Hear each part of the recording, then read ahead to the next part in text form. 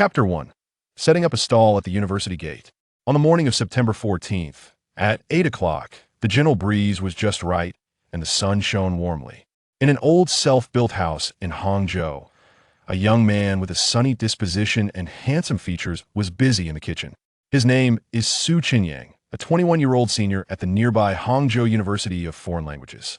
With few classes left in his final year, Chenyang had settled into a routine of writing his thesis and playing video games. Unexpectedly, he became bound to a super gourmet system. Once bound to the system, he would earn 1 food point for each dish sold that pleased the customer. By consuming a certain number of food points, he could acquire new recipes. Additionally, the system provided a marketplace for ingredients, offering Chenyang wholesale prices available in the market. He could purchase these ingredients with regular cash. The starter pack from the system granted him a perfect recipe for egg pancakes, along with a specialized food cart for selling them. If he unlocked other recipes in the future and the cart proved insufficient, he could upgrade it using food points. The idea of selling snacks for profit was something Chenyang had never considered before. However, with the system now at his disposal, he embraced the opportunity. A couple of days prior, he had rented a kitchen in an old house to prepare for his venture. Today marked his first day of setting up a stall. Typically, people buy egg pancakes for breakfast. Yet, Chenyang intended to set up his stall at the university gate. Few students could wake up early enough for breakfast, and those who did were often pressed for time and headed to the cafeteria. Only a small fraction would consider buying breakfast at the gate. Moreover, the practical aspect of selling breakfast required preparation. If he were to set up during breakfast hours, he would need to rise around 3 or 4 in the morning, which was not feasible for him. Thus, he decided to venture out around noon. As Chenyang busied himself with preparations, his phone buzzed in his pocket. Upon checking, he saw it was a call from his roommate, Lu Pengon. He answered, "Hey Lu, what's up? Where have you been so early?" Lu Pengon replied, "I told you I was going to work part-time," Chenyang explained. Lu Pengon sighed in exasperation. "Didn't I ask you not to go today? Do you even understand the situation? Part-time jobs are worth doing. Let's just go watch the freshmen during their military training." Chenyang laughed and retorted, "No way. Who would go watch the freshmen? We're seniors now. If we go to observe the first-year girls' training, they might think all the upperclassmen are terrible," Lu Pengon argued. "You're not a good person yourself. Don't drag me into this. Don't exaggerate. What's wrong with watching military training? It's completely normal. The freshmen won't think anything of it. And think about it. This is our last year. If we don't find a girlfriend now, once we graduate, we'll have to resort to blind dates. Blind dates are nowhere near as good as finding your own girlfriend. I've heard there are some exceptionally beautiful freshmen this year. Don't you want to seize the last chance? Why are you so concerned about whether they're a pretty freshman? You really are bored." Before Chenyang could finish his thought, Lu Pengon interrupted, "This isn't boredom. Besides, you clearly have the looks, so why have you remained single for 3 years?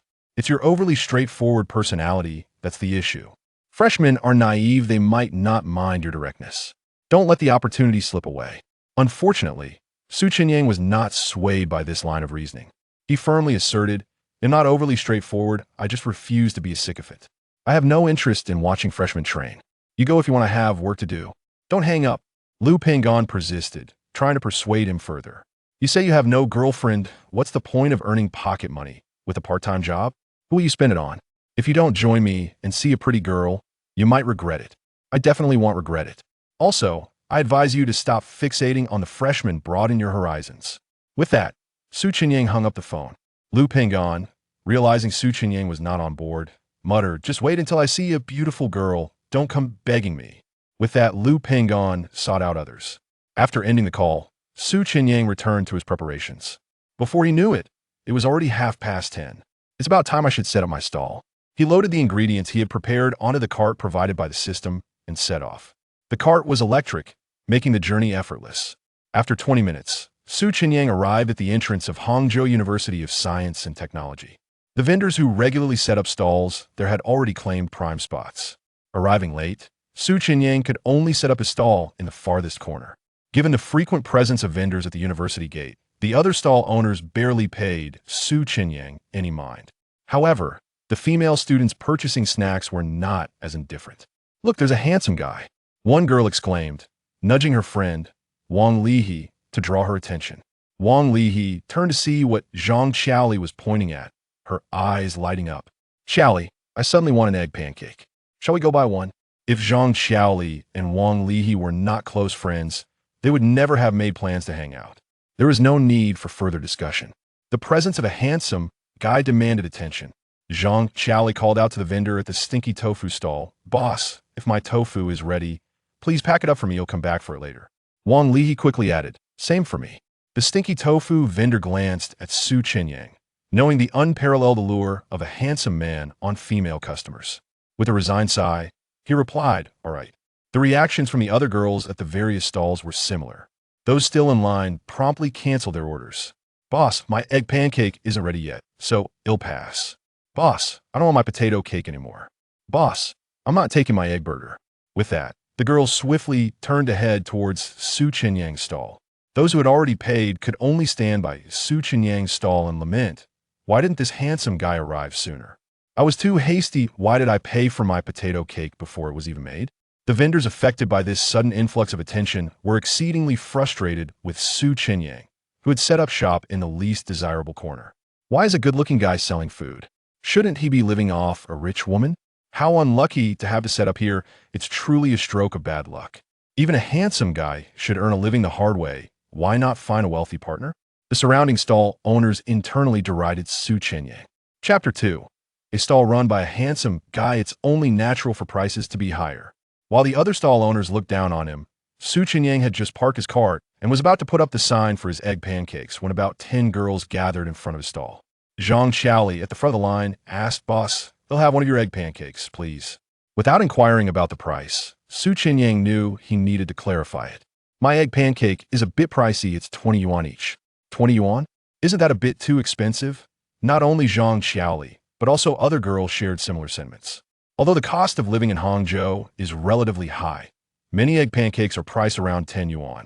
Just outside the school gate, one can find vendors selling egg pancakes for as low as 8 yuan. Adding a piece of pork tenderloin or a slice of ham only brings the total to 10 yuan. In contrast, Su Chenyang's prices are nearly doubled. If he were a handsome man, a slight increase in price might be understandable. However, the substantial markup compared to the standard egg pancakes is somewhat hard to accept, especially given the tight budget of university students. Su Chenyang offered an explanation. "Classmate, the price reflects the superior taste and quality of my ingredients. For instance, take this pork tenderloin," he said, as he presented a tray filled with pork and ham slices. "Look at the size of my pork tenderloin, it's nearly half the size of an egg pancake. They charge 2 yuan for a skewer of pork surely. Asking for 5 or 6 of mine isn't excessive, right? Moreover, I use fresh pork that I prepare myself, which is far better than the factory-processed alternatives." With this introduction, the girls gathered in front of his stall quickly reconsidered the pricing. As long as the ingredients are of high quality, the cost seems justifiable. "Boss, I would like an egg pancake," one girl called out. "Me too," chimed in another. "All right, please bear with me while I prepare your orders," Su Chenyang replied. "But let's form a line so I can keep track of who came first." As he arranged his ingredients, he began heating the pan and oil. Su Chenyang's food cart was equipped not only with a standard flat pan for making pancakes, but also with a deep fryer for cooking the pork and ham. Typically, other vendors fry their pork in advance, merely reheating it when preparing the pancakes, which can compromise the texture. Since Su Chenyang charges a premium, he is committed to providing diners with the finest culinary experience. Next, he retrieved a large tin and swiftly cracked 20 eggs into it, then used a whisk to blend them together. Observing his technique, the girl at the front of the line, Zhang Xiaoli, curiously asked, "Boss, your method for making egg pancakes seems a bit different from others. Isn't it common to crack an egg onto the pancake and spread it out?" Su Chenyang explained, "That method doesn't fully cover the pancake with egg. Without proper mixing, the yolk and white remain separated, which alters the pancake's texture. I ensure that the eggs are thoroughly blended beforehand, so they cover the entire pancake, enhancing the overall flavor." "You certainly pay attention to detail," remarked one of the girls in line. If the pancakes are indeed so generously filled with eggs and meat, the 20 yuan price seemed entirely reasonable. Coupled with the fact that a handsome man was preparing their pancakes, they felt they were receiving excellent value for their money. "Being meticulous in one's work is never a mistake," Su Chenyang added, turning to Zhang Xiaoli once more. "Would you like pork tenderloin or ham? I can only add one type. What if I wanted both? How much would that be?" "If you choose both, the price would rise to 12 yuan. However, I personally wouldn't recommend adding both, as my current combination offers the best flavor, so perhaps you should select just one.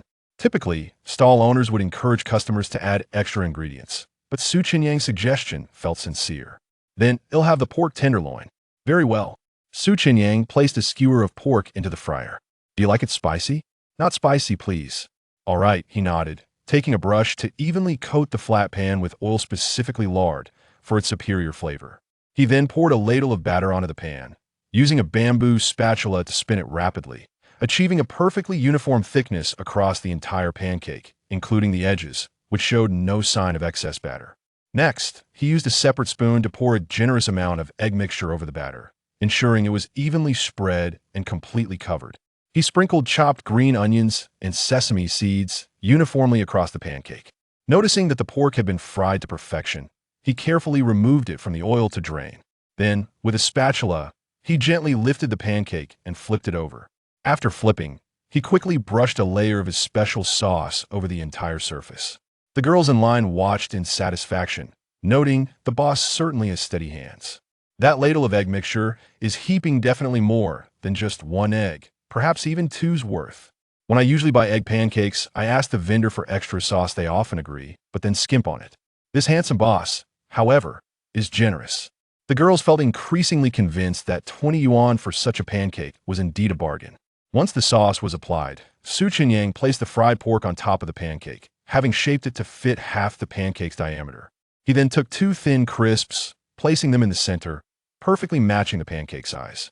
These crisps were also his own creation, thinner than the usual variety, yet evenly fried to maintain a consistent thickness throughout, enhancing the overall texture.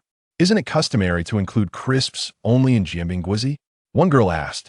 Egg pancakes can also incorporate crisps to enhance the flavor, Su Chenyang replied, adding a layer of fresh lettuce atop the crisps, ensuring that every bite contained a bit of each ingredient. Lastly, he rolled the pancake up and swiftly cut it into bit-sized pieces. He retrieved a takeout box, placed the egg pancake inside, and handed a pair of disposable chopsticks to Zhang Qiaoli. Your egg pancake is ready. Thank you, boss. I've already scanned the payment. Great, replied Wang Li. My order with ham and mild spice is ready too. Understood, Su Chenyang responded, immediately starting on the next pancake. Chapter 3. The egg pancake is surprisingly delicious. Zhang Qiaoli took a couple of steps aside, ensuring she did not disrupt the queue, and indulged in a bite of the egg pancake. The rich aroma of the egg was immediately evident. Compared to other egg pancakes she had previously tasted, the sensation upon first bite was unparalleled. As she chewed, the secret sauce nestled within the pancake burst forth, enveloping her palate with its intense flavor. The balance of saltiness was just right, awakening her appetite and causing her mouth to water uncontrollably. With each bite, Zhang Qiaoli also discerned the succulent juices from the pork tenderloin mingling with the savory sauce, reminiscent of indulging in a secret pork chop. The freshness of the lettuce within the pancake provided a refreshing contrast, preventing any sense of greasiness. The crispness of the thin shell shattered delightfully with each bite, enriching the overall texture, as Su Chenyang had remarked. Zhang Qiaoli truly felt that the addition of the thin shell elevated the flavor even further. As she swallowed, it felt as if her very tongue was being consumed. Zhang Qiaoli exclaimed, "Boss, this egg pancake is absolutely delectable. I've never tasted such an exquisite one. Your skills are truly remarkable. It's leagues better than the one sold at the school gate." With that, she couldn't help but shove another piece in her mouth.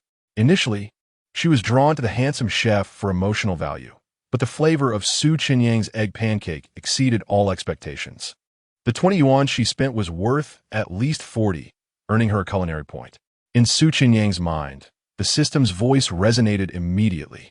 Satisfied customers brought him joy, and he replied, "As long as you find it delicious, I am content."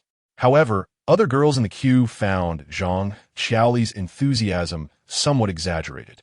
Even her close friend, Wang Li, thought Zhang Qiaoli was being a bit over the top. Oh, acting all girly in front of a handsome guy is rather excessive. Despite the teasing, Wang Li understood the allure. After all, the handsome chef was indeed striking. Zhang Qiaoli refrained from interrupting Su Chenyang's preparation of the egg pancakes, choosing instead to relish her meal with delight. Her voracious eating prompted Wang Lihi's own hunger pangs. Within 3 minutes, Wang Lihi received her egg pancake. Upon tasting it, the exquisite flavor made her realize Zhang Qiaoli had not exaggerated.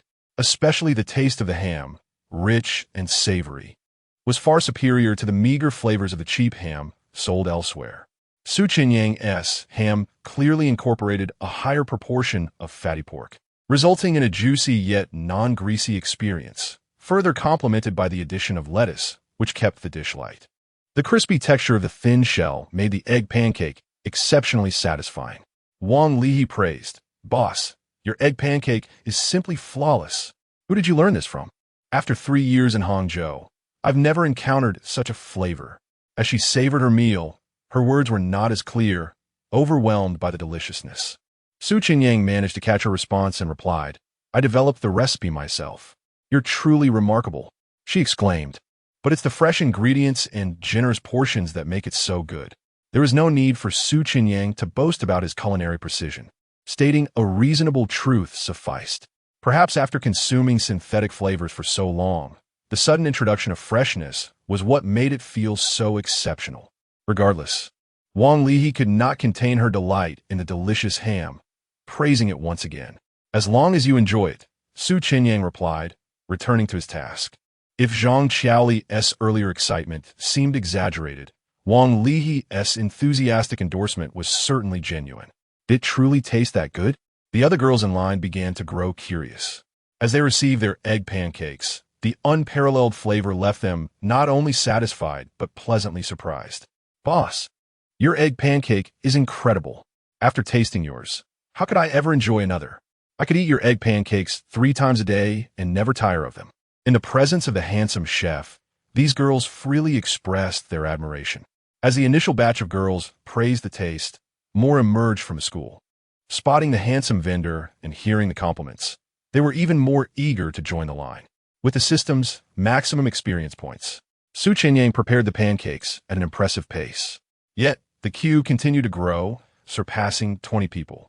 Unbeknownst to them, noon had arrived, marking the peak of lunch hour. With more students entering and exiting the school, many girls excited to see a handsome vendor at the school gate felt compelled to try his egg pancakes. "Wow, there's a handsome guy selling egg pancakes. Who needs hot pot when his pancakes are so much more cost-effective?" The line surged, quickly exceeding 50 individuals. Male students, witnessing the throng of girls at Chenyang's stall, scoffed inwardly. "Unbelievable. Now even pancakes rely on looks to sell. Is there really a need for this?" They lamented the focus on physical appearance, feeling it was an unfair advantage. Having never experienced the joy of being handsome, these boys felt no inclination to support Chenyang's stall and instead gravitated towards the older vendors at the school gate. While boys could choose whether to patronize Chenyang's stall out of jealousy, couples found themselves less free to decline. At that moment, a couple clad in matching pink outfits emerged from the school gates. The girl immediately noticed the long queue at Chenyang's stall. Upon realizing the vendor was handsome, her eyes lit up. "Sweetheart, there's a new egg pancake stall over there. So many people are buying, it must be delicious. Should we try one?" When a girl addresses her partner as sweetheart, it indicates a significant level of affection. The best response for the boy is to agree. Typically, Zheng Yue would support his girlfriend's whims, especially when he spotted attractive vendors, but those instances were usually in private with friends. However, going out on a date and dragging his girlfriend to support another handsome vendor felt inappropriate. Zheng Yue wouldn't outright oppose her request to avoid unnecessary conflict. Instead, he concocted a reasonable excuse. "Yadong, it's scorching hot, and the line is too long. With so many people, we'd be waiting at least an hour. Aren't you worried about getting sunburned? We might as well go for a plate of big chicken at a restaurant with air conditioning." After finishing the meal, watching a movie seems far more worthwhile than wasting time in a queue. Upon hearing her boyfriend's words, Fang Yadong found them quite reasonable. When there are few people, supporting the event is inconsequential. However, when the crowd swells, it becomes rather uncomfortable, and indeed, it seems unwise. The crux of the matter is that cheering for other handsome gentlemen while accompanied by her boyfriend feels somewhat inappropriate. Very well then, Let us proceed to enjoy the sumptuous big plate chicken. Seeing Fang Yadong's understanding and rationality, Zheng Yue felt immensely pleased with his girlfriend's attitude. Chapter 4. Targeted as the couple was about to leave, a girl who had already purchased her egg pancake walked towards the school. Fang Yadong, noticing her, called out Xin Hui. Upon seeing Fang Yadong, Zhao Xin Hui approached them, jesting, "Yadong on a date, I presume? A couple in the throes of passion. How enviable for us solitary souls." Zhao Xin Hui and Fang Yadong were roommates and shared a close bond. Fang Yadong, not one to let Zhao Xin Hui's teasing pass, retorted, "What's so enviable? There are advantages to being unattached. For instance, you can freely admire handsome men, whereas I'm restricted by my boyfriend. So, how's the handsome vendor's egg pancake?" Zheng Yue stifled a chuckle, pretending not to hear Fang Yadong's playful jab. He thought to himself that she was no different, yet dared to tease others. However, contradicting his girlfriend would only lead to trouble. There was no need to court unnecessary problems. Zhao Xinhui, of course, couldn't admit that her patronage was due to the vendor's attractiveness. She denied it with a smile. "We simply went to buy egg pancakes. It's not as complicated as you make it out to be. It has nothing to do with looks. It's just that this vendor's egg pancakes are exceptionally delicious. Which is why I support him. Is that so?" Fang Yadong asked with a teasing expression, unconvinced. Even Zheng Yue was skeptical, inwardly remarking, "Girls are indeed prone to dissimulation." He mused that even with a boyfriend, his girlfriend still considered bringing him to patronize a handsome vendor. How could Zhao Xinhui, being single, remain indifferent to a handsome face? People were all the same. Zhao Xinhui brazenly reiterated, "It's true. This vendor's egg pancakes are incredibly delicious, exceptionally so. Try a piece, and you'll crave more." Zhao Xinhui extended her takeaway container towards Fang Yadong. "Are they really that good?" Fang Yadong was dubious that an egg pancake could be so remarkable. Had the vendor not been handsome, she would never have entertained the absurd notion of abandoning the braised chicken for an egg pancake. However, for the sake of a handsome vendor's creation, Fang Yadong reluctantly decided to give it a try. Fang Yadong picked up a small piece of the egg pancake and took a bite. The unparalleled flavor instantly sent a jolt through her taste buds, causing her pupils to dilate. How could an egg pancake be so delicious? Fang Yadong often enjoyed egg pancakes for breakfast, having consumed them from elementary school through college. Yet, for the first time, she tasted a rich, savory broth within the egg pancake. Enhanced by the secret sauce, the meat resembled a meticulously prepared pork chop.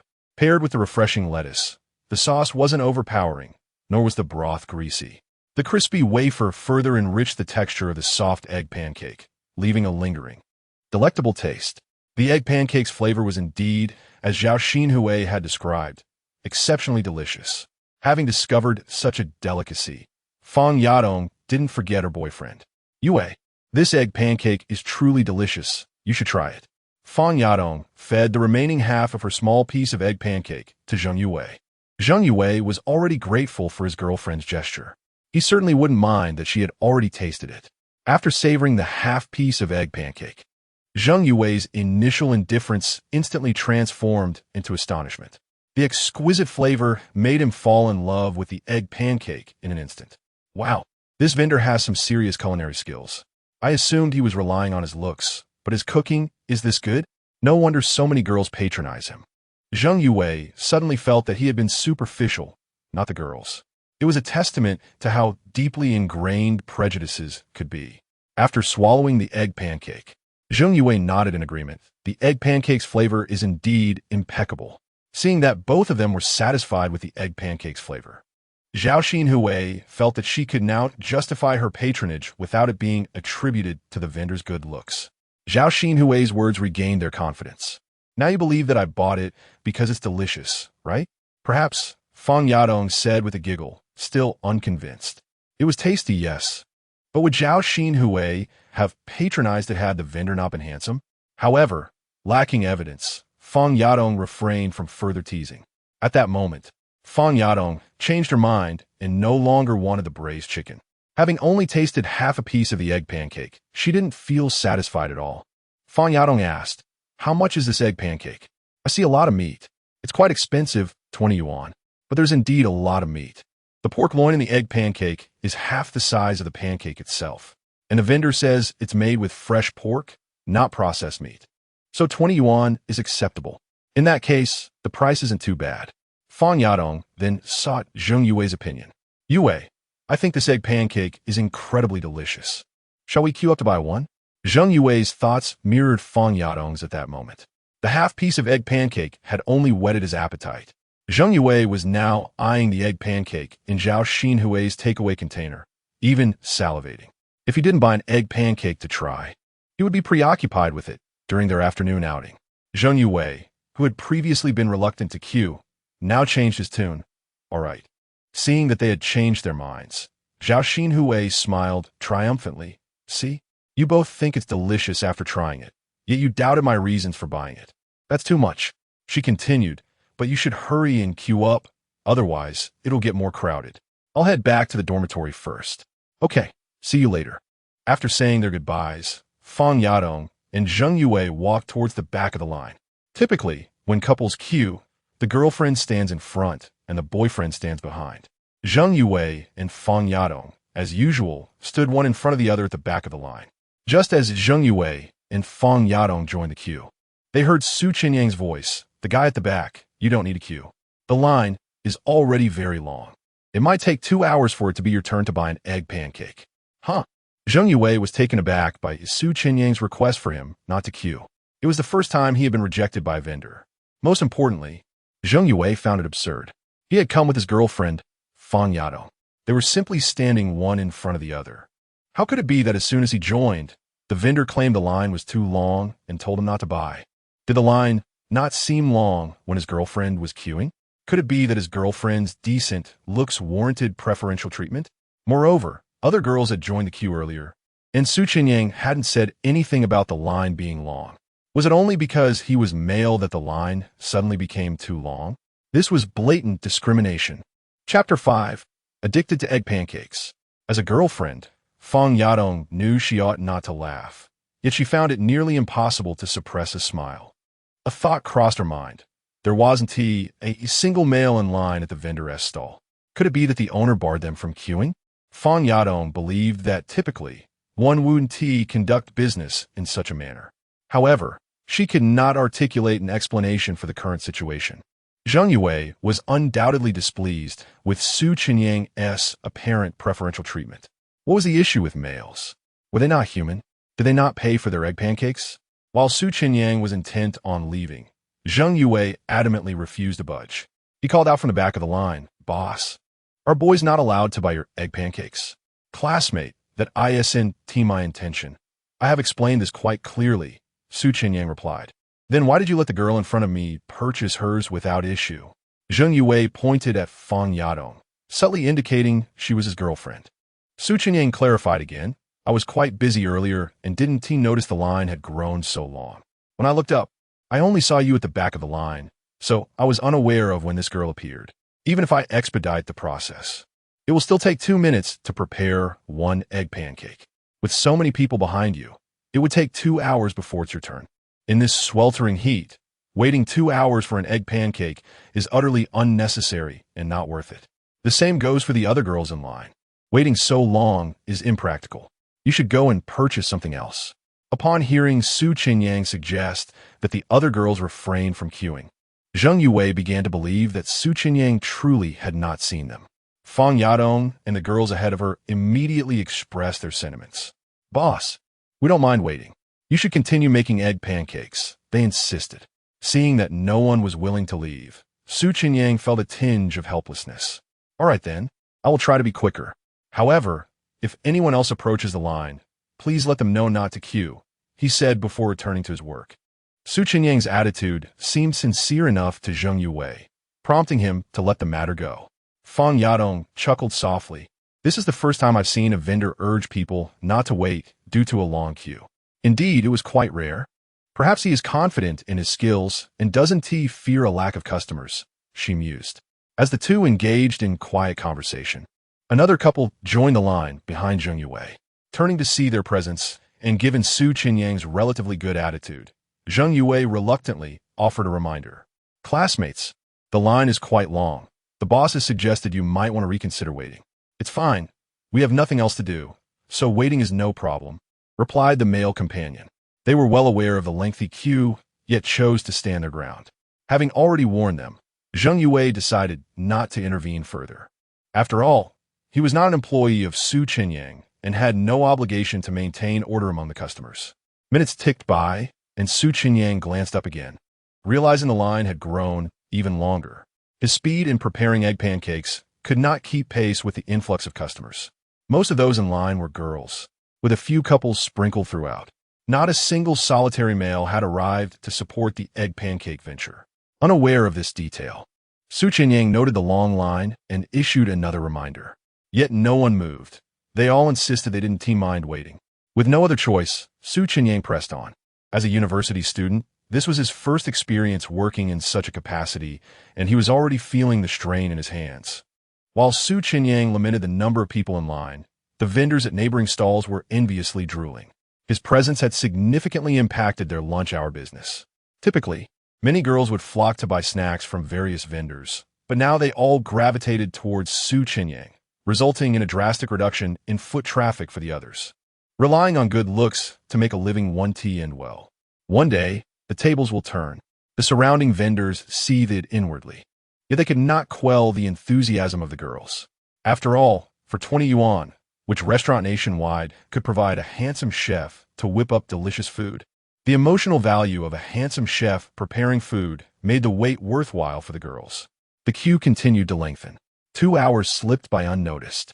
At last, Fang Yadong reached the front and received her egg pancake. She immediately took a bite, savoring the delightful taste, and then offered Zheng Yue a generous chunk to quell his cravings. As they both relished the exquisite flavor of the egg pancake, they felt all the waiting had been worth it. The exhaustion from the 2-hour wait seemed to dissipate.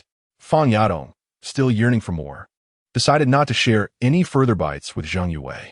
After 2 minutes, he finally received his own egg pancake. The two of them indulged in their meal, thoroughly enjoying the moment. Having basked in the sun for so long, they both felt a bit fatigued, prompting Fang Yadong to suggest, Yue, my legs are a bit sore from standing. How about we skip our afternoon outing and just head back to the dorm? Zheng Yue shared her sentiments. Most importantly, this plan would save money, which was something he greatly appreciated. All right, I'll follow your lead. After happily agreeing, they made their way back to the school. On their return to the dorm, Fang Yadong felt a sense of satisfaction as she rubbed her stomach, content after the filling meal. That was quite a generous portion. The egg pancake was a great value. Indeed, I felt full too. The size of one egg pancake is at least equivalent to 1.5. Fang Yadong, still not satisfied, proposed, how about we return for more egg pancakes tonight? Sure, Zheng Yue replied without hesitation. Let us each head back to our dorms for a nap. And around 4:30 p.m., we can come back to Q. I suspect there will be quite a line this afternoon as well. Most likely, Zheng Yue agreed, feeling certain the crowd would only grow. How about this? I'll come back to Q first, and when it's almost our turn, I'll message you. And you can come over. This way, you can reduce your waiting time and make it easier for yourself. Sound great. Thank you, dear, Fang Yadong said cheerfully, planting a kiss on Zheng Yue's cheek, which instantly invigorated him.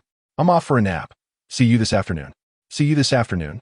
Zheng Yue waved goodbye to Fang Yadong. After watching her depart, he happily strolled back toward the dormitory. Chapter 6. Is it worth dying for good looks? On his way back to the dormitory, Zheng Yue felt that the sultry summer air was imbued with sweetness, lifting his spirits immensely. Upon returning, his 5 roommates immediately noticed his unusually upbeat demeanor. Old Zheng, you seem to be in a good mood. Aren't you supposed to be out on a date with Yadong? It's only 2 o'clock. Why are you back so soon? Their curiosity was piqued as Zheng Yue and Fang Yadong had only recently begun their relationship. The abrupt return from a date led them to suspect that the couple might have had a spat. However, Zheng Yue's cheerful disposition was quite perplexing. It's nothing much, Zheng Yue replied. The main purpose of going out on a date is to make my girlfriend happy. If she is happy, then there's no reason for me to feel otherwise. At that moment, his roommate Yang Zikai interrupted with a playful jab. Yue, I just went to the school gate to buy a meat sandwich, and I saw you and Yadong queuing at that new vendor selling egg pancakes. The vendor is quite the handsome fellow. You actually let your girlfriend support him? You must be quite the pushover. Upon hearing this, the other four roommates were instantly drawn in, eager to hear more. Wait, really? Is that true, Zakai? Yang Zakai, now reveling in the attention, elaborated, of course. I just got back. You must have queued for at least 2 hours. You're supporting another man while queuing for 2 hours. And yet you come back all cheerful. This is quite absurd. When you were pursuing Yadong, you claimed you weren't a pushover, but now this is undeniable proof. With the emergence of a pushover among them, the others began to tease Zheng Yue mercilessly. Old Zheng, this isn't right. You become a pushover. It's a disgrace to our dormitory. I defended you before, insisting you weren't a pushover, and now you've made me look foolish. How could you do this? Zheng Yue, unable to accept being labeled a pushover, quickly defended himself with a smile. How could I be a pushover? The reason Yadong and I went to support the vendor is that his egg pancakes are delicious, not because he is good-looking. Honestly, I can say without exaggeration that his egg pancakes are the best I've ever had, truly unbeatable. To the 5 listeners, this sounded like a flimsy excuse. It's just an egg pancake. How good could it possibly be? Don't bother with excuses. Rest assured, we'll only call you a pushover here in the dorm. Once we're out, we'll maintain face for you. Zheng Yue could understand their skepticism. Before tasting the egg pancakes made by Su Chenyang, he too would have doubted that such a common snack could be so delectable. I'm not lying, Zheng Yue insisted. The flavor of these egg pancakes is genuinely remarkable. If you get the chance to try them, you'll see for yourselves. If they weren't good, Yadong and I wouldn't be planning to buy more this afternoon. More this afternoon? The roommate's curiosity was piqued. Yue, if you and Yadong are going to buy egg pancakes later, could you grab one for me as well? They inquired eagerly. Zheng Yue shook his head. That's not really possible. The vendor allows a maximum of 2 pancakes per person. What? He doesn't allow more than that? Wow. This vendor must have some confidence in his business to risk losing customers. They exclaimed. Zheng Yue remarked with a hint of envy. Well, the vendor's egg pancakes are delicious, and he is handsome too. Female customers are certainly not lacking. Yadong and I waited in line for 2 hours today. Honestly, if someone were to buy for an entire dormitory, it would be quite a headache. Thus, the vendor permits 2 pancakes as a concession for couples. The 5 roommates nodded in understanding. That makes sense. In that case, we'll go ourselves this afternoon to join in the fun. Yang Zakai then suggested, how about after we buy the egg pancakes? We head to the internet CAF for some gaming? Sounds good. They all agreed enthusiastically. Zheng Yue, being in a relationship, naturally declined to join the single friends at the internet CAF. After concluding this topic, Yang Zakai climbed onto his bed to rest. Having stood for 2 hours and feeling quite fatigued. At the school gate, it was now past 2 o'clock, and the lunchtime rush had clearly subsided. The number of people entering and leaving the gate had noticeably decreased. However, among the various stalls, only a few remained with a couple of students buying food. The other vendors sat together on their stools, watching Su Chenyang's stall with envious eyes, despite the lack of business elsewhere. A long queue of over 50 people continued to form in front of Su Chenyang's stall, creating a palpable tension among the other vendors. If it weren't for Su Chenyang, these girls in line would disperse to our stalls, boosting our sales. It's infuriating how a pretty boy can ruin business for all of us, grumbled the meat sandwich vendor. Old Wong, how can you tolerate this? You need to step up and drive him away. This old Wong was Wang Yinfu, who had sold egg pancakes at the school gate for over 20 years. The other vendors chimed in. Yes, old Wong, you must take a stand. If this kid doesn't leave, our businesses will suffer, and yours will collapse. They lamented about how today, young women seem utterly defenseless against handsome men. If you don't get rid of him, it will be you who ends up in trouble. Wang Yinfu understood that the other vendors were inciting him to act against Su Chenyang. However, he was in direct competition with Su Chenyang's egg pancakes. After years of selling, Wang Yinfu had complete confidence in his culinary skills, but knew he could not compete with the youthful good looks of a 21-year-old. Fine, I'll adjust my strategy tomorrow. I'll put an end to this, Wang Yinfu declared through clenched teeth, determined to take on Su Chenyang. Having had no business that afternoon, he had taken the opportunity to observe Su Chenyang's stall. He concluded that the freshness of the ingredients was the key to Su Chenyang's success. With plans to procure fresh materials and to price his pancakes lower, Wang Yinfu believed that his 20 years of expertise would triumph over the young vendor. If I don't teach these youngsters a lesson, they'll never learn their place. The other vendors remained hopeful that Wang Yinfu would succeed in ousting Su Chenyang. And so the conversation shifted back to their usual complaints about him. Chapter 7. Is it time for the sycophant? And has the egg pancake sold out? Soon, the clock struck 4:20 p.m. Having promised to queue for his girlfriend, Zheng Yuwei set off from his dormitory. Yang Zikai and his 5 roommates chose to accompany Zheng Yuwei. After a few minutes, the 6 arrived at the school gate. By this time, the sun had lost its midday intensity, and the influx of people entering and exiting the school had increased, leading to a modest uptick in business for various vendors. However, compared to the queue of over 70 individuals at Su Chenyang's stall, their business was rather insignificant. Zheng Yuwei could not help but exclaim, "I thought it wouldn't be busy yet, but there are still so many people." The line was indeed daunting. If it came to buying an egg pancake, it would likely be 7 o'clock by the time they were served. Zheng Yuwei had already succumbed to the enticing aroma of the egg pancakes at Su Chenyang's stall, having made prior arrangements with his girlfriend. Therefore, despite the crowd, he was determined to stand in line. Yang Zikai and his 5 companions were swayed by Zheng Yuwei's enthusiasm, contemplating joining in to taste the delicacy and discern whether it was truly as delectable as claimed. However, standing in line for 2.5 hours for an egg pancake was simply unacceptable to the 5 of them. Not only did they abandon the notion of purchasing the egg pancake, but upon witnessing the lengthy queue of over 70 people, envy welled up within them, and their tone turned somewhat sour. The current generation of young women seemed incredibly superficial. They flocked to support handsome vendors without realizing they were merely being exploited. What did the vendors' good looks have to do with them? The fact that an egg pancake was priced at 20 yuan while they could enjoy a 4-dish meal with soup in the cafeteria seemed absurd. The desire to queue for an egg pancake was a decision that bordered on foolishness. Hearing the 5 of them vent their frustrations, Zheng Yuwei could only smile wryly, feeling their sentiments. Nevertheless, he genuinely believed that Su Chenyang's egg pancakes were unparalleled and hoped his roommates could experience this culinary delight. Trust me, the flavor of this vendor's egg pancake is beyond reproach. After tasting it, you will understand why so many people are in line. Yang Zikai shook his head. Even if it's delicious, I really can't muster the enthusiasm to wait in such a long line. I'd rather be gaming at an internet CAF. How about we go for Huangmin chicken instead? All right, to be honest, I'd much prefer to spend 20 yuan on Huangmin chicken. Zheng Yuwei, seeing that his 5 friends were unwilling to wait, felt no need to force them. Very well, I shall queue alone. If I return from gaming later and the vendor is still here without a line, I may consider buying some as a late-night snack. Just as Yang Zikai was about to suggest purchasing it later for a midnight snack, his voice abruptly ceased. He spotted a profile he had longed to see.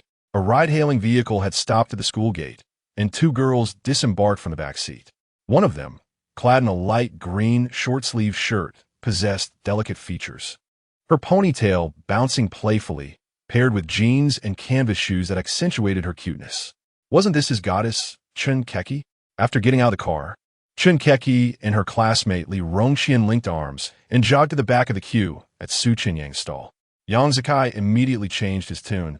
Oh, actually, I suddenly have a craving for an egg pancake. Let's hurry and join the queue. Upon hearing this, Zheng Yuwei and the others chuckled. They all noticed Chenyang's unexpected arrival. Chenyang was a girl from the neighboring class in the physics department. While she might not be the class flower, her charming and lively demeanor made her quite popular among her peers. As Yang Zikai was pursuing Chenyang, how could the others not be aware of it? Seeing Yang Zikai's sudden shift in demeanor due to Chenyang's presence, Zheng Yuwei couldn't help but scoff. Zikai, you wouldn't happen to be a sycophant, would you? The other 4 roommates joined in with teasing remarks. You were just saying that Yuwei was a sycophant for supporting that handsome vendor, but your behavior surpasses his. At least he is in a genuine relationship with Fang Yadong, while you haven't even made a move and are already acting like a sycophant. You are the epitome of a sycophant, and I don't understand how you can criticize Zheng Yuwei. Faced with the jibes from his roommates, Yang Zikai felt a tinge of embarrassment. Yet, there was little he could do. Chenyang was well-liked in her class, and, as someone from the adjacent class, Yang Zikai did not have the same advantage as the boys in her class. Now, encountering her here, if he queued up, he would be right behind Chenyang and have the opportunity to converse with her. 2 hours in line could translate to 2 hours of conversation, far more engaging than idle exchanges over WeChat. How could Yang Zikai let such an opportunity slip by? Yang Zikai promptly retorted, "How could I possibly be a sycophant? I'm simply hungry. If you four want to go to the internet CAF, feel free. I'll grab my egg pancake and join you." His 4 roommates were hardly convinced. "I believe you, not at all. You might end up being completely enchanted by Chenyang. We must keep an eye on you. We want to see how you act like a sycophant." The roommates decided to tag along as light bulbs.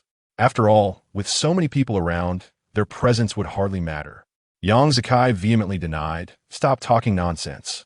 I'm not a sycophant." With that, he quickly stepped forward, making his way to the back of Su Chenyang's line. Zheng Yuwei and the others followed, amused by the unfolding drama. Just as the 6 arrived at the end of the queue, Yang Zikai was preparing to greet Chenyang when he heard Su Chenyang's voice. "I'm sorry, but the ingredients for the 6 boys at the back are insufficient, so you need not wait in line." Chenyang and her classmate had just arrived, and now the people behind them were suddenly told not to queue. Curious about who was so unfortunate, Chenyang turned around and, upon seeing Yang Zikai and his friends, felt a pang of sympathy. With a smile, she remarked, "Yang Zikai, you guys are quite unlucky." Although they were from neighboring classes in the same physics department, Chenyang was more familiar with Yang Zikai, who often engaged her in conversation. Thus, she naturally greeted him. Yang Zikai had originally planned to chat with his goddess, and now, before he could even speak, she was already conversing with him. If only he had been able to queue up, he could have had a delightful conversation with her. Yet, how could fate be so cruel as to have the stock run out just as it was his turn? How could he accept this? Yang Zikai was utterly indignant. Chapter 8: The Greatest Distance. The gap between a devoted admirer and a goddess. Yang Zikai first responded to Chenyang's words, acknowledging that the goddess must come first. Indeed, he never anticipated such misfortune. With a bitter smile, Yang Zikai shouted across to Su Chenyang, his voice brimming with resentment. "Boss, are you joking? This isn't amusing at all." Typically, Yang Zikai was a person who could take a joke.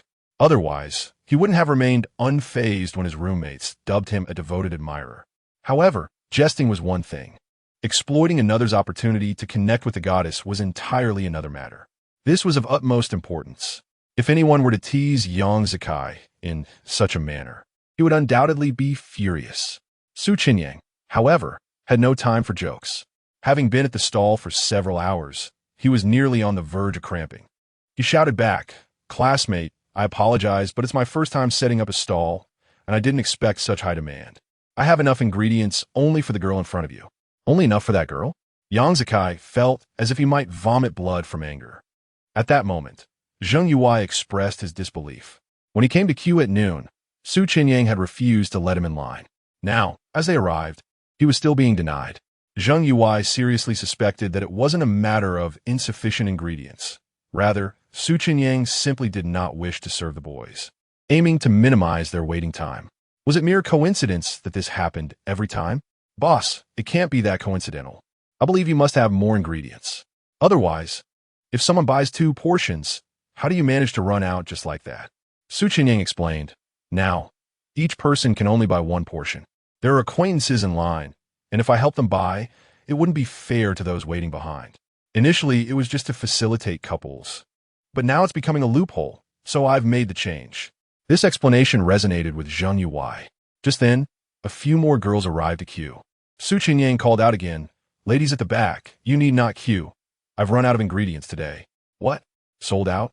The 3 girls who approached were instantly disheartened. "Yes, I regret that I wasn't adequately prepared today." "All right then, boss, what time will you set up tomorrow?" "If it doesn't rain, I should be out around 11. If it rains, I won't set up." "Okay, we'll return tomorrow." The 3 girls were quite agreeable and left cheerfully. Seeing how Su Chenyang treated the girls, Zheng Yuwei realized he had overthought the situation. Su Chenyang wasn't targeting the boys. He genuinely had run out of ingredients. Zheng Yuwei could only sigh and say, "I suppose it can't be helped." Zheng Yuwei was easygoing. After all, he just had to send a message to Fang Yadong, explaining that Su Chenyang had run out of ingredients, and she would surely not be upset. However, Yang Zikai could not accept this. After finally gaining such an opportunity, Su Chenyang claimed to have no ingredients. Was it truly so? Boss, if you lack ingredients, can't you have someone bring some to you? You set up a stall, and by 4:30, you're out of stock. What will you do for dinner? Claiming I have none means I truly don't, Su Chenyang replied, exasperated by the persistence of this young man. Classmate, if you wish for a pancake, please return tomorrow. Today, I genuinely have none left. By the time I finish making pancakes, it will be around 7, and I'll need to close up and head home. There's no need for you to wait here unnecessarily. Whether it was necessary or not, Yang Zikai thought it was up to him to decide. Boss, can't you make just one more? It can't hurt, right? Classmate, I have run out of ingredients. I can't give you half a portion either, so please don't keep insisting. Seeing Yang Zikai's obstinacy, even Chun Keki, who was queuing ahead, couldn't bear to watch any longer. Yang Zikai, the boss has run out of ingredients. Why must you make it difficult for him? You simply had a stroke of bad luck being a moment late. If you wish to eat, return tomorrow. Upon hearing Chun Keki's words, Yang Zikai felt a pang of sadness. She entirely missed why he was so adamant about persuading Su Chenyang to prepare another portion.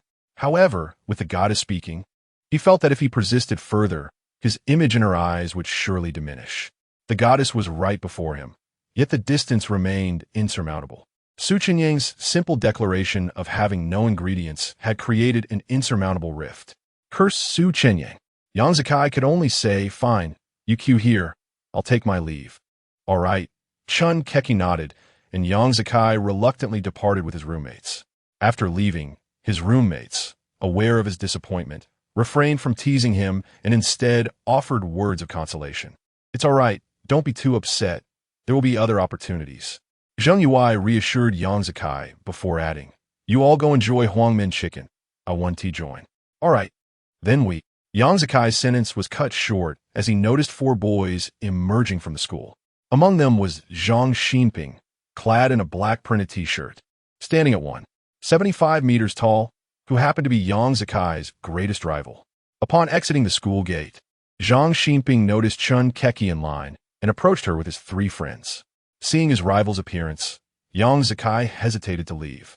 Zheng Yuai and the others silently stood by, waiting to see what would unfold. However, Zhang Xinping's fate mirrored Yang Zikai's. Due to the lack of stock, he was compelled to depart as well. Observing his rival's predicament, Yang Zikai felt a wave of relief and joined his 4 roommates to head for Huangmin Chicken. Zheng Yuai remained behind to converse with his girlfriend, discussing their upcoming plans. Soon enough, the clock struck 6, marking the dinner rush as the flow of people in and out of the school increased. Boys who usually struggled to invite girls out saw them queuing and assumed it was a perfect opportunity to chat. However, Su Chenyang's stall fell short, and as these boys were turned away, they muttered curses under their breath. That darn jerk, setting up a stall without enough ingredients. What kind of work ethic is that? Can he really expect to make a fortune like this? I wanted to support him, but he didn't give me the chance. If he doesn't prepare better tomorrow, I'll smash his stall. The disruption of their potential connections with the goddess left these boys with deep-seated resentment. As Su Chenyang prepared pancakes, he could feel the daggers in the gazes of those boys who were forced to leave due to insufficient ingredients. Damn devoted admirers. I'm not here to create dating opportunities for you. Su Chenyang held a profound disdain for devoted admirers, silently scornful of those who cast him venomous glances. Chapter 9. The infatuated one mistakes queuing for a date at 7:15. Su Chenyang completed the last egg pancake, letting out a sigh of relief.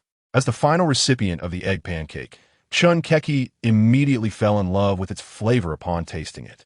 She promptly inquired, Boss, this egg pancake is truly delicious. What time do you set up tomorrow? If it doesn't rain, I'll be here by 11, otherwise I'll take the day off. All right, see you tomorrow. Chun Keki's roommate, Wang Minyan, also greeted Su Chenyang. Boss, see you tomorrow. See you then. Su Chenyang smiled as he bid farewell to the lively girl before beginning to pack up his stall. By 7:20, Su Chenyang was riding away on his food cart. Upon his departure, the surrounding vendors felt an overwhelming urge to weep with joy. This rascal had finally left. With Su Chenyang operating his stall, even those who abandoned the queue for his egg pancakes were disinclined to patronize the other stalls. It was as if the presence of these middle-aged men had extinguished their appetites. Furthermore, many of the girls queuing for the egg pancakes had attracted a fair number of boys. When these boys failed to secure their place in Chenyang's line, their disappointment dissuaded them from buying snacks elsewhere.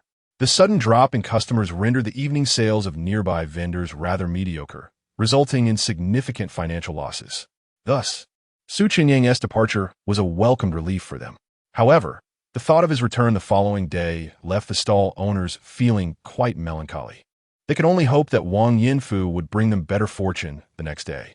After leaving, Chenyang sat on his cart, enjoying the warm evening breeze. His spirits high. He had sold a total of 260 egg pancakes that day. Name: Chenyang. Food points: 260 points. The profit from each pancake was 13 yuan. Thanks to the system providing ingredients at the lowest wholesale prices, the cost of pork tenderloin was 15 yuan per gene. Although Chenyang's tenderloin appeared to be about half the size of an egg pancake, it was actually flattened from 3 tails of meat. The cost of the tenderloin was approximately 5 yuan. The egg from the market were 7 yuan each, and each pancake required 2 eggs, amounting to about 5 yuan in egg costs. The batter, scallions, crispy layers, sauces, and gas expenses added up to around 5 yuan as well. Thus, the total cost was roughly 7 yuan. After a busy day of slightly more than 8 hours, he earned 380 yuan, which Chenyang deemed quite impressive. With the system in place, a monthly income of 100,000 yuan seemed easily attainable. He felt that this was the essence of working hard while enjoying it.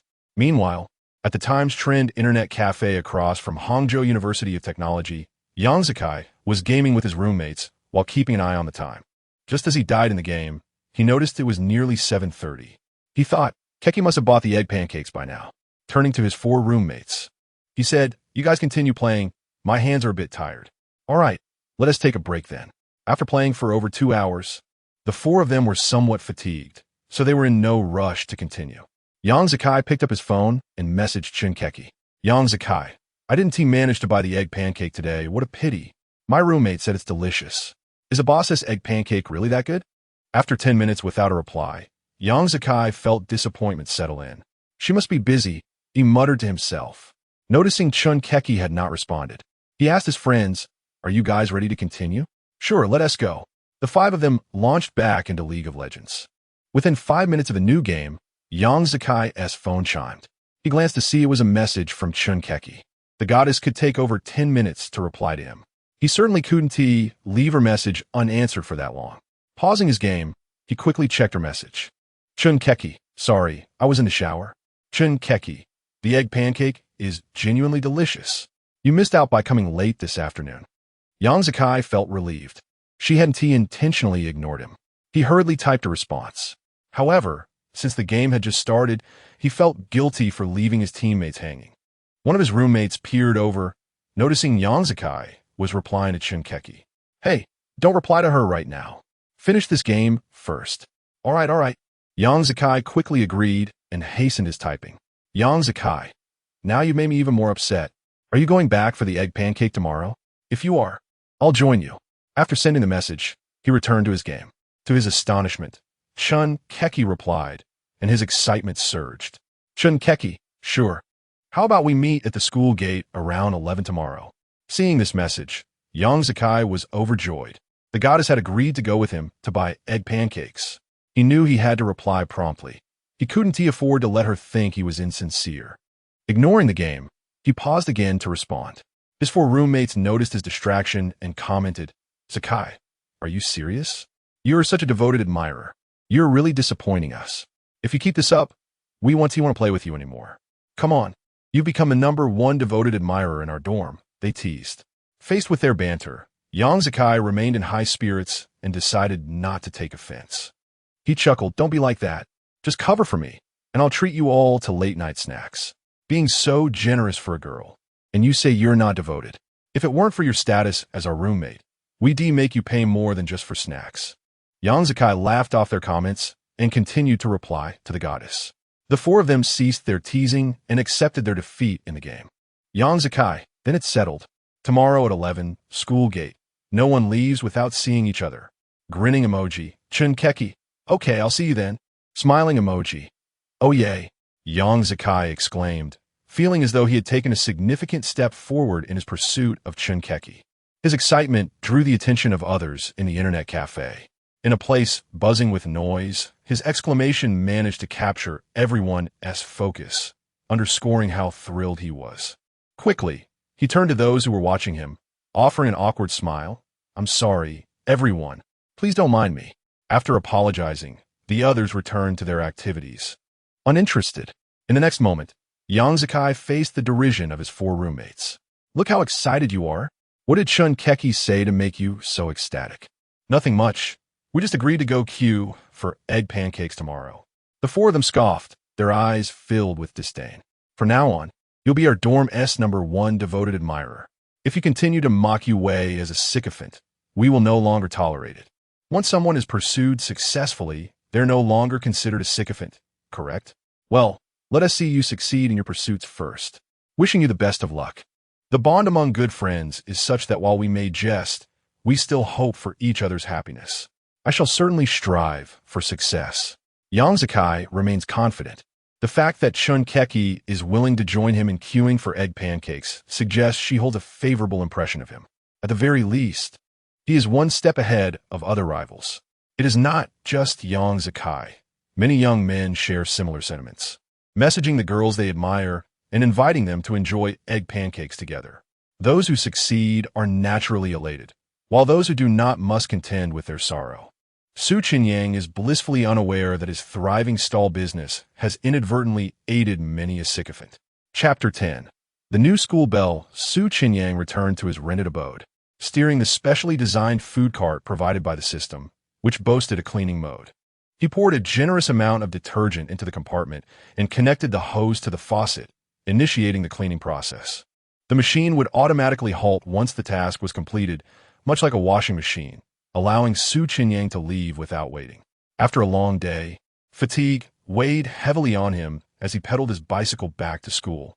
As Chenyang leisurely cycled back, in the boys' dormitory of the English department, a student with a head of curly hair, styled in foil, sat restlessly by the window. Why hasn't old Su returned yet? This boy, not forgetting Chenyang, was none other than Lu Pengyan, who had called Chenyang earlier that morning. Hearing Lu Pengyan's incessant thoughts of Chenyang, Jiang Moliai, who was engrossed in a video game, chuckled. Pengyan, how many times have you mentioned Chenyang today? Teased Jiang. Beside him, Wu Ruiquan joined in the laughter, right? If someone didn't know better, they'd think you two were up to something? What? Just because you saw a pretty junior? That beautiful junior has nothing to do with you. You're still single, yet you're waiting for Chenyang to return to show him photos. What if Chenyang takes a liking to her? Honestly, given your looks, you might not stand a chance against him. Lu Pengyan shot back with a grin. You two are missing the point. I'm not bad-looking myself. What if the junior happens to fancy my type? Jiang Moliai and Wu Ruiquan burst into laughter. If that junior isn't blind, that scenario seems highly improbable. She is pretty, but not foolish. Come on, you two can't have a decent conversation. What if implies a slim chance, but still a possibility, you know? Lu Pengyan's confidence wavered slightly, prompting an explanation. Besides, I only wanted to show Chenyang the photos to make him regret not joining me to see the military training. Jiang Moliai quickly defended Chenyang. Regret? I doubt it. That guy is as straight as they come. If he were to regret it, it would be a miracle. At that moment, Wu Ruiquan reflected. Honestly, if I had Chenyang's looks and was willing to be a bit of a sycophant, I believe I could win over that beautiful new junior. Just as he finished speaking, the dormitory door swung open. Chenyang's cheerful voice rang out.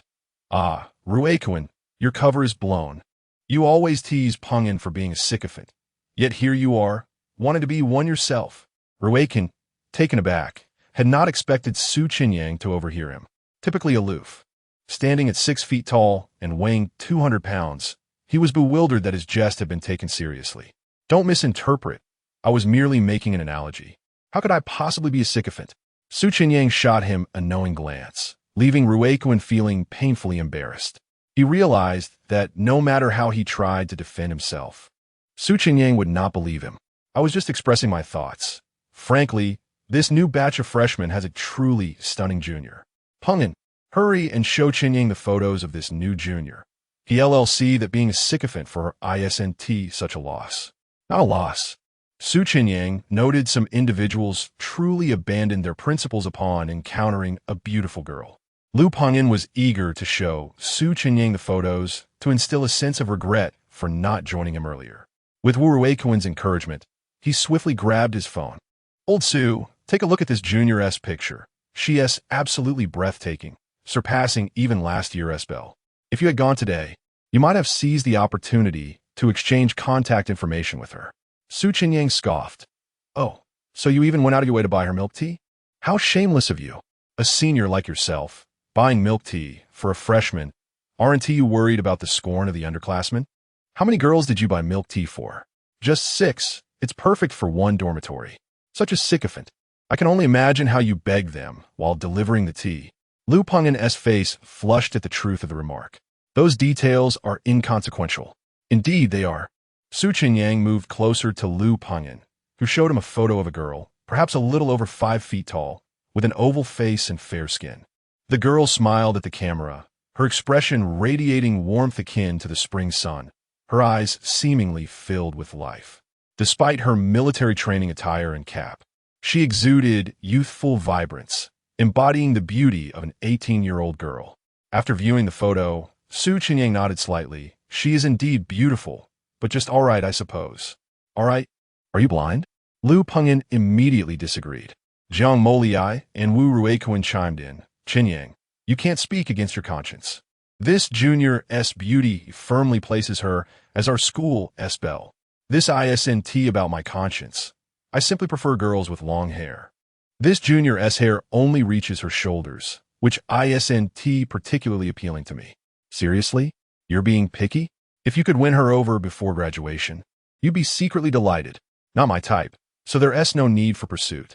Su Chenyang decided not to engage further with Lu Pengin. I'm drenched in sweat from today's work. I'm off to shower. With that, he grabbed a basin and headed to the bathroom. Observing Su Chenyang's nonchalant demeanor, Lu Pengin muttered to himself, "What is happening? This kid is only 21 and seems disinterested in beautiful girls?" Lu Pengin assumed that such a stunning school belle would surely attract Su Chenyang's interest, eagerly anticipating inquiries about her name, birthday, and zodiac sign. To his surprise, Su Chenyang remained utterly indifferent.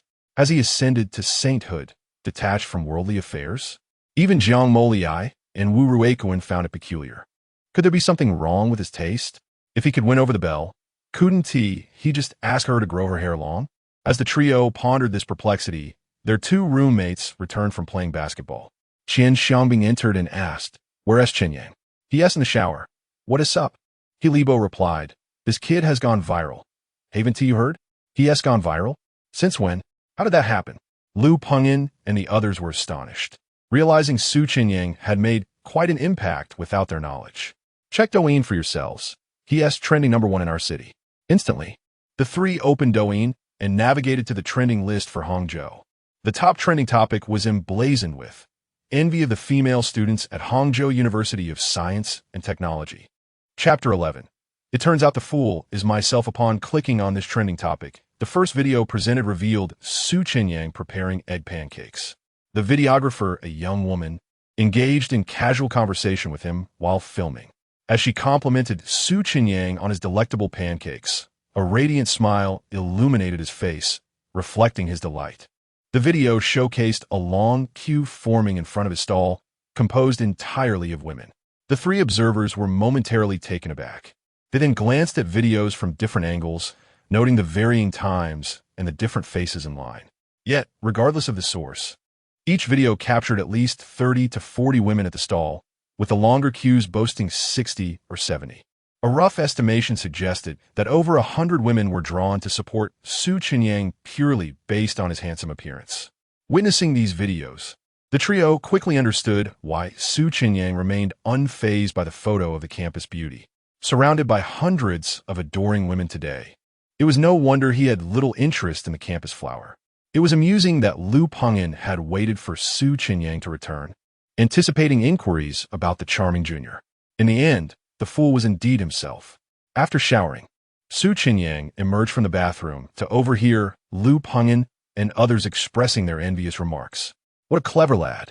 He claims to be working a part-time job, but he is actually whipping up egg pancakes for hundreds of girls at Hangzhou Polytechnic University. No wonder he is disinterested in pursuing girls. He fears that after finding one tree, he might abandon the entire forest.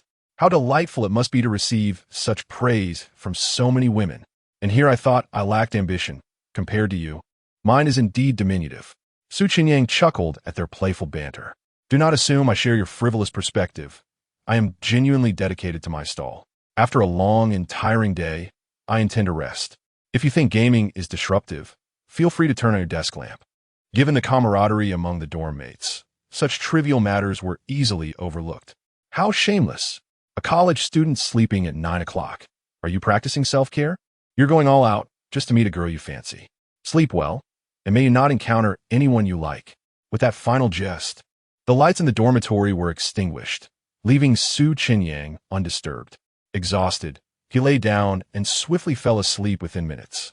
The following morning at 6 o'clock, the alarm on his phone vibrated beside his pillow, rousing Su Chenyang from slumber. Noticing that his roommates were still asleep, he rose cautiously to wash up. While preparing, he observed a fine mist of rain drifting outside. How peculiar!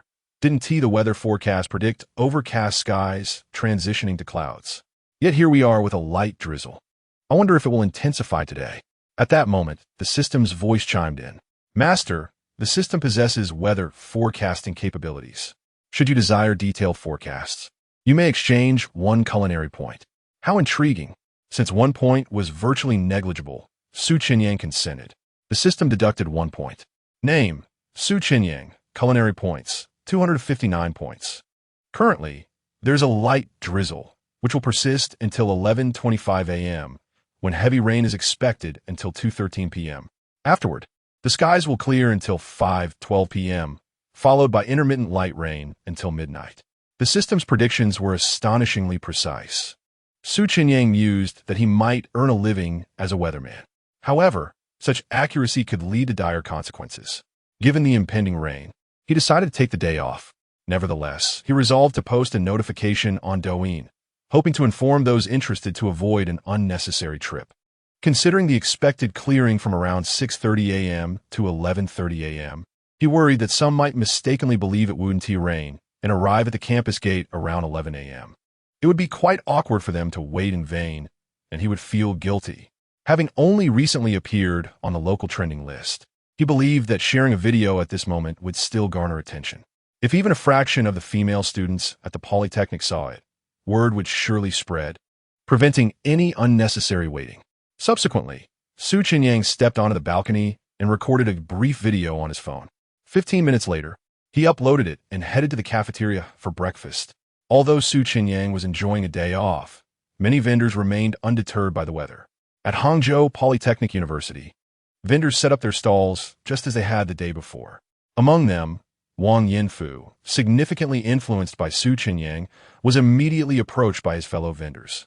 Old Wang, are you prepared today? Do you think you can outdo that lad? They regarded him as the collective hope of their group, placing considerable pressure on him. Nonetheless, Wang Yinfu retained a sense of confidence. Rest assured, today I shall definitely triumph over this fellow, proving that relying solely on one's looks is a misguided approach. Intrigued by his confidence, the others inquired, what is your strategy? Do share. With a proud smile, Wang Yinfu replied, it's quite simple. My method for making egg pancakes will mirror his precisely, but I plan to undercut his price by 5 yuan. University students often have limited budgets. I'm certain many would prefer to save money and choose my stall. This strategy seemed plausible. However, the surrounding vendors remained apprehensive. If you lower your prices, he can do the same. How will you counter that? They questioned. Indeed, if he decides to cut prices, he could easily reverse the situation. You can't keep lowering your prices indefinitely, can you? Wang Yinfu had contemplated this dilemma. I suspect he wants to lower his prices. If he can thrive on his looks, why would he choose to compete with me at the Polytechnic? He could easily earn more elsewhere. Why settle for less? His reasoning prompted nods of agreement from the other vendors. That makes sense. Let us hope everything goes smoothly. With this plan in mind, the vendors recognized it as the only viable option. Thus, whether it would succeed hinged entirely on Su Chenyang's willingness to engage in fierce competition. Observing the doubts of his fellow vendors, Wang Yinfu remained resolute in his confidence. When faced with a discount, women certainly knew how to make their choice. Wang Yinfu was determined to illuminate their understanding through tangible results. With renewed zeal, he arranged his prepared items and patiently awaited the arrival of university students eager to purchase egg pancakes. Chapter 12. Relativity of peers. Barely 2 minutes had passed when 3 university students ambled back from outside the campus early in the morning, clearly having spent the previous night indulging in gaming at an internet CAF. Upon reaching the entrance, they surveyed the various stalls before ultimately gravitating toward Wang Yinfu's stand. One of the young men spoke up. "Boss, I do like an egg pancake with an extra egg." "I too would like an extra egg. I'll have an extra pork tenderloin." Each of the 3 expressed their desires. "Today, as egg pancake has been upgraded," the proprietor announced, gesturing toward the signboard. The students paused momentarily upon seeing the price. 15 yuan for 1 pancake. "Boss, why is your egg pancake so expensive?" "It's not overpriced. My egg pancake contains a generous portion of pork tenderloin, equivalent to half an egg pancake itself. I only charge 15, while others might charge as much as 20. He replied, the implication of others unmistakably referring to Su Chenyang, who had sold his pancakes for 20 yuan the previous day. The trio was aware that they had intended to purchase from Su but had been unable to do so. However, that was inconsequential. The crux of the matter was that Su's ability to command such a price did not grant Wang the same privilege. Su could charge more due to his appealing looks, which enticed female customers willing to pay for the value of his charm. The males, driven by the presence of their crushes in line, were purchasing not merely pancakes but the companionship of their goddesses. In contrast, Wang lacked both charm and companionship. On what grounds could he sell his egg pancakes at such a premium? If they desired more pork tenderloin, they could simply dine at the cafeteria. "Do you have the original 8 yuan egg pancake?"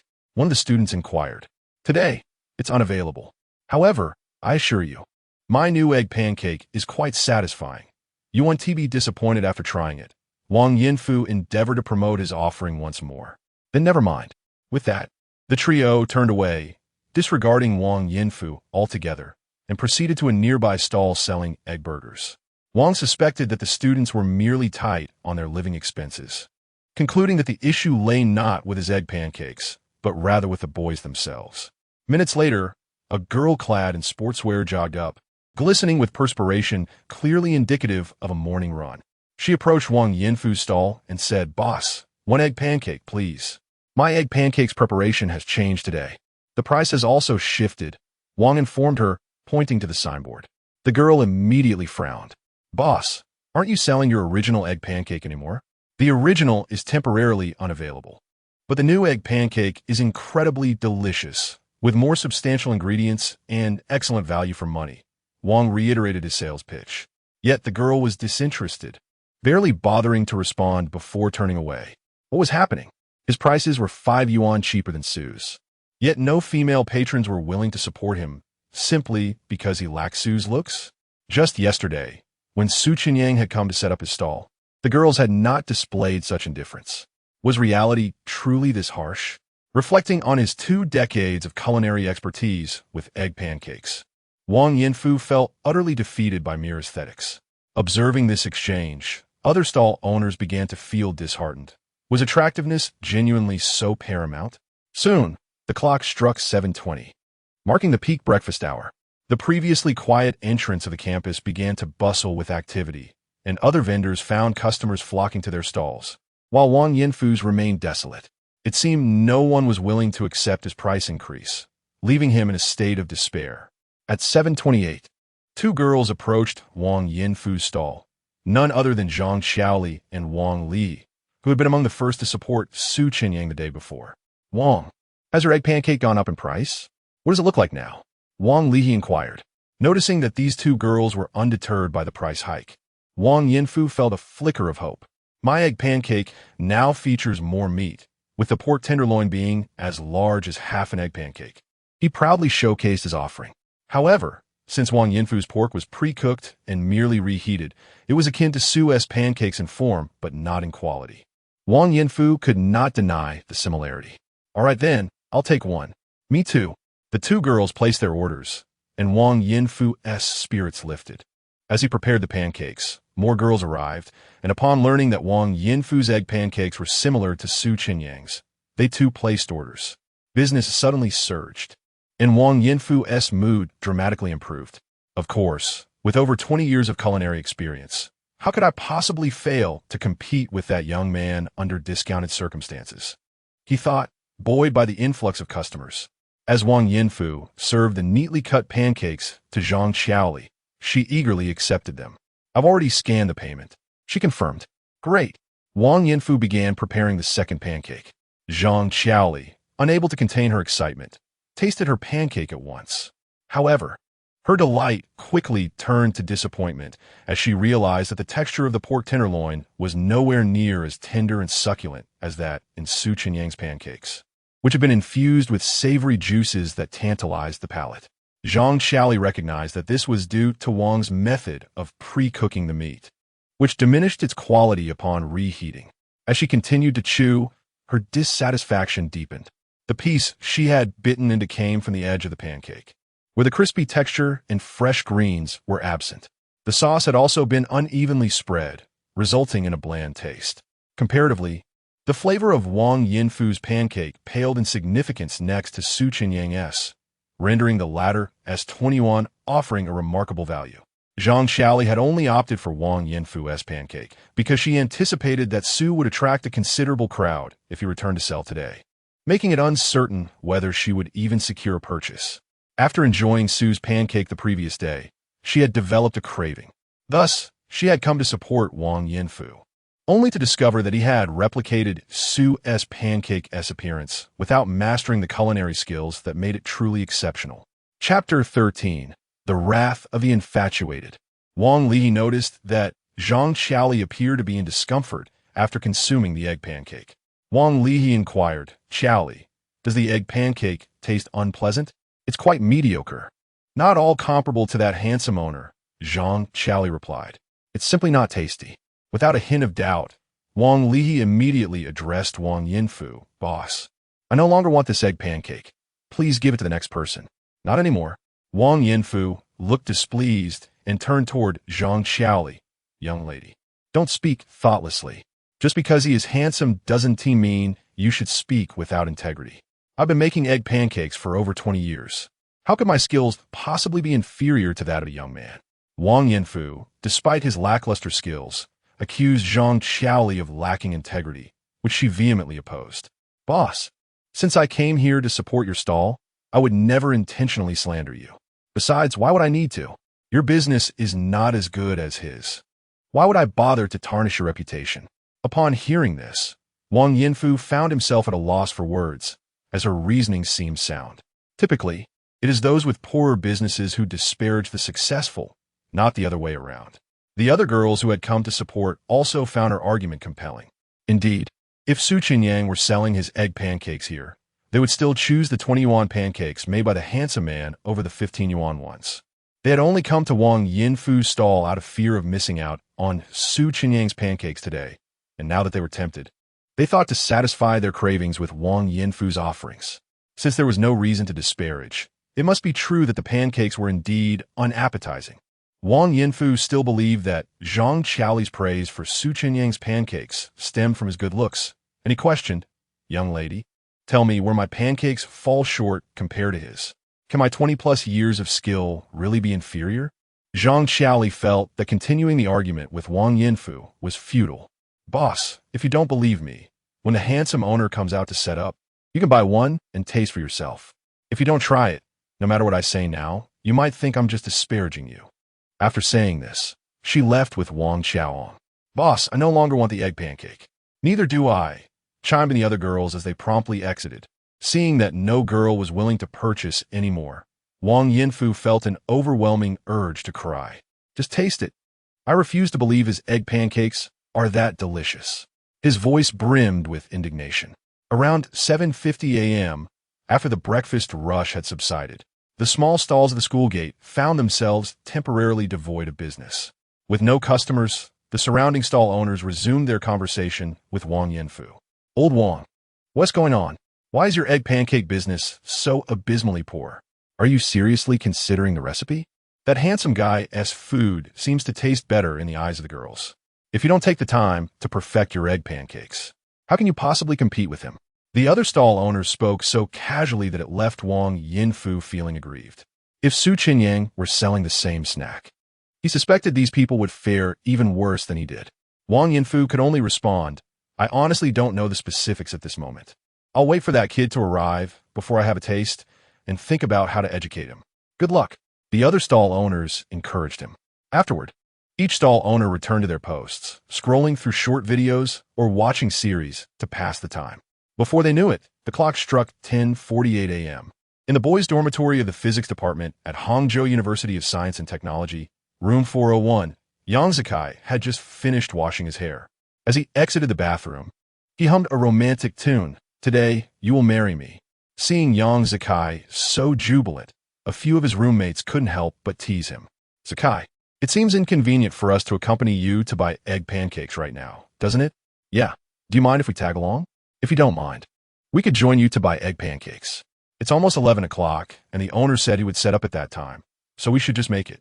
Upon hearing this, Yang Zikai's enthusiasm for the romantic tune was abruptly interrupted. With a disdainful smile, he replied, "Come on, guys, don't joke around. Today is clearly not convenient. You need to be self-aware. Those who lack self-awareness don't end up well. Besides, I treated you to supper last night. One must not forget gratitude." As soon as he finished speaking, Zheng Yue interjected, "I don't recall you treating me to supper last night. You with a girlfriend. Shouldn't TB trying to join in? I'll treat you to supper another day. You really are willing to go to great lengths to win over Chinkeki. Aren't you? For true love, everything is worth it." With that, Yang Zikai approached his desk, picked up his phone, and prepared to use the public hairdryer on the first floor to dry his hair. Then he could go on a date with his goddess. At that moment, his phone chimed. Seeing a message from Chun Keki, Yang Zikai immediately opened it. However, upon reading the message, his smile vanished. "Chun Keki, you don't need to come to the school gate at 11 o'clock. The owner posted a video saying it will rain today. So he wants TB setting up." "What? Not setting up?" Yang Zikai's anger flared instantly. "Yang Zikai, where did the owner post that video?" After a pause of over 20 seconds, Chun Keki replied. "Chun Keki, forwarded video." Yang Zikai clicked on the video and saw Su Chenyang's face. Su Chenyang greeted the camera. "Hello everyone, I'm food blogger Su Taiyong. It's expected to rain around 11:30 a.m. today. Rain can affect the taste of food. So I will take a break today and 1TB setting up. I hope after seeing this video, you 1T make a wasted trip. In the future, if I need to take a day off, I will post a video to let everyone know. So please pay attention. Wishing everyone a pleasant day and smooth work and studies." The content of the video was straightforward and ended there. Such beautiful weather, and it's going to rain? Yang Zikai couldn't help but curse, feeling utterly wronged. Yesterday afternoon, when Yang Zikai planned to go and show his support, Su Chenyang claimed that the ingredients for the egg pancakes had run out, leaving him just a step away from his goddess, now an insurmountable chasm. Today, he had finally arranged to go buy egg pancakes with her, only to be met with Su Chenyang's announcement of rain and a day off. He had ruined someone else's love life and still had the audacity to take a day off. Seeing Yang Zikai furious, his roommates couldn't help but feel sympathy for him. What a stroke of bad luck. Although they felt displeased, Yang Zikai still aimed to use the opportunity of waiting in line at Su Chenyang's stall to deepen his relationship with the goddess. "Yang Zikai, how about we go together tomorrow?" Chun Keki, "Sure, but we still need to check if the owner is setting up tomorrow." Yang Zikai, "It shouldn't rain tomorrow." Chun Keki, "Let us hope so." Seeing that he had successfully arranged a time with the goddess for tomorrow, Yang Zikai felt relieved. If that guy makes excuses again tomorrow for not setting up, I 1T let him off easily. Yang Zikai muttered to himself with a fierce determination. And he was not alone in his frustration. Yesterday, the young man who had arranged to meet his goddess today found his plans thwarted by Su Chenyang's unexpected absence. One by one, they cursed Su Chenyang in their hearts. Chapter 14. A request from an infatuated admirer. Initially, Yang Zikai intended to go downstairs to dry his hair. However, his mood was utterly dampened, and he found himself sulking in front of his computer. He had no desire to play games, so he resorted to scrolling through short videos on his phone. Unbeknownst to him, time slipped away, and soon it was 11:25 p.m. With a sudden rush of sound resembling rain outside, Yang Zikai glanced out the window and confirmed that it was indeed pouring. To his surprise, it really began to rain around 11:30. He had assumed that Chenyang was merely making excuses, but it turned out that Chenyang's weather forecast was astonishingly accurate. This revelation dissipated much of Yang Zikai's frustration. Even Zheng Yue and the others expressed their astonishment. They had been promised overcast skies that would transition to clouds. Yet the proprietor had accurately predicted rain around 11:30. Quite impressive. Thankfully, they had not queued up outside. Otherwise, they would have been drenched like drowned rats. Having initially planned to dine at the cafeteria, they opted for takeout instead.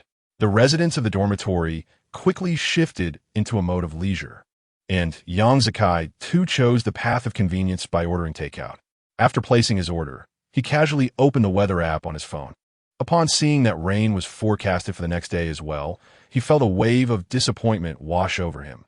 It's going to rain again tomorrow. What a nuisance. It was quite normal for summer to bring occasional rain, but Yang Zikai wished that the heavens would refrain from ruining important moments for others. However, a thought soon crossed his mind. If he could share an umbrella with his goddess during the rain, queuing up together and chatting, it would be rather romantic. Wasn't this an opportune moment to enhance their relationship? He wouldn't mind a torrential downpour. He was determined that Chenyang would have to set up her stall tomorrow. Without hesitation, Yang Zikai opened Douyin and navigated to the comments section of Chenyang's videos.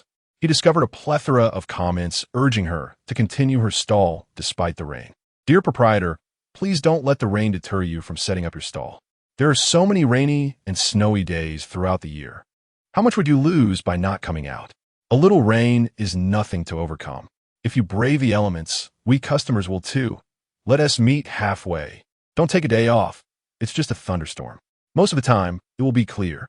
Reading these comments, Yang Zikai felt a sense of camaraderie with fellow admirers. He decided to leave a comment himself to bolster the collective voice, hoping that Chenyang would notice and become the beloved influencer she aspired to be. After all, this was only her first post, and she had already gained over 50,000 followers within a few hours, a testament to the fervor of her fans. Given such enthusiasm, surely she would consider the sentiments of her supporters. Grant me a bit of courage. We don't fear getting drenched in the rain. Not even a downpour can dampen our passion for your culinary creations. I hope you don't let the rain extinguish your enthusiasm for cooking. Rise to the occasion. It is amusing how fickle human nature can be. Just yesterday, when Chenyang had set up her stall, people had complained about the long queue. Now, they were clamoring for her to return. A closer examination of the comments revealed that those with longer messages were predominantly written by males. At that moment, Chenyang was enjoying a meal in the cafeteria. After spending the morning working on her thesis, she hadn't paid much attention to her short videos. While eating, she opened her Douyin account and was pleasantly surprised to see her follower count had surpassed 50,000. The video she posted earlier requesting a day off had disappointed many, garnering only a couple thousand likes, but thousands of comments urging her to return. Feeling a bit guilty about not setting up her stall, she pondered the enthusiasm of her followers. Yet, she couldn't help but wonder, wouldn't waiting in line for 1 or 2 hours in the rain be unwise? Most of her customers were female, and she didn't want to risk their health by having them catch a cold from buying a crepe. After her meal, Chenyang returned to her dormitory to continue writing her paper. Soon it struck midnight. Typically, heavy rain would affect the small stalls at the school gate to some extent. Yet today, the business at Hangzhou University of Technology was dismal compared to usual.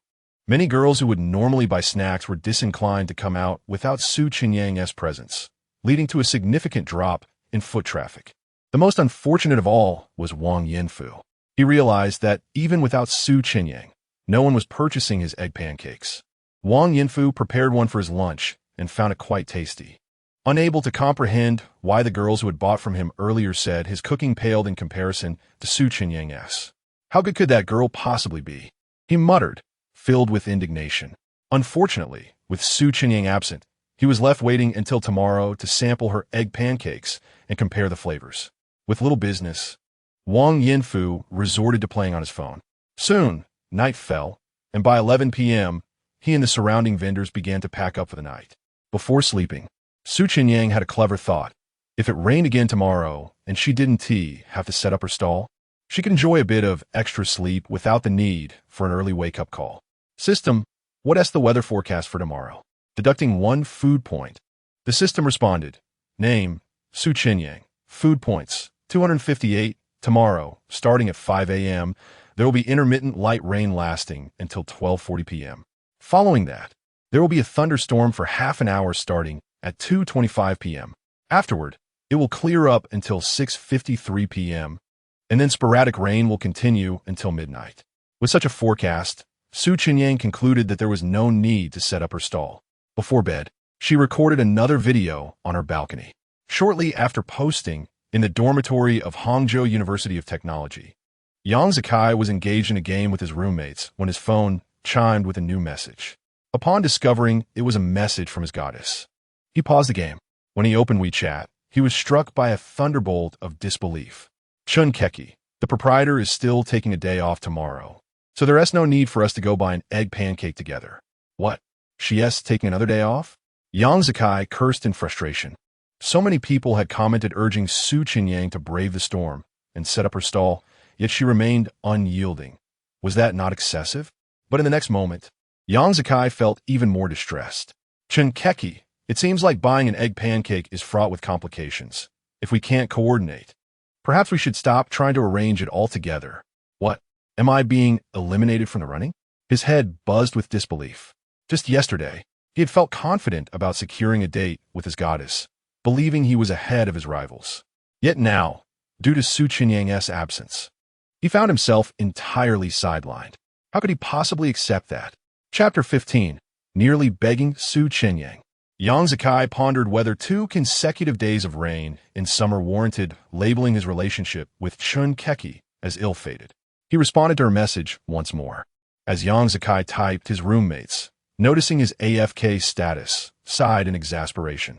Zikai, don't do this to us during the promotion series. It's not my fault.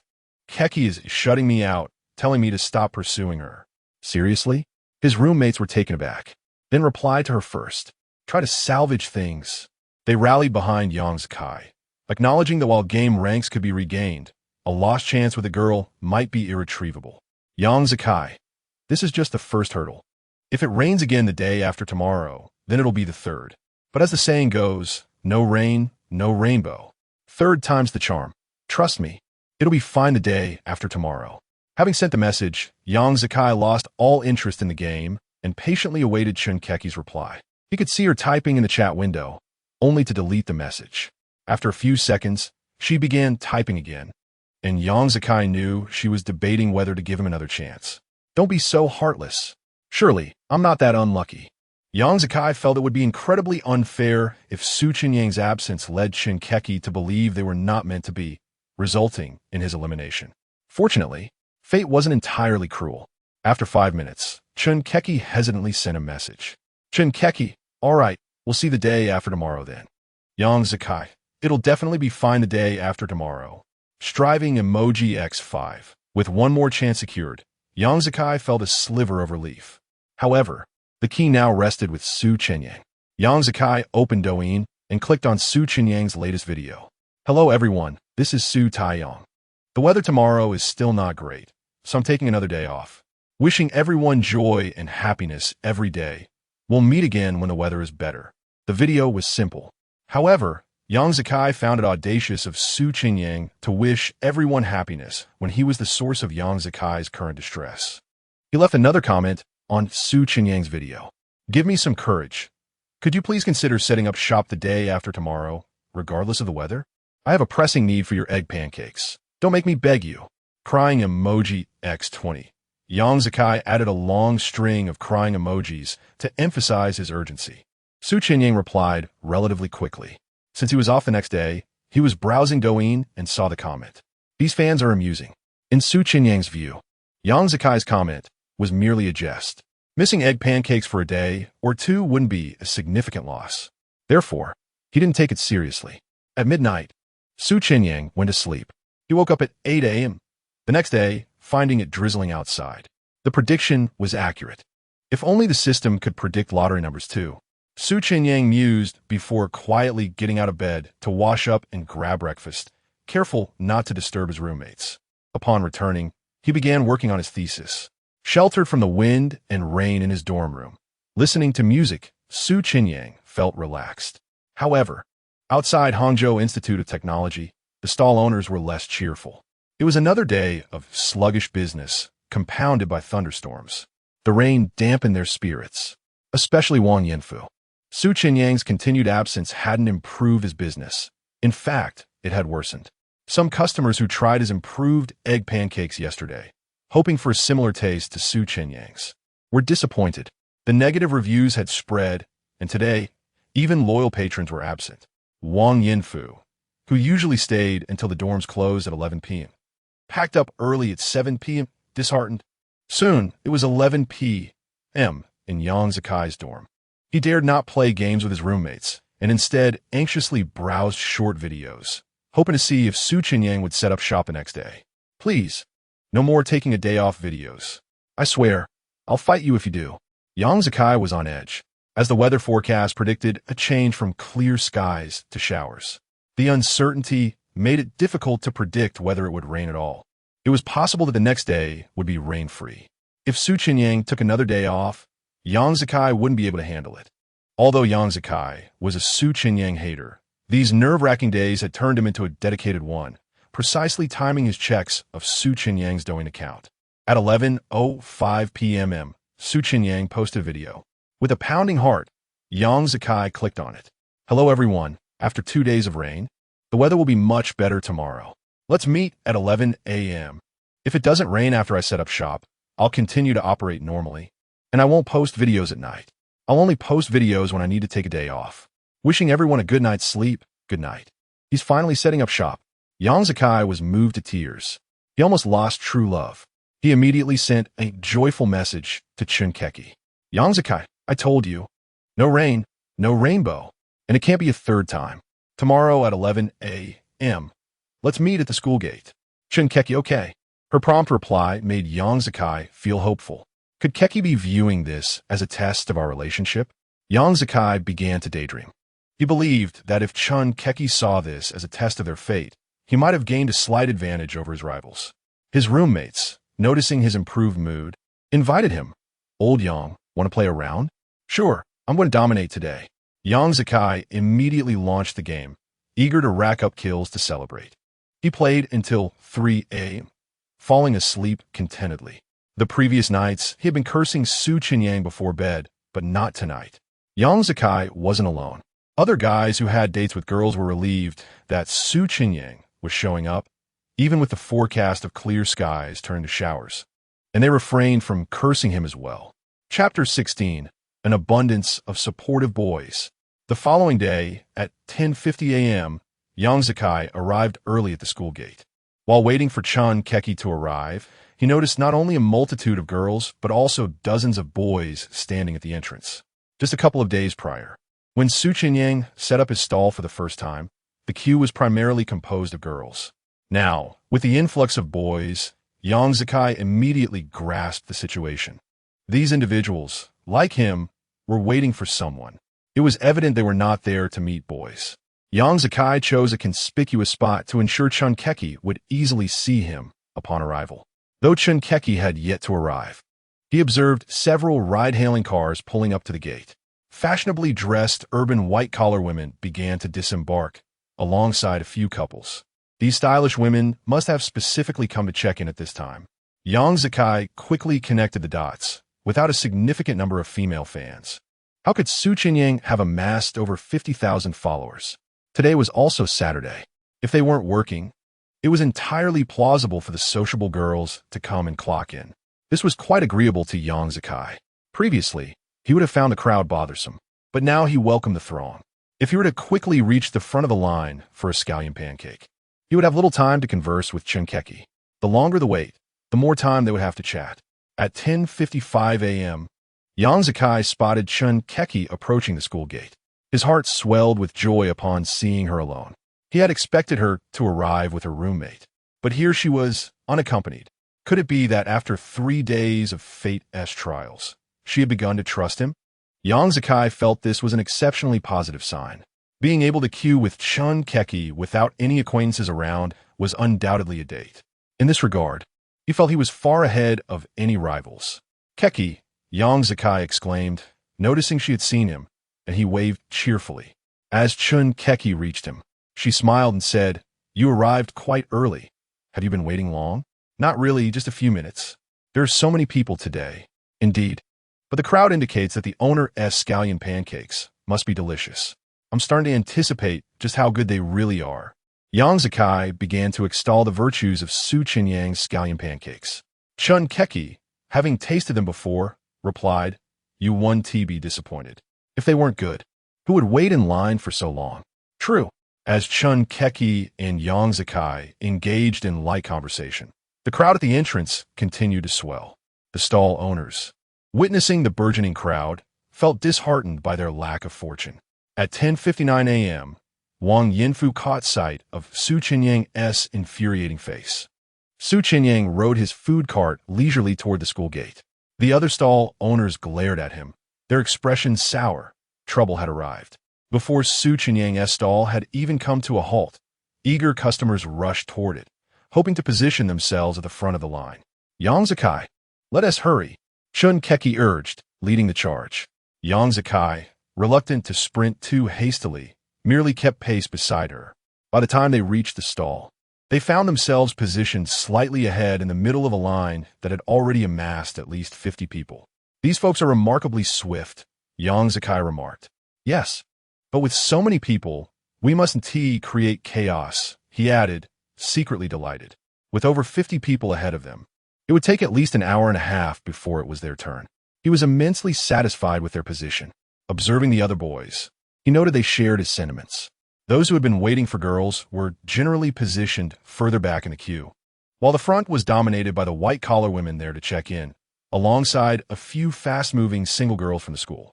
Among them, Wang Yinfu stood out prominently, having secured the very front of the line. Chenyang was taken aback to see 100 people lining up before his cart had even settled. To those at the back, this line will be quite arduous. Perhaps consider an alternative for lunch? Otherwise, as I can only prepare one scallion pancake every 2 minutes, you want to be served for over 3 hours. It hardly seems worthwhile. Hearing Chenyang urge customers to leave, the neighboring stall owners were incensed. How could he complain about having too many customers? At that moment, the stark contrast between their dwindling business and his bustling stall became painfully evident. "Don't worry. Just focus on making your scallion pancakes," a voice called from behind. "If we find the wait unbearable, we'll simply leave." "Indeed, you should concentrate on preparing those pancakes." Another chimed in. Who would want to leave when they could chat with the goddess? Seeing the enthusiastic support from the boys, Chenyang was taken aback. Though each was accompanied by girls, they didn't appear to be couples. Chenyang began to understand why these boys were so eager to support him. "All right then, please wait a few minutes. I will have your orders ready shortly, and then I'll start making the pancakes." As Chenyang prepared to cook, Wang Yinfu, at the front of the line, overheard excited whispers from the white-collar women behind him. "The owner is really handsome. The videos didn't lie. I just hope his scallion pancakes are as good as they say." With so many fans gathered, Wang Yinfu turned to see the women filming Chenyang with their phones. Clearly enamored. How impressive, he thought disdainfully, suppressing his irritation as he continued to wait. "I hope this kid works quickly." 5 minutes later, Chenyang had everything ready and began making the scallion pancakes. "Sir, would you like it spicy or not?" It was then that Chenyang recognized Wang Yinfu as the owner of the nearby stall that previously sold scallion pancakes. Wang Yinfu noticed the unusual glint in Chenyang's eyes, but dismissed any awkwardness, thinking it quite normal for peers to learn from one another. "Not spicy," he replied. "Very well." Chenyang was indifferent. A customer was a customer regardless of their profession. With his perfect culinary skills, He had no fear of anyone copying him. As he prepared the pancakes, Wang Yinfu watched intently, noting how the egg mixture was spread more evenly than his own, and the sauce was applied with greater precision. Could such minor differences lead to such a significant change in taste? Wang Yinfu pondered, though he remained unaware of many other subtle details. Chapter 17. The companions were completely convinced. After 2.5 minutes, the first egg pancake was ready. The uncle handed it to you. I've already paid via scan. With that, Wang Yinfeng took the egg pancake and immediately began to savor it. Initially indifferent, his arrogance vanished in an instant upon tasting the egg pancake, replaced by profound astonishment. Wang Yinfeng had thought there were merely minor discrepancies in the preparation of the egg pancake, but upon tasting it, he realized the difference in texture was astonishing. Chenyang's egg pancake was far softer and more tender than his own. The pork tenderloin within was juicier and more succulent, a stark contrast to the firmer texture of his own. Furthermore, Wang Yinfeng found the secret sauce in Chenyang's egg pancake to be richer and more flavorful, not merely due to a generous application, but because of a superior recipe. Additionally, the crispness of the pancake was remarkably uniform, devoid of any uneven thickness. This crispness was clearly not a commercial product, but something crafted by Chenyang himself. The skill required to achieve such perfection was almost unbelievable. Moreover, Chenyang's lettuce was evidently meticulously trimmed, ensuring no uneven thickness. It was evident that Chenyang had attended to every detail, unlike Wang Yinfeng, who believed that simply washing the lettuce was sufficient. The culmination of these details rendered the egg pancake exceptionally perfect, eclipsing Wang Yinfeng's own offerings. It was fortunate that just 2 days prior, when Chenyang was absent from his stall, Wang Yinfeng had boasted to a girl about his 20 years of experience making egg pancakes, claiming he could never lose to Chenyang. At that time, the girl had countered that 2 decades of experience merely catered to popular taste, to which Wang Yinfeng remained unconvinced. Now, however, he had no choice but to concede. Was this talent? Wang Yinfeng felt that if he did not attribute this phenomenon to talent, it would be inexplicable. After all, for such a common breakfast item, no one had managed to achieve such exquisite perfection over the years. From tomorrow onward, I shall revert to selling my original egg pancakes and avoid direct competition with him. Wang Yinfeng acknowledged that he could not replicate such finesse and detail, so it was wiser to play it safe. He believed that returning his egg pancakes to their original price would still attract those who could not queue for Chenyang's. With a heavy heart, he returned to his stall, with a vendor selling stinky tofu inquired, "Lao Wang, have you tried this kid's egg pancake? How does it taste? Can you replicate it?" The other vendors looked to Wang Yinfeng, eager for a robust response. Alas, the outcome was destined to disappoint them. Wang Yinfeng admitted, "This kid's egg pancake is indeed delicious. I doubt I can replicate it. Hence, I plan to revert to my original recipe and cease competition with him." What? You're conceding? Is it really that good? The other vendors were somewhat reluctant to accept this. With Chenyang setting up his stall nearby, they were all affected, experiencing a decline in income. Over time, the losses would be substantial. If it's truly delicious, you should all try it. Was it really that exaggerated? The other vendors approached Wang Yinfeng, taking a piece of egg pancake. Upon tasting it, they too were left astounded. Is this truly the taste of an egg pancake? If this were sold at a Michelin restaurant, it would fetch at least 300. This kid is selling it for 20. No wonder so many are flocking to buy. With looks of admiration, they realized that Wang Yinfeng had indeed made a wise choice in conceding. Little did Chenyang know that he had inadvertently made an egg pancake that brought all these vendors to their knees. At that moment, in front of Chenyang's stall, stood a beautiful lady dressed in a strappy dress, exuding an aura of sophistication, Zhou Yulin. After Chenyang prepared the egg pancake, Zhou Yulin eagerly accepted it and immediately began to taste it. Initially, she had come with 2 close friends primarily to catch a glimpse of a handsome college student. Standing at 6 feet tall, with refined and gentle features, Zhou Yulin felt her visit was already worthwhile. As long as the egg pancake tasted decent, it would be considered a bargain. Thus, she had not held high expectations for the flavor. However, when she bit into the pancake, it surpassed all her anticipations. "Delicious!" she exclaimed, her eyes sparkling with delight. Feeling insatiable, she took another bite, the exquisite flavor drawing her deeper into enjoyment. Seeing Zhou Yulin relish the pancake, her two friends, overcome with curiosity, reached for a piece from her container to taste. After savoring it, they too were left awestruck.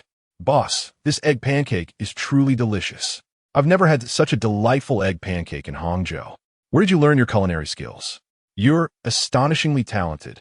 "I'm not a culinary student. I'm just a college student. I'm in my final year with little coursework, so I decided to set up a stall to earn some pocket money." "You're still a college student?" Zhou Yulin and her friends had assumed the proprietor was a graduate from a culinary school, only to discover he was a male college student. Being a college student was a definite plus. "Boss, with your remarkable culinary skills, why not set up your stall in the CBD?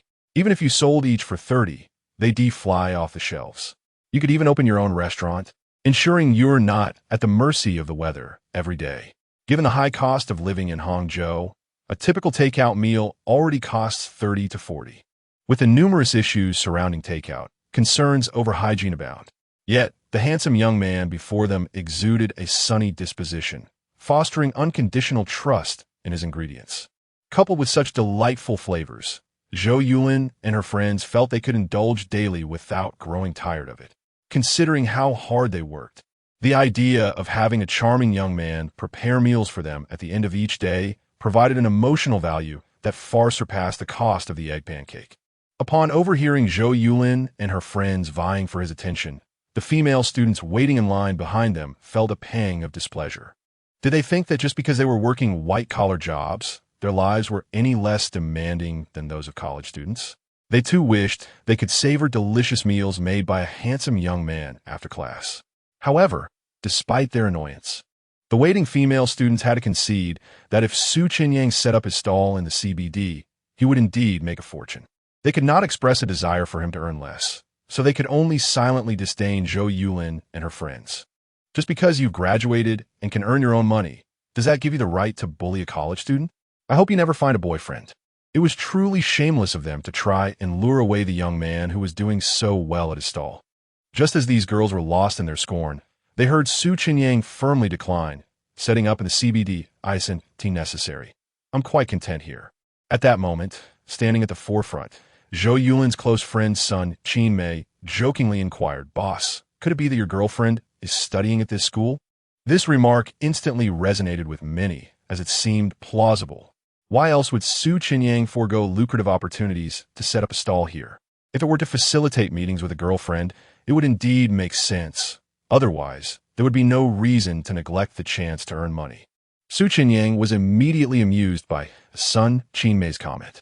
"Why do girls often jump to such conclusions?" He replied, "Sister, where would I even find a girlfriend? It's virtually impossible." Chapter 18. Did the bootlickers provoke you? Is it genuinely impossible to find someone? Can a handsome guy like Su Chenyang find a girlfriend? It's rather implausible. Sun Qin Mei remarked, "Boss, you're handsome and possess excellent culinary skills. It's a bit far-fetched to claim you can't find a girlfriend. Surely, many girls in university must have been fond of you?" Su Chenyang responded with a wry smile, "Good looks aren't everything. Perhaps I'm too straightforward, and girls find that off-putting." Too straightforward to be disliked? Su Chenyang's candid reply elicited amusement from the girls in line. How incredibly forthright must one be to be rejected by a girlfriend? Normally, beauty reigns supreme. If it's just a touch of bluntness, most girls present would likely overlook it for the sake of looks. But if it's excessive, the girls in line can somewhat understand. Sometimes a guy with low emotional intelligence can be infuriating. Forget breaking up. One might even contemplate throttling him. At that moment, some guys in the queue, previously envious of Su Chenyang's popularity due to his looks, now felt a tinge of sympathy. It seems even good looks can't salvage a man's steel-like straightforwardness. Fate granted him looks, but diminished his emotional intelligence. Fair enough. Zhou Yulin playfully suggested, "Boss, just being a bit more tactful in your speech would make a big difference." If she weren't afraid of being turned down, Zhou Yulin wouldn't even mind helping Su Chenyang improve his emotional intelligence. Despite the offer from the attractive mature woman, Su Chenyang declined the suggestion. "Forget it. That's just how my emotional intelligence is. There are already too many sycophants in the world, fawning over girls with warmth and care. I can't compete with them in emotional intelligence anyway. Upon hearing this, the guys in line felt uncomfortable. What does his low emotional intelligence have to do with being a bootlicker? Indeed, his low emotional intelligence is his own problem. Why shift the blame? The prevailing trend online is to criticize bootlickers, so perhaps Su Chenyang's been influenced by that, which is why girls reject him. Otherwise, how could such a handsome guy be single? Zhou Yulin reiterated, "Boss, you shouldn't think of every act of kindness towards girls as being a bootlicker." Exactly. Being nice to your girlfriend is normal. Don't just label it as bootlicking. Don't be swayed by those extreme short videos online. They severely impact your perception of relationships and aren't credible. The guys in line wholeheartedly agreed with this sentiment. These three beautiful ladies are right. Su Chenyang replied, "I'm capable of discerning right from wrong. I certainly won't be influenced by short videos online. There's nothing wrong with being nice to girls. I agree with that. But being nice to girls at the expense of one's own well-being is something I disagree with." Sun Qimei remarked, "That shouldn't happen often. In relationships, girls usually don't make guys suffer too much. It happens a lot." Su Chenyang immediately countered with an example. Take queuing up to buy something, for instance. Some bootlickers are clearly unwilling to queue up, but for the girl they like, they'll endure hours under the scorching sun, just to be with her. Some even go so far as to queue up for hours under the sun while letting the girl rest, then deliver it to her afterward. They're willing to change themselves for the girl. I doubt they put that much effort into studying. If they studied that hard, they could probably get into top universities. And when these bootlickers are so attentive, normal guys who don't do the same are easily labeled as being straightforward. So, how can you compete with bootlickers in emotional intelligence? As soon as he said this, some guys in line felt deeply offended. What does that mean? Who are you subtly mocking? Coming to buy something for my girlfriend is normal. What's so bootlicking about that? I'm here to support you. And you're subtly mocking me for being a bootlicker? People like you deserve to be rejected by girlfriends. The guys in line were frantically disparaging Su Chenyang. However, one statement Su Chenyang made seemed to resonate with the guys. It's true. For girls, many guys are willing to change themselves. But for studying, even though they know it could change their lives, they don't seem to put in as much effort to change themselves. This left these guys speechless for a moment. Zhou Yulin and the other two laughed. Some girls in line were also secretly smiling, feeling that Su Chenyang had a point. Zhou Yulin and the other two felt it was necessary to say something nice on behalf of the guys and change Su Chenyang's straightforward perspective. "Boss, you can't think that way. You can only say these guys are considerate and warm-hearted. Calling them bootlickers is inappropriate. Warm men is more fitting. Some guys just have a warm personality and are naturally good to people." Hearing Zhou Yulin and the two girls say this, the guys in line mentally gave them a thumbs up. These three pretty ladies know how to talk, unlike this boss, who has terribly low emotional intelligence. However, Su Chenyang couldn't agree with Zhou Yulin and the two girls. "I think being a warm man is fine, but you can't let it kill you, right? Generally speaking, relationships are supposed to be better than being alone. These bootlickers are so attentive to girls, but they suffer and toil themselves, living a worse quality of life than when they were single, yet they're happy about it. I don't know if they have a natural ability to love, but they certainly have a natural ability to debase themselves." Upon hearing this, Zhou Yulin and the two girls couldn't help but smile wryly, feeling that Su Chenyang was completely unreasonable. But it wasn't entirely wrong. Yes, relationships should be when two people choose each other, and after being together, their lives should be better than when they were alone. It should benefit both parties. But now, bootlickers seem to be giving unilaterally. Zhou Yulin and the two girls are quite pretty. Not to mention before, even now, there are still bootlickers pursuing them.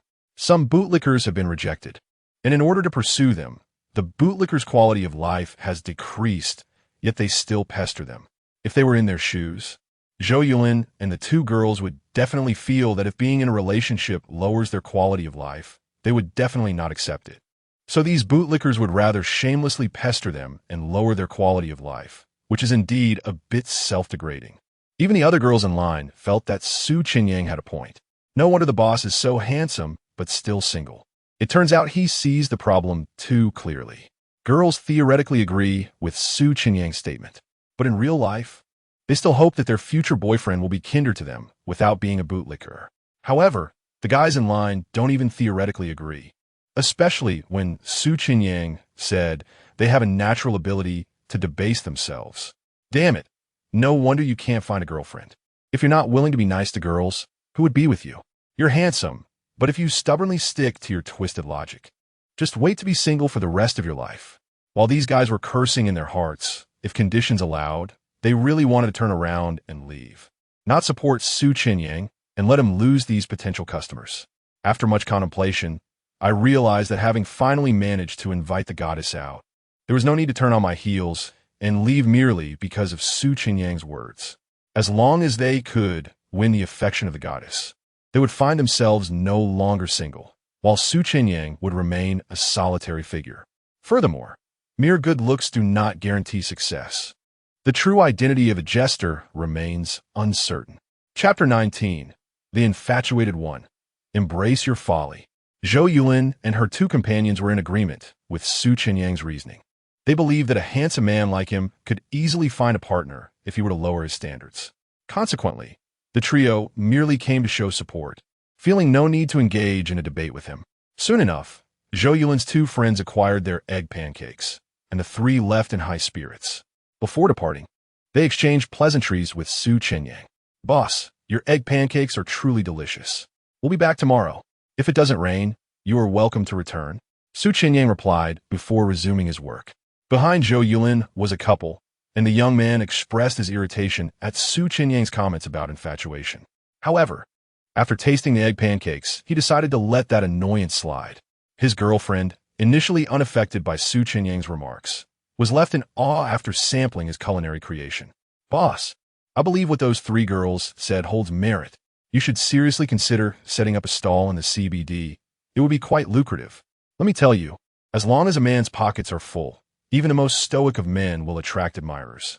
This young woman felt that Su Chenyang's emotional intelligence was unlikely to change. Thus, what he needed to focus on was making money. Once financial success was achieved, even the most rigid of men could be perceived as warm-hearted. Hearing yet another female office worker express interest, the female university students in line rolled their eyes in disdain. Is this never-ending? Does the boss really need your guidance on where to set up his stall? Surely, you know the saying, 30 years in the East, 30 years in the West. Do not underestimate the young. Su Chenyang smiled slightly. I may consider the CBD in the future, but for now, that is not my plan. The young woman felt a pang of regret. All right then, it seems I won't be able to support you every day. I'll just have to come back another time. Occasional visits will suffice. You're always welcome, he responded. The couple then departed. When it was the turn of the female student from the Polytechnic University, Su Chenyang was busy preparing pancakes when she asked, "Boss, you aren't really going to set up a stall in the CBD, are you?" Surprised that the previous comments had sparked concern, Su Chenyang smiled gently. "Not for now. I'm well aware of how delectable my egg pancakes are.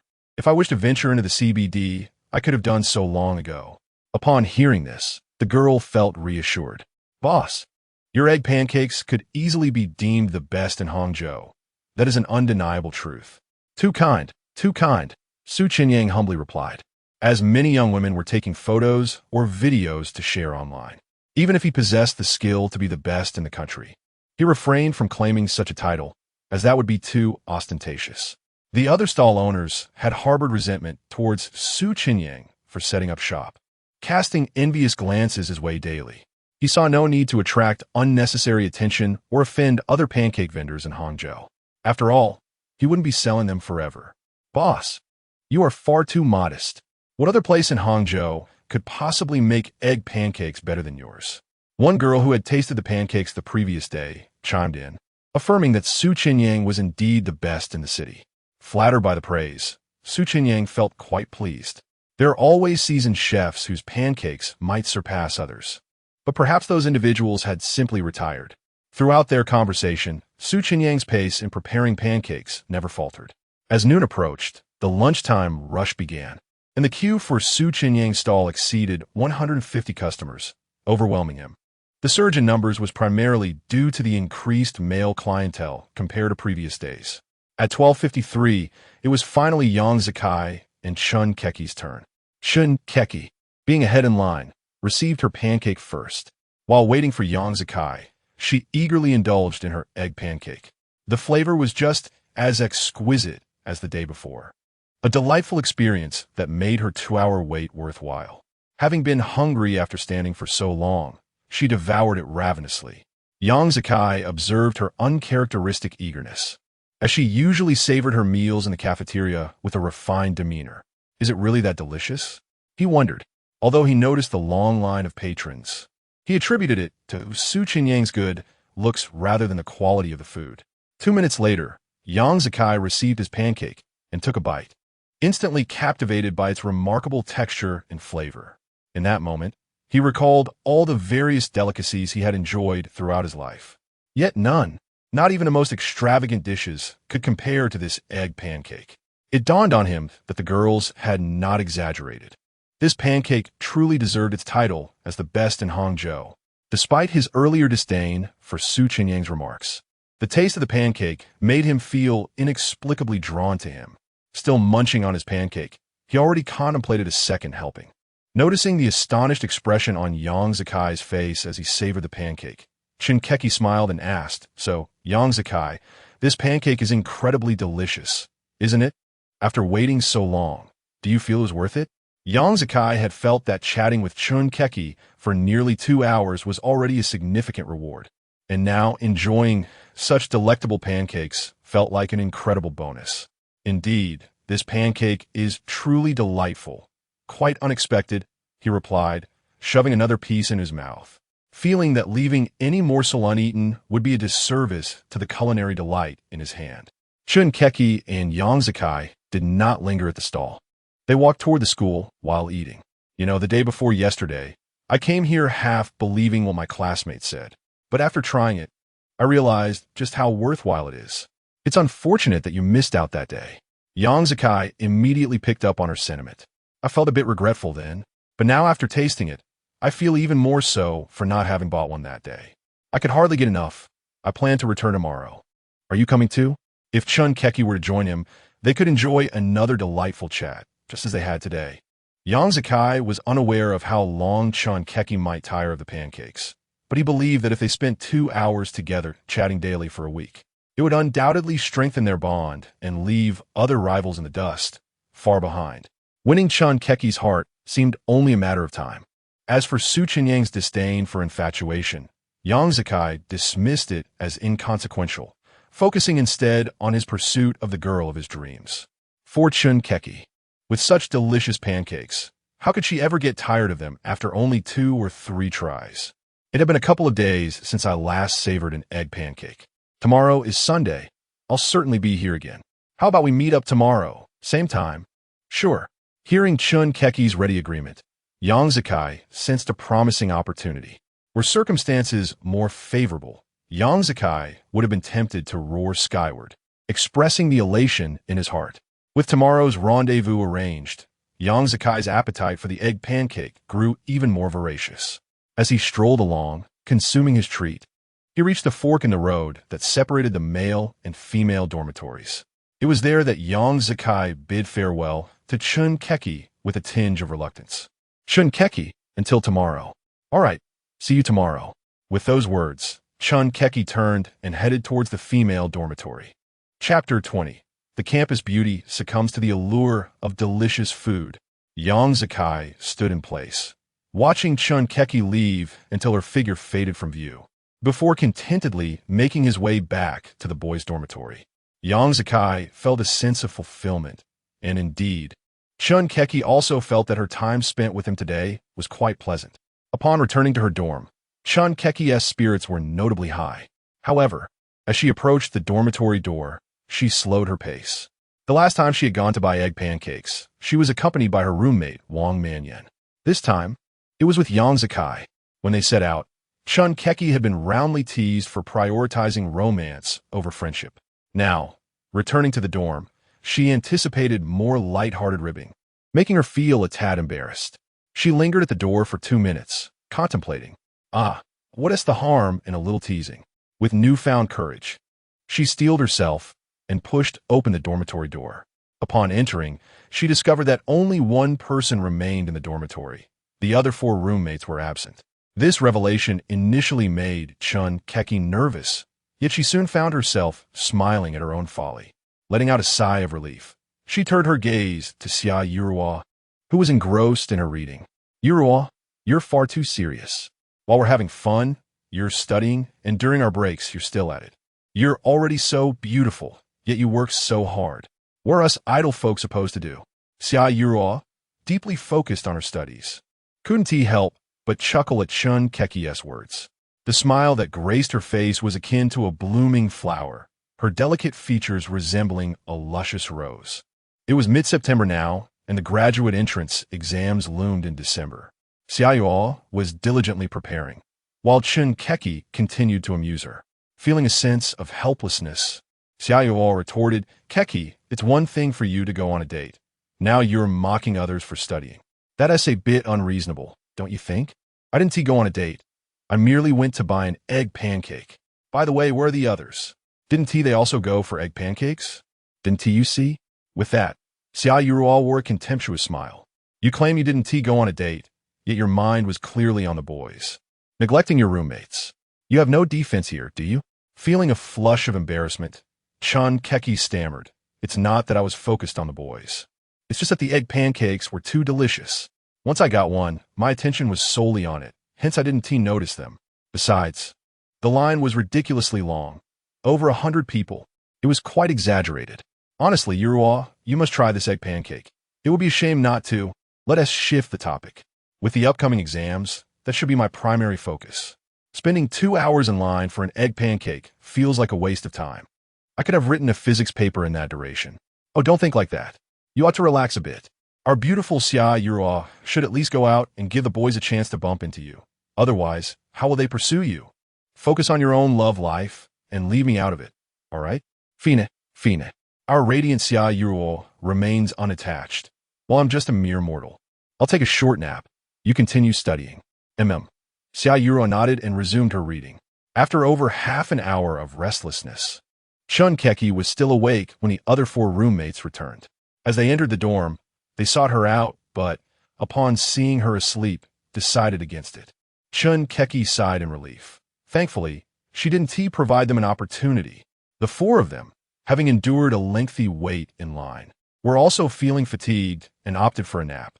Soon, the dorm fell silent, leaving only Xia Yuruo at her desk, engrossed in her studies. Time slipped by unnoticed until it was 5:30 in the afternoon. Chun Keki, Xia Yuruo, and the other 4 roommates made their way to the cafeteria, where they filled their trays and found a place to sit. While eating, they busied themselves with their phones, scrolling through short videos and reading novels. Suddenly, as Chun Keki was scrolling, she stumbled upon a video from a particular blogger. Beneath the video, a trending tag read, "The best egg pancake in Hangzhou." Upon seeing this tag, Chun Keki had an inkling of the video's content. In the opening seconds, she spotted Chenyang preparing egg pancakes, confirming her suspicions. "Oh no!" Chun Keki exclaimed, her tone laced with exasperation. As she interrupted their meal, her remark piqued the curiosity of Xia Yuruo and the others. "What do you mean, oh no? What's wrong? Why is it not related to me?" Xia Yuruo questioned, puzzled as to why she was being excluded. "This is about the egg pancakes made by that Su boss at the school gate." Chun Keki then showed her phone to her roommates. He trending again, with the title still declaring him the best egg pancake in Hangzhou. The line today was already long. I can only imagine how many will come tomorrow. We might be waiting for hours. Upon hearing this, Xia Yuruo quickly understood why Chun Keki felt it was not pertinent to her. As the 4 roommates saw the video's trending tags, indicating over 10 million views, they realized the video had gained even more traction than before. Just the night before, it had merely made local headlines, resulting in a queue of 150 people. Now, with national attention, even more people would be flocking to try the pancakes. The thought of this made the 4 roommates feel disheartened. This is truly dire. I stood in line for 2.5 hours today, and my legs are sore. If even more people come tomorrow, we might be waiting for 3 or 4 hours. Who can endure that? It was those who shared the video first. Su boss should have been able to enjoy his food without us having to fight for it. Now, all these office workers are coming, and it's harder for us to buy. It's simply unbearable. I haven't even had my fill. I must go back for more. But if we're waiting 3 or 4 hours, that is a real nightmare. It's just an egg pancake. Xia Yuruo, noticing their collective gloom, remarked, "Is this pancake really that good?" "It truly is. Did you not see the trending topic? It's hailed as the best in Hangzhou. Just think, if this delicacy were served in a Michelin-starred restaurant, wouldn't it cost hundreds? Yet, for just 20 yuan, it's an absolute steal. If it weren't so delicious and affordable, would it attract so many buyers? Yuruo, you really must try it. The best egg pancake in Hangzhou is undoubtedly worth it." Witnessing the fervent endorsements of this egg pancake from several roommates, Xia Yuro found herself wavering. Xia Yuro, by nature, possessed a penchant for culinary delights. However, with the imminent graduate entrance examination, it wasn't a matter of lacking the time for leisure, but rather an unwillingness to squander precious moments on the triviality of queuing. Yet, the egg pancakes purported acclaim as the finest in Hangzhou piqued the curiosity of Xia Yuro, a native of the city. Just how delectable must it be to garner such widespread recognition? Chapter 21. The Capricious Nature of Human Desire. Originally, Xia Yuro intended to wait until her postgraduate entrance examination concluded before seeking an opportunity to indulge. However, now she found herself tempted, and it seemed a pity not to try. Xia Yuro proposed, "How about we queue up for a taste after dinner? You mentioned it could take 3 to 4 hours, and by the time we get to the front, it might be around 10 o'clock. Consider it a late-night snack. I'll treat." Ordinarily, this would pose no issue. Yet, at this moment, her companions were unable to agree. No. While the egg pancakes are delicious, I could easily consume 2 portions in a day. However, having already queued for several hours today, waiting another 3 or 4 hours tonight would surely exhaust me, one replied. "Indeed, I cannot withstand standing in line any longer. You should go on your own," chimed another. Even Chun Keki, who shared the closest bond with Xia Yuro, stated she would not be able to join. After all, the group had returned from queuing at noon and promptly succumbed to slumber in their dormitory. Xia Yuro recognized that standing for several hours had indeed drained them, making it rather inappropriate to drag them along again in the evening. "Very well, I shall go alone," she resolved. Despite the absence of company, Xia Yuro was undeterred. For if the crowd tomorrow would be even larger, she, who typically disliked wasting time in line, would find it far more advantageous to go now. Soon, Xia Yuro stumbled upon a video shared by a girl praising Chenyang's egg pancakes as the finest in Hangzhou. The video's likes and comments were abundant, prompting her to delve into the comment section. "Why can't a handsome vendor set up shop selling egg pancakes right outside my school? I had planned to fly to the capital tomorrow, but this charming owner's egg pancakes look delightful. I think I'll linger another day to check it out. Hopefully, I can queue up." In this culinary desert of city, the sudden emergence of a popular egg pancake vendor is indeed worth a visit. I suppose I shall postpone my return to Shanghai by a day. The comment section was filled with female students from other universities and tourists visiting Hangzhou, all drawn to Chenyang's egg pancakes. Xia Yuro was genuinely surprised by the level of popularity. How delectable must they be to frequently trend on social media? This piqued her curiosity even further. Around 6 o'clock, after dinner, the 5 friends dispersed to attend to their own affairs, some went on dates, while others returned to their dormitories. Xia Yuro made her way toward the school gate. After 5 minutes, she arrived to find the egg pancake stall brimming with customers, estimating the line to be over 150 people. Wouldn't this mean a wait of 4 to 5 hours? The dormitory locked at 11. Would she even have the chance to buy one? Xia Yuro began to feel anxious. If she queued for hours only to find the dormitory doors shut, her frustration would be unbearable. Just then, she noticed a couple of office workers joining the line behind her. Chenyang, spotting them, called out, "I regret to inform you. The last of the ingredients has just run out before your turn, so you need not wait." "What? Just as we arrived, it's gone?" The couple, having come specifically to check it out, looked disappointed. "Surely, you can make just one more?" they implored. "I specifically left work early to buy these pancakes. Please don't let us down." The couple's dismay was palpable. Yet, despite their pleas, Chenyang could only express his regret. "I prepared more today than yesterday. But it still isn't enough. With approximately 150 people still in line, at 2 minutes per pancake, it would take 4 to 5 hours to serve everyone, and by then, I would have to close up." Even considering the current crowd, Chenyang worried about making it back to his dormitory. Another couple of office workers chimed in. "But the nightlife is just beginning at 11. You should be open till the early hours. That is how business works. You ought to prepare more ingredients, or you'll run out. Chenyang found their remarks amusing yet exasperating. It's not that I'm unwilling to stay open late. My pork and ham are made from fresh meat, and I must rise at 6 in the morning to prepare. I need rest, or I won't manage. His explanation was met with understanding. Well, I guess we'll just have to return tomorrow. After all, he was a handsome young man, and the women could easily forgive him. With a sigh, Xia Yuro turned back toward her dormitory to study. Although the thought of an even larger queue tomorrow loomed, she believed arriving early would mitigate the chaos. It's a common habit among people to purchase something when they've made the effort to come out, especially during mealtimes. With Chenyang's egg pancakes off the table, many nearby stalls became the alternative for those looking to satisfy their appetites. Moreover, these patrons, primarily office workers, possessed greater spending power than typical students.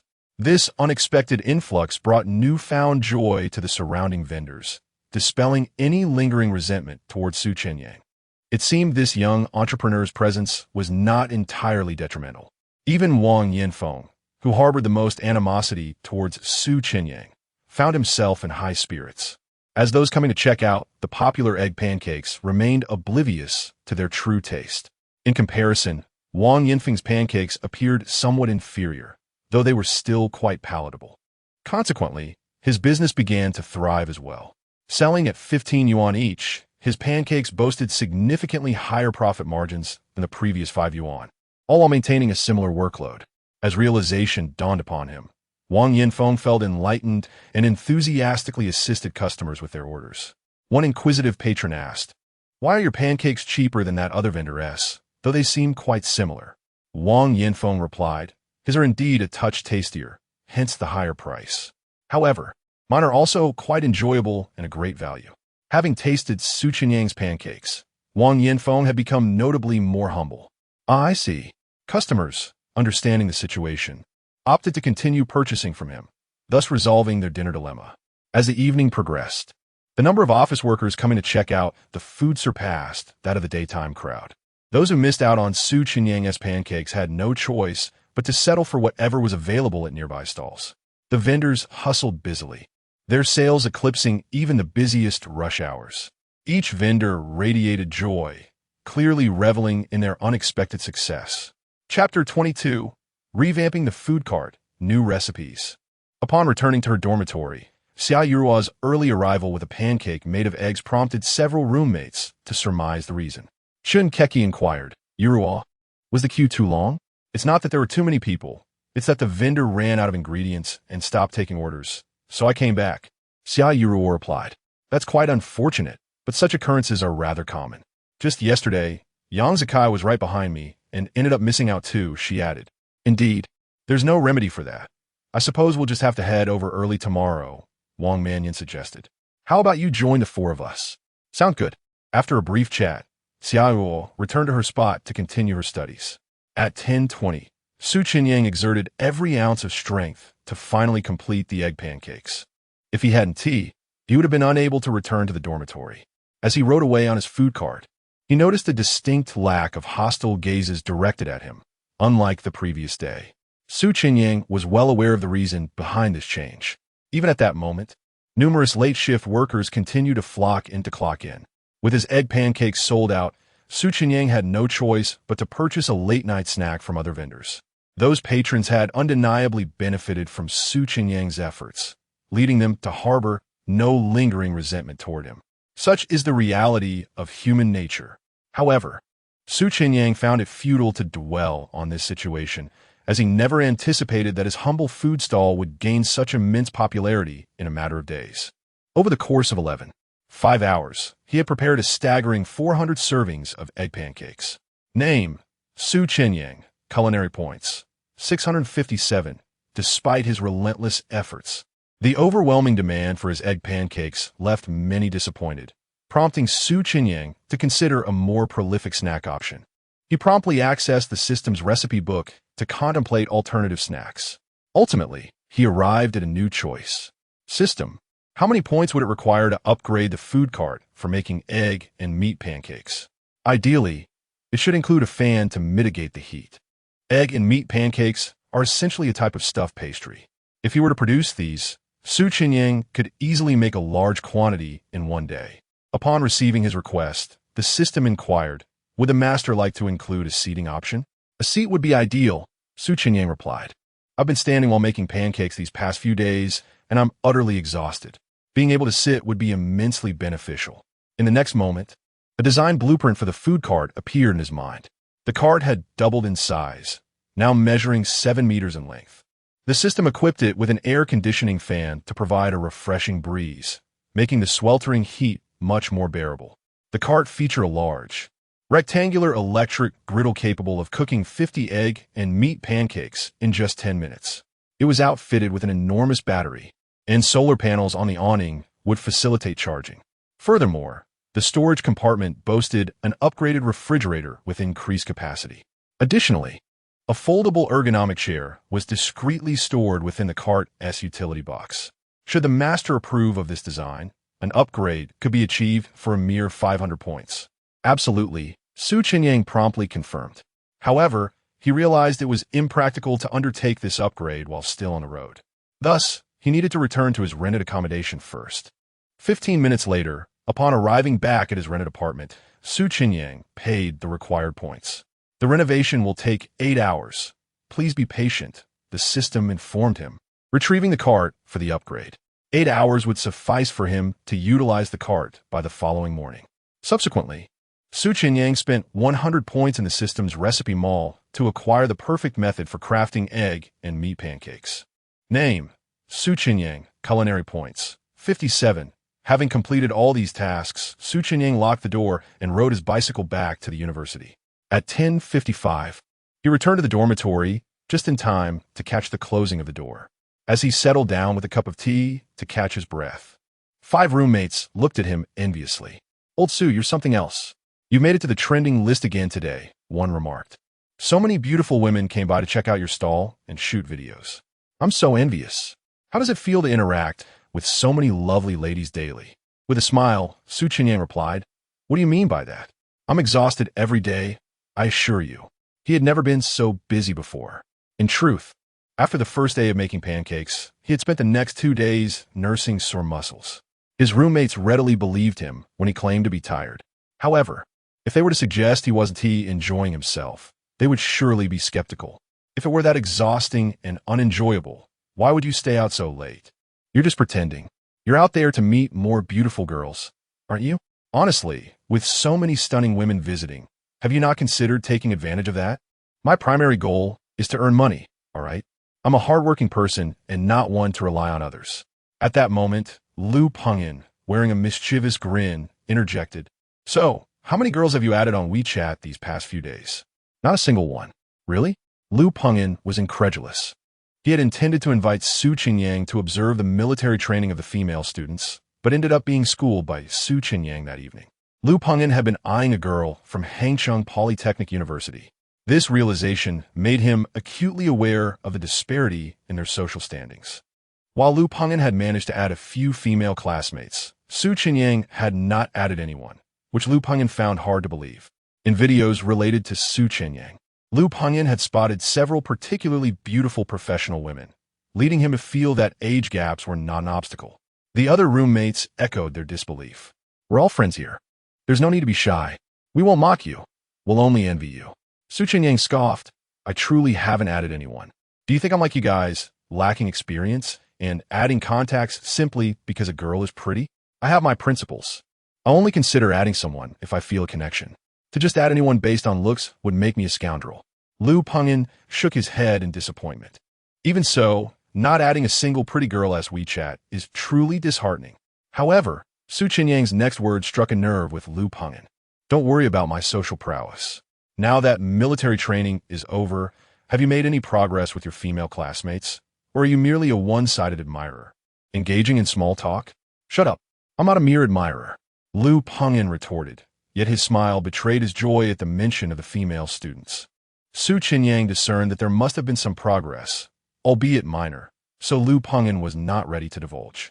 Not pursuing the matter further, he stepped onto the balcony to record a video announcing the upcoming change in his food offerings. Chapter 23.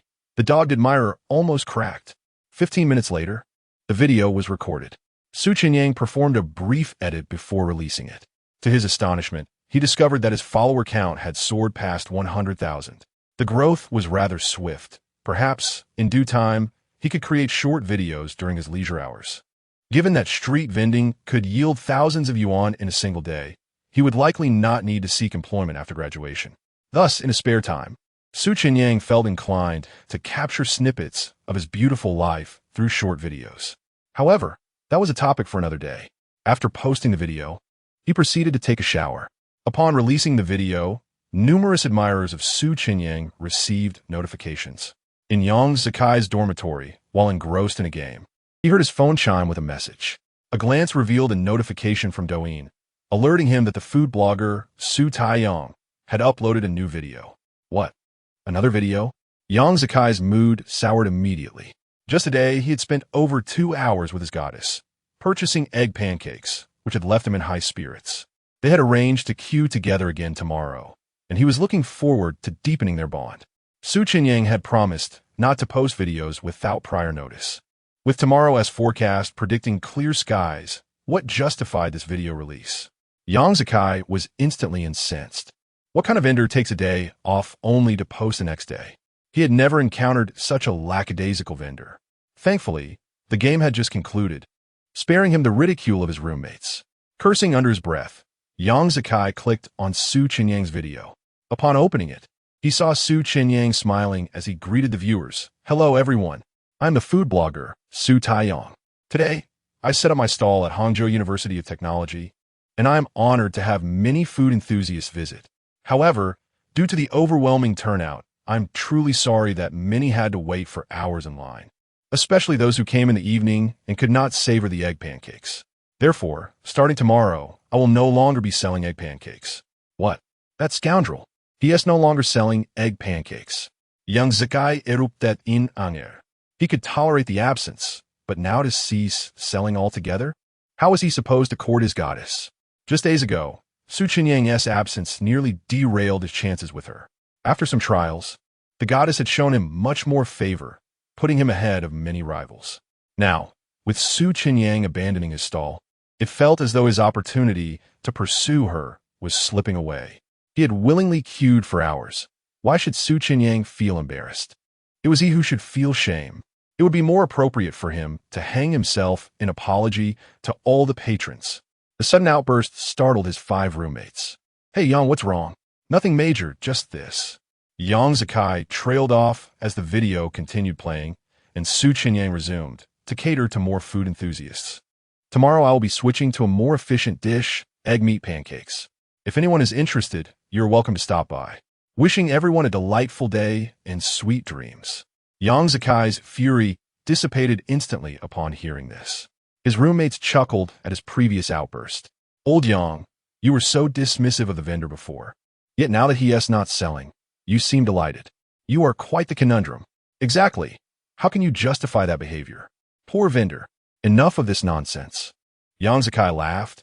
If I end up with Chun Keki, I will surely support this vendor regardless. How shameless can you be? Do you think the vendor cares about your support? You're only interested because the food is delicious. As the group continued their banter in the girls' dormitory, Chun Keki promptly came across Chenyang's video. She turned to her friend Xia Yuro, who was still studying, and said, Yuro, this vendor just announced he won't be selling egg pancakes anymore.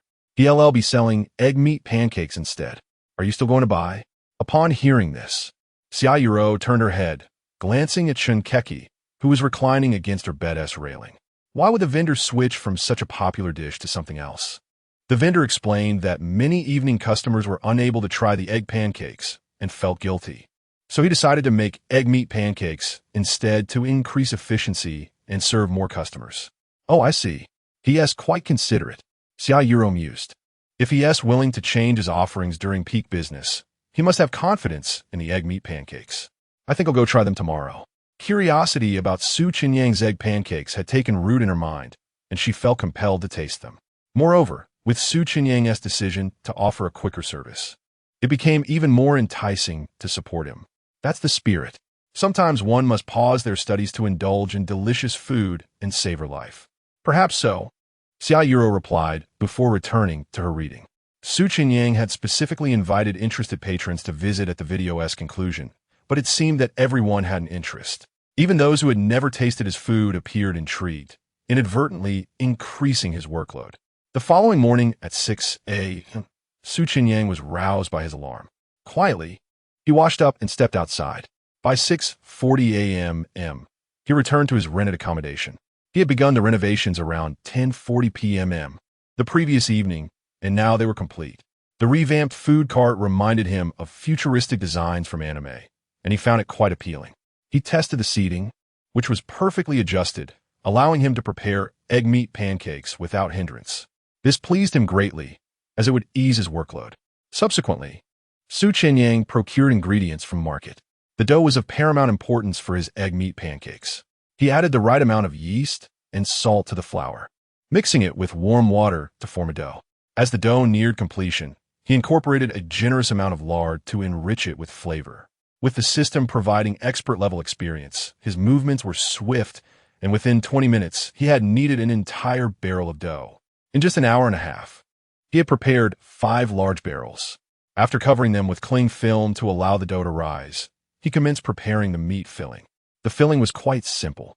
He finely chopped green onions using a meat grinder and set them aside to ensure they would not disrupt the texture when eaten.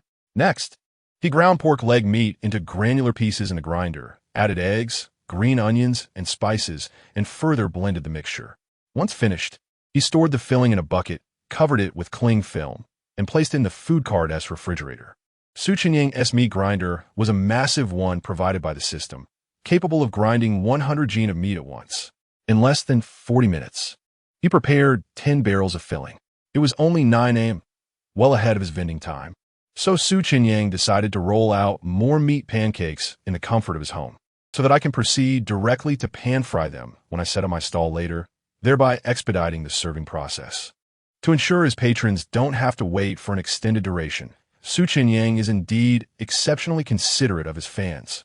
Chapter 24. The school bell comes to buy egg meat pies.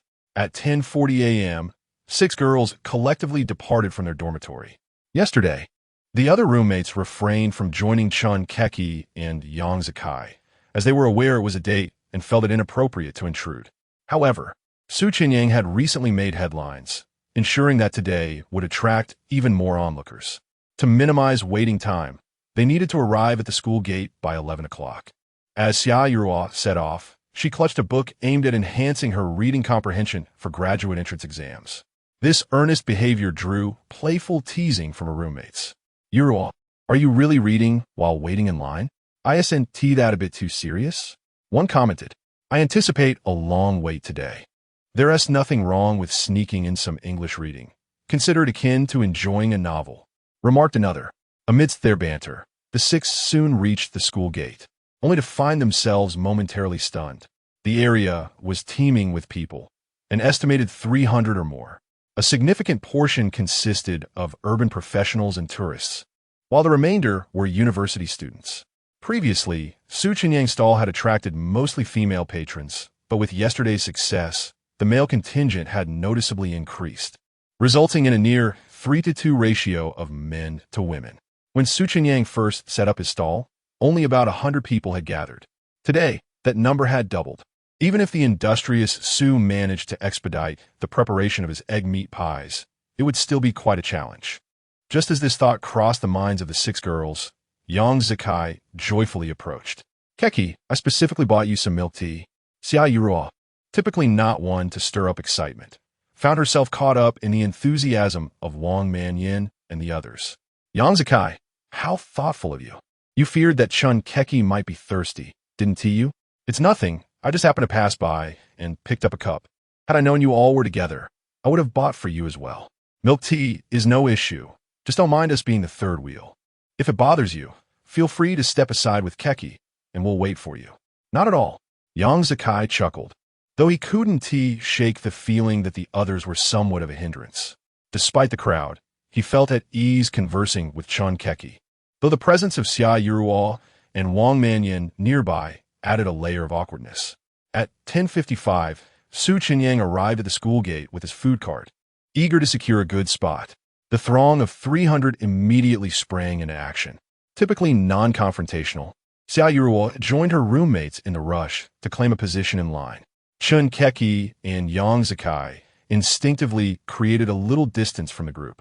Surprised by the overwhelming crowd, Su Chenyang wondered aloud, "This is far more than usual. How do we double the turnout overnight?"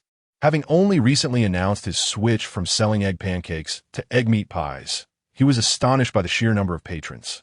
Unsure if they had seen his promotional video, the other stall owners looked on with envy, as one individual drew all the customers. Yet they also benefited, as many had chosen not to purchase from them earlier in anticipation of Su Chenyang's arrival. Given the likelihood of more professionals arriving, they were less resentful of his success. The queue formed neatly, avoiding a chaotic snarl at the gate, with delighted individuals at the front and those less fortunate resigned to a longer wait. Female patrons were particularly considerate, as many males yielded space for them.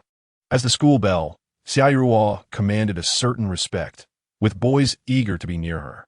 Initially, she had intended to stay close to her roommates, but was soon surrounded by eager young men, creating a barrier between her and Wang Manyan.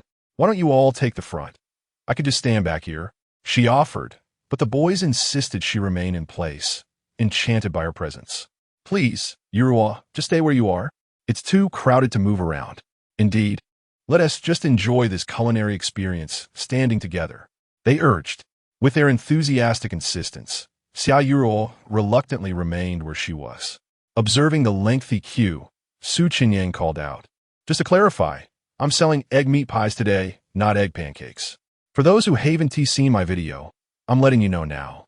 We're aware you're selling egg meat pies. Boss, hurry up with the cooking," came the chorus of encouragement. With a resigned smile, Su Chenyang opened the electric griddle on his cart, retrieving a large tray of egg meat pies from the freezer. After placing them on the griddle and cranking the heat to maximum, he announced, "It takes about 10 minutes to cook the pies. Please bear with me. They're priced the same as before, 20 yuan each." This price elicited no objections. A curious girl at the front of the line asked, "Boss, don't you need to add oil for the egg meat pies?" Su Chenyang explained, "I incorporated an appropriate amount of lard into the dough during preparation, so no additional oil is necessary while cooking. Otherwise, the traditional method of greasing the pan would slow things down." "Oh, I see," the girl replied, appreciating the thought and innovation that Su Chenyang had put into expediting the cooking process. A boy behind her chimed in, "Boss, your food cart seems different from the one in the video." "I made some overnight modifications," Su Chenyang replied. "Overnight modifications? It looks considerably larger now. How did you manage that?" The crowd glanced at the cart, particularly those who had visited before, marveling at the apparent transformation. Chapter 25. The perils of serving the infatuated. Many young women did not question the astonishing efficiency of transformation that could be achieved in a single night. They merely felt it was no easy feat. "Boss, you worked tirelessly from dawn till dusk yesterday, and today, in order to prevent customers from waiting too long, you even reformed the food cart overnight. You must be utterly exhausted. You ought to take care of yourself to avoid burning out," one girl remarked compassionately. With a smile, Su Chenyang replied, "There's no choice. As long as people are willing to support us, every ounce of effort is worthwhile. With such a kind heart, willing to exhaust yourself to satisfy your patrons, I believe your business will flourish even more in the future. Thank you for your kind words." As Su Chenyang retrieved a bucket of meat filling covered with plastic wrap and a bucket of dough that had risen overnight from the freezer beneath the cart, he donned the specially designed gloves provided by the system and began preparing meat pies. He pinched off 80 grams of dough, ensuring precision with the system's guidance. When the dough felt light, he would take a bit more, and if it was too much, he would return a portion. Next, he extracted 300 grams of pork filling and quickly enveloped it with the dough. In less than 5 seconds, using deft hands, he encased the large chunk of filling with a small piece of dough. Subsequently, he rolled the dough into a circular shape for the meat pie, completing the entire process in less than 15 seconds. Finally, he placed the prepared egg meat pie onto another baking tray. Continuing with the rhythm of wrapping more filling and rolling out dough, the entire operation flowed seamlessly. "Boss, your movements are astonishingly proficient. How many years have you been a chef?" one onlooker inquired. "I've only been doing this part-time recently, Perhaps it's just a natural talent, Su Chenyang replied modestly. Yet, the queue of patrons, particularly those who had witnessed his skillful speed, found it hard to believe that such mastery could be acquired in a short span. Surely, it takes at least 2 or 3 decades of experience to achieve this level of finesse, they mused. Su Chenyang, still in his early 20s, could not possibly have started learning culinary arts from a young age. Isn't this an egg meat pie? Why don't you add eggs? Another patron queried. I already incorporated eggs into the meat filling while grinding it. Additionally, some eggs are mixed into the dough, so you'll taste the egg's flavor when you eat it later. Ah, I see. As Su Chenyang busily crafted the egg meat pies, those in line engaged in lively conversation, especially the boys who diligently attempted to strike up discussions with the school beauty, Xia Yuro. Despite her focus on her graduate entrance exam vocabulary, the boys, undeterred by her concentration, persisted in their chatter. Yuro, can you really study English with all this noise? Doesn't it bother you? One asked. It's fine. I'm used to it. If you focus a bit, it's not too distracting, she replied. One of the boys complimented her. Your concentration is remarkable. I can't study in a noisy environment at all, seeing that they were merely discussing academic matters. Xia Yuro did not mind their interruption. You might try listening to some light music with headphones while studying. It could help. Gradually, you'll adapt to studying in a noisy environment, and even a bit of commotion won't phase you, she suggested. That's a great idea. I'll try that. The boys responded enthusiastically. By the way, Yuro, which school are you planning to apply to for your graduate studies? Naturally, any boy daring to entertain thoughts of the esteemed school beauty would have commendable grades. Xia Yuro, for the moment, was focused on her studies, knowing that if she were to attend the same school for her master's, she wouldn't neglect her studies entirely. After all, there might still be opportunities. Her beauty was undeniable. Even in a new graduate program, she would surely stand out. If they maintained their connections from university, their relationship could flourish during their studies. I'm not sure yet. I'll see which schools I can apply to as the exam approaches, she replied, intent on simulating the exam experience and assessing her capabilities before making a decision. Having said that, she lowered her head to continue studying. However, the boys were eager to keep the conversation alive, seizing the rare chance to engage with the goddess. They relished the opportunity, fearing that if they didn't maximize this moment, it would be a regrettable misstep. Su Chenyang observed the lively discussions among the young men and women in line, particularly those flanking Xia Yuro, who were animatedly chatting away. He silently scoffed. What do these infatuated fools think this queue is? A dating venue? It struck him as absurd that while he toiled through the queue, these sycophants found joy in what should be a tedious wait. Unbeknownst to him, 10 minutes swiftly passed, and he had already prepared over 30 meat pies. Just then, the egg pancake in the electric griddle was ready, prompting Su Chenyang to pause his rolling, turn off the heat, and retrieve a tray of meat pies he had prepared earlier, bringing out 15 to combine with those he had just made. With heat-resistant gloves, he took out the tray of cooked meat pies and placed a new tray on the griddle to continue cooking. He swiftly packaged each meat pie into an oil paper bag, placing them into a basket for patrons to serve themselves. With 50 pies available in total, his speed was a boon for those genuinely eager to purchase the egg meat pies. However, among the first 50, several boys were displeased. It's too fast. 10 minutes, and it's already our turn? I'm only in the 40s in line. They grumbled. It's one thing to be faster than the egg pancake, but this is excessive. Frustration brewed among the boys, who had initially anticipated a leisurely chat with the beauty. Now, they faced the prospect of their opportunity being cut short in just 10 minutes. At this rate, I'll barely have 20 minutes of interaction, they lamented. Each meat pie was completed in record time, leaving them bewildered. Is this guy in such a hurry to finish? He.S. cranking out these pies like there's no tomorrow. Talk about an absurd pace. They grumbled, feeling robbed of their chance to impress the goddess. Chapter 26. The campus bell has also fallen. In the team, the sycophants were ultimately a minority, so even if there were dissenting opinions, they dared not voice them. They could only silently move forward in the line, each scanning their codes to pay for their pastries before discreetly departing. Many who received the egg and meat pie could hardly contain their eagerness to savor it. The girl who was first in line took her pie without regard for whether it was freshly cooked, indulging her cravings with a substantial bite. However, as she bit down, The succulent juices from within the pie spilled out, scalding her, prompting her to quickly release her grip. Though she did not manage to fully taste the pie, the residual juices left a tantalizing flavor in her mouth, rich with meaty aroma. The flavor was incredibly fresh and robust.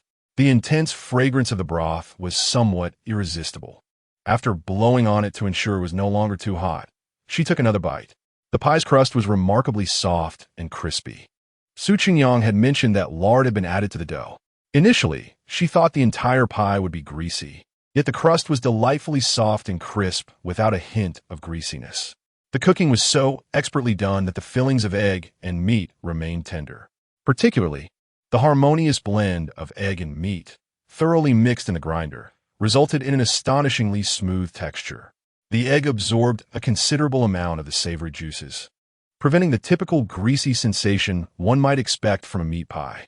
The minced green onion was finely chopped, resembling seaweed flakes. It enhanced the fragrance without compromising the delicate texture of the filling. What this girl found most appealing was the uniformly thick crust of Chenyang's pie, with its edges consistent all around. Typically, pies have thicker edges, leading many to discard them. Chenyang had successfully avoided this flaw, delivering a first bite that was utterly perfect, instantly winning her over with its flavor. It was explosively delicious, even surpassing her fondness for the egg pancake from the previous day. Not just this girl, but everyone who received the egg and meat pie was equally enchanted by its taste, particularly the business travelers and tourists visiting Hangzhou, who were all giving thumbs up in approval. Boss, your egg and meat pie is truly exceptional. I frequently visit Hangzhou for business throughout the year and have tried many shops. Yours is undoubtedly a culinary marvel in the city. To say it's the best in the nation would not be an exaggeration. I've traveled all over and have never encountered a pie this delightful. Charging 20 yuan for this egg and meat pie feels almost charitable, they continued. Chenyang, remaining humble, replied, "It's not that impressive. Perhaps it simply aligns with your tastes. Please don't be so modest. In any five-star hotel, this would be a signature dish, easily fetching hundreds." One traveler lamented, "I had a flight at 10, but your egg and meat pie is so delicious that I almost don't want to leave. If I have the chance to return to Hangzhou, I will definitely come back for another." As those who had purchased the pies praised them, the patrons at the back of the line grew increasingly impatient, eager to taste the delectable offerings. Even Xia Yura, usually engaged with the boys around her, found herself captivated by the expressions of those relishing their meals. She mused to herself, "How delightful could it be? I'm growing a bit anxious waiting." Seeing the goddess so enthralled by the food that she was unwilling to converse with them only deepened the disdain the boys felt towards Chenyang. Yet, Chenyang remained indifferent to the sycophants. He continued crafting the meat pies. Due to the time taken to package the pies, only 7 minutes had passed before the second batch was ready. During this interval, Chenyang had rolled out just 26 pies. After extinguishing the flame, he gathered the previously made pies from the freezer and the freshly baked ones, donned heat-resistant gloves, and removed the cooked pies, placing a new tray in the oven. He then proceeded to package the egg and meat pies in oil paper bags. The patrons were orderly, scanning their codes to pay and collecting their pies. Xia Yurua, being the 42nd in line, successfully obtained her egg and meat pie. As she scanned her code and collected her pie, Chenyang glanced at her. She was undoubtedly the most beautiful girl he had seen at the stall over the past few days. No wonder so many sycophants had been shamelessly vying for her attention, their voices boisterous. Due to the presence of several boys in line, her roommates, Wang Manyin and the others, found themselves at the 51st position and were unable to purchase. Xia Yurua smiled and remarked, "What a pity for you all. Well, luck was a tea on our side." The four expressed, feeling slightly helpless while secretly resenting the boys who had intruded upon their line due to Xia Yurua's presence.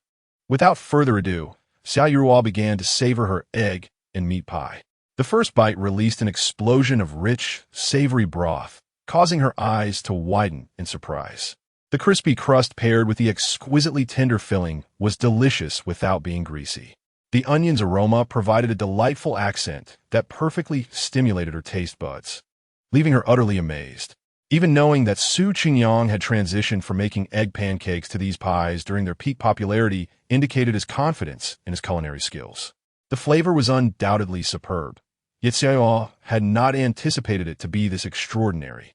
Over the years, she had traveled extensively with her parents during vacations, but had never encountered a stall that produced such perfection. Moreover, the fact that Su Chenyang maintained such attention to detail, even while producing in bulk, was commendable. This egg and meat pie could truly be hailed as the best in the nation. No wonder Keki and the others queued daily. The chef's skills were remarkable. Xia Yuo felt a wave of regret for not having tasted the egg pancakes when they were first sold. Thankfully, there was still time to remedy her oversight. Despite the rigorous schedule for her graduate school entrance exams, Xia Yuo considered that even if she queued daily, she could utilize that time to study without significantly hindering her learning. Among the patrons, Chun Keki and Xia Yuo, who were most familiar with each other, noticed the change in Xia Yuo's expression after she finished the pie. It was one of sheer incredulity. Chun Keki smiled and asked, "Yuo, was it worth the wait today?" Indeed, it was worth every moment. It was truly delicious. Xia Yuo, not shy to admit her enjoyment, responded, "I also think this egg pancake is fantastic. Are you coming back this afternoon?" The boy who had been persistently chatting with Xia Yuo inquired. She indeed planned to return, but disliked the sensation of being incessantly engaged in conversation with no opportunity to escape. "It's hard to say, as I have other study arrangements this afternoon." She then turned to her roommates. "I'll head back to the dormitory now. You all can continue queuing."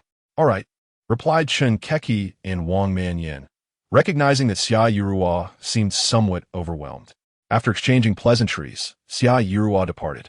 Several boys who had been persistently pursuing Xia Yuru have finally decided to show some dignity and have refrained from their advances this time.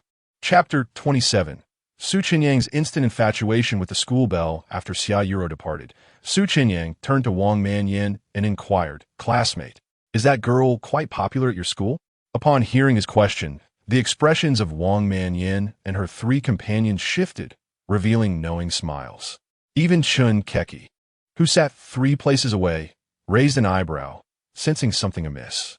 Chun Keki, the furthest from Su Chenyang, wore a mischievous grin. "Boss, have you taken a liking to my classmate? She is not just any girl at school. She is our campus belle, and many aspire to win her affection.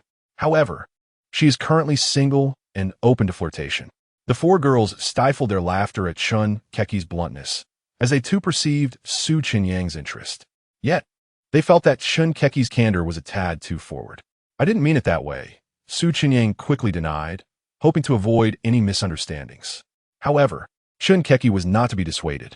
She laughed again. "Boss, if you let me have a free meal today and allow me to skip the queue for egg meat pies next time, I shall share my classmates we chat with you. What do you say?" At that moment, Wang Manyin and her friends chimed in. "Boss, we can act as intermediaries. We are roommates with Euro and can assist you. Do you need our help?" Su Chenyang hastily explained, No, I merely noticed that there were many boys surrounding that girl and was curious." "Boss, you're still shy about it." Chun Keki found it amusing. Typically, handsome young men were seasoned in the company of women.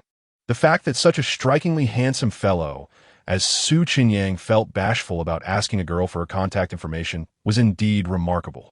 Chun Keki recalled Su Chenyang's claim of being a straight man with no female admirers and deemed it authentic. "Really, I was just asking casually." "Don't misunderstand," Su Chenyang said, beads of sweat forming on his forehead. He was merely inquiring, and if it were misconstrued, it would be quite awkward. "Is that so?" Chun Keki remained skeptical. She had been one of Su Chenyang's earliest patrons since his first day of selling food. Despite the presence of attractive girls during his previous stalls, he had never shown any interest. Now, having inquired about Xia Yuro, it seemed unreasonable to assume he had no ulterior motive. As Chun Keki contemplated teasing Su Chenyang further, a boy from behind interrupted, "Boss, you need to maintain professionalism. Don't let beautiful girls distract you from your work." "Indeed, boss, lust is a double-edged sword. Don't lose focus upon seeing a pretty face." Su Chenyang's swift actions had already irked them, and now, witnessing the campus belle, they slowed down. Who permitted such behavior? They insisted he maintain his pace. Chun Keki turned to observe the boys, finding their remarks amusing, tinged with envy. Yet, she recognized that envy held no value. Su Chenyang was not only handsome, but also possessed culinary skills. While it was impossible to gauge his prowess solely from his egg pies, one could surmise that his regular cooking must be delectable. Furthermore, his business was thriving, suggesting he earned a handsome profit. A man who was both attractive and capable was undoubtedly a catch. Thus, what use was envy? As the boys reminded Su Chenyang that lust could be perilous, he thought them audacious. "I was he slacking off while speaking," he retorted, and then focused intently on his work. "I want he return here tomorrow," Su Chenyang mused. Although Xia Yuro was indeed beautiful, she epitomized the diligent student who brought books to queue for food, clearly prioritizing her studies. Su Chenyang recognized that he was not her type. Moreover, her beauty was vibrant and striking, a style that did not appeal to him. Since the campus belle of Hangzhou University of Technology did not align with his aesthetic, and he had not encountered any other captivating girls in the past 3 days, he concluded it was time to change his vending location. 10 minutes later, another batch of egg meat pies was ready, serving 50 customers. Those who received their pies promptly moved aside to savor their treats. Even the boys who had previously criticized Su Chenyang for lacking professionalism were compelled to acknowledge, "This guy's culinary skills truly are impeccable. This delicacy is addictive." Girls typically had a weak resistance to delicious food, and if the boss genuinely harbored feelings for Xia Yuro, it was no jest. The boys felt a pang of sorrow.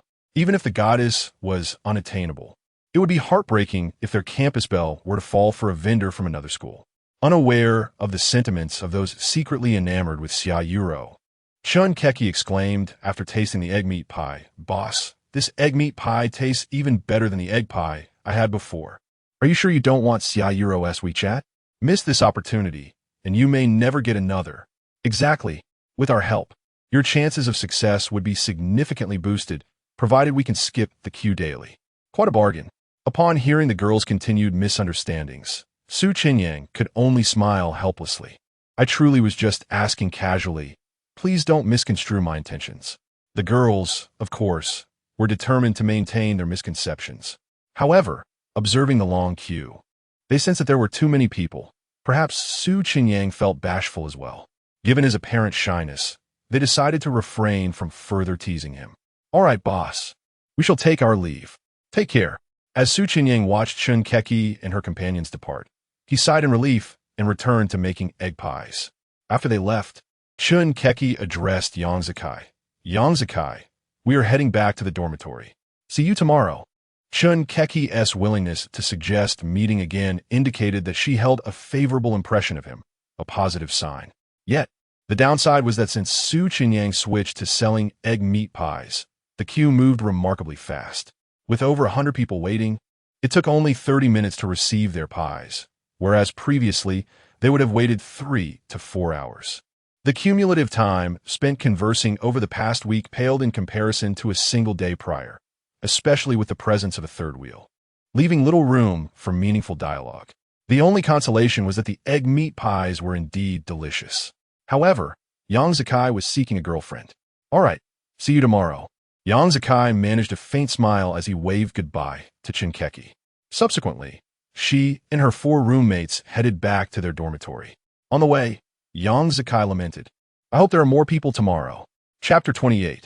A stand-up guy makes the campus belle waver.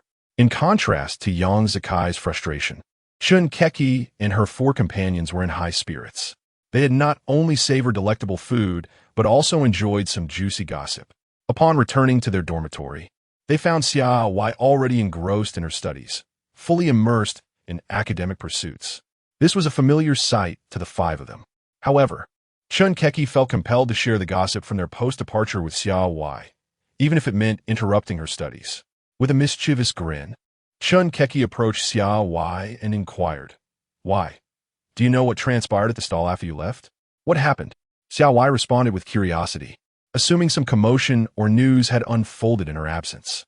However, Chun Keki's subsequent response left Xia Wai both amused and bewildered.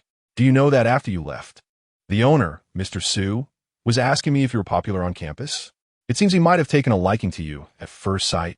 "Impossible, don't joke around," Xia Wai immediately retorted, suspecting Chun Keki was playing a prank. "It's true. Ask the other 4, Chenyang insisted. The other four chimed in, "Indeed, why?" Right after you left, Mr. Su directly asked Chenyang if you were popular at school. If he wasn't smitten with you, why would he suddenly ask that? Our campus belle charme is undeniable. Even the most diehard straight man is captivated by your allure. Despite the collective affirmation, Xiao Wai remained skeptical. Are you all ganging up on me? I don't think that owner is so superficial. While waiting in line, Xiao Wai had observed Su Chenyang, curious about his egg pancake making process. Having tasted his egg and meat pancake, she admired the meticulous attention to detail, even in the crust's edges. Xiao Wai perceived a craftsman's spirit in Su Chenyang.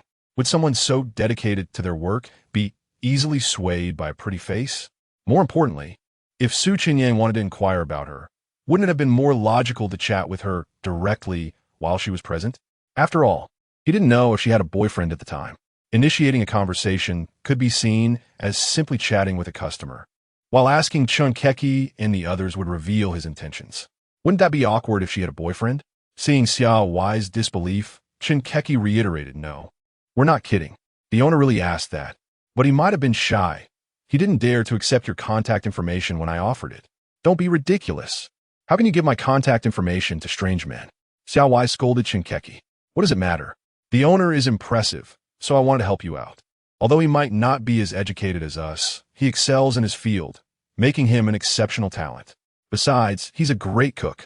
Imagine being able to eat top-notch cuisine every day as his girlfriend. The main thing is that he's handsome, makes money, and isn't a playboy, even if he's a bit of a straight arrow.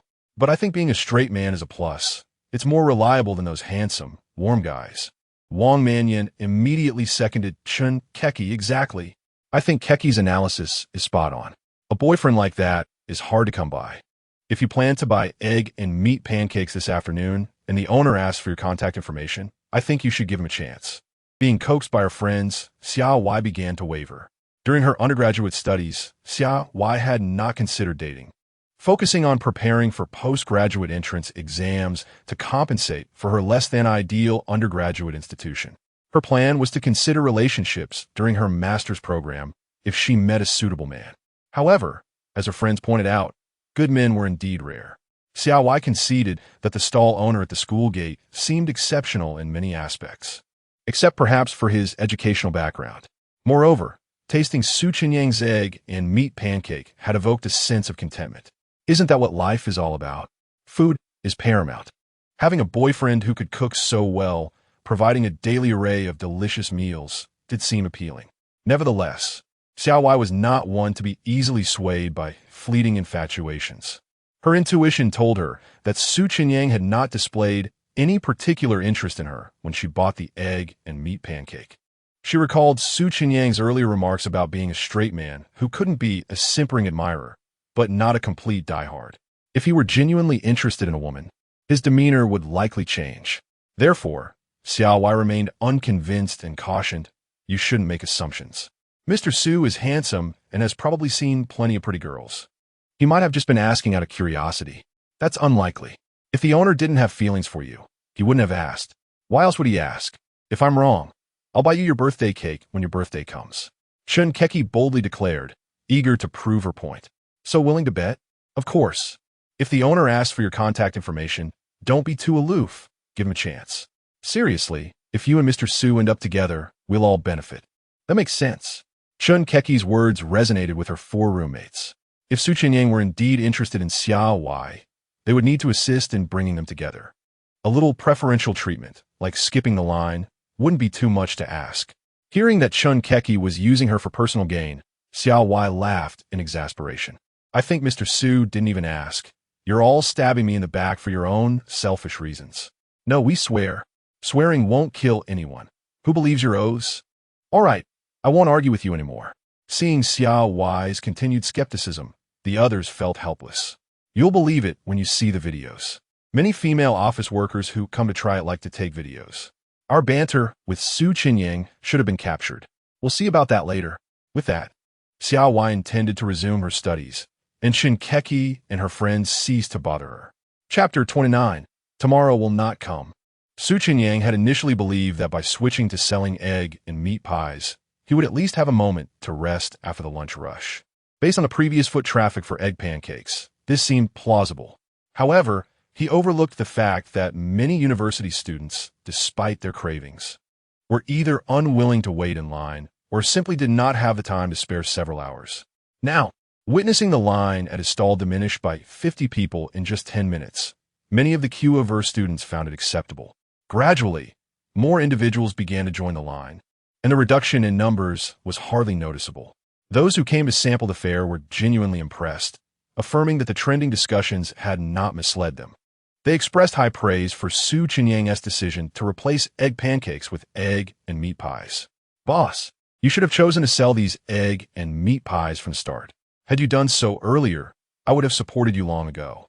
You simply do not understand the plight of us freshmen, with classes all day, who has time to wait in line for hours.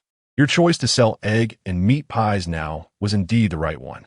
They are so delicious that I would come every day just to enjoy them. Honestly, it would be perfect if I could buy two. One is simply not enough for someone with my appetite. Su Chenyang could only respond modestly to the compliments, knowing he would not be returning the next day. He was also unable to lift the purchase limit to satisfy the larger appetites of certain male customers. Otherwise, nearly everyone in line would buy 2 egg and meat pies due to connections. As the sales of the meat pies progressed, the stock Su Chenyang had prepared that morning was quickly depleting, resulting in a slowdown in his service. With the pre-made egg and meat pies, he could produce approximately 6 batches in an hour. Now, even exerting all his strength, he could barely manage 4 batches in the same time frame. Nevertheless, this was still a significant improvement compared to when he sold egg pancakes. As the busy hours passed, it was now 5:30 p.m. Anticipating the imminent school dismissal peak and the after-work rush, many chose to queue up early.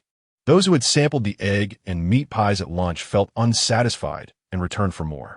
Among these repeat customers were Xia Yuru and her 5 roommates. This time, Xia Yuru had not brought her books. Instead, she was absorbed in her phone, wearing headphones and using an app to memorize vocabulary. Just as she was about to begin, Chun Keki chimed in, "Yuru, if the boss asks for your contact information later, don't refuse." With that, Chun Keki playfully nudged Xia Yuru with her shoulder, implying that she understood what was meant. In the afternoon, while Chun Keki and her friends were scrolling through short videos, they stumbled upon a clip of Su Chenyang inquiring about Xia Yuru's popularity, which they shared with her. Xia Yuru realized they were not joking. However, she still did not believe that Su Chenyang had asked out of infatuation.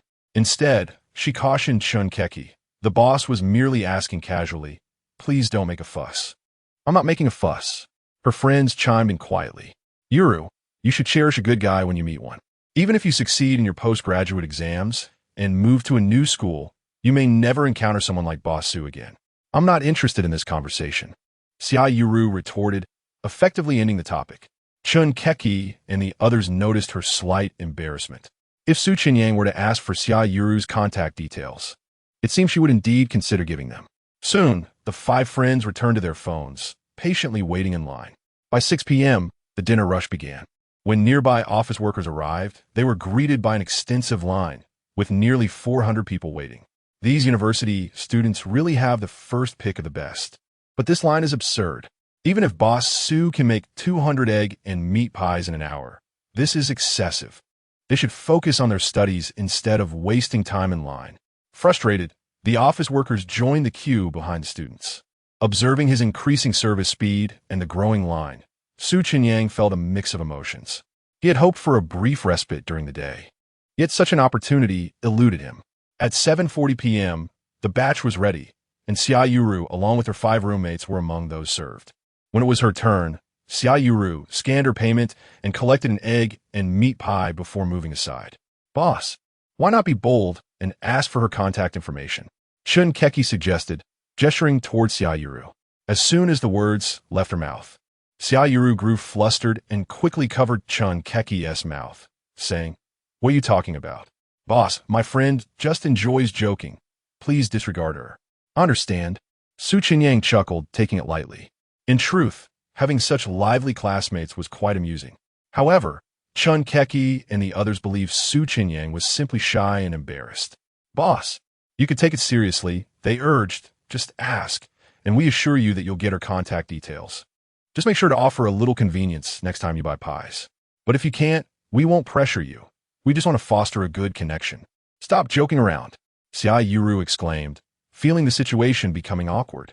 Yet deep down, she felt a flicker of anticipation at the thought of a charming and capable young man like Su Chenyang asking for her contact information. Compared to the boys who pursued her at school, Su Chenyang had numerous admirable qualities. Su Chenyang was genuinely taken aback by the misunderstanding that had arisen from his casual inquiry earlier, especially in front of the young woman. He was, in fact, quite bashful. I truly was just asking casually, without any intention behind it. I won't be coming here to sell anymore. That should clear things up. He casually warned his university student fans that he would not be returning, not coming back. When a boy has his eye on a girl, he doesn't just give up before even trying, especially with all the hints you five have been dropping. If he wanted her contact information, he could easily obtain it. How could Su Chenyang simply leave? At this moment, even the boys waiting in line behind them were skeptical. What's he pretending for? After a few days of selling, he notices the other girls are indifferent, then asks about the campus beauty just to find out if she has a boyfriend. He clearly has feelings, but pretends otherwise. How insincere. As the boys internally criticized Su Chenyang, Shinkeki broke free from Xiaoyuru's grasp and said, "Boss, are you really going to miss tomorrow? If you don't come, you want to see our campus beauty again. Come on, let us go." Xiaoyuru insisted, pulling Chun Keki away, confident that the others would follow suit. If one does not assert oneself, how many will persist indefinitely? Although Su Chenyang had just stated that he meant no offense, Xiaoyuru felt a flicker of hope within. Nonetheless, she believed that a man with depth would be far more desirable. After all, Su Chenyang was merely setting up a stall by the school gate. Xiaoyuru felt that time was on her side and that further acquaintance could wait. As Wang Manyin and the others watched Chun Keki being taken away, they decided to take their leave. Before departing, they playfully remarked, "Boss, if you desire our contact information, remember to be bold." These girls were undeniably exuberant. Su Chenyang chuckled and shook his head, returning to his task of preparing egg pancakes. Chapter 30. Teaching Su Chenyang about romance at 8:30 p.m., two female professionals, having just concluded their overtime, approached the end of the queue. Su Chenyang promptly called out, "Ladies, I sincerely apologize, but the ingredients for today have all been exhausted. You will have to return tomorrow." "What? At this hour it's all gone? How unfortunate." The two young women felt a wave of disappointment wash over them. "I truly regret it, ladies. Considering the patrons currently in line, I have prepared a total of 2,000 egg meat pies today. My hands are nearly cramping from the effort, and I simply cannot make any more." The figure of 2,000 egg meat pies left no room for anyone to question Su Chenyang's capabilities. In contrast to the mere 400 he had managed to sell on a previous day, this was a substantial increase. Unfortunately, the sheer number of customers made it impossible to satisfy everyone, especially those who returned after sampling the pies at noon. Upon hearing Su Chenyang's explanation, the two women could only lament their late working hours. "Well then, we shall have to return tomorrow." They resigned themselves to visiting a nearby stall for a quick bite instead. The other vendors near the school entrance were in high spirits, reveling in the unprecedented influx of customers. Many who purchased egg meat pies found themselves still hungry and would often stop by their stalls for additional snacks. Consequently, business was thriving for all. As the evening progressed, at 10:20 p.m., Su Chenyang closed his stall and departed, his spirits soaring.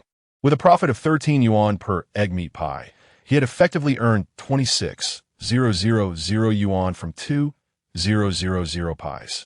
Were it not for the system providing me with full-level experience, my dexterity would be insufficient to manage this alone. Upon returning to his rented accommodation, Su Chenyang connected the water pipes and activated the automatic cleaning feature of his food cart. Name: Su Chenyang, Gourmet points, 2057 with an abundance of points. Su Chenyang resolved to explore the system's lottery feature. System: I wish to participate in the lottery. Understood.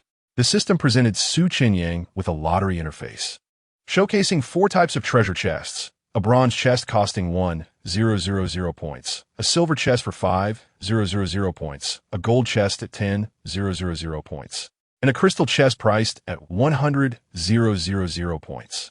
Naturally, Su Chenyang could only afford a bronze chest. He purchased one. Name: Su Chenyang, Gourmet points, 1057 upon opening it. The interface revealed, "Congratulations. You have received a daily income doubling card." This card simply allowed for the doubling of income for that day. Su Chenyang promptly utilized it, knowing he could draw again tomorrow. After using the card, a text message arrived, notifying him of an additional 26,000 yuan deposited into his account. Over the course of 3 days of selling, he had amassed approximately 60,000 yuan. With this system, it's impossible to remain impoverished. A monthly income of 100,000 yuan is effortlessly within reach. As he anticipated even more rewarding treasures from higher point chests in the future, he decided against drawing a second chest, opting to save his gourmet points instead. At 10:45 p.m., Su Chenyang returned to his dormitory. Upon entering, he was greeted by the familiar scents and the well-known formula of his surroundings. His 5 roommates immediately launched into a playful admonishment.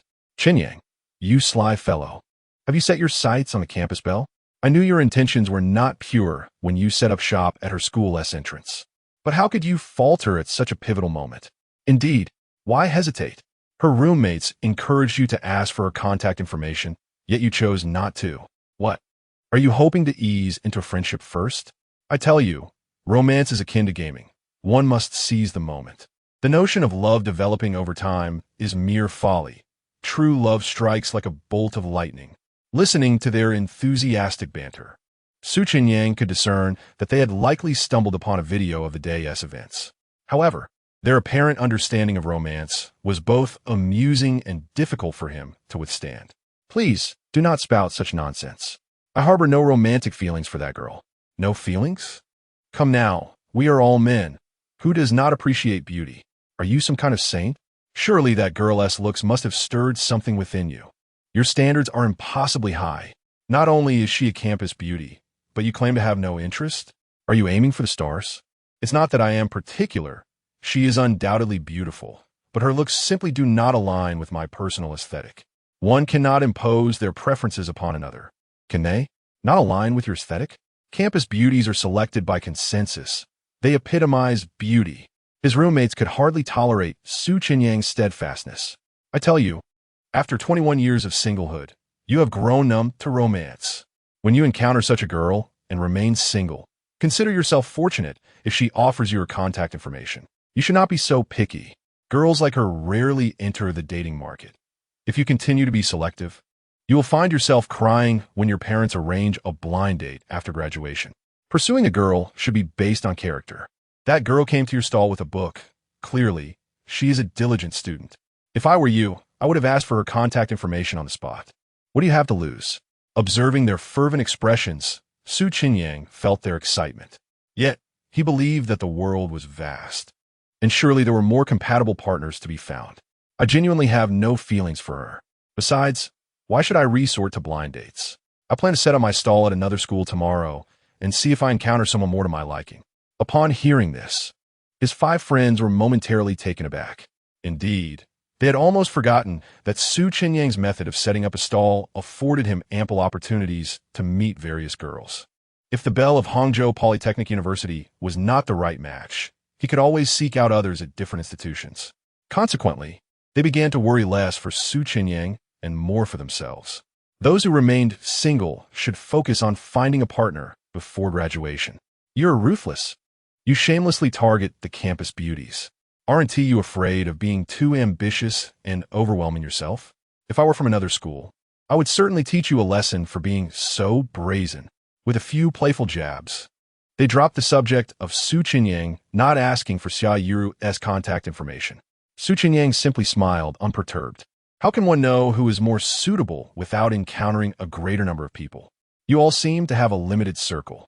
Encountering a girl who catches your eye leads you to treat her as a goddess.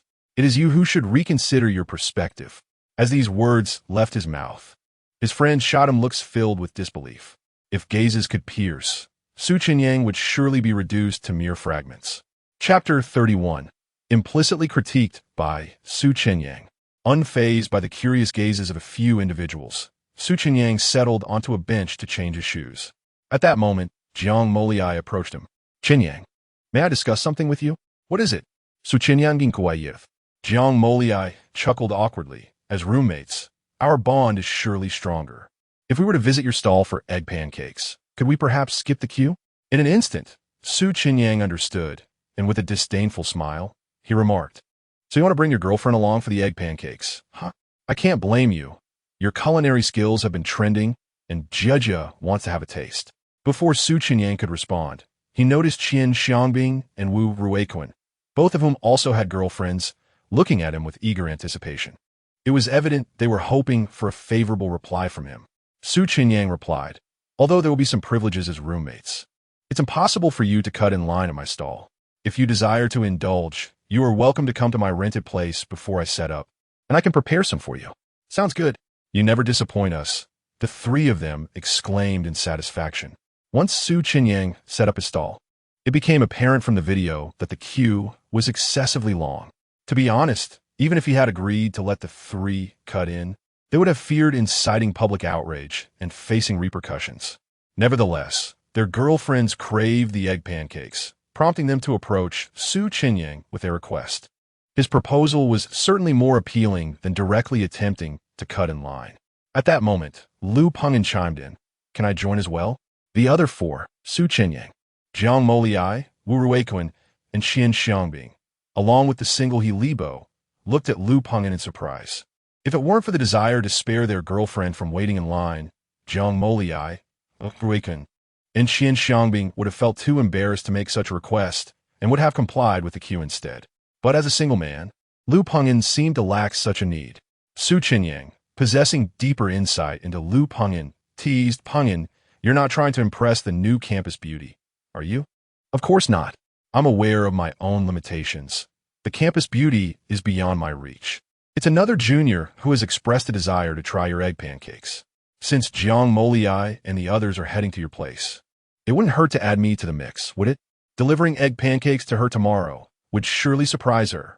At this revelation, Jiang Moliai and the others could no longer contain themselves, playfully deriding Lu Pengin. Old Lu, how shameless. You're exploiting our roommate bond to deceive an innocent junior. Exactly. You won TQ, and she'll think you've waited for hours, completely unaware, and then be touched by your supposed dedication.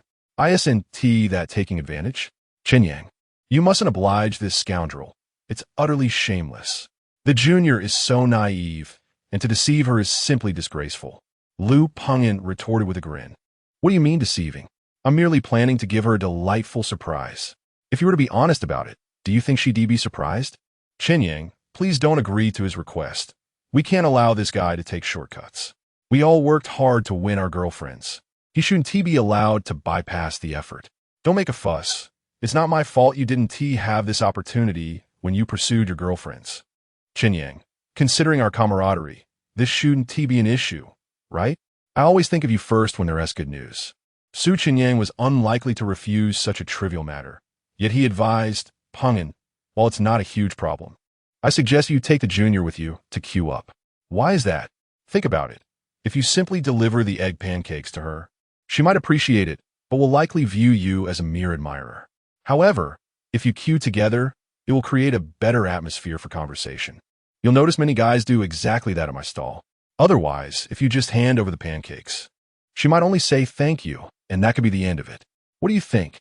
Lu Pengin fell into contemplation, recognizing the validity of Su Chenyang's words. The essence of pursuing a girl lies in the interaction shared, rather than superficial exchanges over messaging apps. Without time spent together, the chances of success diminish significantly.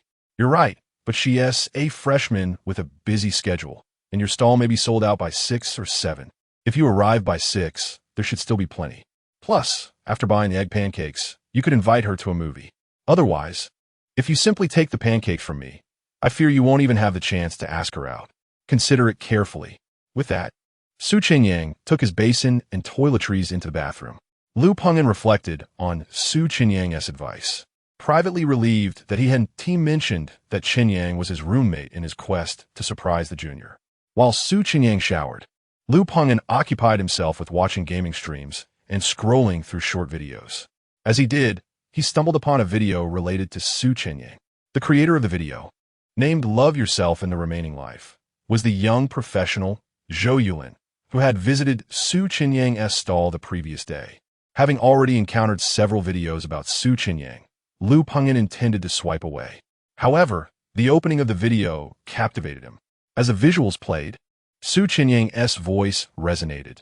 There are far too many sycophants in this world. Why was Chenyang discussing sycophants again when a beautiful woman came to buy egg pancakes? Liu Pengyan felt this was a version he hadn't seen in previous short videos. Given that the creator was an attractive woman, he decided to watch the content. The video commenced with Zhou Yulin's attention-grabbing editing. Following the introduction, the main content featured a conversation between Zhou Yulin and Chenyang. As they discussed Chenyang's single status, the tone shifted, particularly regarding his commentary on sycophants, which left Liu Pengyan feeling somewhat offended. 20 minutes later, as Chenyang emerged from the bathroom, Liu Pengyan called out, "Hold on a moment. What is up?" Instead of responding directly, Liu Pengyan played the audio from the short video. For instance, when it comes to queuing for purchases, some sycophants, despite their reluctance, will endure the sweltering sun for hours just to accompany the girl they admire. Some even go so far as to wait under the scorching sun for hours, allowing the girl to rest while they fetch her the items. They are willing to change themselves for the sake of a girl, which I doubt they apply as much effort to their studies. If they were as diligent in their studies, they might have a chance at top universities. Meanwhile, the sycophants, who constantly check in, risk being labeled as straight men if they don't conform. Therefore, how can emotional intelligence even compare to that of a sycophant? After listening to his own words from earlier in the day, Chenyang curiously inquired, "Is there something wrong with what I said?" "Is there?" Liu Pengyan chuckled and retorted, "If this weren't something you uttered yesterday, I would doubt that you were mimicking me. No, in fact, you are imitating me. You disdain such individuals. Yet you still want me to queue up. You must be joking." Upon hearing this, Chenyang realized the truth. Liu Pengyan, despite his evident desire to pursue his female junior, was inwardly reluctant to stand in line. Having just been persuaded by Chenyang, Liu Pengyan decided to accompany his junior tomorrow to queue for egg and meat pies. Thus, it seemed that Liu Pengyan indeed met all the criteria of a love-struck fool as described by Chenyang in the video. Chapter 32, was he really not joking at that time? When Chenyang persuaded Liu Pengyan to take this course of action, he certainly did not harbor such thoughts. Chenyang hurriedly clarified, "What I meant was the other boys waiting in line with girls at the school gate. I certainly did not imply anything about you." "I suppose I'll reluctantly believe you," Liu Pengyan retorted with a hint of annoyance. Just as Chenyang contemplated climbing into bed for an early night, a sudden thought struck him, prompting him to rush to the balcony and record video. He deemed it necessary to inform his followers that he would not be setting up his stall at Hangzhou Polytechnic University the next day, to spare many white-collar visitors an unnecessary trip. 15 minutes later, he sent the video out into the world. However, at that moment, Chenyang discovered that his Douyin account had amassed 200,000 followers. The growth in his follower count was quite impressive.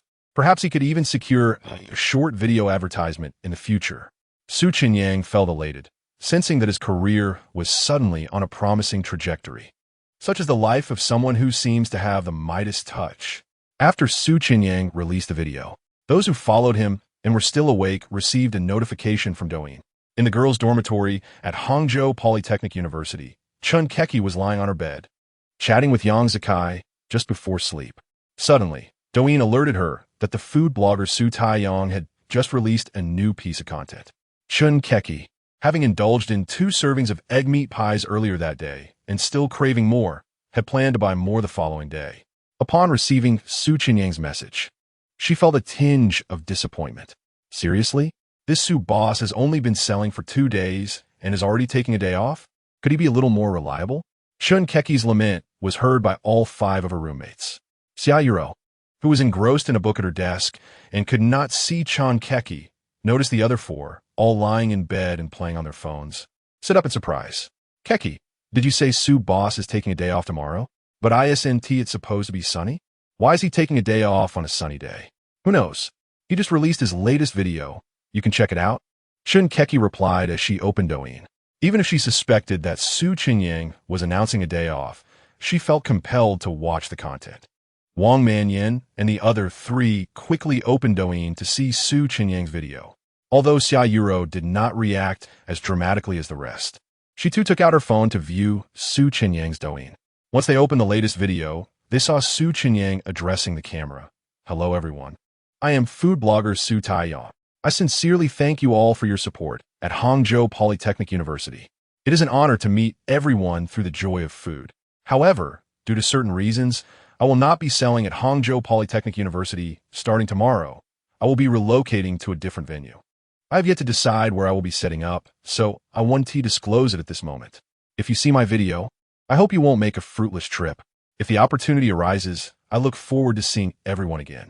Wishing you all a pleasant mood, sweet dreams, and good night."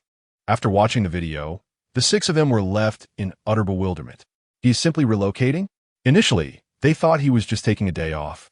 Now he won't be returning at all, which is even more disappointing. As they were now in their senior year and had a lighter academic load, they found joy in queuing for food every day, especially for such value-for-money treats. Therefore, even though the past few days have been tiring, Chenyang and her friends have been enjoying themselves. However, just as they were beginning to relish the experience, the news of the stall's relocation struck a painful chord. The one most affected was undoubtedly Xia Yuro. When she purchased the egg meat pie today, she felt regret for not having queued earlier to taste the egg pie. Yet, considering that Chenyang had been selling food there daily, she thought it wasn't too serious. But now, after just one day of her presence, he decided to stop selling altogether. Was this some kind of joke? At that moment, Xia Yuro speculated on the reason behind this abrupt change. She believed it must have been Chenyang's teasing that had gone too far, causing Chenyang to feel too embarrassed to return. Xia Yuro, with a hint of irritation, said, "Keki, see what you've done? I told you not to joke around recklessly. Now look, you've scared the boss away." Upon hearing this, Wang Manyan and the other three roommates considered that perhaps Chenyang's teasing had indeed gone overboard, leaving Chenyang too embarrassed to return. However, since they too had teased Chenyang, they felt they had no right to criticize Chenyang. Thus, in the dormitory, only Xia Yuro had the standing to admonish Chenyang. Feeling the weight of Xia Yuro's words, Chenyang felt a twinge of embarrassment. She truly had not anticipated that her jest would lead to such a situation. How was I to know that the boss was not joking at the time? He is so handsome. What girl wouldn't want to pursue him? Why make it so awkward? Chenyang was genuinely baffled, having never encountered a handsome man so shy. Among the few good-looking guys at her school, they were all exceedingly outgoing, actively participating in various club activities, undoubtedly social butterflies. Whenever those boys saw Xia Yuro, they would eagerly ask for her contact information, trying to flirt with her. Yet, Chenyang, upon noticing Xia Yuro's beauty, merely inquired about her and made a joke, but then hesitated to pursue her. This level of shyness seemed excessive. It was truly hard to comprehend. Xia Yuro remarked, "Perhaps he never intended to pursue anything. Your teasing made him uncomfortable, especially in such a crowded setting. Now, it's unfortunate, because if we want to enjoy his snacks in the future, we'll have to travel to another location. It was so convenient when he was right at the school gate. You've effectively chased him away, and now it'll be a hassle. Isn't that counterproductive? Do you really think that if you hadn't made those jokes, you would have lost out on something?" Chenyang was left speechless by Xia Yuro's critique. At that moment, Chenyang thought of a rather futile suggestion. "Yuro, since the boss is quite reserved, why don't you take the initiative to ask him for his contact information?" The mere thought of this ridiculous idea from Chenyang left Xia Yuro utterly flabbergasted. "Oh please, don't keep coming up with ridiculous suggestions. I doubt he has any interest in me. Asking for his contact information? How could you even think of that?" Xia Yuro retorted, exasperated. "I was just throwing the idea out there. Once we find out where he is set up next time, we can think of a way to persuade him to return." Chenyang felt a sense of responsibility to rectify the situation. If he could convince him to come back, that would be wonderful. Xia Yuro had little hope for Chenyang's success. "But you're still around, right?" Chenyang laughed awkwardly, recognizing that she lacked the charm to achieve that, and it would be up to Xia Yuro. "Stop it." Xia Yuro shook her head, feeling utterly helpless. The sudden turn of events had even robbed her of the desire to continue reading. She felt a blend of regret and mild frustration. Was it truly just a passing inquiry? While she had felt embarrassed at the teasing from Chun Keki and Wang Manyan at the time, she couldn't help but ponder why a boy would inquire about a girl's popularity unless he had some interest. All of Xia Yuro's secret delight had been in vain. Chapter 33. The entire internet mourns for Su Chenyang. Xia Yuru felt disheartened, yet there were many who felt even more despondent than her. These individuals were not newcomers to the culinary delights crafted by Su Chenyang. Rather, they were those who had queued at his stall, treating it as a romantic rendezvous. Take Yang Zikai, for instance, who had just been conversing with Chun Keki. In recent days, his rapport with the goddess had been advancing at a remarkable pace while waiting in line at Su Chenyang's stall. Yang Zikai was profoundly grateful to Su Chenyang. However, he soon stumbled upon a video in which Su Chenyang announced his decision to cease operating at the school gate. Yang Zikai's composure shattered instantly. Is this for real? He was doing so well, why stop? Is our school's beauty not stunning enough? Does he have a problem with his eyesight? Yang Zikai began to vent his frustrations. He was present at that moment, and since Su Chenyang had asked Chun Keki about Xia Yuru, clearly showing interest in their school's beauty, he should not leave. Thus, at this juncture, Yang Zikai truly believed Su Chenyang had lost his mind. Not only was he relinquishing the chance to pursue the school beauty, but he was also dragging innocent bystanders like himself down with him. Most crucially, Xia Yuru was breathtakingly beautiful, a goddess whom countless boys aspired to pursue, yet could not attain. Chun Keki had eagerly assisted Su Chenyang in bridging the gap to acquire Xia Yuru's contact information. Not only did Su Chenyang fail to express gratitude, but now he was also abandoning the prospect, an act of sheer ingratitude and treachery. Hearing Yang Zikai's outburst, Zheng Yue and the others could not help but empathize with him. After all, the one who had pushed the joke too far with Su Chenyang was none other than Chun Keki. Yang Zikai could not scold Chun Keki, leaving him without anyone to reason with. However, this boss was exceptionally introverted. If he possessed such looks, he would certainly not be shy. The five of them truly could not fathom what life experiences could render such a handsome man so withdrawn. Aside from Yang Zikai, many boys in the dormitories of Hangzhou University of Science and Technology were fervently criticizing Su Chenyang. Merely complaining was inadequate. As Su Chenyang was oblivious and unable to hear their grievances, many boys took to the comments section of his video to express their indignation. Why don't you come back to cell? The girls were merely joking with you. There was no malice involved. Not only do you fail to show gratitude for the opportunity to connect with our school as beauty, but you also just walk away. Don't you think that is a bit hurtful to her? Come on, don't be so shy. Our school beauty is stunning. If you miss this chance, there may not be another. Just set up your stall here and pursue our school's beauty. Wouldn't that be splendid? What if you succeed? It was not just the boys from Hangzhou University of Science and Technology. Even many office workers who followed Su Chenyang felt helpless regarding his actions. As long as they were aware of where he was selling, they would drive or take public transport to taste his culinary creations. Therefore, it mattered little to these office diners where Su Chenyang chose to set up his stall. Yet Su Chenyang, clearly intrigued by the girl's popularity and harboring thoughts about her, decided to abandon his pursuit simply because she made a few playful remarks. Such a lack of courage and romance was utterly disheartening. Listen to me, my brother. When her roommate jokes around and the girl doesn't seem upset, it's clear she doesn't mind you. When a beautiful girl doesn't harbor ill feelings towards you, it's a promising start. If I were you, I would quickly exchange contact information. You should be grateful to her roommate. It's truly inappropriate to walk away just because of a joke. You're simply too young to appreciate what you have. This girl is the dream goddess of many boys in university. When her roommate offers you assistance, how could you let that slip away? If you don't pursue her now, when you enter the dating market later, you might find no one as splendid as her. You'll regret not having been more tenacious in your youth. The comments continued to surge. However, at that moment, Su Chenyang had already fallen asleep, entirely oblivious to the uproar. His roommates, still awake, came across the latest video he posted and read the exasperated comments below. Lu Peng-en and his friends were filled with envy. Handsome individuals seemed to possess an unyielding confidence. If the school beauty disdained him, it hardly fazed him. If only they could be so carefree. Su Chenyang's audacity left Lu Peng and his friends sleepless that night. A night of silence passed. At 6 o'clock the following morning, Su Chenyang awoke, as usual. After finishing breakfast and returning to his rented accommodation, it was already 6:40. He immediately immersed himself in preparations. By 10:20, several roommates arrived at his stall to purchase egg meat pies. Li Bo, Pengin, why are you two here? Don't you have girlfriends?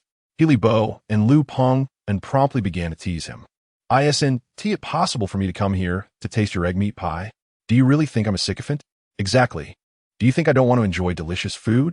Besides, since my junior has class in the afternoon, I can only take her to queue for your food in the evening. Is it wrong for me to grab an egg meat pie for lunch? All right. Su Chenyang chuckled, not wasting any time, and began preparing egg meat pies for them. Once the five had tasted the egg meat pies, they were utterly captivated by Su Chenyang's culinary skills, realizing why he had become a sensation. What did you learn to cook? This flavor is indeed the finest in Hangzhou. What a wonderful man, handsome and such a great cook. The girl who marries you will be incredibly fortunate. You must be making quite a bit from your stall these days. Huh? Honestly, if you genuinely pursued the school beauty, you might not fail. I don't understand why you're being so picky. Xia Yiru was indeed stunning, but Su Chenyang believed that one should not rush into relationships. Rushing often leads to missing the right person. What else with all the chatter? Take your egg meat pies and scram. All right, we're leaving. What do you plan to set up today? Since he was taking his junior out for egg meat pies in the evening, Lu Peng and certainly wanted to inquire about Su Chenyang's plans. I intend to set up near Hangzhou University of Finance. Going after another school beauty, are we? You'll get your comeuppance for this. With that, the group departed. What a bunch of ingrates. Just after I made you egg pies, you curse me. Su Chenyang scoffed with a smile, then secured the door and set off on his food cart. Chapter 34. Not coming back. Unhappiness, the internet speed among the youth is quite rapid, whereas that of the middle-aged tends to be slower. At the entrance of Hangzhou University of Technology, the vendors were perplexed by the unusual situation today. Typically, at this hour, white-collar workers would arrive early, and just a couple of days ago, they had been purchasing snacks from their stalls, resulting in flourishing business. However, today, as it approached 11 a.m., not a single customer had appeared, which was rather abnormal. Initially, the vendors had harbored resentment towards Su Chenyang, believing he had negatively impacted their sales. Yet, starting yesterday, they had begun to appreciate his presence. Consequently, they had not yet focused on Su Chenyang's absence today. At this juncture, Wang Yinfu inquired of a girl purchasing pancakes at a stall. Is that Su boss taking another day off today? Upon hearing Wang Yinfu's question, the girl sighed and replied, Alas. Su boss is no longer setting up his stall at our school. He posted a video saying he would be relocating. Wang Yinfu was taken aback. What? Su boss isn't coming anymore? The expressions of the other vendors nearby shifted dramatically upon receiving this news. In recent days, they had witnessed what it meant to have high popularity, as Su Chenyang's presence had significantly boosted their customer traffic. Now that he was leaving, their business would inevitably decline. Having savored a taste of good fortune for just 2 days, the thought of Su Chenyang's absence was disheartening. It must be said that humans can be quite fickle. Initially, they had wished for Su Chenyang's departure, only to find themselves longing for his return now that he was truly gone. Wang Yinfu continued to ask the girl, why would Su boss come anymore? Wasn't he doing well here? With a sigh, the girl explained, it's mainly because there's a girl at our school who enjoys joking around. While she was in line, she might have teased him a bit too much, which made him feel embarrassed, so he decided not to return. Really? Just for that? Wang Yinfu was incredulous. A man running a stall should be prepared to encounter all sorts of individuals. For Su Chenyang to be so easily embarrassed by a joke was rather absurd. Wang Yinfu pressed further. What kind of joke did she make that embarrassed him? At this, the girl chuckled. It was too much, really. It was just that our school's most beautiful girl came to his stall to buy pancakes. Because she's so attractive, Su boss might have glanced at her a bit too long, curious if she had a boyfriend, and jokingly asked the girl in line. The joking girl thought Su boss was interested in our school beauty, so she teased him about giving him her contact information. That's when he got embarrassed and decided not to come anymore. If you want to know more, someone recorded it. You can find it on Douyin. Absurd. He got embarrassed over that.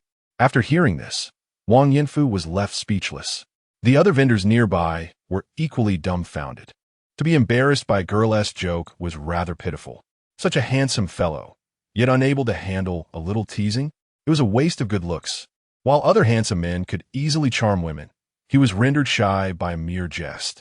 Wang Yinfu had initially thought that perhaps Su Chenyang had faced rejection from a school beauty, but it turned out he couldn't even muster the courage to accept her contact information. What a useless man. At that moment, the vendors wished fervently that they could possess Su Chenyang's culinary skills and good looks. If they were in his position, being handsome and talented, they would be earning a fortune daily. If single, who else would they pursue if not the school beauty? Wang Yinfu, feeling helpless, inquired, "So, if Su boss isn't coming to our school anymore, where is he setting up his stall now?" He also wondered if the female students from their school would follow him to wherever he went. Having tasted Su Chenyang's pancakes, they knew he was indeed the best in Hangzhou. Any popular food stall would surely attract a crowd. Thus, Wang Yinfu suspected that even if Su Chenyang relocated, many girls would still seek him out. If the girls followed him, then the white-collar workers might not come back, which would significantly impact their businesses. In response to Wang Yinfu's question, the girl replied, "I don't know for sure. The boss didn't mention where he would be going in his video." All right then. Wang Yinfu felt a sense of resignation and chose not to ask further, instead focusing on making pancakes. After completing one pancake and finding no one in front of his stall, he took out his phone to search for the video. After watching it, he was utterly convinced. The girl enthusiastically offered to give him the school beauty's contact information, and yet he was shy. A man who couldn't handle such trivialities surely deserved to remain single. The other vendors, once they finished their tasks, also opened Douyin to see what was happening. Upon watching the video, they silently scorned Su Chenyang. If he was too shy to even ask for a beautiful girl's contact information, what great accomplishments could he ever hope to achieve in life? If I were such a failure, I would rather end it all. Meanwhile, as Su Chenyang was being ridiculed, he had already ridden his food cart near Hangzhou University of Finance. Achoo! Suddenly, Su Chenyang sneezed. Sneezing occasionally is normal, and he thought nothing of it. At 11:03 a.m., he arrived at a spot near the Finance University where he could set up his stall. The scene was quite similar. There were many small stalls operating. Since it was not yet the peak lunch hour, there weren't many students buying snacks. With only a handful of people at each stall, and some stalls were entirely vacant. Given that Su Chenyang had arrived later, he could only set up his stall on the periphery. However, as he parked his cart, a girl selling snacks at the entrance immediately noticed him, her eyes lighting up. "Isn't that Su boss? He is setting up his stall at our school today?" What a delightful surprise. These girls were undoubtedly adept at navigating the internet. Even if they hadn't come to support him at Hangzhou University of Technology, they were aware of Su Chenyang's recent rise to fame online. Moreover, even if they didn't know him, the mere presence of a handsome man at a stall was reason enough for them to show up. Not to mention Su Chenyang's delectable pancakes, which had already garnered attention at the Finance University. Once tasted, they were unforgettable. "Boss, I don't need my sauce pancake anymore. I haven't even started making it. Boss, I don't want my grilled squid anymore. Boss, I don't want my egg rice cake anymore." Having exchanged greetings with the proprietor of their designated stall, the young women hastened towards Su Chenyang's stand, eager to join the queue. This time, it wasn't solely the female patrons. Even the male customers stationed before the other vendors, provided they had not yet tendered payment or received their orders, opted to relinquish their places and migrate towards Su Chenyang's burgeoning line. After all, both genders shared a predilection for delectable cuisine. The effect was immediate. The stalls of the other vendors were virtually deserted, much to their chagrin. However, their consternation was but temporary. Having recently encountered short videos, they were cognizant of the fact that Su Chenyang's presence would draw considerable foot traffic. Indeed, the short videos revealed that other stall owners eventually reaped the benefits. As long as Su Chenyang could attract a crowd, the vendors were, on the whole, welcoming of his presence. Chapter 35. The Bell of the Finance University. Before Su Chenyang's stall, a queue of over 50 individuals rapidly formed.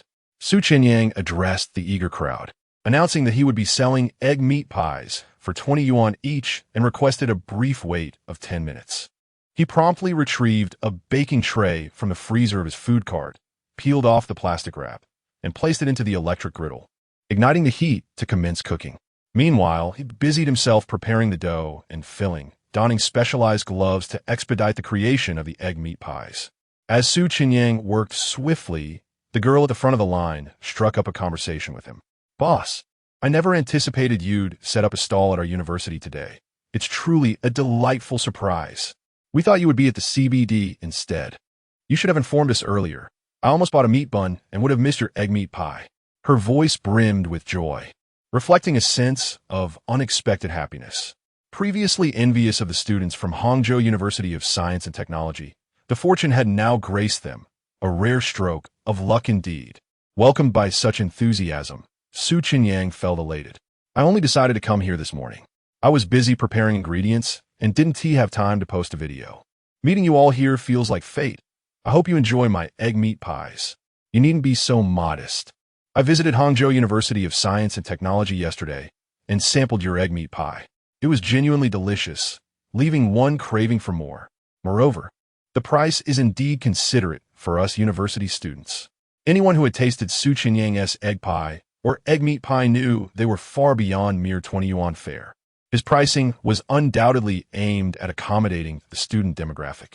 "As long as you enjoy them," Su Chenyang replied, glancing up at the girl who mentioned her visit the previous day, though regrettably, he had no recollection of her, as he was usually preoccupied with his tasks.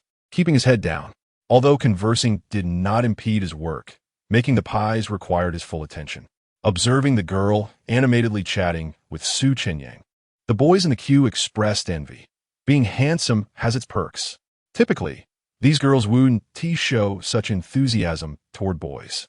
As Su Chenyang engaged with the girl, people continued to flow in and out of the school gates. Whether exiting the campus or returning from the outside, passers-by were drawn to his stall, causing the initial line of 50 to swell to over 100. In no time, the first batch of egg meat pies was ready. After placing the second tray into the griddle, Su Chenyang packaged the first batch and placed it in the basket. Customers scanned their codes to pay and collected their pies in order.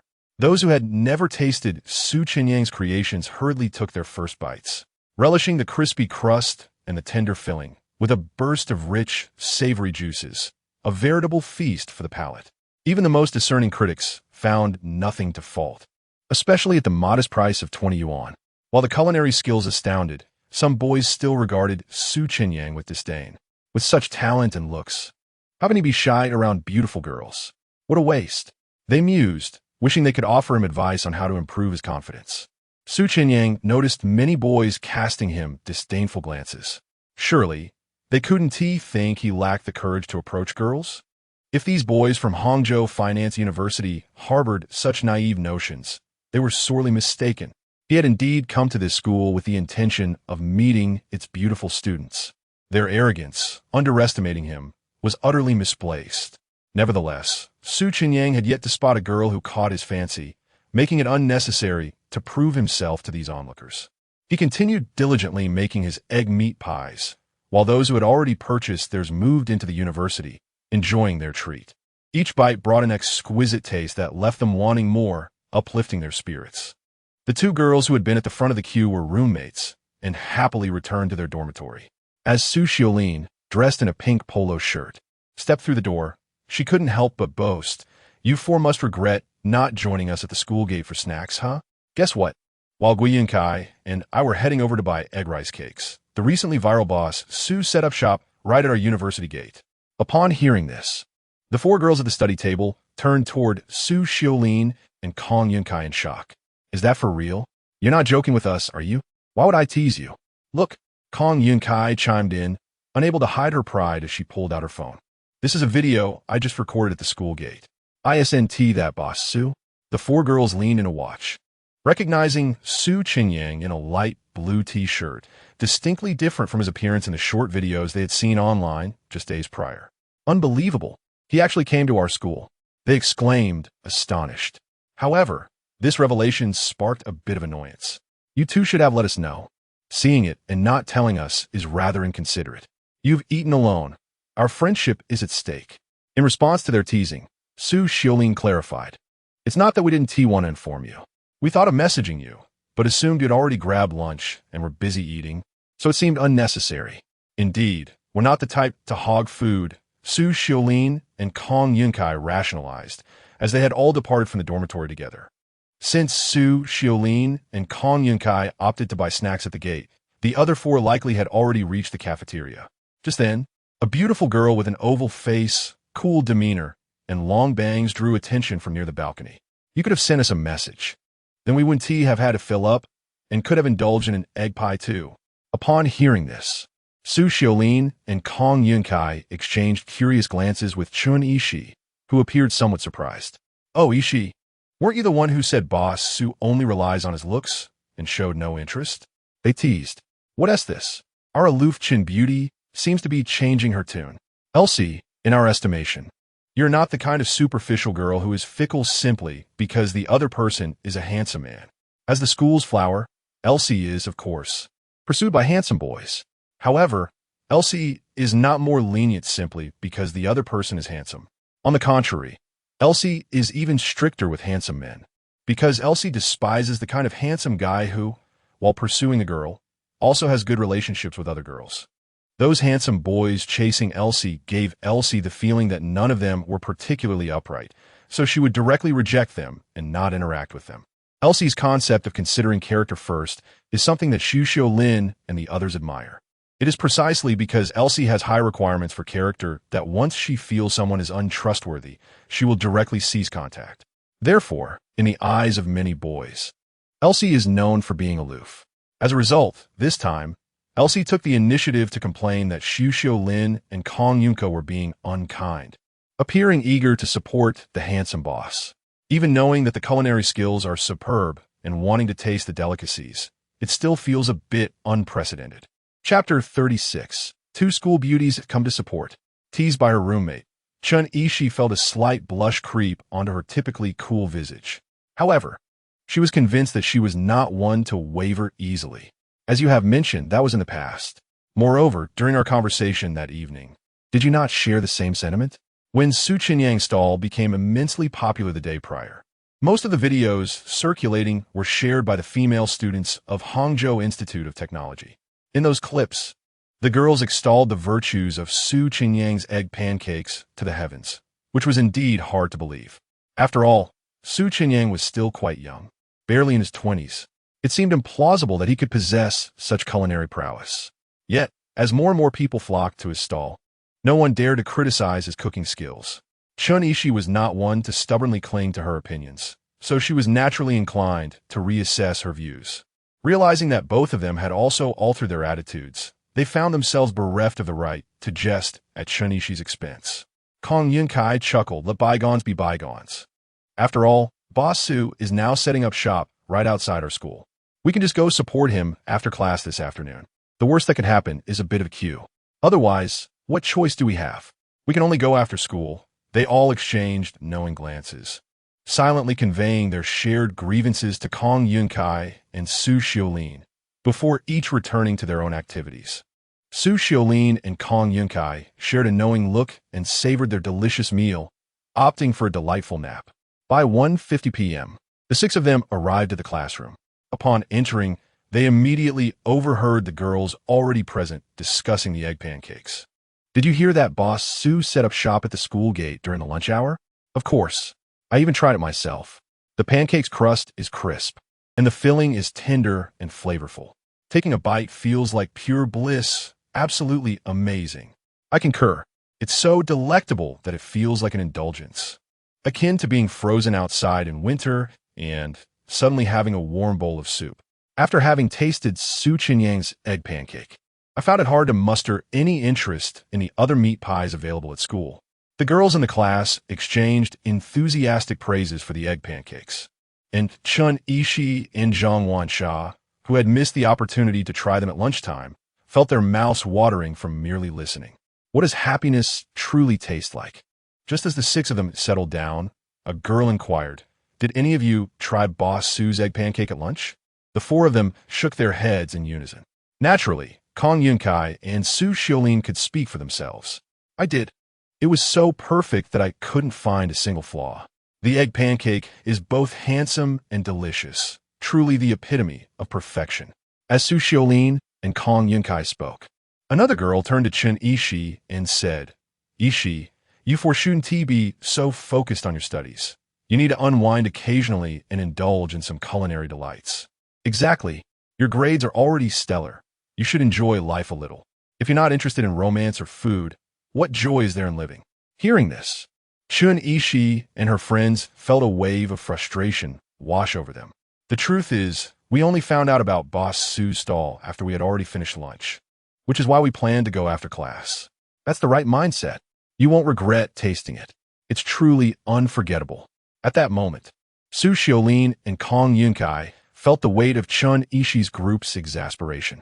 Not daring to meet their gazes, they pulled out their textbooks to prepare for the class. Minutes later, the lesson commenced, and time passed swiftly as they focused intently. Before they knew it, the clock struck 6 and the bell rang, prompting the 6 of them to rush out of the classroom, hurrying towards the school gate. When they finally arrived at Su Chenyang's stall, they were taken aback by the sight before them. They estimated that at least 500 people were ahead of them in line. The queue is indeed long this evening, Su Xiaolin exclaimed. Compared to the 10 minutes it took them to purchase their food at lunchtime, this line felt like an eternity. As if on cue, Zhang Wanshao remarked, Today, isn't too bad. Have you noticed that there aren't too many office workers here? Upon hearing this, the 5 of them glanced at the line and confirmed that indeed, few professionals seemed to be joining the throng. Chen Yishi quickly deduced the reason. Perhaps it's because they're at work. Even if someone posts about it on social media, they wouldn't have the time to check. That makes sense, they all readily agreed. On the first day, Su Chenyang set up his stall at the Institute of Technology. It was primarily the female students who came out in support, with hardly any professionals present. Just then, a boy standing in front of Chen Yishi turned his head and caught sight of her, his eyes widening momentarily before he quickly averted his gaze. Wow, this girl's beauty rivals that of Shen Lai, Lu Pengyan thought to himself, glancing at the stunning girl with the short hair standing directly in front of him. None other than Shen Lai, a school beauty from Su Chenyang's year. Today, she wore a pink cartoon-patterned short-sleeve shirt paired with a denim skirt, exuding youthful energy. Lu Pengyan had specifically brought the girl he was pursuing, a rather petite and adorable girl named El Xinyue, to buy egg pancakes. Since their acquaintance was still fresh, he felt it prudent to bring along Shen Lai and 4 other roommates for company. Lu Pengyan dared not gaze at Chen Yishi for fear that El Xinyue would notice him looking at another girl. He worked hard to cultivate a rapport with her, and he certainly didn't want to jeopardize it by being caught stealing glances at someone else. Yet, even a fleeting glance at Chen Yishi left a lasting impression on Lu Pengyan. Her long hair and slightly aloof demeanor seemed to perfectly embody Su Chenyang's taste. This guy truly knows how to broaden his horizons.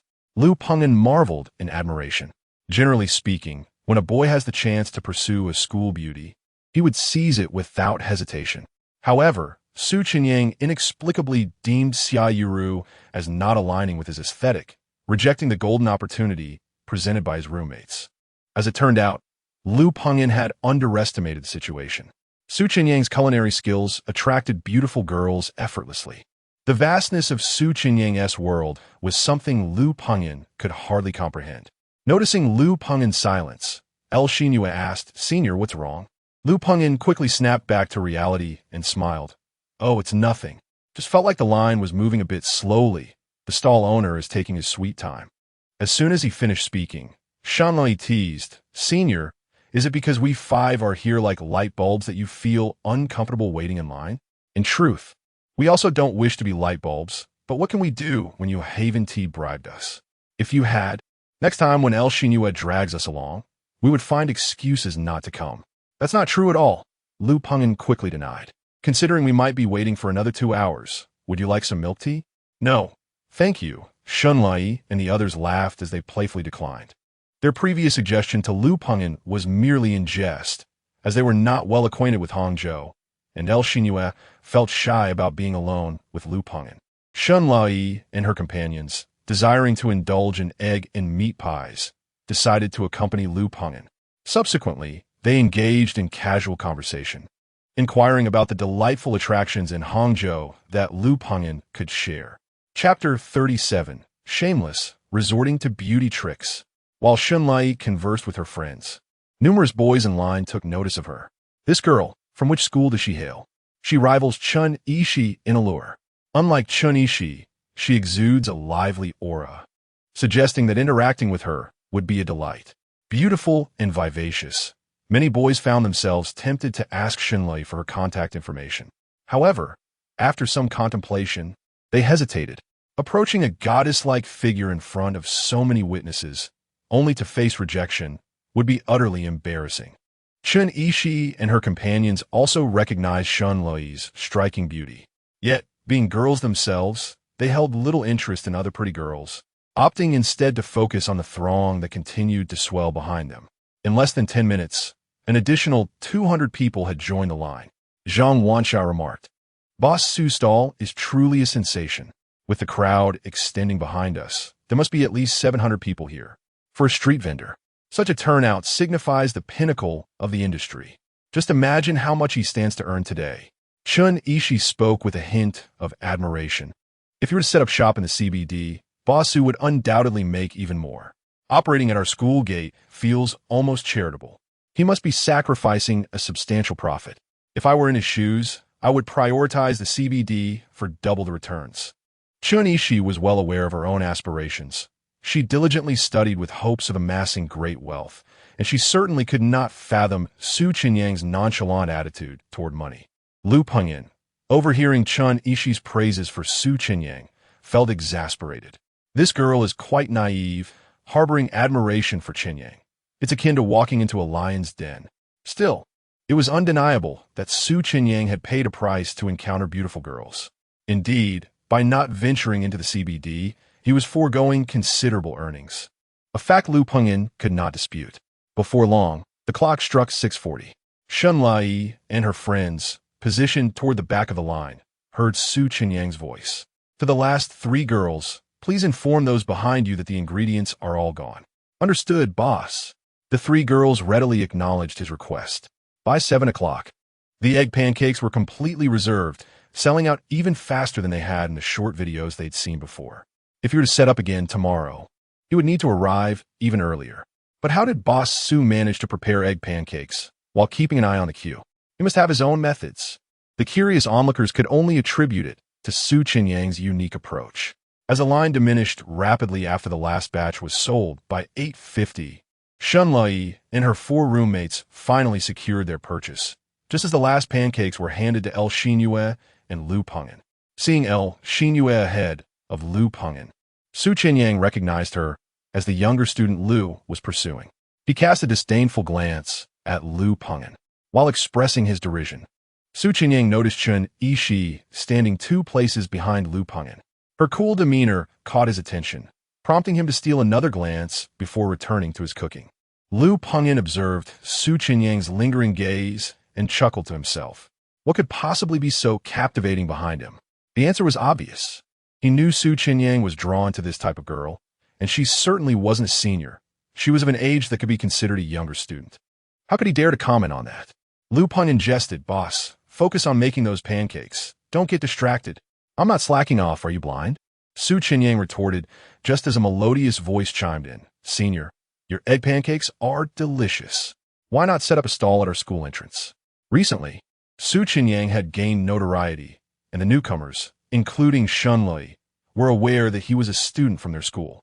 Since they knew Lu Pengyan, they also realized he and Su Chenyang were classmates, though Lu had not mentioned they were roommates. Given they were from the same institution, addressing him as senior was perfectly acceptable. Su Chenyang glanced up, noticing Shunlai's cheeks were puffed with pancake, her expression one of sheer satisfaction, rather endearing. Before he could respond, the other 4 younger girls chimed in. "Yes, senior. Wouldn't it be more convenient to set up at the school gate? With your culinary skills, renting a window in the cafeteria would spare you from the sun. Wouldn't that be more fitting?"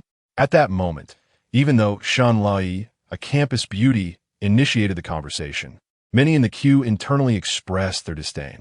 Once again, they were undermining others. How toxic. It was clear that Su Chenyang had no inclination to operate at the school. And did they need a medal? He simply enjoyed basking in the sun. What was wrong with that? Chenyang, known for his straightforwardness, addressed the curiosity of the younger girls directly. There aren't any attractive girls at school, so I have no desire to set up shop there. His words left Shunlai and her friends momentarily stunned, as they found his response startlingly unexpected. Even the boys in the queue were taken aback, incredulous that a regular boy would utter such a remark. The very boys who had just scorned Shunlai for attempting to sway Chenyang now felt a surge of indignation on her behalf. Was he blind? Wasn't the girl in the pink cartoon t-shirt stunning? This vivacious and charming girl was certainly someone worth pursuing. To say such things in front of her was truly lacking in emotional intelligence. Even Lu Pengyan was taken aback by Chenyang's bluntness. Clearly, some emotional training was in order for this lad. As many boys expressed their disdain for Chenyang, Shunlai and her friends snapped back to reality. Xingyue could not help but inquire, "Senior, is Li not beautiful?" "Exactly. With her looks and figure, how could there be any flaws?" The others echoed, "If you claim Li is not pretty, Senior, you're being disingenuous." With her friend's words, Shunlai felt a tad embarrassed. While she didn't want to appear overly proud, she believed her looks qualified her as a beauty. Chenyang's comment about the lack of attractive girls at school made her feel she could certainly represent her institution. Xingyue pressed on, "Senior, now that you're aware, have you considered returning to set up at school? After all, it would be advantageous to be so close to the source of delicious food. Youthful, lively, and possessing a pleasant disposition. How could he resist? Please don't say such things." Shunlai quickly interjected, attempting to halt Xingyue and the others. There were so many people in line. Despite her cheerful and outgoing nature, she felt a tinge of shyness. Yet, she found a favorable first impression of this senior, handsome and an excellent cook. If he were to pursue her, he would certainly outshine the other boys at school. The thought of indulging in delightful culinary creations daily was, indeed, a joyous prospect. At that moment, the people in line once again cast disparaging thoughts toward the 6 girls. How shameless! It's outrageous that they resorted to such underhanded tactics, attempting to ensnare the proprietor with feminine wiles to entice him back. Barely a day has elapsed since proprietor Su's arrival, and already they seek to abscond with him, a flagrant display of insolence. Do they presume our institution bereft of pulchritude? At this juncture, many within the ranks harbor a fervent desire to pit Shin Ishi against Shunlai in a contest of allure. Chapter 38. Chenyang clarifies misunderstandings. Chenyang found himself both amused and exasperated by the personalities of several junior female students. Was it truly acceptable to so blatantly betray one's comrades?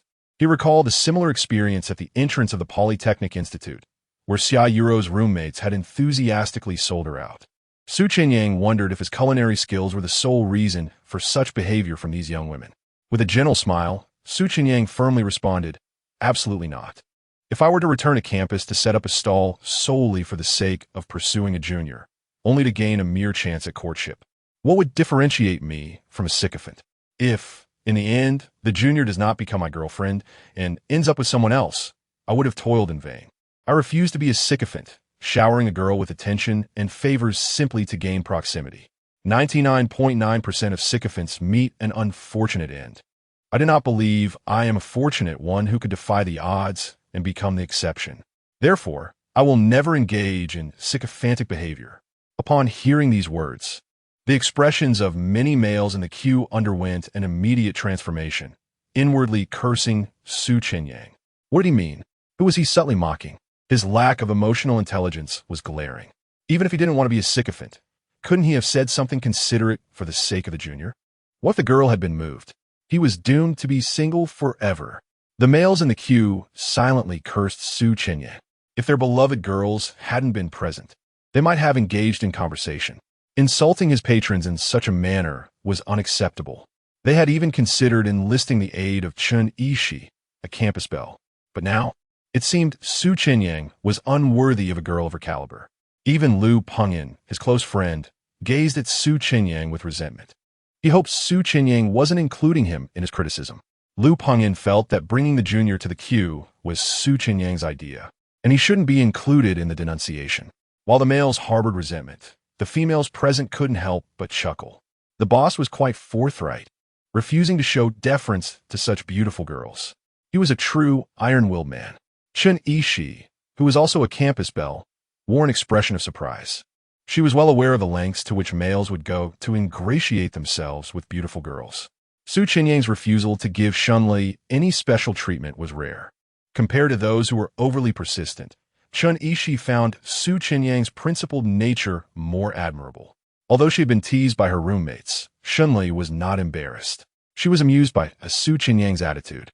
She had heard him say in a video that his inability to be a sycophant was the reason he couldn't find a girlfriend. His words aligned with his character. Chenyang found the straightforward senior quite interesting.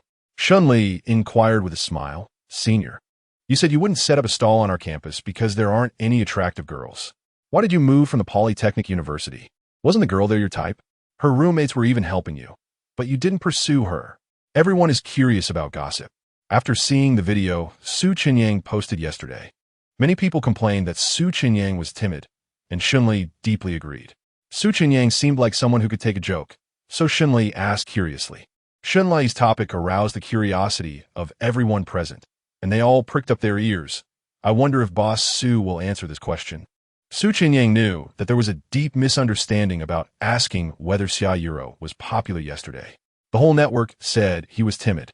There are a lot of people recording videos at this time, and Chenyang feels that it is time to clarify.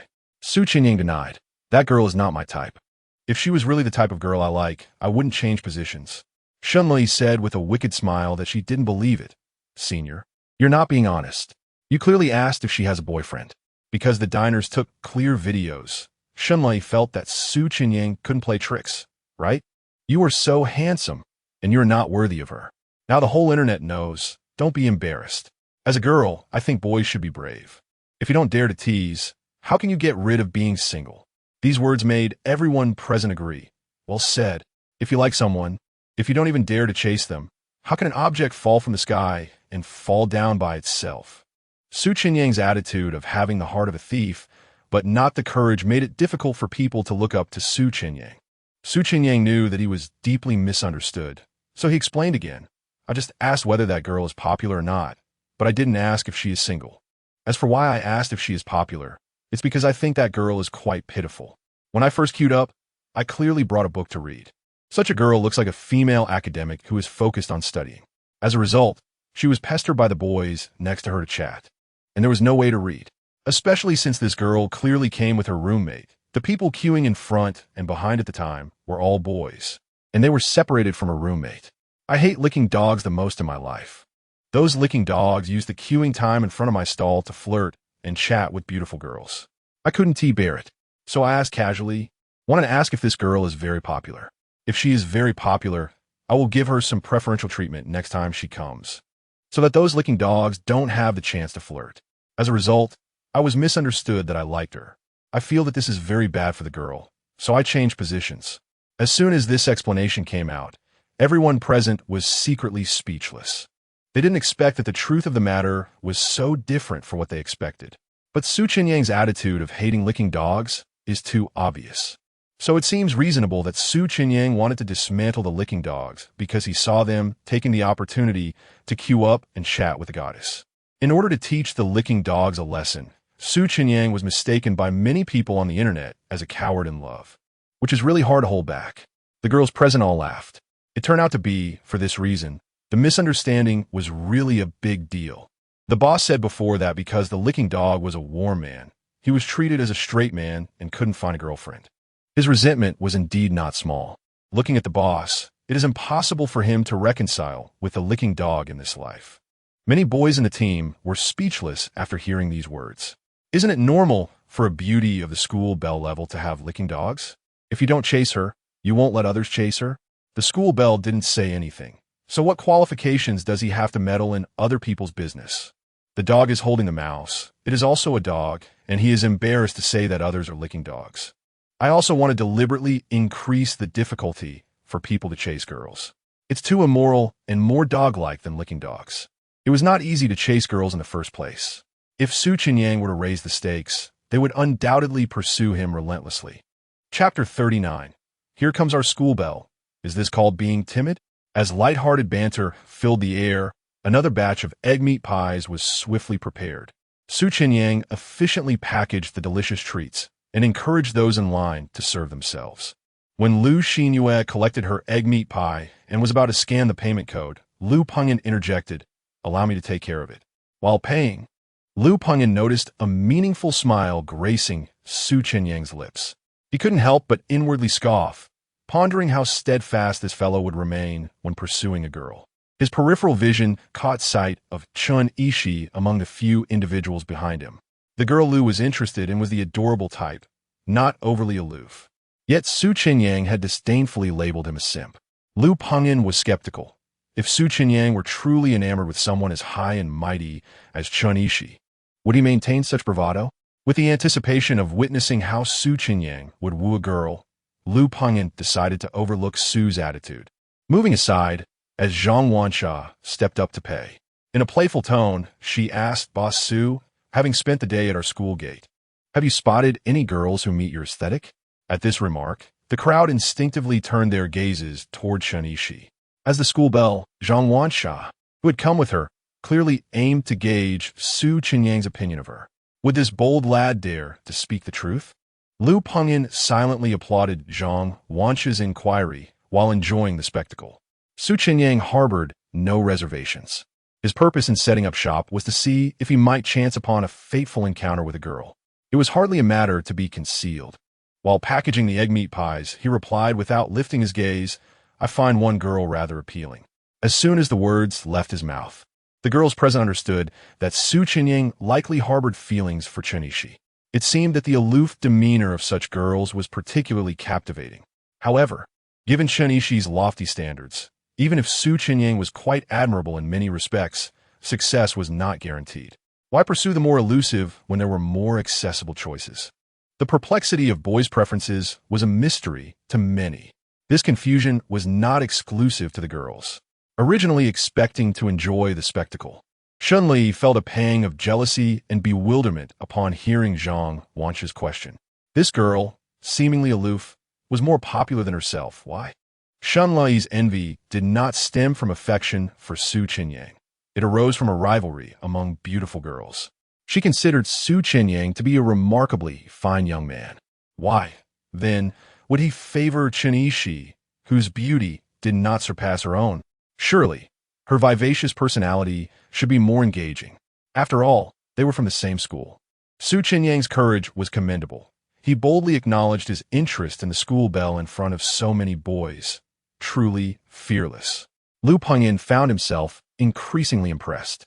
A glance at the boys in line revealed their scornful expressions. How audacious! They looked down upon him as a simp, yet aspired to pursue their own school bell. Did they think themselves special?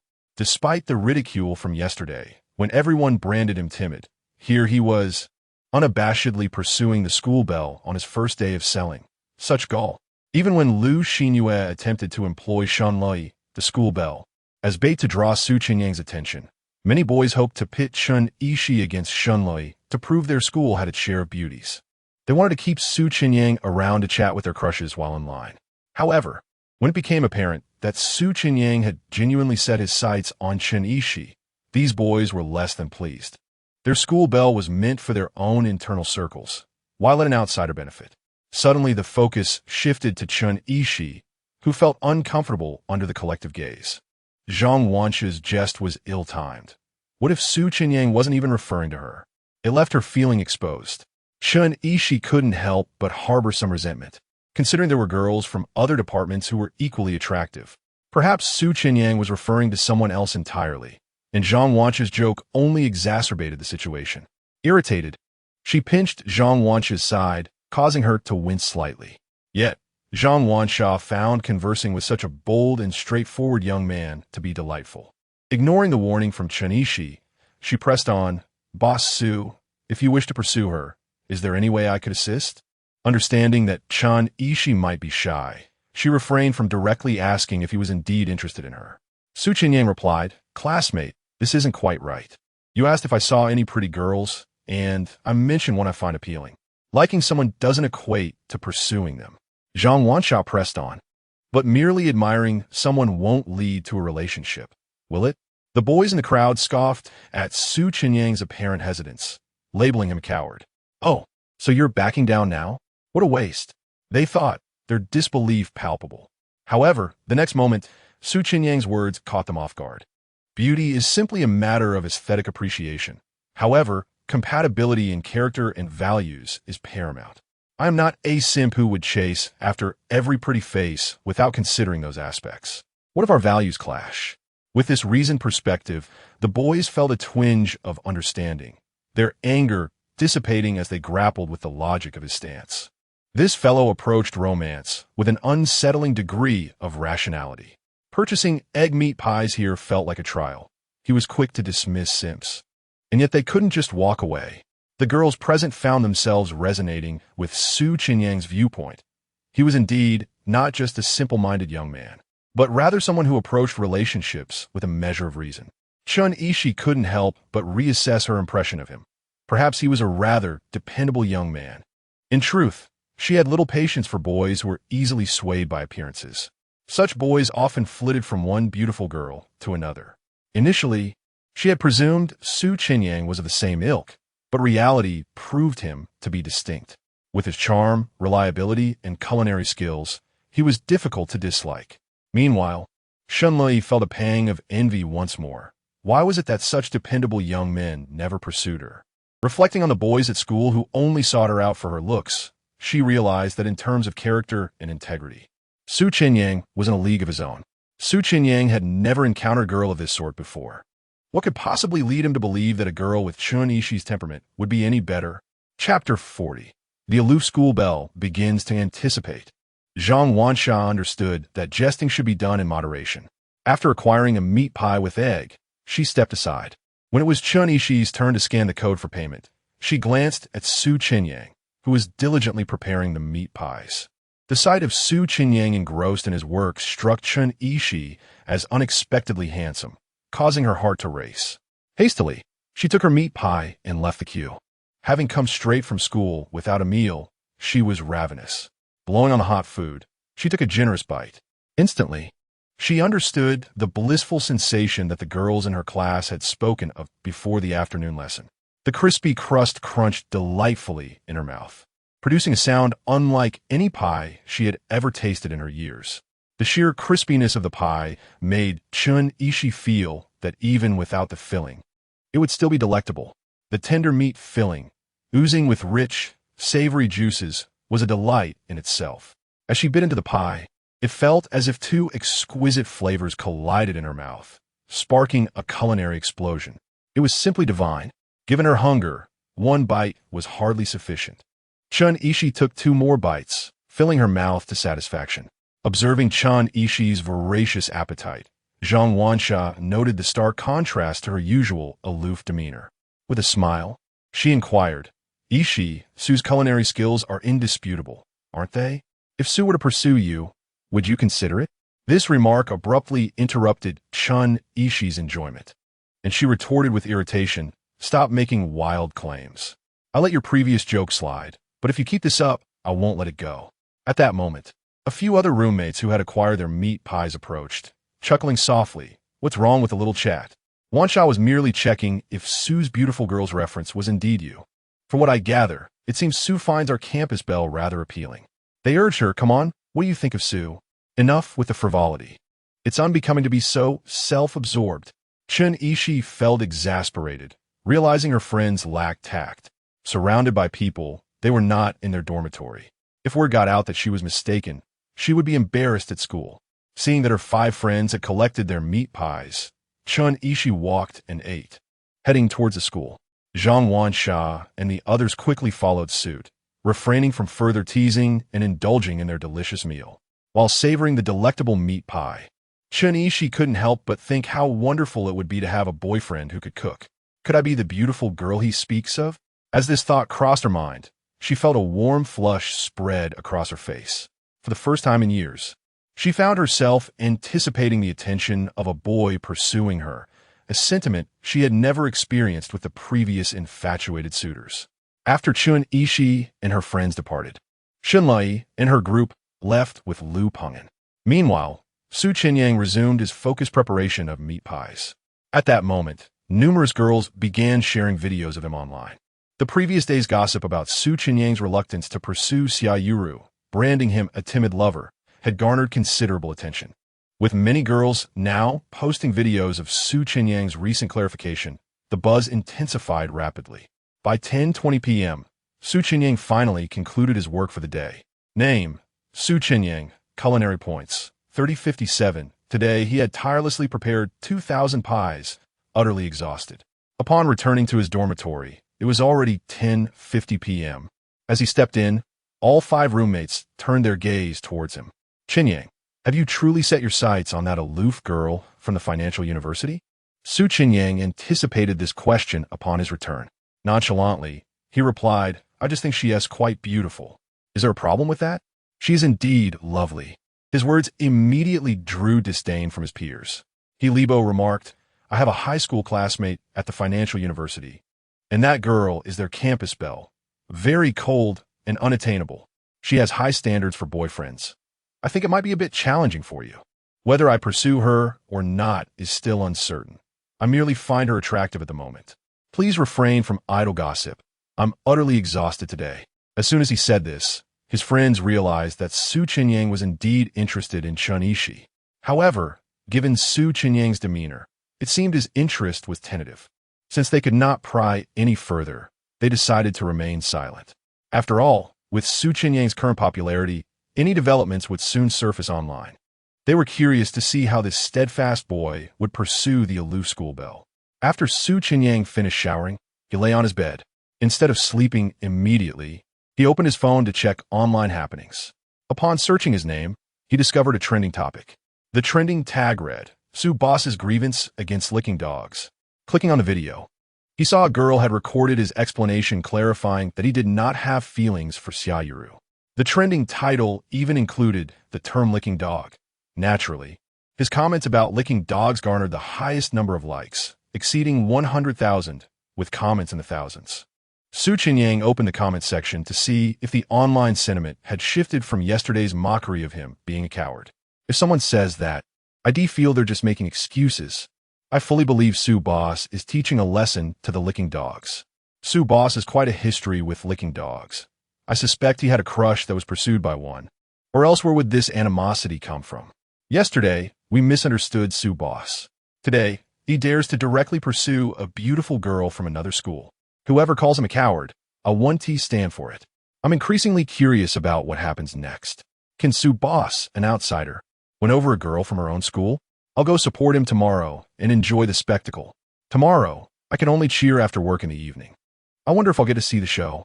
Netizens seem to have accepted Su Chenyang's words, ceasing their mockery of him as a coward. However, like his roommates, they were intensely curious about how this steadfast boy would pursue a girl. Despite the uncertainty of his pursuit, the enthusiasm for the unfolding drama was undeniable. Su Chenyang shook his head.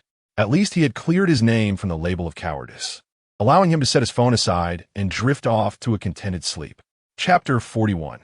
Not taking Su Chenyang's words to heart at 6 o'clock the following morning. Su Chenyang, as usual, completed his morning routine and headed to the cafeteria for breakfast before returning to his rented apartment to prepare for the day. Outside the entrance of the Finance University, a considerable number of people had gathered by 10:50 a.m., anticipating Su Chenyang's stall at 11.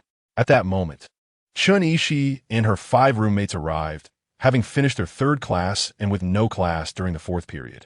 Upon reaching the school gate, they were somewhat taken aback by the sheer number of people present. The area was bustling with not only university students, but also numerous white-collar workers, tourists, and business professionals, all waiting expectantly. It was evident that the crowd had formed largely due to the videos uploaded by many girls the previous day, announcing Su Chenyang's presence at the university. How I wish the lines were shorter. Chun Ishi mused aloud, just as Zhang Wansha was about to comment that if only her boyfriend were Su Chenyang, they wouldn't have to wait in line. A familiar voice called out, Ishi, are you here for the egg and meat pie again? Turning around, Chun Ishi recognized Lin Difeng, a classmate from the neighboring class. Standing at 6 feet tall, with striking features, he had been pursuing her for some time. Yes, Lin Difeng. "Are you here for the egg and meat pie as well?" She replied politely. "I heard the egg and meat pie is quite delicious, so I thought I would give it a try." Lin Difeng responded with a smile, omitting the truth. He was aware that Chun Ishi intended to come again today for the pie. Additionally, he had seen the trending topic from the night before. Chenyang, an outsider, had come on his first day and already set his sights on the university's belle. Lin Difeng, who had pursued Chun Ishi for 2 years without success, felt a surge of frustration at Chenyang's audacity. Just as Lin Difeng finished speaking, another voice chimed in, "Ishi, what a coincidence." Turning to look, Lin Difeng saw Wang Jiong, a stylish boy standing at 5 feet 9, with a fashionable appearance and golden brown hair. Lin Difeng's mood soured instantly. Wang Jiong was also a rival in his pursuit of Chun Ishi. "Indeed, quite a coincidence," Chun Ishi answered politely, while Lin Difeng cursed inwardly at the unwelcome intrusion. Wang Jiong, however, was indifferent to Lin Difeng's displeasure, as he himself was displeased by the presence of his rival. Within moments, several more competitors joined them, causing Chun Ishi to feel slightly exasperated.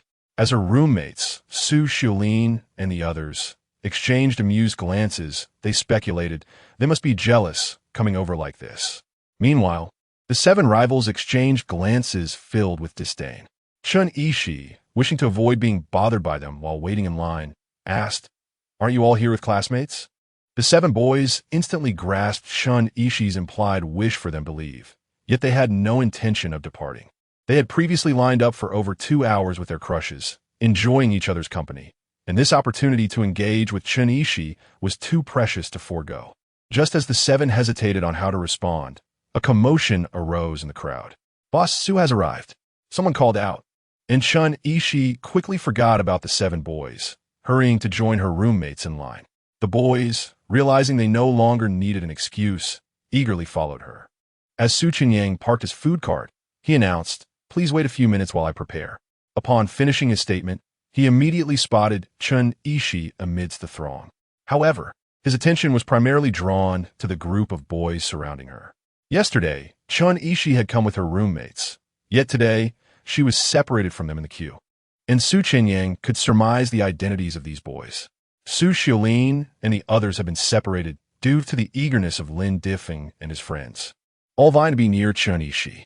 The boys felt quite satisfied with their positions, having estimated approximately 250 people ahead of them, affording them a chance to converse with Chun Ishi. "It's quite crowded and warm, Ishi. Would you like a small fan?" Lin Difeng offered, producing a small fan from his pocket. Wang Jiong and the others silently cursed him, regretting not bringing their own fans. "No, thank you. I'm not hot," Chun Ishi replied. "Besides, since we're in line together, if you use it, I can still feel some of the breeze." Before she could finish her sentence, Su Chenyang's voice rang out. "Hey, the girl in the light green checkered shirt, please come forward in line." All eyes turned toward the center, quickly identifying Chun Ishi. The boys surrounding her shifted uneasily, recalling Su Chenyang's earlier comments about helping others escape from undesirable situations. It seemed Chun Ishi had fallen into a similar predicament. The critical aspect was that Su Chenyang had not explicitly stated his intentions. Yet it was clear that Chun Ishi was the most beautiful girl present. Those from Finance University were somewhat accustomed to the attention Chun Ishi received, but the onlookers, white-collar workers, tourists, and business people, felt awkward for the 7 boys. The moment was pivotal. If Chun Ishi chose to step forward, it would indicate that the boys had been deluding themselves. In an instant, the 7 boys felt a wave of embarrassment wash over them, recalling Su Chenyang as earlier words. Frustrated, Lin Difeng mentally berated Wang Jiong and the others, wishing he had come alone, as his presence would have been less conspicuous. Chun Ishi's group of 7 was unmistakably accompanied by admirers, and those familiar with Su Chenyang knew he despised sycophants. Hence, his action would not provoke resentment among the crowd. As the first to approach Chun Ishi, Lin Difeng felt wronged by the situation, while Wang Jiong shared his disdain for the others, thinking their presence was utterly unnecessary. With only 2 individuals involved, it is as if Chun Ishi has had but one male acquaintance throughout. It is not surprising that other girls find themselves in similar lines of affection. Consequently, Wang Jiong feels that he has been adversely affected by the other 5 individuals. Each of those five harbors their own thoughts as well. However, at this moment, such considerations are of little consequence. What truly matters is whether the awkwardness can be alleviated. The gazes of all 7 individuals converge upon Chenyang, collectively hoping she refrains from stepping forward. Chapter 42 is being like the license to be arrogant, suddenly becoming the center of attention for so many people. Chenyang felt somewhat out of her depth. Indeed, she was not particularly fond of being pursued by boys like Lin Difeng, whom she did not care for. However, if Chenyang were to heed Su Chenyang's suggestion and step to the front of the line, everyone would realize that Lin Difeng and his companions were merely infatuated fools. Chenyang thought this would be rather unkind to Lin Difeng and his friends. Su Chenyang despised sycophants, and now he was urging her to approach. Would he be displeased if she chose not to? Chenyang began to waver in her thoughts. After a few moments of contemplation, she concluded that she could not treat Lin Difeng and his companions in such a manner. If the attractive girl Su Chenyang mentioned was indeed her, and if he liked her, then he should not be overly concerned about such trivial matters. If a boy harbors feelings for a girl, it would be rather petty to fret over minor issues. Moreover, based on her own appearance, if Su Chenyang truly liked her, he would pursue her regardless. At worst, she could give him more face next time. I don't need that. I will continue to wait in line, Chenyang declared. Upon hearing this, Lin Difeng and his companions were elated. Indeed, Ishi was not as heartless as they had feared. They had anticipated she might harbor some affection for that fellow, but it seemed their presence still held significance. The question remained, which among them she favored? The 7 of them began to eye each other with renewed suspicion. The crowd was taken aback by Chenyang's refusal. Su Chenyang had been turned down. It appeared that even a girl as aloof as Chenyang was not easily swayed, not even by Su Chenyang. He seemed to pursue the unattainable while neglecting the more accessible. Observing the situation, Su Chenyang said nothing further and continued preparing his egg pancakes. However, a new plan began to form in his mind. Perhaps he would set up his stall at another school tomorrow. If a girl was being pursued by sycophants, Su Chenyang could manage that. Yet if a girl willingly entangled herself with such individuals, even if she fit his ideal type, he had no desire to delve into her character or values. Noticing Su Chenyang's silence, the onlookers felt a twinge of disappointment, realizing the anticipated drama would not unfold, and resumed waiting in line. After Chenyang had declined Su Chenyang, Lin Difeng and his friends felt buoyed and grew even more enthusiastic in their conversation with her. They exchanged banter back and forth. Chenyang, feeling somewhat awkward, could not entirely ignore them, and thus engaged in casual discussions about studies. An hour later, when the latest batch was ready, it was finally time for Chenyang and her group of 50. Wang Zhiyong, standing in front of her, promptly paid for her meal. "Ishi, I've got this covered. Just grab your pancake," he said, leaving Chenyang feeling somewhat helpless. She glanced at Su Chenyang, who was focused on his work, not wanting him to think she was the kind of girl who took advantage of boys, nor did she want him to misinterpret her relationship with Wang Zhiyong. "I'll transfer the money to you later," she replied, taking her egg pancake and stepping aside to pull out her phone and send Wang Zhiyong the payment. "Wang Zhiyong, I'll just transfer the money. Please check." Chenyang raised her voice slightly, hoping Su Chenyang would hear.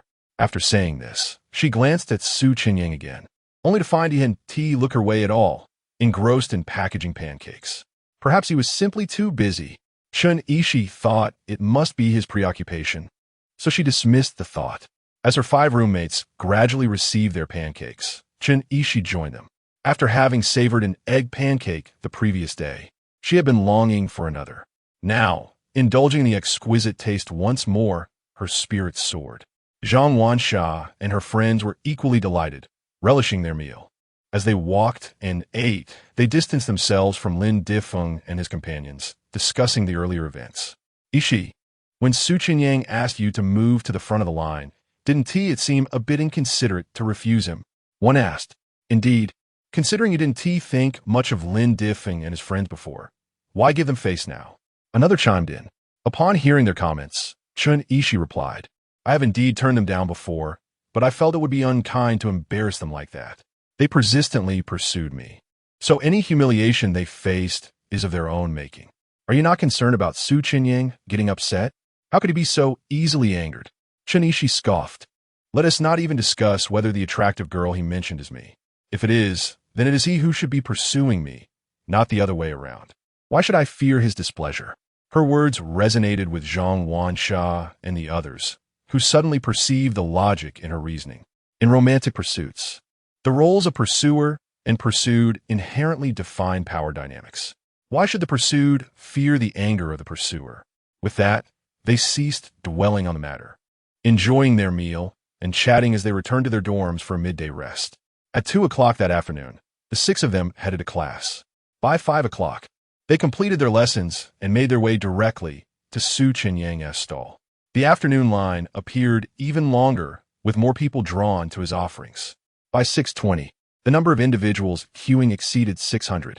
At that moment, Chenyang ran out of ingredients, leaving newcomers frustrated as they could not join the line. I prepared so much, yet sold out even faster, he lamented, recalling how it had run out by 6:40 the previous day. Chenyang had prepared over 2,000 egg pancakes to cater to his customers, yet today they were sold out even more swiftly. He pondered how to ensure latecomers would not leave empty-handed. Meanwhile, the nearby stall owners were pleased, as they too benefited from the crowd. As anticipated from previous observations, once Chenyang's stall became popular, it drew attention to their own. Yesterday, few professionals had come by, resulting in minimal business for the other stall owners. Now, with many office workers and business people stopping by after work, sales significantly improved. By the time Chenishi and her friends finally secured their egg pancakes, it was already 8:10. As she scanned to pay for her meal, Chenishi noticed Chenyang still diligently making pancakes, seemingly uninterested in conversing with her. It appeared that the events of the afternoon had indeed left him displeased. Chenishi considered that she should take the initiative to greet him, signaling a willingness to engage. Chenyang, many people at our school have yet to try your egg pancakes. Would you consider selling them again? She inquired, emphasizing the richness of flavor that included tender pork, lettuce, crispy layers, and a secret sauce. She had been eager to taste them. However, Chenyang felt somewhat exasperated by her request. Given their unfamiliarity and the fact that she had not acknowledged him earlier, he found it audacious for her to make demands. Chenyang sensed that Chenishi harbored an attitude of superiority, as if she believed her requests were entitled to acceptance while others were not. He recognized that this mindset had likely been fostered by the sycophants who pursued her. Chenishi dismissed the affections of these infatuated admirers. Yet their subservience had led her to assume that anyone pursuing her would cater to her whims. Regrettably, aside from his parents, Chenyang has never indulged anyone. With unreserved candor, Chenyang remarked, "If you are genuinely considering the students of the school, I am certain that many of them have been unable to purchase because of the lengthy queue. You may choose not to attend, thereby leaving the opportunity for them." As soon as he finished speaking, those in line were left momentarily stunned. What did this mean? Was he directly suggesting that Ishi should not come? Had he not expressed admiration for her beauty? Was it not Ishi he referred to as the attractive girl yesterday? Initially, everyone speculated that the girl Chenyang mentioned was Chenishi, but now his words have sown seeds of uncertainty. Chapter 43. The cold beauty stunned by the stall's closure. Chenyang's indifferent demeanor left Chenishi momentarily taken aback. Even though he hadn't explicitly named the beautiful girl yesterday, when their roommate jested about it, Chenishi remained silent. Yet, deep down, she believed that she was indeed the one he found attractive. If that were the case, would Chenyang not wish to see her every day? Was his aloofness a consequence of her not yielding to him at noon? No wonder he struggled to find a girlfriend. Chenishi felt that it was more than just the stereotype of a straight man. It reeked of narrow-mindedness. However, Chenishi seemed to have forgotten that she had previously severed ties with those boys who pursued her if they displayed any enthusiasm toward other beautiful girls. Now, entangled with a lovesick suitor, she deemed his jealousy as pettiness, exhibiting a stark double standard. By taking the initiative to greet Chenyang, she intended to convey an olive branch. Since he showed no interest, she felt disinclined to maintain a positive attitude and promptly departed from the stall. Despite her silent resolution to not return, she refrained from uttering harsh words. After all, Su Chenyang's egg meat pie was genuinely delectable. Given the limitations of his stall, where each person could only purchase one, her roommates were unable to bring any back for her. I am merely granting him a chance for redemption. Chen Ishi reassured herself. After all, if she ceased visiting, how could he pursue her? Thus, her continued patronage was a deliberate act to afford him an opportunity.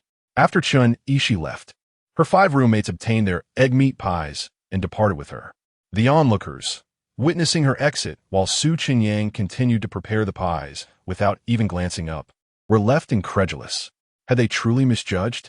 Was the beautiful girl he referred to someone else from a different department? Regardless, even if Chen Ishi was not the girl he had in mind, his blatant disregard for such a stunning girl showcased his undeniable lack of charm. The university students and young professionals present were envious of Su Chenyang's confidence.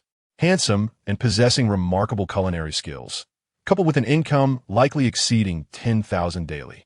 He certainly had no shortage of beautiful girls vying for his attention. Hence, a little arrogance in his demeanor seemed quite justifiable. They believed he lacked appreciation for beauty.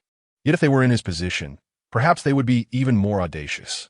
As Su Chenyang continued his work, Zhang Wansha and others resumed their discussion on the matter.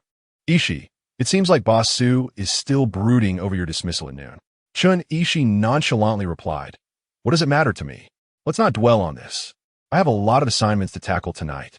Recognizing her disinterest in further discourse, Zhang Wansha and her companions wisely fell silent. Upon returning to their dormitory, the 6 girls began their studies. Unbeknownst to them, the clock struck 10:30. Su Chenyang hastily closed the stall and rode off on his food cart. Name: Su Chenyang, culinary points, 5257. Today he had prepared 2,200 egg meat pies, leaving him physically exhausted. Having surpassed 5,000 points, Su Chenyang was eager to explore the rewards from the silver treasure chest. Name: Su Chenyang, culinary points, 257. Congratulations. The master has earned a year's usage right to a 240 square meter townhouse in Hangzhou, valued at 40 million. A usage right. If this property were to become Su Chenyang's outright, he could sell it and abandon his struggles. Residing at school was indeed inconvenient, and he had plans to rent a place. His own rented accommodation could never match such luxury.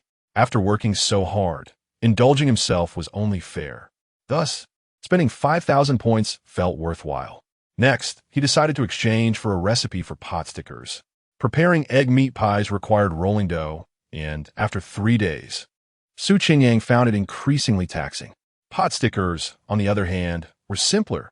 Similar to dumplings, they didn't need to be fully wrapped, just sealed at the top. With the system granting full experience points, his dexterity would allow for rapid preparation. He believed making pot stickers would adequately satisfy his needs. The recipe for pot stickers cost him 100 culinary points. Name: Su Chenyang, culinary points, 157. System: how many culinary points are needed for the modification of my food cart?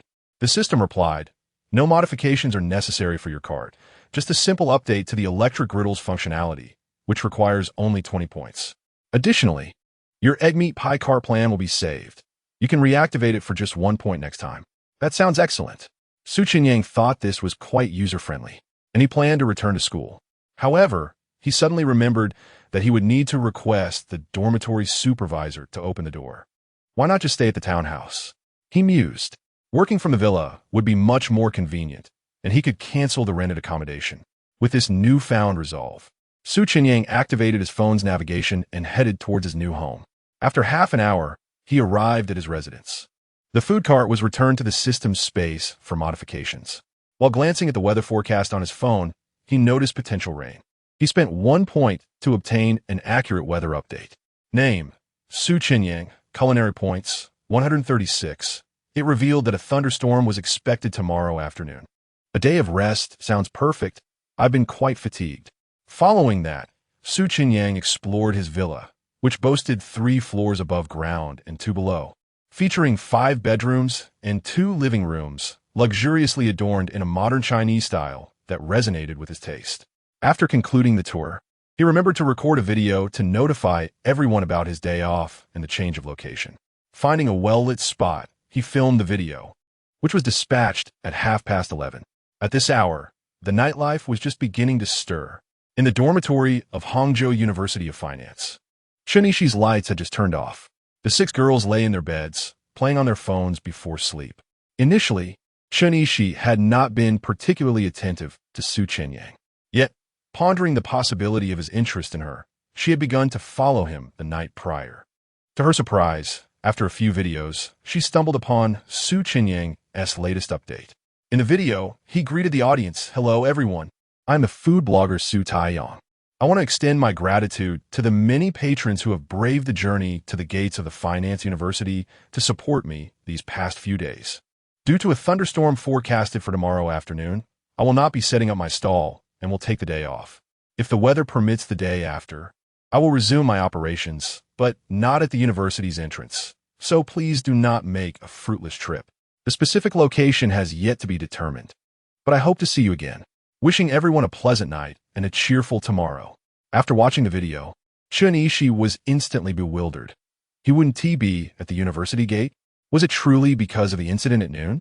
At that moment, Chenyang was certain that she was indeed the beautiful girl he had mentioned. If it were someone else, why would Chenyang be upset enough to avoid her? Given her beauty, did he not wish to pursue her? Was his indifference truly warranted over such a trivial matter? In her daily encounters with sycophants, Chenyang remained indifferent, yet they persisted relentlessly. On the other hand, Chenyang chose to disregard her over a trivial matter, leaving Chenyang astonished by the existence of such a man.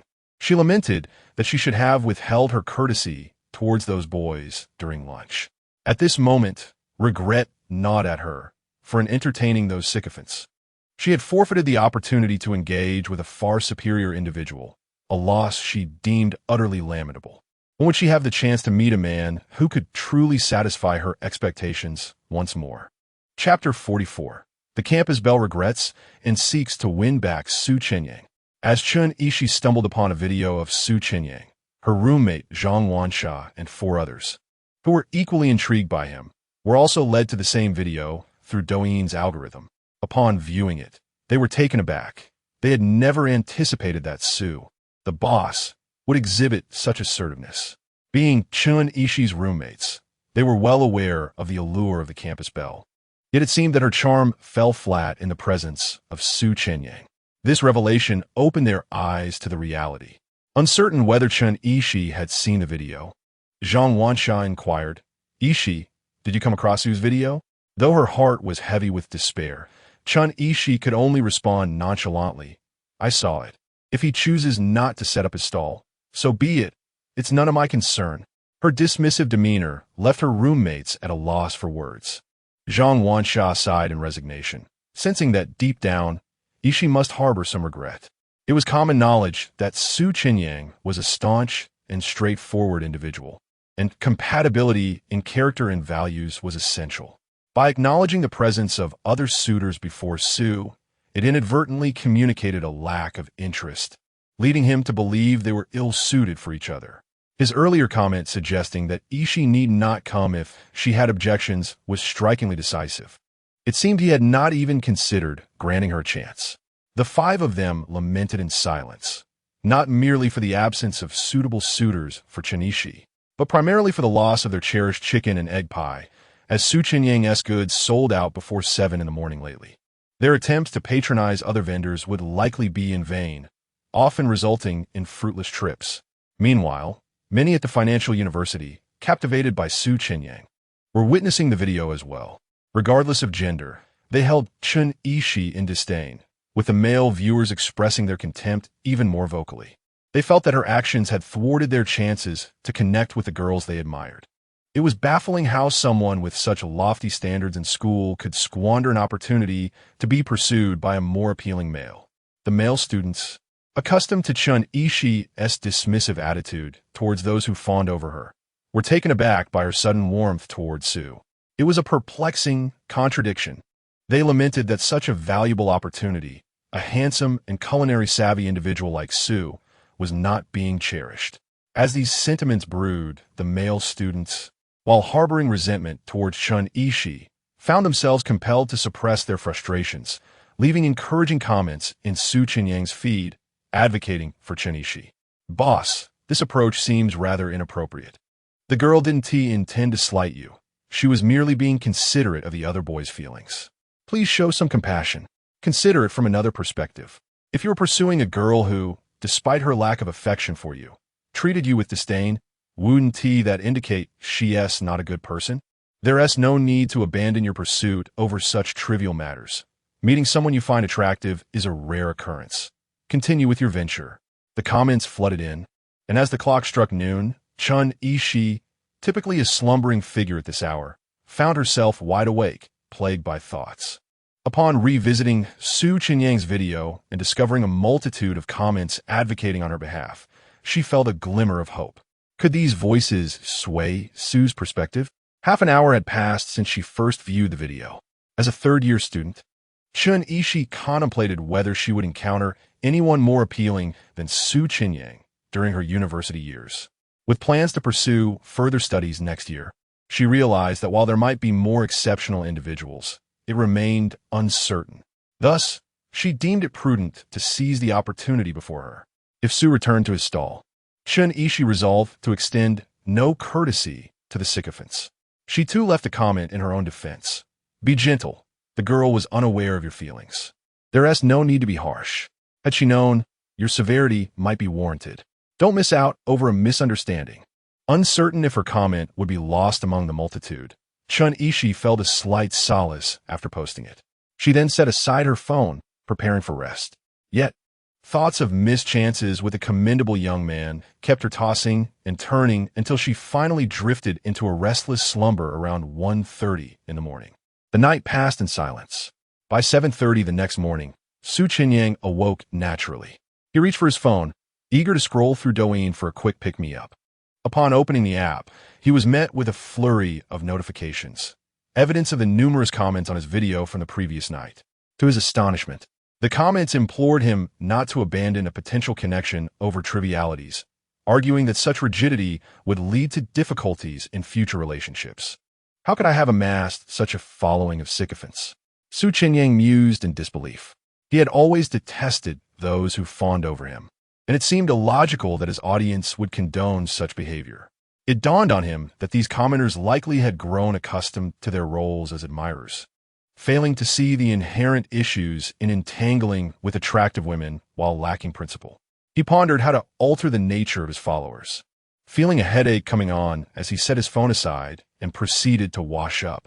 Due to the exhausting toll of baking each day, which left Su Chenyang with aches and pains, he resolved to take a jog around the community to both exercise and familiarize himself with his surroundings.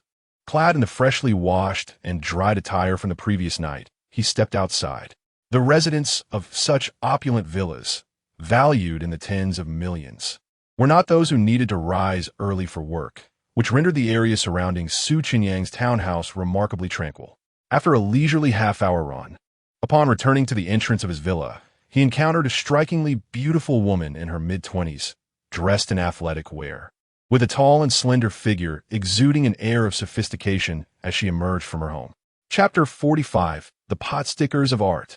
The enchanting lady in question is none other than Zhou Yulin, the elegant professional whom Su Chenyang encountered during his second visit to the entrance of Hangzhou University of Science and Technology, where he set up a stall.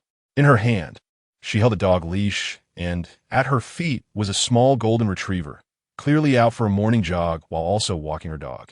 Zhou Yulin was momentarily taken aback upon seeing Su Chenyang, but once she confirmed her recognition, she greeted him warmly. "Boss Su, I didn't realize you lived around here. Do you remember me?" With a smile, Su Chenyang replied, "Of course I do. You came with your friend that day." "Boss Su, ever since I had that delicious egg pancake at Hangzhou University of Science and Technology, I have been longing for more. I wanted to come back for another taste, but work has kept me too busy. Boss Su, I believe you should consider giving us, your working fans, a chance to savor your culinary delights by setting up your stall here in the CBD for a few days. Let us all share in the joy." Su Chenyang chuckled in response. "I will certainly take it into consideration. But since we are neighbors now, if you would like to sample my cooking, it can certainly be arranged. Are you off for a morning run and dog walk?" "Yes, I take my little dog out for a stroll every morning. Coincidentally, I was planning to make some pot stickers. If you don't mind, I could prepare a few for you to taste later." Zhou Yulin felt a bit shy about the invitation, as she and Su Chenyang were not yet very familiar. Accepting his invitation to breakfast felt somewhat presumptuous. However, she didn't think Su Chenyang had any ulterior motives. She had seen a short video about him the previous day. He had boldly dismissed the advances of beauties around 20 years old, so she doubted her own appeal, especially being 5 to 6 years his senior. There is no inconvenience at all. We are neighbors, after all. It's perfectly normal to visit each other. As she spoke, Su Chenyang's gaze fell upon the small golden retriever at her feet. Sister, your little dog is quite adorable. If you're heading to work, might I borrow him for a bit of fun? Zhou Yulin immediately understood Su Chenyang's eagerness to invite her for breakfast. The dog was usually cared for by a housekeeper when she was at work, and allowing Su Chenyang to look after him seemed no different. Of course, but my little dog is a bit shy, she replied. Shyness is not an issue. They'll warm up quickly. However, I might want to film a food video with your dog. Would that be all right? Film a food video? Zhou Yulin paused, not believing for a moment that Su Chenyang intended any harm to her beloved pet. However, she pondered what culinary wonders could possibly involve a dog. Despite her confusion, she readily agreed, of course. By the way, my name is Zhou Yulin. I am Su Chenyang. Thank you, Yulin Jia, he expressed with a smile. As he prepared to rise, he noticed a flurry of comments in the online chat, many of which reflected the adoration of his fans. Su Chenyang had been contemplating how to encourage a bit more assertiveness among them, and now, inspired by the small golden retriever, he found a spark for his short video creation. I'll start making the pot stickers now. It should take about half an hour. All right, I will return in half an hour. See you soon. With that, Su Chenyang pushed open the gate and returned to his house, while Zhou Yulin set off for her jog with her dog. In the kitchen, Su Chenyang began preparing the ingredients he had purchased from the market, starting with the dough. Many people simply add water to flour to make the pot sticker wrappers. But Su Chenyang, understanding the importance of quality, added eggs and lard to enhance the flavor. Once the dough was kneaded, he allowed it to rest before preparing the filling. He opted for a 3-flavor filling, combining various proportions of fresh pork, shrimp, mushrooms, bamboo shoots, eggs, salt, and a splash of cooking wine with ginger and scallion water to eliminate any fishy odors. After mixing thoroughly, he noticed the dough had rested sufficiently and used a rolling pin to flatten it with incredible skill, achieving the desired thickness in mere minutes. He cut the dough into 8 pieces, stacking them neatly before utilizing a circular mold to create the pot sticker wrappers. Given the large quantity he planned to make, this efficient method was essential, yielding a total of 64 wrappers. As he prepared to fill the pot stickers, he donned gloves, deftly placing the filling onto each wrapper. With remarkable speed, he could wrap each pot sticker in just a second, ultimately setting aside 32 for himself and storing the rest in the refrigerator. Next, he placed the pot stickers in a frying pan to cook, taking advantage of the lard already incorporated into the dough, thus eliminating the need to grease the pan. He began to create the ice flour water, a mixture that would give the pot stickers their crispy base. While many use only flour, water, and a bit of oil for this, Su Chenyang added salt to enhance the flavor. Without it, the dish would lack depth and character. Once the bottoms of the pot stickers turned golden brown, he poured the ice flour water into the pan, ensuring each dumpling was perfectly coated. He then covered the pan, allowing the water to evaporate and steam the pot stickers to perfection. After 10 minutes, just as the pot stickers were completed, the doorbell of the villa rang. Upon opening the door, Su Chenyang was greeted by Zhou Yulin and her little golden retriever standing outside. Yulin Jia, your timing is impeccable. I have just finished cooking the pot stickers. That means I am lucky enough to enjoy your freshest creations, Su shouted. Please come in. He welcomed Zhou Yulin and her dog into the villa, as the golden retriever was to be the star of his upcoming video. However, the dog shyly darted away, seeking refuge beside Zhou Yulin. My little golden retriever is quite timid, but he has a lovely disposition. You just need to spend some time getting to know him. Not a problem. A few tasty treats should do the trick. As they spoke, Su Chenyang led Zhou Yulin to the dining area.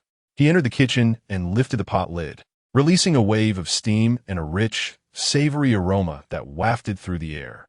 Delicious. It smells like there is a wonderful blend of meat and seafood. Zhou Yulin noted, her anticipation growing as she began to salivate at the thought of the pot stickers. Emerging from the kitchen with a platter, Chenyang placed a beautiful arrangement of pot stickers and a glass of milk before Zhou Yulin. She marveled at the stunning presentation. The wrappers gleamed with a glossy sheen, creating a translucent appearance.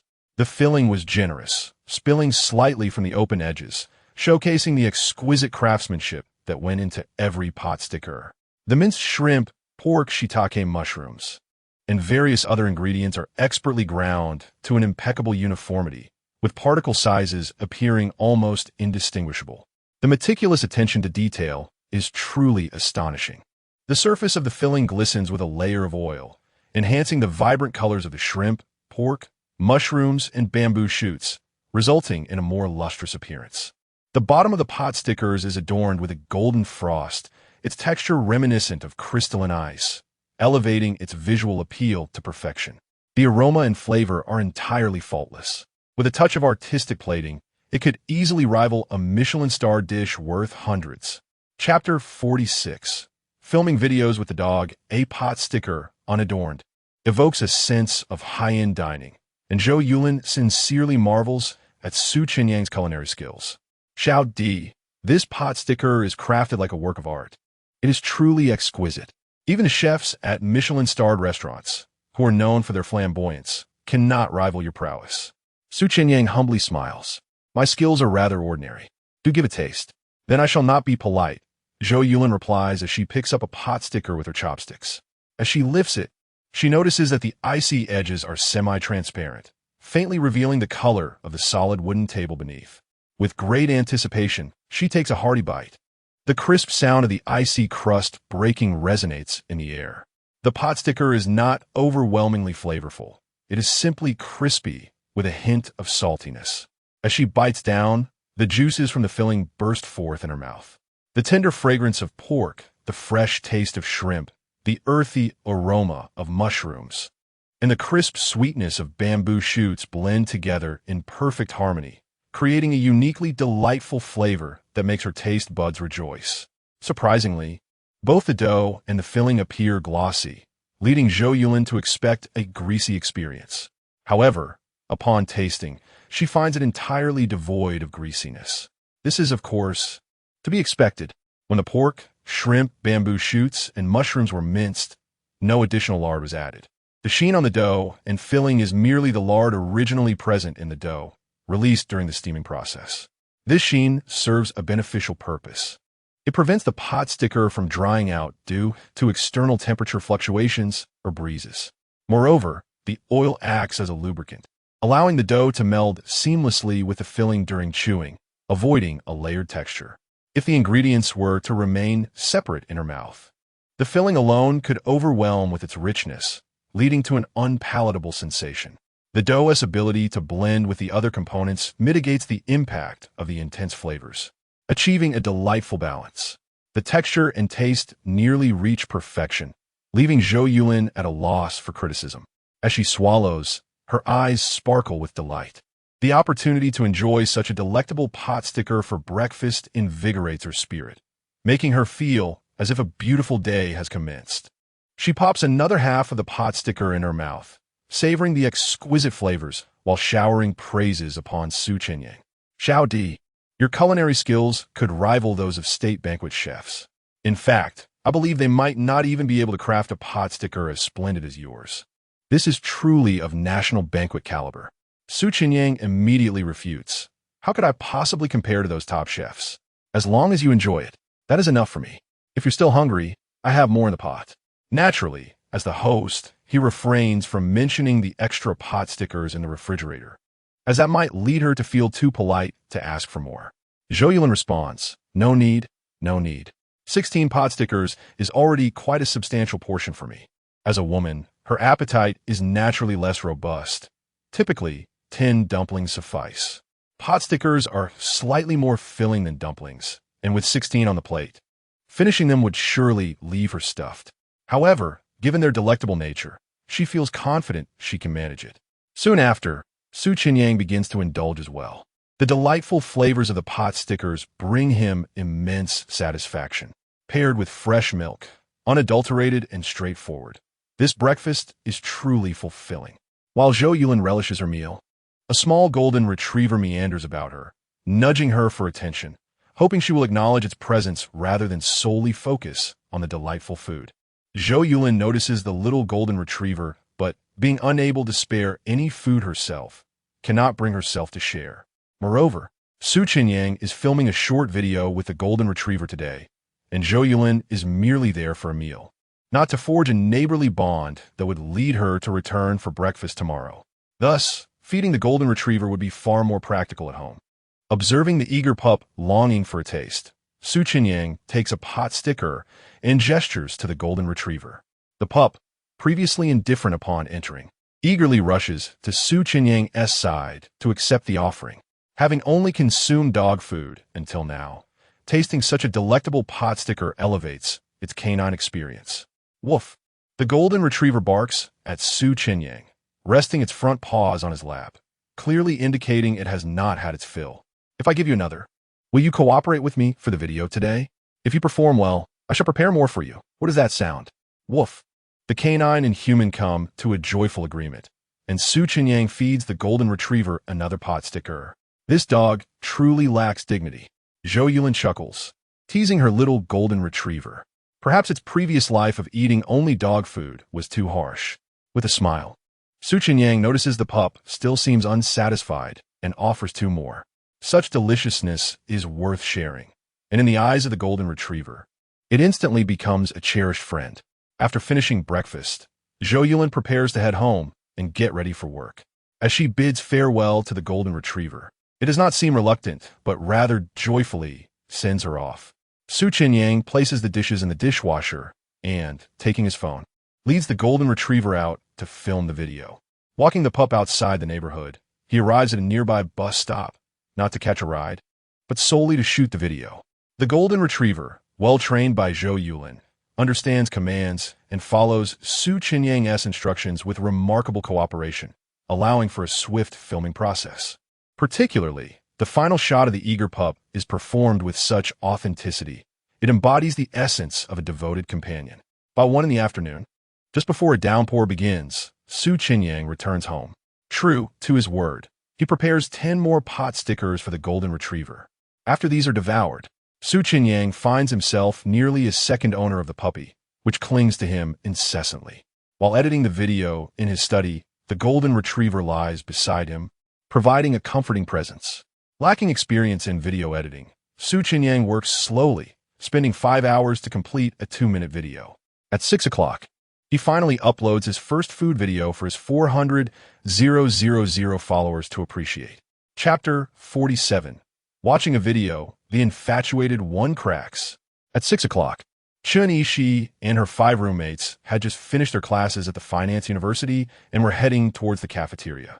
Along the way, Chenyang felt an overwhelming sense of discomfort as she noticed many people casting resentful glances in her direction. This had been the case during lunch, and now it persisted. As the campus belle, she was unaccustomed to such treatment. Typically, when male students spotted Chenyang, they would inadvertently steal a few extra glances. Now, even the boys looked upon her with dissatisfaction. Chenyang felt troubled. It was all due to those 7. Her dislike for them had only intensified. If they hadn't clung to her, everything would have been just fine. The stares from her classmates made her increasingly uneasy, prompting her to quicken her pace. Zhang Wansha and the others also sensed the disdain directed at Chenyang and, with a sigh, hurried to keep up with her. Upon arriving at the cafeteria, the 6 of them approached the fast food counter. There was quite a line, so they split up to wait in different queues. Just as Chenyang was about to be served, she heard a voice that made her frown instantly. "Ishi, you love the dishes from this counter too." Turning to her side, she saw Lin Diffing standing next to her, wearing a broad smile. Throughout the day, Chenyang had been unable to muster a smile. The sight of Lin Diffing still smiling only fueled her irritation. "Not really," she replied curtly. Lin Diffing felt a twinge of embarrassment at her cold demeanor. After Chenyang had turned down Chenyang the previous day, Lin Diffing had thought it was someone among their group who held significance for her. Now, with Chenyang's current attitude towards him, it seemed that he was not that person after all. Though somewhat disheartened, Lin Diffing chose to stay and join the queue behind Chun Ishi. At that moment, the person in front of Chun Ishi moved aside, and it was her turn to be served. "Annie, please pack it up," she instructed the server. With that, Lin Diffing lost all hope, realizing he was not the one Chun Ishi valued, and silently walked away. Zhang Wansha and the others, seeing Chun Ishi opt for takeout, followed suit, and they all returned to their dormitory together. Once back in her room, Chun Ishi decided to unwind her troubled mind by scrolling through Douyin while having dinner. The platform's algorithm was remarkably user-friendly. Hardly had she opened the app when she stumbled upon the latest video uploaded by Chenyang. Why was he posting a new video at this time? Had he taken the advice from the multitude of comments urging him to reconsider? Chun Ishi found this entirely plausible. It was merely a minor mistake, and she believed there was nothing unforgivable about it. With so many fans of Chenyang advocating for him, it was reasonable for him to take heed of their counsel. Eagerly, she focused on watching Chenyang's video. The clip began with a golden retriever trotting down the street, its leash held by Chenyang. What was this about? Chun Ishi found it curious, but chose to continue watching. After a few seconds of the retriever walking, the scene shifted to a bus stop where a crowd was gathered, waiting for the bus. Soon, a bus arrived, and the passengers quickly surged towards the entrance. Just as Chenyang was about to step forward, the golden retriever remained motionless. Despite Chenyang tugging at the leash, the dog refused to budge. Coincidentally, a taxi pulled up behind the bus, and as a passenger exited, the golden retriever barked, "Woof. Are you put off by the crowd at the bus stop and prefer the less crowded taxi?" Chenyang remarked with a smile. "Well, let us go then." He then took the golden retriever into the taxi. After a brief shot of the bustling street outside the taxi window, the scene transitioned again, revealing Chenyang arriving at a bubble tea shop. The shop was bustling with customers, and as Chenyang approached to join the queue, the golden retriever voiced its discontent. "Woof. You don't want to wait in line?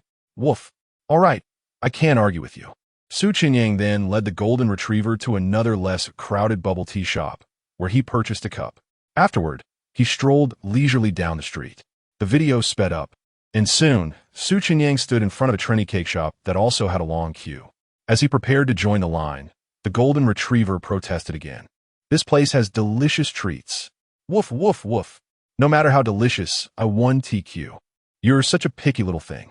In exasperation, Chenyang decided to leave and went to a burger joint instead, buying 2 burgers to satisfy his hunger. He then continued his leisurely walk with the golden retriever. The scene changed again, showing Chenyang arriving at a park. As he and the golden retriever wandered through the park, they passed a grassy area where 10 puppies were frolicking together. Among them, a particularly eye-catching Pekingese donned a pink sweater, surrounded by 9 other dogs. The golden retriever, upon spotting the Pekingese, became ecstatic, attempting to rush over and make friends. Fortunately, it was still on the leash, or would have succeeded. "What are you doing? Woof, woof.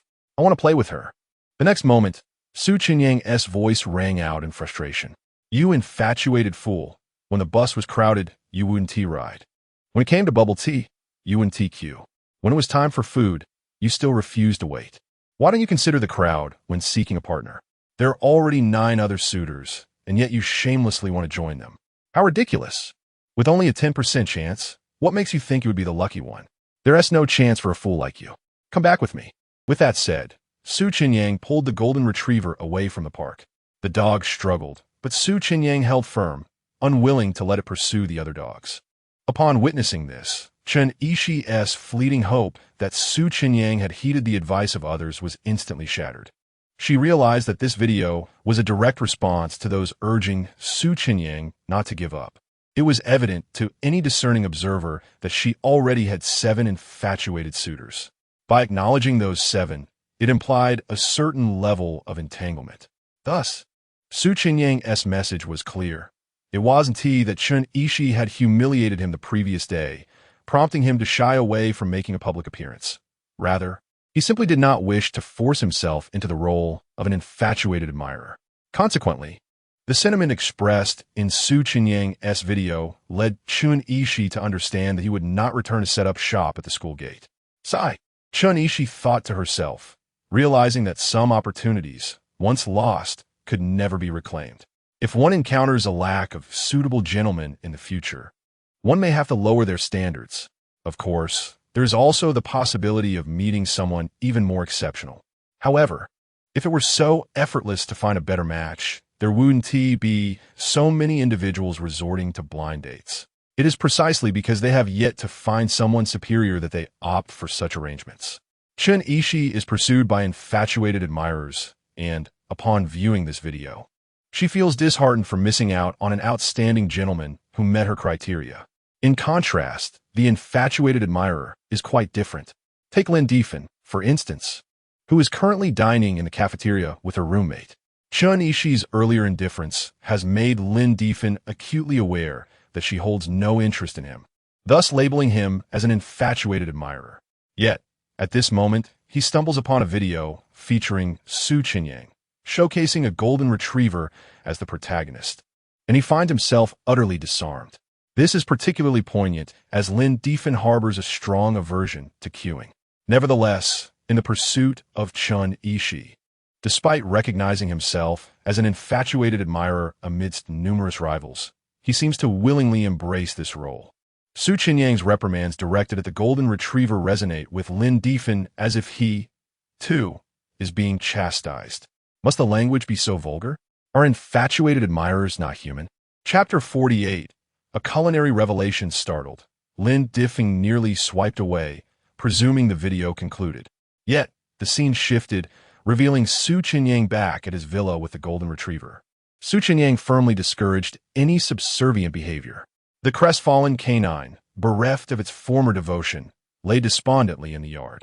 After a poignant shot of the dog's sorrow, the focus turned to Chenyang, now in his kitchen, crafting pot stickers. The video showcased Chenyang kneading dough, preparing the filling, rolling wrappers, and assembling the dumplings. He then pan-fried them to a golden crisp. Enhanced with subtle filters, the visuals exuded a refined, almost ethereal quality. Next, he prepared an ice water slurry. As the pot stickers sizzled to a golden hue, he poured in the slurry and covered the pan. In the subsequent shot, upon lifting the lid, a cloud of steam billowed forth. Finally, Chenyang arranged the pot stickers in a Michelin-esque presentation, capturing a close-up. These ordinary morsels, transformed into culinary artistry on an exquisitely adorned plate, emanated an air of exclusivity. Bewildered, Lin Defan wondered if this was, in fact, a food video.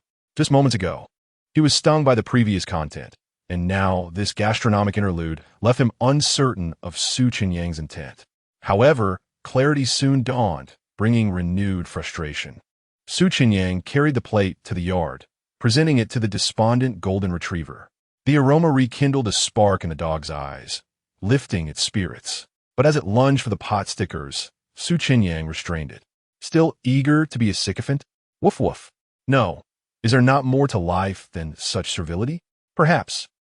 Exquisite cuisine? Woof woof. Yes. Was your devotion a source of profound misery? Woof woof. Indeed, Chenyang's final question struck Lin Defan like 1,000 cuts. Reflecting on his 2 years of pursuing Chen Ishi, he realized the truth in those words. The elaborate schemes to engineer encounters.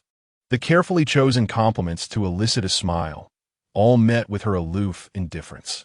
The sting of unrequited affection was indeed agonizing. While Chen Ishi, unlike other girls, maintained her principles and rarely accepted gifts, the effort still took its toll. The emotional anguish of unreciprocated gestures far outweighed the financial cost. His devotion was undoubtedly a source of profound misery. The final question was like a critical blow. A pang of pain resonated in Lin Defan's chest, the aftermath of this emotional assault. After the golden retriever's response, Chenyang released it, and it devoured the pot stickers with gusto. The main video concluded, fading to black with a message. Tomorrow at 11 a.m. Hangzhou Business University. Be there. Devotion leads to emptiness. Only gastronomy remains. Come join us. Chenyang's impromptu food stall announcement was the final straw. How dare he create such a video? Lin Defan had seen Chenyang's previous video, hence the algorithm's continued recommendations. He had witnessed the comments urging Chenyang to reconsider his approach. while Lin Diffing understood the fans' perspective from an objective viewpoint. Chenyang seemed to dismiss them as mere sycophants. The video's poignant questions felt like an interrogation of the devoted soul, inadvertently wounding even those who weren't his fans. This was too much to bear. Lin Diffing opened the comments section, ready to voice his discontent, only to find a chorus of similar sentiments. If you're making food videos, just make them. Even if the devoted have wronged you, you can't do this. You made my friend cry. I can't betray him, so I can't support you anymore. Crying emoji x3. The devoted are people too. Why showcase their misery? Do you think my friend enjoys being subservient? He has no choice. You're bullying him, and he might never buy your food again. Sobbing emoji x5. Why are you scolding my friend? He didn't feel miserable until you pointed it out. Now he's devastated. You're losing potential customers. Who will support you now? Crying emoji x10. Surrounded by fellow sufferers, Lin Diffing felt a bitter lump in his throat, making it difficult to swallow. Since others had already expressed his thoughts, he refrained from commenting. He sighed, only to notice his 3 roommates wearing similar expressions. Rising slightly, he saw them engrossed in Chenyang's video, their faces serious and contemplative. Unlike Lin Diffing, they all had girlfriends. What was happening? What's wrong, guys? Lin Diffing asked. Startled, they snapped out of their reverie. Nothing, just watching Sue's video. It's pretty interesting. He's not just a good cook, he's got a knack for short videos. Creative and funny. Hearing their praise, Lin Diffing felt even worse. He forced a smile and echoed, yeah. Assuming their relationships shielded them from the video's impact, he didn't notice their strained smiles. But even with girlfriends, their struggles were their own. College students had limited funds, stretched between dates, meals, and gifts. They were grateful if they could avoid asking their parents for more money each month. Chenyang's recent food stall had been a welcome relief. 40 yuan was the limit, and the wait was a chance to unwind. Most importantly, the food was exceptional. Compared to a couple hundred yuan for a hot pot date, plus a movie, it was a bargain. So, despite Chenyang's occasional jabs at the devoted, they were genuinely happy to support him. Chenyang's absence has resulted in increased expenses, which has already caused considerable distress to 3 individuals. The emotional turmoil they experience is no less than that of Lin Diffing. After Chenyang posted the video, he attentively observed the comments section. He was amused to see numerous individuals passionately defending their devoted friends. Such benevolence is commendable. He sincerely hopes that this video might encourage these devoted friends to treat themselves with a bit more kindness. The lengths to which these devoted admirers go in their pursuit of affection, often foregoing basic comforts, leave Chenyang perplexed regarding the underlying significance. Chapter 49. The Campus Belle. The most disliked straight man in this lifetime as the time for posting the video lengthened. More and more individuals began to voice their opinions in the comment section. Chenyang noticed a growing number of discontented netizens from Hangzhou University of Commerce expressing their grievances. What does this mean? When you previously set up stalls at different schools, you never issued any announcements. Now that you're at our school, you decide to give notice? This differential treatment is unacceptable. Delete the announcement, or I want to make a purchase. Bomb emoji. When you set up your stall at the Finance University, the first A was filled with their students. Now that you've announced it, tomorrow's queue will be full of white-collar workers. Is this reasonable? Your double standards make me unwilling to buy anything. Hurry and delete the last announcement, and I might consider forgiving you. Disdain emoji. You're clearly here for our campus bell. Can't you show some sincerity? Tomorrow's line will be full of white-collar workers. How do you expect our bell to queue? It's not too late to delete the announcement now. Think it over. Wink emoji. You're not giving our campus belle any respect. Do you still think you can win her over with this attitude? Wink emoji. Seeing these comments, Chenyang chuckled to himself. Life is so difficult. If I don't announce, it's wrong. If I do announce, it's still wrong. Besides, how'd it turn into me coming for the campus bell? I'm merely drawn by fate. The campus bell of the Institute of Technology, Xia Euro, and the bell junior from his own school, Shun Lai, had not stirred any romantic thoughts in Chenyang despite their beauty. It was merely that Chun Ishi was precisely his type, and, coincidentally, she was the belle of the Finance University. He simply found her beautiful. How did it turn into rumors of him coming for the campus bell? What slander and defamation! While Su Chenyang felt helpless about this assumption, many genuinely believed it.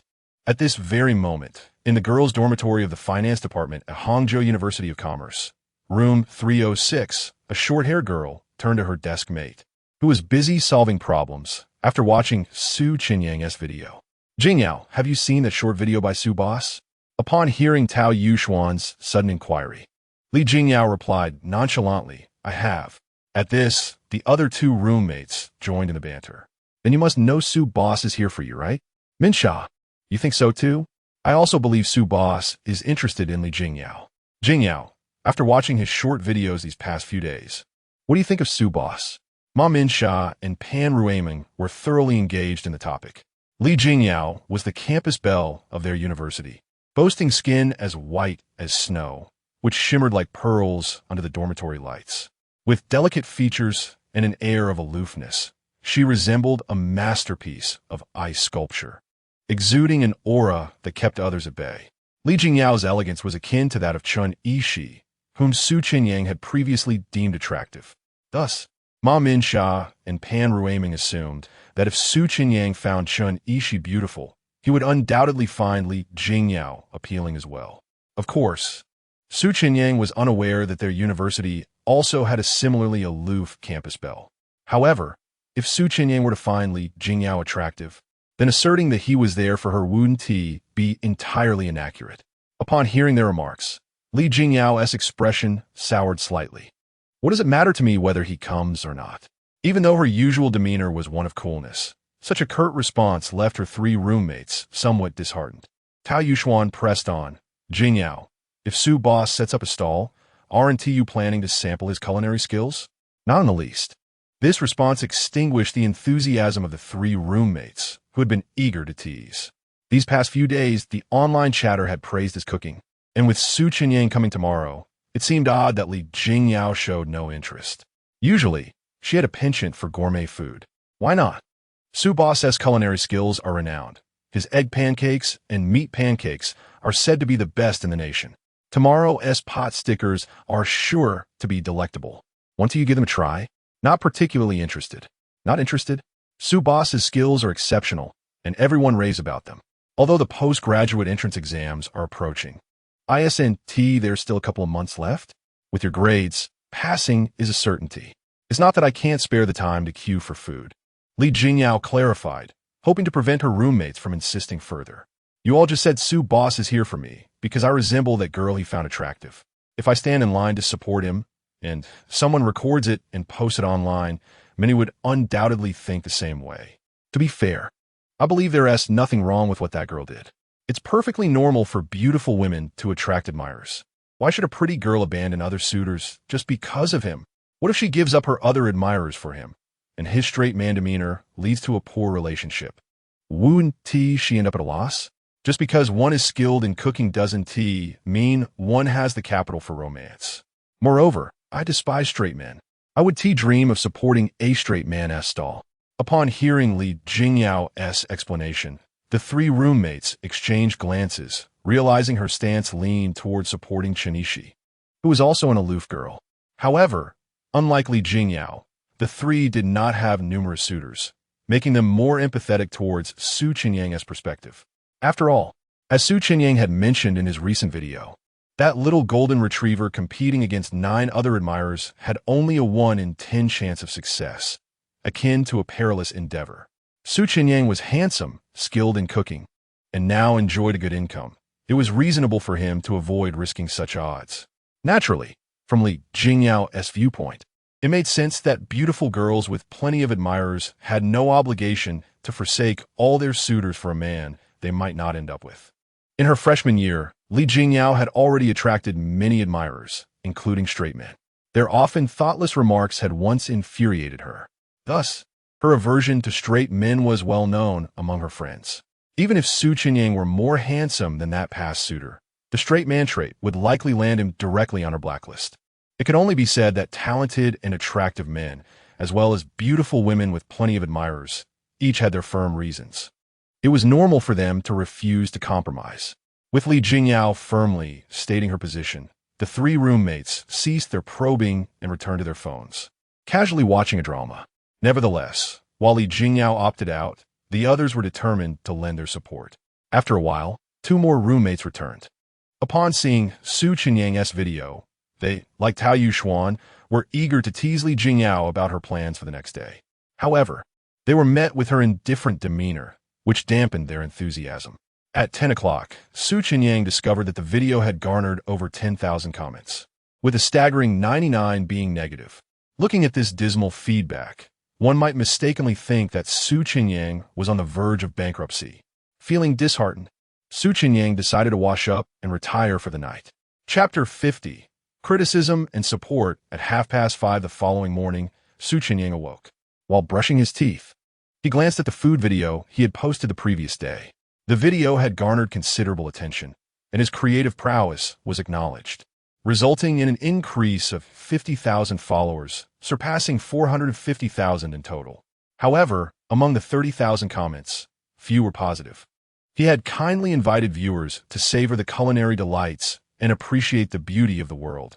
Yet the response was overwhelmingly negative, with many harshly criticizing him. Su Chenyang curled his lip in disdain, indifferent to the backlash from detractors. He then made his way to the kitchen. After finishing breakfast, he began his preparations.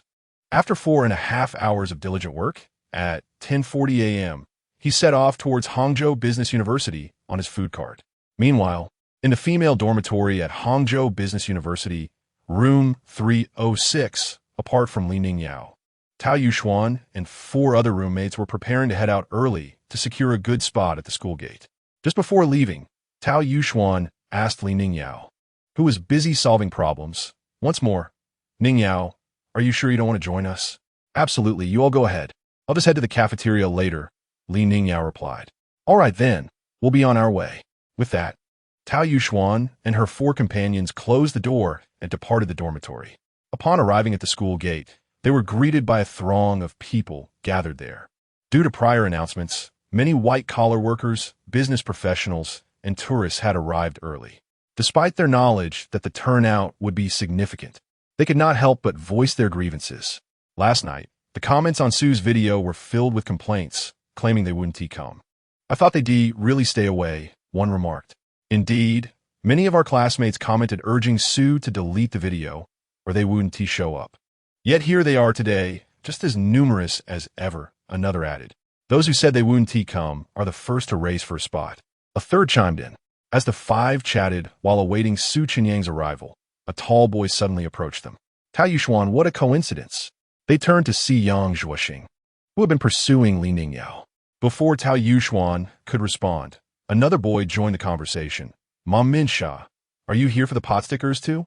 This boy was He Kai Fan, another suitor of Li Ningyao. Both boys had arrived from opposite directions, primarily curious about Li Ningyao's absence. They hoped to see her, but were less than pleased to encounter each other. Yang Zhuoxing mentally scoffed at He Kai Fan. "I arrived first, and he still shows up? Is he out his mind? Doesn't he realize that Su despises sycophants?" If Su sees a few boys lingering around Li Ningyao, he would certainly consider them as such. If that happens, Su might let Li Ningyao skip the line, making things awkward for us. Conversely, He Kai Fan rejected Yang Zhuoxing's claim of priority. How shameless. I was clearly waiting here first, yet he has the audacity to approach. I'm not here to support. I'm here for Ningyao. As they exchanged disdainful glances, 4 more boys approached within seconds. "Rui Ming, is Ningyao not coming?" Fang Jijin asked directly, skipping pleasantries and expressing concern over their goddess's absence. The animosity between Yang Zhuoxing and He Kai Fan intensified as they exchanged scornful looks with Fang Jijin and his companions. It is such clueless individuals who cause these awkward situations. There is no sense of order whatsoever. The 5 girls noticed the arrival of these 6 boys and felt that they were somewhat lacking in self-awareness. Su just posted a video disparaging sycophants yesterday. "Aren't they afraid he will target them?" Tao Yuxuan remarked. "Ningyao said she was interested in pot stickers, so she didn't come." "What? She is not interested in pot stickers?" The 6 boys fell silent, their previous animosity forgotten. The good news was that they wouldn't have to worry about Su targeting them due to crowding.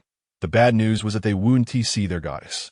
With the graduate exams approaching, Li Ningyao was busy preparing for her studies, and the 6 boys rarely had the chance to see her. They had hoped to use this opportunity to inquire about her plans for further education, but now, with her absence, they could only gather tidbits from Tao Yuxuan. Just as Yang Zhuoxing began to speak, someone joyfully exclaimed, "Su is here." The 6 boys, focused on Li Ningyao, found themselves irrelevant to Tao Yuxuan's mission. Unperturbed, she and her 5 roommates surged forward to secure their spots.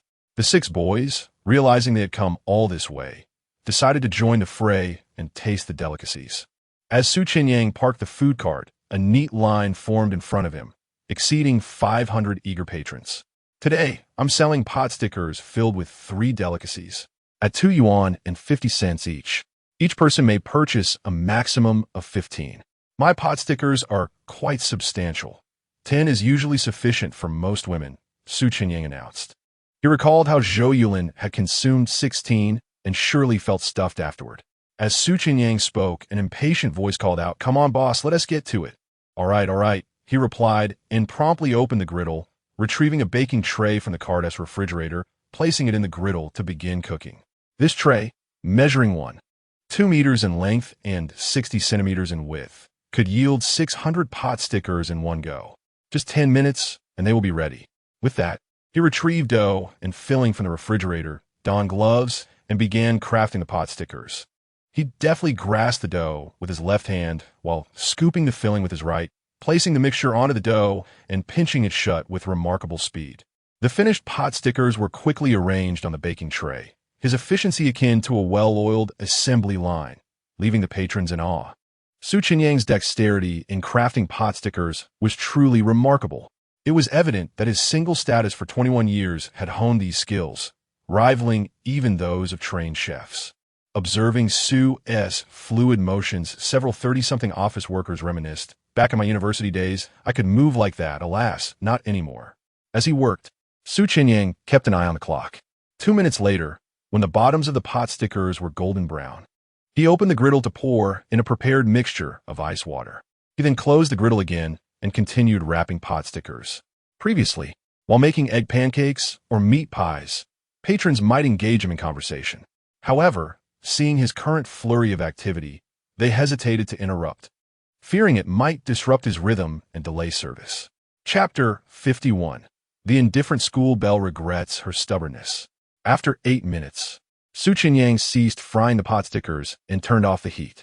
As he lifted the lid of the electric griddle, an enticing aroma wafted through the air, instantly captivating those lined up before the food cart, causing an involuntary salivation.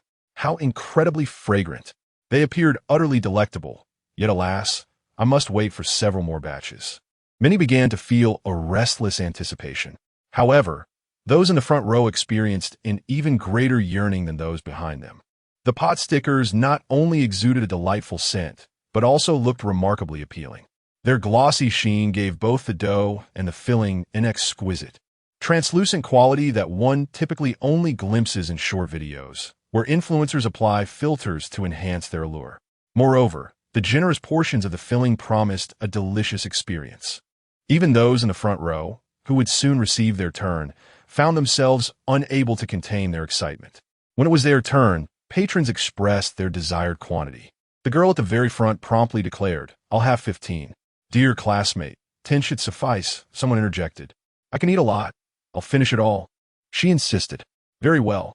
Su Chenyang took a foam container, scooped up 15 pot stickers, and handed them to her. After scanning the payment, she stepped aside to indulge in her treat. As she bit into the pot stickers, those nearby witnessed the sheer delight radiating from her face. When Tao Yuxuan, positioned 10th in line, finally received her pot stickers, she inquired, "Boss, do you have any vinegar?" "I didn't prepare any, as it might compromise the flavor," he replied. "All right then." As a person who relishes vinegar, Tao Yuxuan felt a twinge of disappointment. Nevertheless, she quickly moved aside to sample a pot sticker. Upon her first bite, the crispy exterior gave way to the fragrant, tender dough, and in the next moment, she was enveloped by the succulent juices of the filling. Tao Yuxuan, a lover of sashimi, found the luscious flavor in her mouth intoxicating. She mused that even the taste of bluefin tuna sashimi could hardly compare. This rich flavor brought her immense pleasure, compelling her to savor the moment even more. As she chewed, the soft pork, springy yet tender shrimp, delicate mushrooms, crunchy bamboo shoots, and velvety eggs melded beautifully. With each bite, Tao Yuxuan experienced the unique combination of flavors from 5 distinct ingredients. The delightful taste proved even more exhilarating than indulging in bluefin tuna. After experiencing the intense flavors, the crispy skin melded with the filling, softening the bold taste just enough to be pleasantly restrained. This subtle reduction in intensity allowed for a richer texture that was equally enjoyable. It was no wonder that vinegar was deemed unnecessary, adding it would be a disservice to such exquisite pot stickers. The flavor transformation offered by these pot stickers, priced at just $2.50 each, eclipsed even the most extravagant bluefin tuna served in high-end Japanese restaurants. Chenyang's culinary skills were truly remarkable. While astonished, Tao Yuxuan noticed her 4 roommates also reveling in their meals. At that moment, she observed Yang Zhuoxing and his friends, who had initially approached the queue with a casual mindset, now thoroughly enjoying their experience. Reflecting on her past efforts to impress girls, Tao Yuxuan realized how arduous it had been. With such culinary prowess and charm, it seemed absurd that someone like Chenyang, beset by sycophants at school, couldn't attract a girlfriend. If she were in his shoes, she would certainly target those sycophants. The 6 of them suddenly comprehended Chenyang's position and recognized that life indeed held other beautiful pursuits worthy of their attention. As Chenyang's motto suggested, exquisite food should never be taken for granted. Those who procured pot stickers did not linger. Satisfied with their taste, they walked back to school while eating. Tao Yuxuan and her group followed suit. After devouring 8 pot stickers, they began to feel quite full. Having had a late breakfast at the cafeteria around 9 o'clock, it was now merely 2 hours later, and they were already having lunch, clearly overestimating their appetites. Even after 10 pot stickers, the delectable taste lingered, yet their stomachs protested. "Oh dear, I'm actually full." Chenyang said 10 would suffice for girls. I should have taken his advice, Tao Yuxuan sighed, contemplating whether she could manage 2 more. However, finishing the remaining 5 would still present a challenge. Indeed, the late breakfast was to blame. If she had eaten at 7, she felt confident she could have polished off the meal without difficulty. Mom Minsha eyed the 4 pot stickers left in her container, feeling her belly, which had begun to bulge slightly, nearing its limit. Discarding any food was out of the question, so they all covered their containers for later. Yet, it must be said that Chenyang's culinary talents at such a price had finally made her understand why others deemed him charitable. If only he could set up a stall at their school indefinitely. While it was unlikely he could remain there long term, for the few days he had been selling, she vowed to support him daily. "I'm going this afternoon. Are you all coming?" Of course. Even before lunch concluded, they began planning for dinner. Engaged in conversation, the 5 quickly returned to their dormitory. It was only 11:20 a.m. when they arrived, and Li Ningyao was still in the room, surprised by their swift return. She noticed they all carried food containers. "Did you get your food so quickly?" she asked. Tao Yuxuan chuckled. "We were quick on our feet and secured good positions." "You must have been lucky," Li Ningyao remarked. "But seeing that you all didn't finish and brought some back, I presume the pot stickers weren't that great, right?" Previously, those featured in videos had eagerly devoured them on site. Li Ningyao was convinced that Tao Yuxuan and her friends had done the same. Bringing back unfinished food clearly indicated a lackluster taste. "Ah, you're mistaken, Ningyao. They were simply too delicious. We bought too many and couldn't bear to waste any, which is why we brought some back." Ma Minsha approached Li Ningyao, opening her container. To her surprise, steam still wafted from it. The insulation was impressive, while warm. The flavor should remain intact. "Try it. It's unbelievably good." "Is it really that extraordinary?" Li Ningyao skeptically picked up a pot sticker and took a small bite. The filling was so generous that even a small nibble released a burst of savory juice. As the delightful flavors danced upon her taste buds, every cell in her being seemed to awaken. With each chew, the exquisite taste and texture left her astonished, akin to being swept away by a tidal wave. Could pot stickers truly be this delicious? Was Chenyang's culinary prowess perhaps a bit too exceptional? Li Ningyao came from an affluent family, frequently visiting high-end hotels throughout her life, and she had savored the culinary artistry of top chefs countless times. rendering her quite indifferent to such experiences. However, when she previously watched videos in the evening where people proclaimed Su Chenyang's culinary skills to be the best in Hangzhou or even the entire nation, she regarded those individuals as lacking exposure. Yet now, witnessing Su Chenyang's ability to elevate even a simple dish like pot stickers to such heights, she found herself questioning whether it was her own perception that was flawed. Perhaps those esteemed chefs she had once tasted were not even a fraction as skilled as Su Chenyang. With just a single bite, Li Ningyao became enamored with the flavor. She chided herself, lamenting, "I truly should not have been so stubborn last night." In that moment, she felt an urge to slap herself for having spoken so definitively the previous evening. Chapter 52. The Proud and Distant School Bell. Ma Minsha noticed the subtle change in Li Ningyao's expression, clearly astonished by the delectable taste of the pot stickers. With a smile, Ma Minsha inquired, "Ningyao, how does it taste?" "It's delicious, isn't it?" Despite her astonishment at the pot stickers' flavor, Li Ningyao had previously expressed disinterest in the stall run by the Iron Straight Man before her roommates went to buy them. It would be rather inappropriate for her to indulge in the delicious pot stickers made by him while maintaining a facade of indifference. Li Ningyao could not afford to lose face in front of her roommates. She replied nonchalantly, "It's quite good, actually." Upon hearing this, her 5 roommates burst into laughter, clearly sensing the insincerity in her words. "Ningyao, don't be so stingy with your praise. The flavor of these pot stickers is unrivaled across the entire country. There is simply nothing in Hangzhou that can compare. Don't let your disdain for Boss Su being an Iron Straight Man cloud your judgment." They continued, "I genuinely believe these pot stickers are flawless. Do you think there is any room for improvement?" Though her roommates teased her for her lack of sincerity, Li Ningyao felt somewhat helpless. Yet, she remained reluctant to lose face in front of them. She clarified once more, "I didn't say they were bad. I said they were quite good. Must I sing their praises to the heavens?" Her roommates, well acquainted with her, understood that her taste buds were indeed quite satisfied, but she hesitated to overly commend the dish. However, since Li Ningyao was unwilling to offer an honest assessment, her friends saw no need to press further. At that moment, Ma Minsha suggested, "By the way, Ningyao, since you haven't eaten, we each have several pot stickers left, and some of us can't finish them. Would you like to have them for lunch?" She added, "The containers can still keep the food warm, and it would be a shame to waste such delicious pot stickers once they cool down." Under normal circumstances, Ma Minsha would hesitate to make such an offer. However, given the exceptional quality of Su Chenyang's pot stickers, it seemed a reasonable request.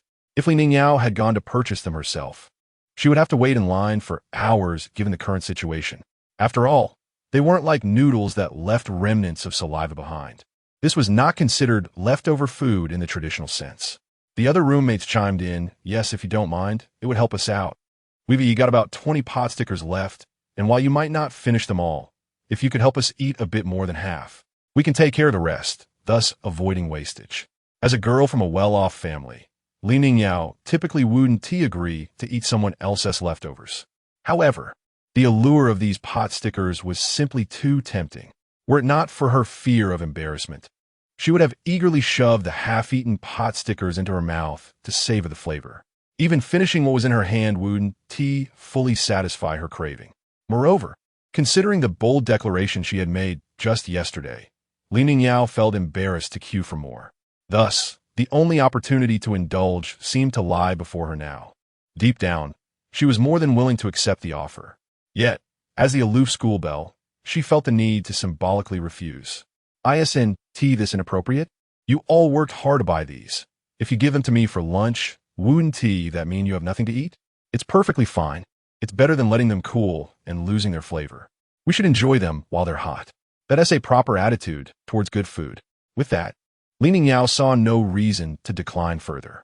If she continued to refuse, her roommates might genuinely think she didn't enjoy eating.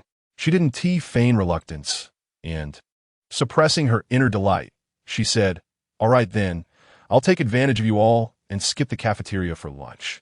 "What do you mean by taking advantage? We often enjoy your snacks too." The 5 of them gathered around Li Ningyao, opening the containers. Inside were over 20 pot stickers. Li Ningyao certainly couldn't finish them all. But Tao Yuxuan and her friends had walked a fair distance and felt the need to digest, so they each took one more pot sticker.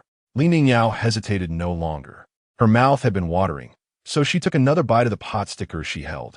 To maintain her dignity, she took a proper bite instead of devouring them ravenously. With each bite, as she savored the taste, she felt the exquisite flavor resonate with her very soul. After Tao Yuxuan and the others had eaten 2 each, they found themselves unable to eat anymore. The remaining 12 were swiftly consumed by Li Ningyao, who appeared to savor them delicately, but was actually devouring them quickly. Having eaten a total of 13 pot stickers, she felt quite full. Were it not for her roommates being present, she would have liked to lean back in her chair, rubbing her full belly, and fully express her contentment. Earlier that morning, she had gone to the cafeteria with Tao Yuxuan and others. By the time they had consumed 10 or 11 pot stickers, her stomach was already satisfied. The fact that she could eat 13 in one sitting clearly indicated her fondness for them. However, her friends refrained from teasing her. After their meal, the 5 of them felt pleasantly content and decided to take a nap. Noticing that her friends didn't comment on her eating habits, Li Ningyao let out a sigh of relief. How embarrassing it would have been if they had noticed I overindulged. But she couldn't help but wonder how this young, non-professional chef could make such delicious food. It seemed illogical to her. Yet, that was not the crux of the matter. The important thing was that she had eaten 13 pot stickers and was physically satisfied. Yet spiritually, she felt unfulfilled. Why had she spoken so thoughtlessly last night? What did it matter if he was an iron-straight man? She could have simply ignored him while enjoying her meal. Li Ningyao grew increasingly regretful. Even if Su Chenyang liked her type, she could have just declined when he asked for her WeChat. Now, she found herself in an awkward predicament. This situation weighed heavily on Li Ningyao's heart. If she went, it would be akin to slapping her own face. If she didn't go, she still desired the food. The internal conflict disrupted her focus on her studies. Half an hour passed without her being able to concentrate on her reading, prompting Li Ningyao to crawl into bed for a brief nap. At that moment, her 5 roommates had yet to fall asleep. They were astonished to discover that Li Ningyao, who aimed for a top 5 university in the nation and had not napped since the semester began, was now indulging in a midday rest. Was it possible that after eating the pot stickers, she, like them, felt so content she chose to nap? Given Li Ningyao's affluent background, they felt she should not be underestimated. Yet, today seemed too coincidental. After lying there for a while, the dormitory fell completely silent, and all 6 of them drifted off to sleep. Typically not one to nap. Li Ningyao woke to find it was already 4 o'clock. Oh no, I've slept for so long. She sighed, sitting up to clear her head. Still somewhat groggy, she heard Tao Yuxuan's voice. Ningyao, we're planning to go buy pot stickers. Are you coming? Of course. Li Ningyao instinctively replied. The moment the words left her mouth, she snapped to attention. I misspoke. I want to be going after all. You all go ahead. Chapter 53. Su Chenyang's Double Standards. Upon hearing Li Ningyao's initial agreement, followed by her refusal, the other 5 girls in the dormitory felt a surge of amusement. They understood that Li Ningyao's initial inclination stemmed from the delectable taste she had experienced at noon, creating a primal desire to partake again. However, her subsequent refusal was purely a matter of saving face.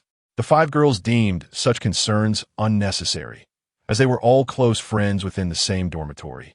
There was no need for such pretense. Tao Yuxuan reiterated, Ningyao, are you sure you won't come? There's no telling how long boss Su will be selling here. Each opportunity to savor his food is precious. Having tasted Su Chenyang's pot stickers at noon, Li Ningyao indeed felt a strong craving. However, she harbored a deep aversion for men who lacked emotional intelligence. To change her stance so easily after merely tasting Su Chenyang's culinary creation would be a blow to her pride as the campus belle. Li Ningyao insisted, never mind. I'd rather not go. I already wasted time taking an afternoon nap. I need to catch up on my studies tonight. You guys go ahead. The 5 girls were taken aback by Li Ningyao's stubbornness. How about this? We can probably eat 12 or 13 to feel full. We'll buy 15, and the extra few can be your share. What do you think? Li Ningyao was usually generous with her roommates, often sharing snacks with them. They understood her reluctance to go out of pride and were willing to endure the inconvenience of waiting in line on her behalf. No need, just buy for yourselves. I'll go to the cafeteria later, Li Ningyao replied. She would feel guilty if her roommates had to wait in line for hours just to bring her food, so she decided to forego the meal altogether. All right then, we'll be off. After saying their goodbyes, the 5 girls left the dormitory. A few minutes later, they arrived at the school gate.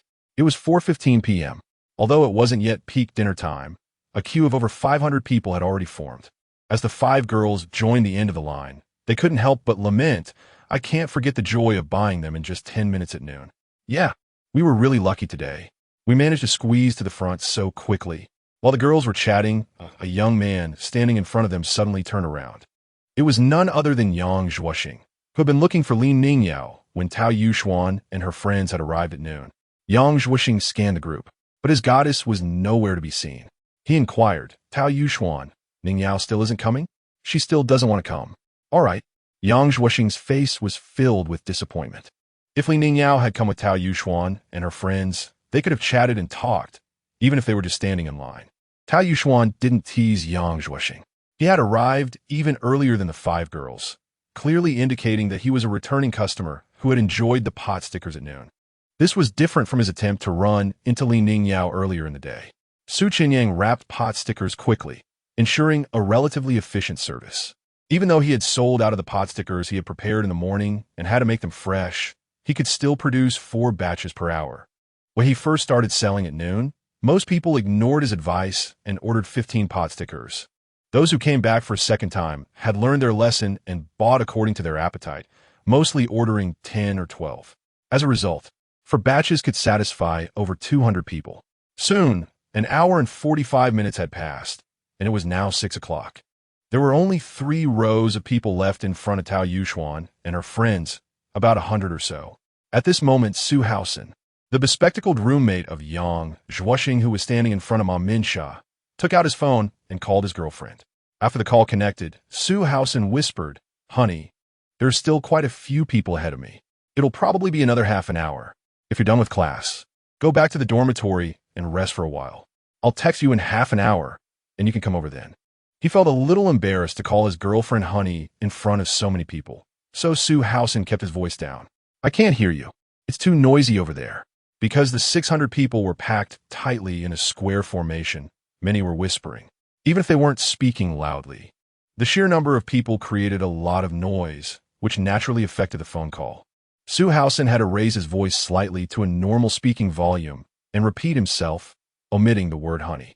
After hearing Su Haosen's words clearly, his girlfriend on the other end of the line said, "I'll come over now. You must be tired from waiting in line.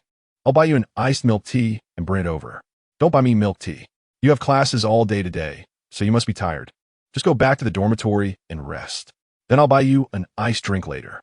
Just as the young man finished hearing his girlfriend's reply, he heard Su Chenyang's voice, "Hey you, the bespectacled guy on the phone." Suddenly being called out by Su Chenyang, the young man on the phone was taken aback. The next moment, Su Haosen felt the eyes of everyone in line focusing on him. This guy really doesn't know how to keep a low profile. Lining up to buy pot stickers for his girlfriend and talking so loudly on the phone. Isn't he just asking to be labeled a simp by Boss Su? Boss Su hates simps so much, he probably won't let him buy them, will he? But a boyfriend buying for his girlfriend, is that really simping? Boss Su is being too harsh, isn't he? Many people began to feel sorry for the young man. Even Su Haosen himself had a similar feeling. Anticipating that Su Chenyang would target him, Su Haosen immediately asked, "Boss Su, is there something you need?" Su Chenyang didn't have such petty intentions. He said, "You're calling your girlfriend and asking her to come over because you want her to eat them while they're hot, right? But don't worry. My food container is super insulated and can lock in the temperature for up to 20 minutes. After you buy them, you can send them to your girlfriend without affecting the taste. You can meet your girlfriend at the cafeteria. One serving is clearly not enough for 2 people, but you can buy something else there." These words stunned everyone present. Oh my, really? Is this something Boss Su would actually say? Not only did Su Chenyang not mock the young man for being a simp, but he even thoughtfully reminded him to ensure that the pot stickers were at their optimal flavor when he delivered them to his girlfriend. Is this still Su Chenyang? Boss Su is showing signs of being a war man today, but she's someone else's girlfriend. People in line felt somewhat incredulous. If they weren't standing with aching backs and legs, they would have thought they were dreaming. However, at this moment, The young man who had watched Su Chenyang's video last night and felt offended became displeased. Isn't he supposed to hate simps the most? This guy has been waiting in line for 2 hours for his girlfriend. Doesn't he consider that simping? Yesterday, he even made a sarcastic video criticizing people. And now he's playing double standards. I hate hypocrites the most. People like that will come to a bad end sooner or later. Chapter 54. A refreshing perspective. Su Chenyang is essentially a warm-hearted man. Su Haosen was utterly astonished by Su Chenyang's demeanor. He never anticipated that instead of mocking him, Su Chenyang would offer a gentle reminder, which was quite a revelation.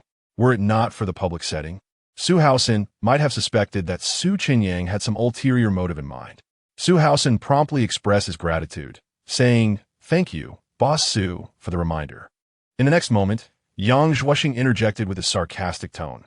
"Boss Su, aren't you the one who despises sycophants? Isn't waiting 2 hours in line for dumplings for your girlfriend a form of that? Sounds like a double standard to me."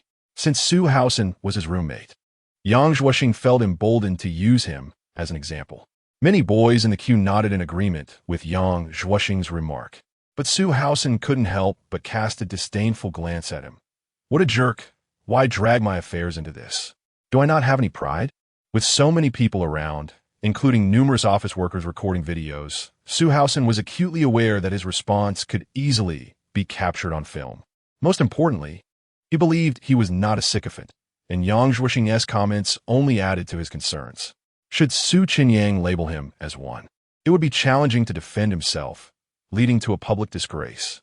Yet, Su Haosen's worries were unfounded. If he truly were a sycophant, Su Chenyang would not have offered him a reminder. Su Chenyang spoke up. "Being good to your girlfriend does not inherently make one a sycophant. I believe many couples waiting in line here, or those buying dumplings for their partners, are motivated by genuine love." The young man waiting for his girlfriend to buy dumplings, who specifically asked her not to buy milk tea, clearly shows that he cherishes her feelings, which is reciprocal affection. Being good to each other is a mutual endeavor, while a sycophant is one-sided. A sycophant might buy things for the girl they like, but even a simple inquiry about her well-being is often too much to hope for. The moment these words left his lips, Yang Zhuoxing's expression shifted. Had he not known that Su Chenyang was unfamiliar with him, he would have felt as though he was being personally chastised. After watching Su Chenyang's video from the previous day, Yang Zhuoxing felt as though he was being reprimanded yet again. His own embarrassment deepened as he realized he had made a fool of himself. The 5 friends accompanying Yang Zhuoxing found it hard to suppress their laughter, and even Su Haosen's roommates were tempted to chuckle. Does Boss Su know Yang Zhuoxing? His words seemed quite accurate. Those unfamiliar with Yang Zhuoxing were compelled to reassess their impressions of Su Chenyang. Recognizing his kindness towards couples in love and perceiving him as someone who yearned for true affection. Though often labeled as a rigid man, it appeared that Su Chenyang merely desired a relationship characterized by mutual pursuit. Acknowledging the goodness in men towards women, it became evident that at his core, Su Chenyang was indeed a warm-hearted individual, albeit one who wished for women to reciprocate. However, the women Su Chenyang admired were typically of high beauty, often surrounded by sycophants willing to shower them with unconditional affection. Consequently, these women grew accustomed to being pampered, leading them to be less inclined to reciprocate kindness towards men. Thus, Su Chenyang's desire for women to treat men well was misconstrued as an indication of him being overly masculine, ultimately resulting in his failure to find a girlfriend during university. The onlookers felt they had uncovered a profound truth. Moreover, Su Chenyang's attentiveness to his customers further reinforced the notion that he was indeed a warm-hearted man. Yang Zhuoxing, however, was indifferent to Su Chenyang's true nature. He was simply perturbed by the implications of Su Chenyang's recent video and his current remarks, which only exacerbated his discontent. Despite having enjoyed Su Chenyang's dumplings at lunch, Yang Zhuoxing felt the weight of his unrequited feelings for his crush, leading him to a state of inner turmoil. Boss Su, if being good to women is the criterion, how do you differentiate between a sycophant and someone who is not? Yang Zhuoxing asked, careful to conceal his own tendencies. Su Chenyang sensed no need for an extensive debate, but understanding that Yang Zhuoxing was likely a sycophant himself, he decided to entertain the discussion. Dating is akin to playing a game. One must have a progress bar, right? The distinction between a sycophant and a non-sycophant lies in whether one can perceive that progress. If you can see it, you are certainly not a sycophant. If you cannot, then you likely are. He continued, for instance, in the video I filmed yesterday, if a golden retriever were to pursue a Pekingese, it wouldn't just be a matter of not seeing the progress bar. It would first have to eliminate 9 other obstacles. Moreover, should other sycophants enter the fray, the golden retriever would find itself overwhelmed and unable to progress. So, if one cannot see the progress bar, can they truly be considered anything other than a sycophant? Upon hearing this, Yang Zhuoxing fell into silence, a bitter realization dawning upon him. I seem to indeed be unable to see the progress bar. Encountering 5 rivals while hoping to meet his crush had made his situation feel more hopeless than ever. Su Chenyang's analogy resonated with many boys in the queue, leading them to introspect. Have I seen my own progress? The surrounding girls found Su Chenyang's insights to be profoundly enlightening. After Yang Zhuoxing fell silent, Su Chenyang turned to him and asked, "Do you think my perspective is accurate?" Yang Zhuoxing felt a pang of frustration. He knew Su Chenyang did not recognize him, yet the harsh commentary seemed to fit his own predicament all too well. Unable to deny the truth, he reluctantly replied, "I suppose I am indeed a sycophant." Upon hearing Yang Zhuoxing's admission, those who knew him could hardly suppress their laughter. Why humiliate yourself? With Yang Zhuoxing's confession, the conversation reached its natural conclusion, allowing Su Chenyang to return to preparing dumplings. Soon, 2 more pots of dumplings were ready, and, as the first 2 lines dissipated, Yang Zhuoxing found himself at the front of the queue. At that moment, a girl to his left, emboldened by the moment, asked Boss Su, "My boyfriend's birthday is tomorrow. He loves beef dumplings. Could you make some for him? I want to wish him a happy birthday." Surprised by her request, Su Chenyang looked up and inquired, "Have you prepared a gift for your boyfriend?" "Yes," she replied. "What is it? If you ordered it online, could you show me the order?" "Certainly." The girl opened her shopping app and showed Su Chenyang a mechanical keyboard priced at 300 yuan. While a 300 yuan mechanical keyboard may not be exceptionally high quality, it would serve as a cherished gift for her boyfriend to last a lifetime. After purchasing the gift, she found herself short on funds for a cake, yet she believed that if she could procure some delectable beef dumplings tomorrow, it would surely bring him immense joy. "No problem. With your heartfelt gesture, I shall sell beef dumplings tomorrow. Bring your boyfriend over, and I will grant you a queue exemption." "Really? Thank you so much." "Su boss, no need for thanks. I indulge my loyal followers," he replied, casting a glance at Yang Zhuoxing. "Classmate, do you think a sycophant can truly compare to genuine love?" Upon hearing her name called out again by Su Chenyang, Yang Zhuoxing felt her head spin. Chapter 55. The indifferent school beauty changes her attitude. Yang Zhuoxing felt that Su Chenyang was being somewhat excessive. Why do you have to question him directly? Hadn't he just acknowledged what Su Chenyang said? Although he felt a surge of annoyance, he knew that if he remained silent, he would undoubtedly become the subject of ridicule. Thus, with a tinge of displeasure, Yang Zhuoxing responded, "You're not wrong. A sycophant certainly cannot be compared to true love." However, he quickly added, "But Su, it seems like it might rain tomorrow. Aren't you avoiding the stall?" As soon as he uttered those words, many in line began to inwardly scorn Yang Zhuoxing for shattering the atmosphere. Was this man allergic to romance?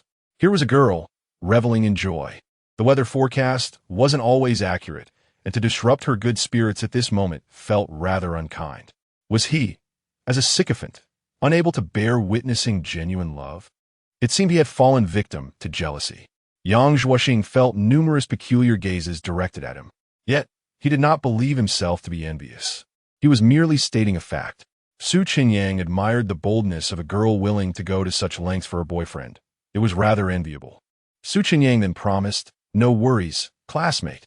If it rains tomorrow, wait for me at the school gate at 6 p.m., and I will personally deliver a portion to you." This was rather inappropriate. If it rained, that should be the end of it. Yang Liuxiao was not one to be shameless. After all, she was not well acquainted with Su Chenyang.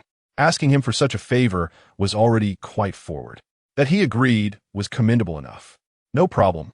Just wait at the school gate with your boyfriend. I am curious to see which lucky fellow it is." As he spoke, Su Chenyang glanced at Yang Zhuoxing again. Classmate, I hope you find a girl who reciprocates your feelings soon. Take a cue from those around you. This is what a happy romance looks like. Being singled out once more by Su Chenyang, Yang Zhuoxing felt an overwhelming urge to turn and leave in frustration. Strangely, both Yang Liuxia to his left and his roommate Su Haosen to his right had become examples of happiness for him. He felt like a clown. However, it was soon time for Yang Zhuoxing to purchase pot stickers. He chose not to dwell on his grievances with Su Chenyang. After a few minutes, Su Chenyang finished preparing a batch of pot stickers. After taking them, Yang Zhuoxing was eager to avoid Su Chenyang and left immediately, although he felt a simmering anger. Savoring the pot stickers made by Su Chenyang filled him with a sense of happiness. How had he come to loathe himself so? Yang Zhuoxing muttered under his breath as he walked, consuming the pot stickers while heading back to the dorm with a few roommates. Not long after, Tao Yuxuan and her group also acquired their pot stickers.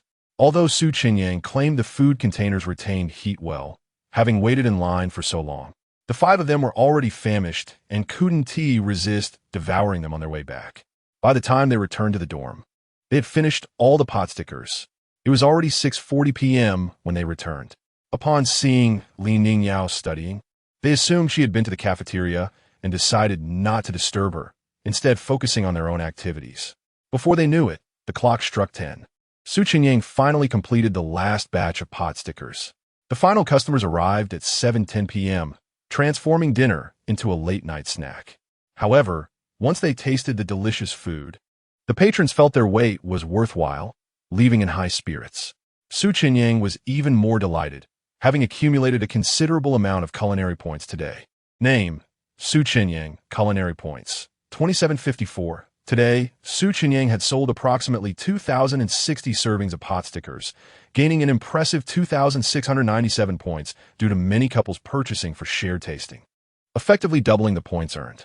The profit margin on the pot stickers was substantial, netting around 1.2 yuan per serving.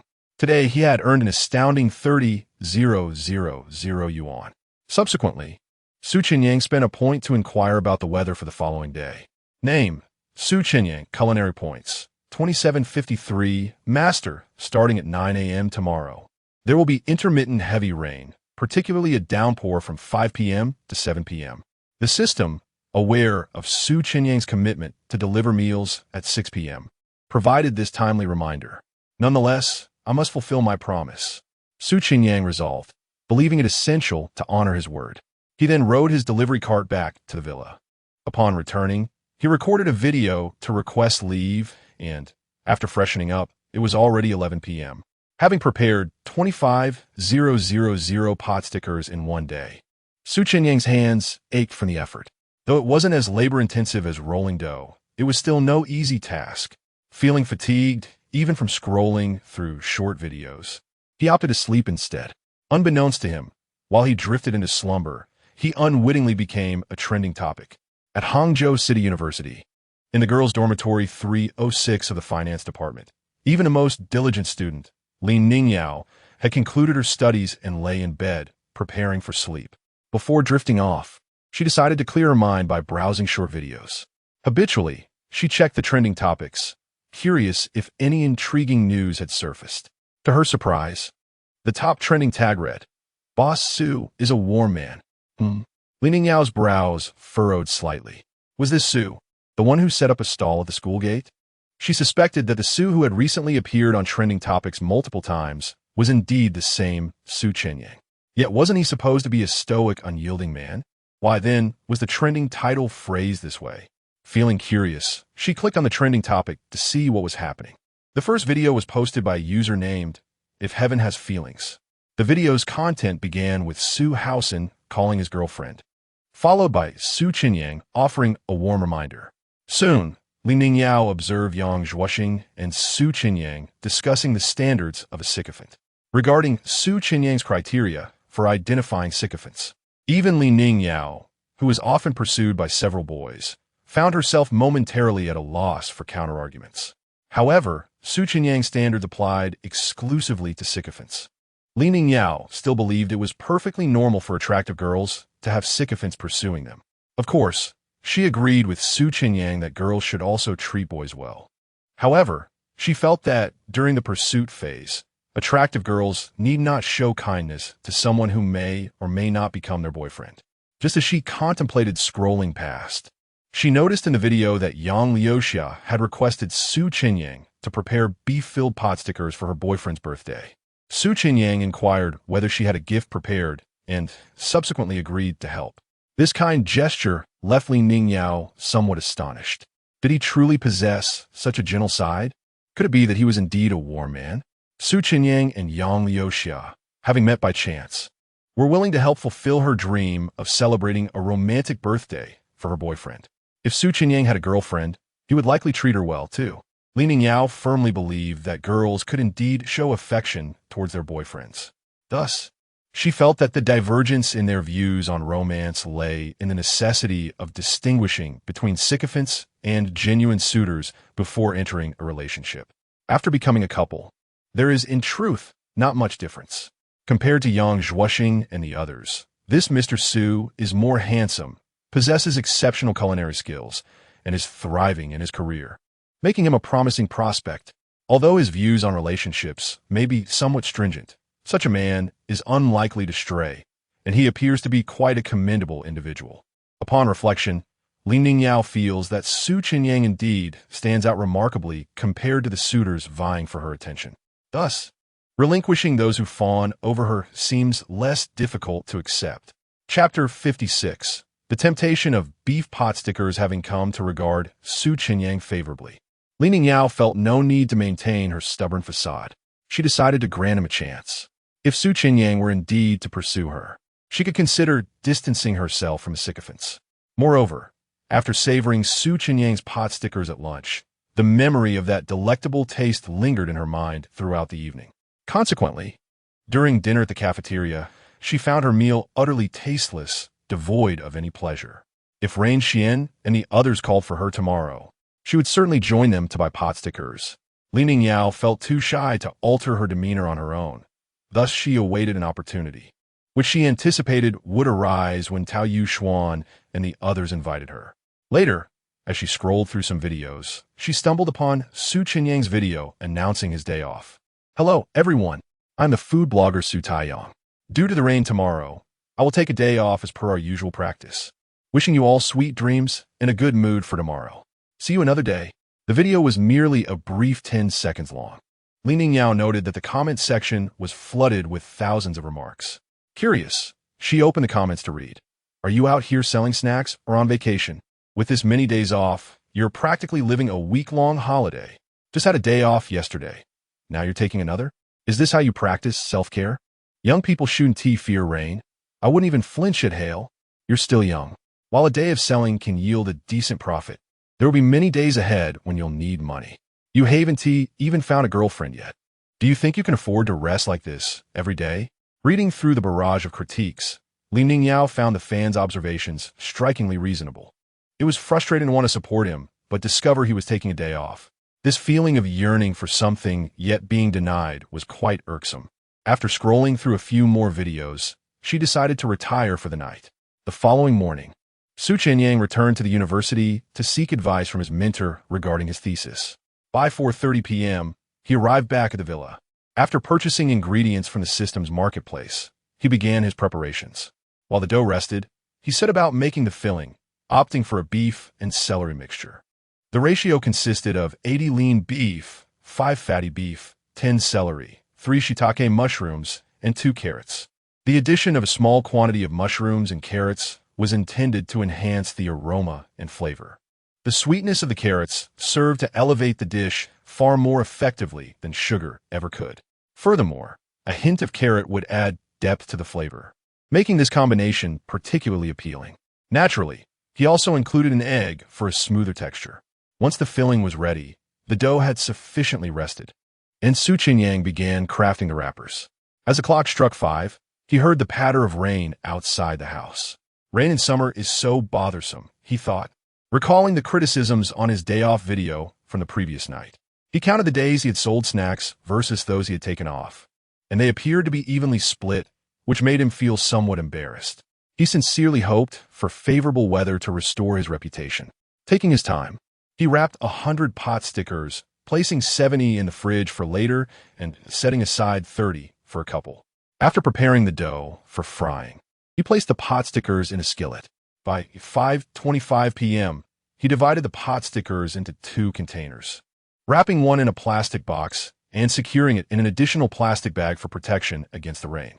As he noticed the time, he grabbed an umbrella and set off. The heavy rain drummed on the umbrella, growing increasingly intense.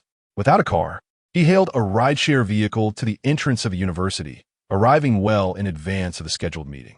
At 5:40 p.m., Yang Liuxia arrived with her boyfriend Zhou Xiangji, both sharing an umbrella as they waited at the gate. Zhou Xiangji held a box, which contained the packaging for a mechanical keyboard. "You won't believe it.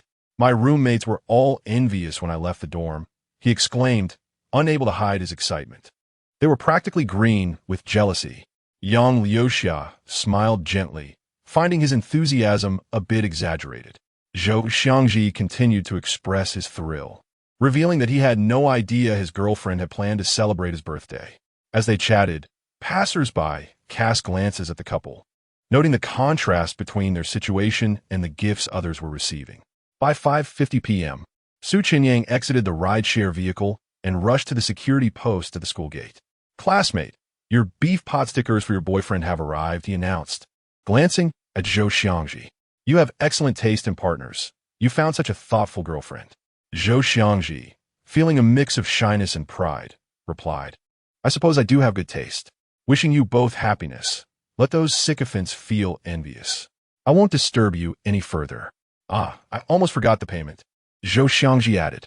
Chenyang, not one to refuse, accepted the money, as it represented the heartfelt effort of a girlfriend for her boyfriend. He declined to take the rideshare fare, viewing it as a small blessing after encountering too many sycophants while selling snacks. Having received the payment, Chenyang returned home, while Yang Liuxia and Zhou Xiangji headed to the cafeteria. Meanwhile, it was mealtime, and Li Ningyao, accompanied by 5 roommates, arrived at the cafeteria to buy dinner. The 6 of them gathered at the spicy hot pot counter. After a brief wait, as the dishes were prepared, Li Ningyao and Tao Yuxuan found a seat as soon as they collected their bowls. Just as they settled in, Yang Liuxia and Zhou Xiangji arrived at the table behind them. Eager to sample the customized beef pot stickers, Zhou Xiangji, the birthday boy, allowed Yang Liuxia to open the container. Upon lifting the lid, a rich steam wafted forth, reminiscent of freshly cooked delicacies. The container had moisture-absorbing properties, ensuring no condensation spoiled the pot sticker's texture. Instantly, they were enveloped by the elegant aroma of beef, a fragrant blend that heightened their appetite. At that moment, as Li Ningyao and Tao Yuxuan were eagerly anticipating their delightful hot pot, the enticing aroma wafting from the table behind them suddenly rendered their own dish less appealing. "What is this?" The fragrance is utterly captivating. Unable to restrain themselves, they instinctively leaned in to savor the enticing scent, their mouths watering uncontrollably. Chapter 57. The steps are not just as you say they are. Li Ningyao and Tao Yuxuan turn around and immediately recognize the girl, the one who had asked Chenyang to custom-make the beef dumplings. It was indeed the beef-flavored dumplings that Boss Su had prepared today, a delightful contrast to the fragrance of the 3-flavor filling. The aroma was tantalizing, intensifying their desire to taste the dumplings. Tao Yuxuan, having already indulged in 2 meals, was eager to experience the new flavor, while Li Ningyao, who had only tasted them once that afternoon, found her appetite severely affected by the enticing scent. As the 2 of them found the current dish of spicy hot pot unappetizing, Ma Minsha and her 3 companions approached with their bowls. The moment they sat down, they too caught a whiff of the delightful aroma. Their noses instinctively twitched as they sniffed the air and turned to see the source of the fragrance, Yang Liuxia. Realizing who it was, they could not help but feel a twinge of envy. How fortunate she was to enjoy Boss Su's specially made beef dumplings, a true indulgence. However, they knew that envy would get them nowhere, and with a resigned sigh, they returned to their hot pot. Yang Liuxia and Zhou Xiangji had already succumbed to the temptation of the beef dumplings, with Zhou Xiangji, the birthday star, taking the first bite. As he sank his teeth into the dumpling, the rich, savory juices burst forth in his mouth. The juices, infused with a hint of fat, were remarkably rich and complemented by the fresh aroma of celery mixed with the essence of egg. The flavors were abundant, and the deliciousness stemmed from the ingredients themselves, rather than any artificial enhancers. The taste of the meat juices alone was enough to captivate Zhou Xiangji. As he chewed, the initial sensation was that of tender beef, followed by the crispness of celery. To maintain the fresh crunch of the celery, Chenyang had not minced it too finely when preparing the filling. However, the inclusion of egg balanced the textures, ensuring that the primary mouthfeel remained smooth and tender, without any jarring contrast from the celery. The uniformly sized celery pieces released their sweet vegetable juices with each bite, achieving a perfect harmony between the refreshing aroma of celery and the tenderness of the beef. The crispy outer layer and the soft dumpling skin beautifully countered the richness of the filling, making each bite refreshing rather than greasy. Having been amazed by the three-flavor dumplings the previous day, Zhou Xiangji found the beef dumplings to be his ultimate favorite. At that moment, he deemed the preparation of the beef filling to be the pinnacle of all beef dishes. As he swallowed, he savored the lingering taste with delight. "Darling, you must try this. It's truly exquisite," he exclaimed. "This beef dumpling is the epitome of perfection. I cannot find words to describe it adequately." "Really?" Yang Liuxia picked up a dumpling to taste for herself. The fresh and delightful flavor, both light and ungreasy, left her pleasantly surprised. "It's absolutely delicious. The ample filling is so satisfying, and it doesn't feel heavy at all. I can't believe how perfectly the beef and celery blend together." Indeed, Boss Su is an extraordinary cook. He personally delivered our meal today, despite the heavy rain. "I can't fathom why those trolls online criticize him," she remarked. "Next time we see a video of Boss Su, we must defend him against those naysayers." "Absolutely. Boss Su is such a kind soul. It baffles me what those trolls could have done to earn his disdain." Yang Liuxia and Zhou Xiangji became ardent fans of Chenyang, recognizing that his good looks and kind heart were not to be blamed on the trolls. The 6 individuals seated nearby, witnessing the transformation of the two into devoted fans, were taken aback. How can they be so bold as to support Chenyang amidst all the negativity online? What could be so delicious to inspire such loyalty? They wondered. Yet, they felt compelled to try the dumplings themselves. As they sat down for dinner, the 6 were oblivious to how they finished their meal. All they could recall were Yang Liuxia and Zhou Xiangji's effusive praises for the dumplings. The tantalizing descriptions left them yearning for tomorrow's opportunity to taste them as well. After returning to their dormitory, the 6 busied themselves with their own affairs. Time slipped away, and before they knew it, it was 11 p.m. With the lights out, they lay in bed, each engrossed in their phones. At that moment, Li Ningyao stumbled upon Chenyang's latest video. In the clip, he announced, after the rain, "The sun shines. Tomorrow at 11 a.m., at the entrance of the business university, anyone interested in beef dumplings is welcome to come support me. Wishing everyone sweet dreams tonight." Upon watching the video, Li Ningyao felt a wave of happiness wash over her. Finally, he asked setting up his stall. However, she remained reticent, having previously claimed disinterest in Chenyang's venture. Meanwhile, the other 5 were thrilled. Boss Su is finally ready to sell his dumplings. I wonder how they compare to the 3-flavor ones. The praise from those 2 has me eagerly anticipating it, they exclaimed. That night, the delicious descriptions had tempted Li Ningyao to consider asking for a taste, but she held back. As they chatted, she secretly hoped they would invite her to join. Unfortunately, her wish went unfulfilled. After discussing the topic for a while, they did not ask her if she wanted to come along. "Why didn't they ask me?" She felt a twinge of sadness. However, this was to be expected. The previous evening, the conversation had revolved around Yang Zhuoxing and Chenyang's discussion on how to distinguish between sycophants, as well as Chenyang's dedication to his fans. Upon returning, the 5 had not mentioned it to Li Ningyao, and she only learned of it later while browsing videos. They had refrained from discussing it initially, knowing Li Ningyao had shown no interest in Chenyang's stall. After midnight, the group fell asleep. The next morning, at 10:40 a.m., as Chenyang prepared to set up his stall at 11 a.m., Tao Yuxuan and her friends busily gathered their things, ready to queue at the school gate. Having applied sunscreen, they left the dormitory without even asking Li Ningyao. While the others were busy with their preparations, Li Ningyao found herself unable to concentrate on her reading, waiting for them to invite her. As a consequence, the abrupt departure left Li Ningyao, who was engrossed in solving problems at her desk, feeling somewhat bewildered. Would they truly not call for me? What am I to do now? Chapter 58. The Devoted One. As Li Ningyao found herself in a quandary, an idea suddenly struck her. She promptly rose from her dormitory, shut the door behind her, and hurried to catch up with her 5 roommates, descending the stairs. Upon noticing Li Ningyao's presence, Tao Yuxuan and the others immediately exclaimed, "Ningyao, are you going to the canteen for lunch so early?" "Indeed," Li Ningyao replied. "I thought I might have my meal while it's still quiet, allowing me to return to my studies sooner." This was her cunning plan, to accompany her roommates, hoping that they might extend an invitation her way. In that case, she could gracefully decline.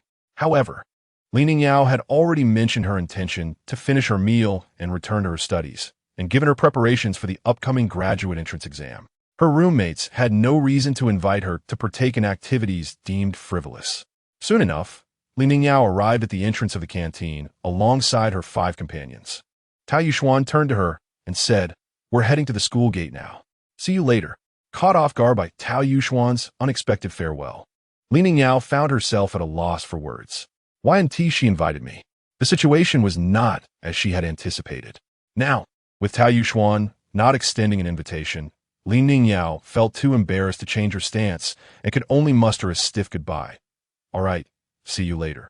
As the 5 departed, leaving Li Ningyao standing alone at the canteen entrance, she prepared to enter when she noticed Yang Zhuoxing and his 5 roommates making their way towards the school gate.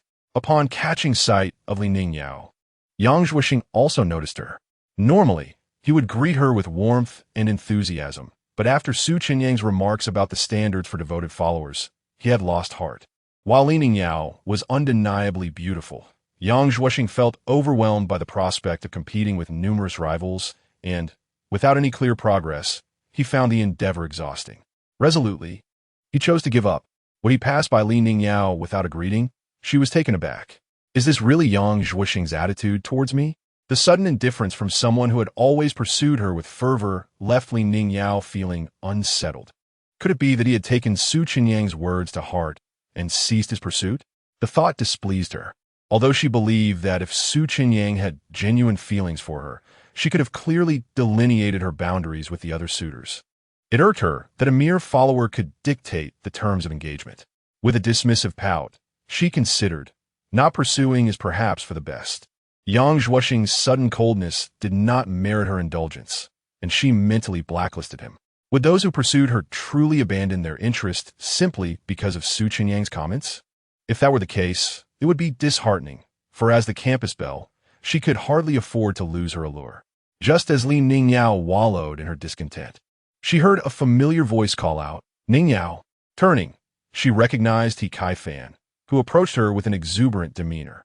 "Didn't he expect to see you at the canteen? Have you eaten yet?" His friendly attitude eased Li Ningyao's worries, reaffirming her allure as the campus beauty. "Not yet. Are you going to buy pot stickers?" "You should hurry and join your roommates," she suggested. "I'm not going with them. I came to eat," he replied. "If you haven't eaten, shall we go together?" Li Ningyao felt a tinge of exasperation. She would have preferred He Kai-fan to invite her to buy pot stickers at the school gate, thus providing her with a reasonable excuse to avoid ridicule from her roommates. Unfortunately, He Kai-fan did not propose that, leaving her feeling somewhat trapped. "Perhaps you should still go get pot stickers with your roommates. I merely intend to get a smoked meat pie," she stated. "Actually, I quite fancy a smoked meat pie too," He Kai-fan admitted. Yet, he prioritized the opportunity to be alone with her over his craving for pot stickers. With Tao Yuxuan and her friends absent, and with Yang Zhuoxing seemingly influenced by Chenyang's words, He Kai-fan felt it was now or never to pursue her. Reluctantly, Li Ningyao consented to accompany him, reasoning that it was merely a few minutes for a smoked meat pie. "All right then," she said. He Kai-fan's heart soared at her agreement, and he responded eagerly, "Let's go." Seeing Li Ningyao agree to join He Kai-fan, Yang Zhuoxing could no longer contain his frustration. What is happening? By giving up, am I inadvertently aiding He Kai-fan in his pursuit?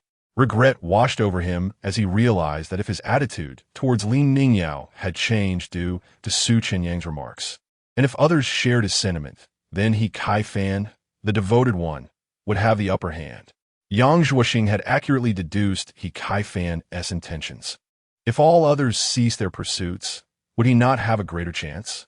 In that moment, Yang Zhuoxing began to understand some of Su Chenyang's sentiments. Devoted followers indeed had a competitive edge. I must find a way to reclaim my standing. It would be unbearable to watch He Kai Fan effortlessly win Li Ningyao's affections simply because competitors had withdrawn. After years of chasing her, giving up was no easy feat, and thus Yang Zhuoxing resolved to persevere. If becoming a devoted follower means pursuing the goddess, then perhaps it is not in vain. As he trudged along with his roommates towards the school gate, having lingered at the canteen's entrance for a while, Yang Zhuoxing arrived just as Su Chenyang appeared with his food cart, rushing with his roommates to secure a spot in line. They found themselves unable to claim a prime position. Su Chenyang surveyed the throng of over 500 people and announced, "Today, we have beef pot stickers. If you're not a fan of beef, please don't waste your time." His words drew immediate responses from the crowd. "Get on with making pot stickers. You rarely come out, so stop talking and start working. Why do you keep taking days off? You could at least work a little overtime. Come on. We're waiting until lights out at 11. Since you have no girlfriend, why are you leaving work so early?" Despite the chorus of requests for him to work harder, Su Chenyang, now the owner of a villa, felt no urgency to return to the dormitory. "All right, I will arrange for some extra hours," he replied.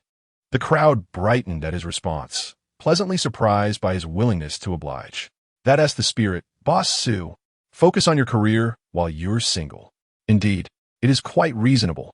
Su Chenyang smiled gently as he retrieved a baking tray from the freezer, placing the pot stickers he had prepared at home into the electric griddle to commence frying. Chapter 59. The aloof campus belle lets go after 10 minutes. The first batch of beef pot stickers emerged from the electric griddle. Upon lifting the lid, a rich aroma of meat combined with a fresh scent wafted through the air, instantly tantalizing the taste buds of those in the front rows. Regardless of the filling, Boss Su's culinary skills are remarkable, leaving me utterly famished. Today, my visit has proven worthwhile. The flavors should be exquisite. My only hope is that Boss Su's overtime is genuine and not merely a casual remark. After all, Su Chenyang had mentioned arranging rather than considering, indicating a sincere commitment to working late. Once Su Chenyang retrieved the pot stickers, he placed a new plate on the table and began packing them up. Those who received the pot stickers immediately took a bite. The delicious, rich meat juices burst forth in their mouths. The perfect harmony of robust meat flavors, the freshness of vegetables, and the delightful essence of eggs showcased the ingredients' freshest tastes, captivating everyone. Particularly while chewing, the impeccable ratio of celery to beef ensured that the crunchy texture of the celery did not compromise the tender mouthfeel, leaving a refreshing, non-greasy sensation. Coupled with the soft skin and crispy ice flowers, the multifaceted richness of flavors offered an entirely new experience for those who had never tasted such exquisite fillings. The taste was simply divine. Had I known, I would have purchased 15. This culinary artistry is truly unparalleled.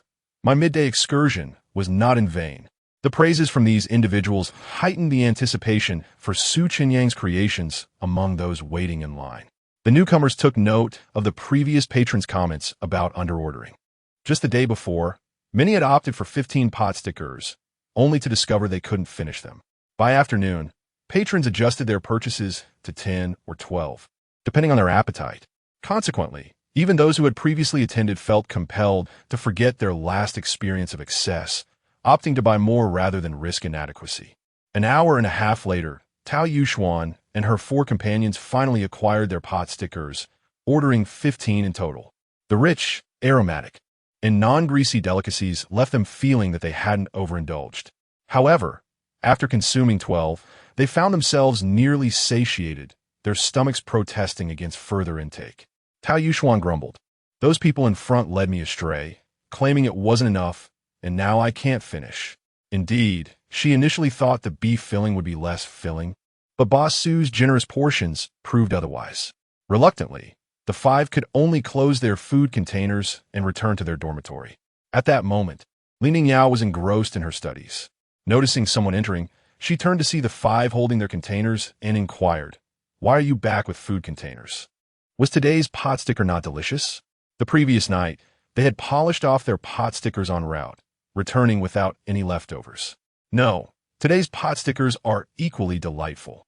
We thought we had a good appetite today, so we bought extra. By the way, Ningyao, would you like to try some? Are they that good? I suppose I shall." Li Ningyao, feeling tempted, accepted without hesitation. Had she known they had overpurchased, she would have skipped the smoked meat pancake. Tao Yuxuan opened the container, steam wafting up, carrying a mouth-watering aroma reminiscent of the previous day's cafeteria scents. Li Ningyao picked up a pot sticker and, despite her modesty, took a small bite. The savory juices exploded with rich flavor, making her wish to devour the entire pot sticker in one go. Yet, for the sake of propriety, she restrained herself. In that moment, she understood what it meant to suffer for the sake of appearances. As she savored each bite, the exquisite flavor nearly made her forget her pride. Finally, she remarked, "It is indeed delicious." This time, Li Ningyao momentarily cast aside her goddess-like demeanor, offering a highly affirmative evaluation. The others, having previously recognized her tendency to be insincere, felt even more certain of her fondness for the dish. "Ningyao, if you find it tasty, you should have a few more."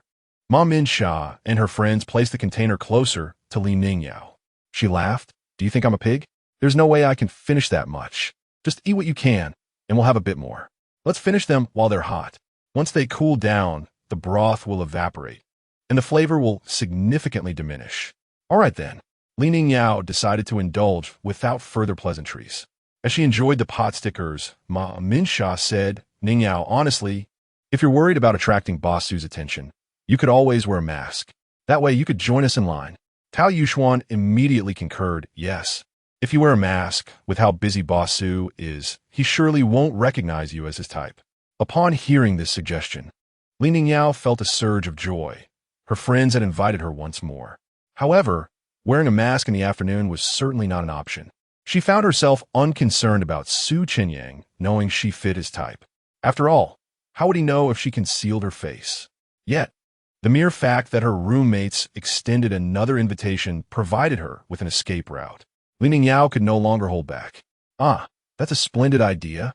So, are you saying you'll join us in line this afternoon? You've invited me 3 times now. I can't possibly ignore your kindness. All right, we'll take that as you doing us a favor." The 5 shared smiles, engaging in light conversation as they devoured the pot stickers. After finishing their meal, they returned to their respective activities. Having already enjoyed 5 pot stickers at lunchtime, Li Ningyao felt unsatisfied. While reviewing her notes, she began to anticipate the afternoon's arrival. Time passed unnoticed until it was 4 o'clock. As the 6 prepared to leave, Tao Yuxuan reminded, "Ningyao, you forgot your mask." "Oh, right." Li Ningyao feigned surprise. Internally, however, she grumbled about Tao Yuxuan's unexpected attentiveness. But now that she had been reminded, refusing to wear a mask would imply she didn't dislike the straightforwardness of men. Li Ningyao could not allow anyone to think that, so she grabbed her black cloth mask from her desk. Soon, the 6 departed from their dormitory. Chapter 60. When is Su Chenyang the one with the flirtatious smile? As Li Ningyao walked towards the school gate, she could not help but silently pray, "I hope I don't encounter any of those admirers." Although she believed she fit the type that Su Chenyang might be drawn to, whether he would actually pursue her remained a mystery. Li Ningyao was reluctant to sever ties with those who were infatuated with her just yet. If they were present and lingered around her, it would certainly put her in a delicate position if Su Chenyang were to show her special attention.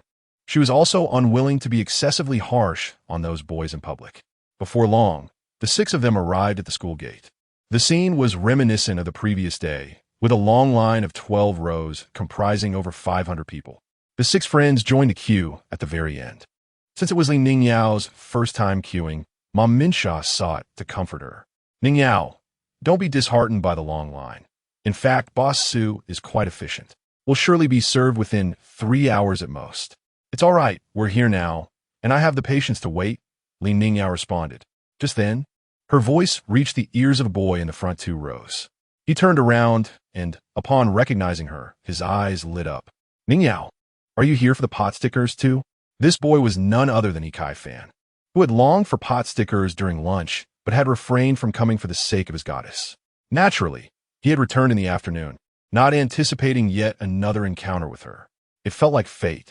Li Ningyao had hoped to avoid running into her admirers, yet here she was. Fortunately, Kai Fan merely greeted her, and she believed there would be no misunderstandings. Nonetheless, to mitigate any potential misinterpretations, she replied, "What a coincidence, Kai Fan. Just focus on queuing and don't disturb others." Kai Fan understood that chatting across the rows was inappropriate. Thus, he turned to the boy in front of Li Ningyao and proposed, "Classmate, may I switch places with you?" Kai Fan moved up a row, allowing the other boy to wait one less batch. The boy readily agreed. Really? At that moment, Li Ningyao desperately wished Kai Fan wouldn't move closer. However, Yang Zhuoxing, who was also in the row ahead, had noticed Li Ningyao's presence. After seeing her at lunch, he regretted his aloof demeanor and felt it necessary to rectify his mistake. Given the length of the queue, Li Ningyao would undoubtedly have to wait 3 hours. Even if Kai Fan was a third wheel, Yang Zhuoxing believed he still had ample time to clear up any misunderstandings. After Kai Fan switched positions, the boy to his left asked, "Classmate, can I switch places with you?" Just then, Tao Yuxuan interjected, "Yang Zhuoxing, why don't you switch with me instead?" Sensing that Yang Zhuoxing would likely come over, she figured it better for her own roommate to gain an advantage. Sure, Yang Zhuoxing immediately agreed. No, Li Ningyao felt anxious. If they all switched positions, her side would be filled with sycophants, and perhaps Chenyang would show her preferential treatment, putting her in a difficult spot. Yang Zhuoxing assumed Li Ningyao's protest was due to lingering anger from lunch, unaware of the true implications. At that moment, many onlookers felt compelled to report the scene, thinking to themselves that if someone shouted out about sycophants, perhaps Basu would teach these two boys a lesson. As this thought crossed many minds, Chenyang, who was busy preparing pot stickers, took notice of the commotion. "Hey, the girl in the mask at the back. Why don't you come to the front and let these two boys queue behind?" He called out. The moment his words fell, both Kai Fan and Yang Zhuoxing turned to Chenyang in disbelief, their expressions a mix of confusion. Is he serious? Are we really being treated like this? They recalled that special treatment was typically reserved for larger groups. Please don't agree, Li Ningyao, they thought. If she consented, it would be embarrassingly awkward for them. Li Ningyao cursed under her breath. These two are truly deluded, seeking their own demise. She didn't want to be cruel to them, but she had no choice. Denying Chenyang's request could lead to him never returning to school again, as he had done with Chen Yishi. Thus, she reluctantly replied, "All right, Boss Su." At that moment, Kai Fan could hardly believe Li Ningyao's cruelty. How would she treat me this way? Didn't she want to join me for lunch earlier?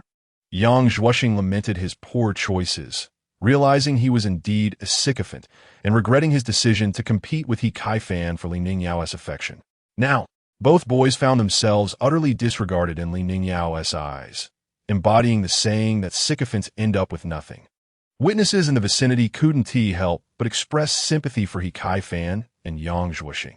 As the scene unfolded, Li Ningyao stepped away from the queue and stood beside Chenyang's food cart, while Kai Fan and Yang Zhuoxing, utterly humiliated, slinked away, harboring deep resentment towards Chenyang.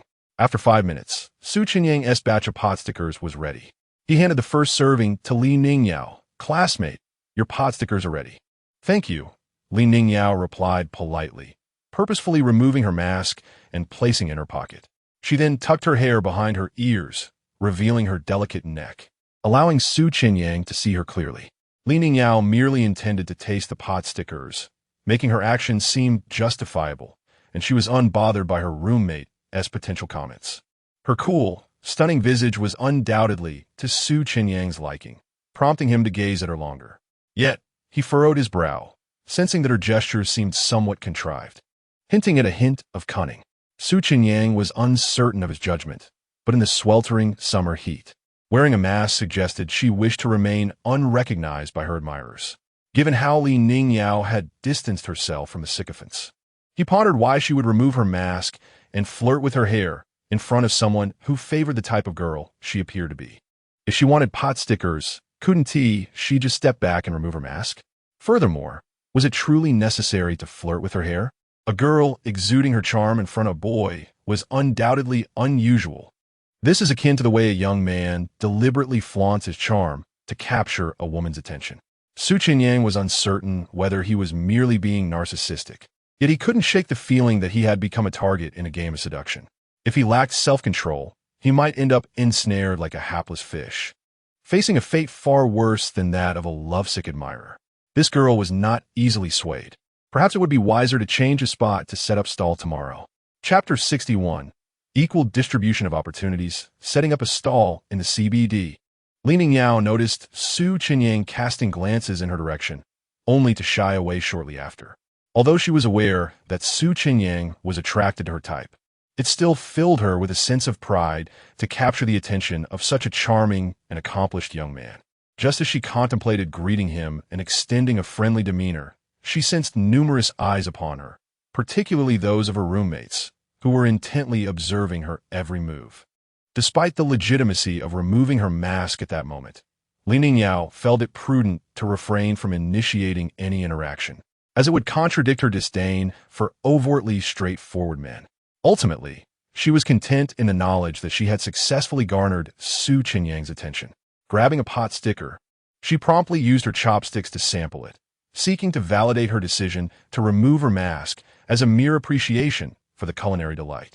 Subsequently, she made her way toward her roommates. "I'll head back to the dormitory now." "All right." Although Tao Yuxuan and the others were eager to tease Li Ningyao, the presence of numerous onlookers compelled them to restrain their impulses for the time being. Following Li Ningyao's departure, many students from the University of Business began to disdainfully regard Chenyang. They were well aware of his attraction to girls like Li Ningyao, and it was evident that he was drawn to their campus belle, which they deemed shameless. Nevertheless, they surmised that Chenyang would likely set up his stall at the school gate for an extended period. Students felt this was a piece of good news. Previously, Chenyang had changed locations within other universities every few days, but if he had indeed taken an interest in their campus beauty, he would undoubtedly want to observe whether Li Ningyao's character and values aligned with his own. This alone would justify his extended presence at the University of Business. Should Chenyang find compatibility with Li Ningyao, he would surely pursue her. Regardless of the outcome, this would likely unfold over several months, allowing students to frequently enjoy his culinary offerings. However, the downside was that many boys would be forced to watch as Chenyang flirted with their campus beauty. An outsider had set his sights on her, and they had to reluctantly accept the situation, which was somewhat frustrating. Meanwhile, white-collar workers, tourists, and business professionals arriving to take a break found amusement in the spectacle. Just moments ago, Chenyang had been so captivated by that girl that it was as if he were spellbound. Yet it was clear that he had no resistance to such aloof beauty.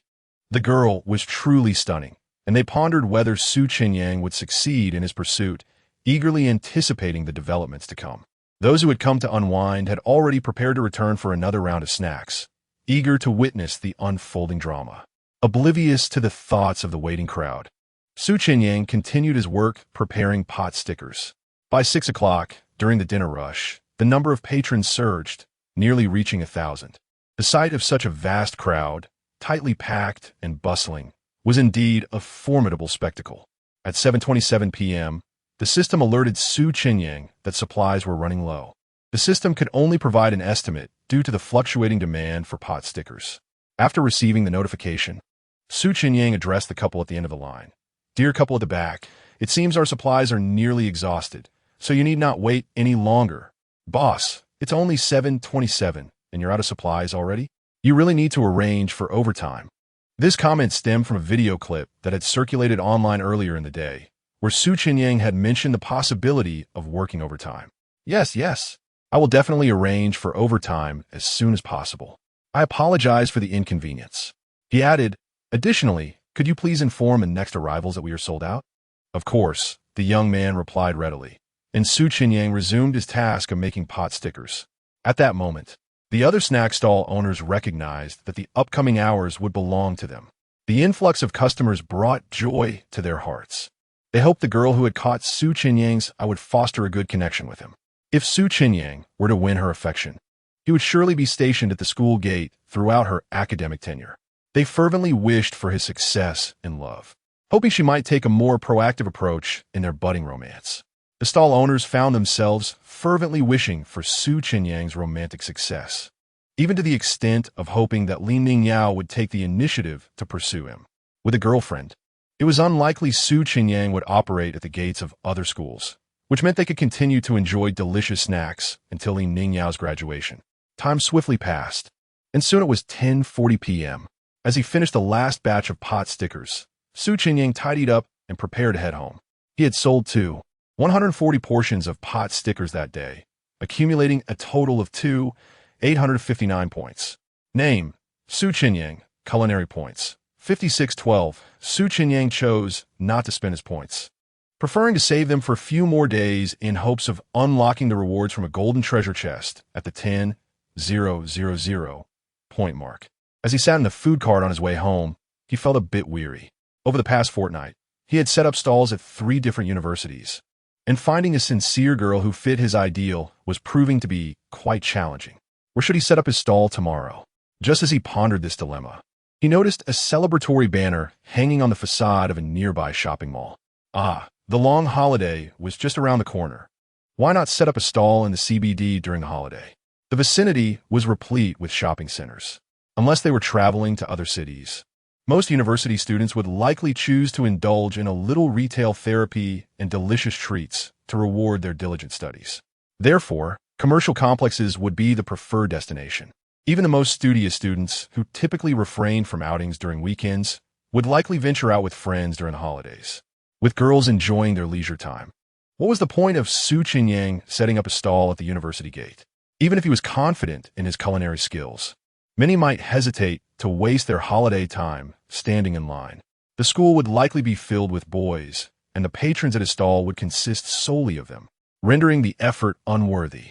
He decided to take a break tomorrow and return to set up his stall on September 30th. For university students, completing classes on that day signified liberation, and many would surely be out celebrating that evening. Therefore, Su Chenyang's decision to set up in the CBD on September 30th seemed quite appropriate. Moreover, he could extend his hours and work overtime during his time at the CBD, making it reasonable to take a day off. Operating in the CBD would also cater to the desires of his white-collar fans seeking tasty snacks. Truly a fair distribution of opportunities. Let's hope the next time I receive feedback, it's a little more subdued. Su Chenyang mused, confident that his white-collar patrons would be pleased with his decision. Subsequently, Su Chenyang returned home and promptly recorded a video to announce that he would not be setting up a stall at the entrance of the University of Business tomorrow, in order to spare many from making an unnecessary trip. Chapter 62. The high and mighty school bell is infuriated at this moment. It was almost 11 o'clock. Li Ningyao had just finished reading. When Tao Yuxuan and the other 4 returned with pot stickers, it was already past 7. At that time, Li Ningyao was engrossed in her book, and her friends felt it improper to disturb her. Now that she had concluded her reading, Tao Yuxuan and the others could no longer hold back their excitement.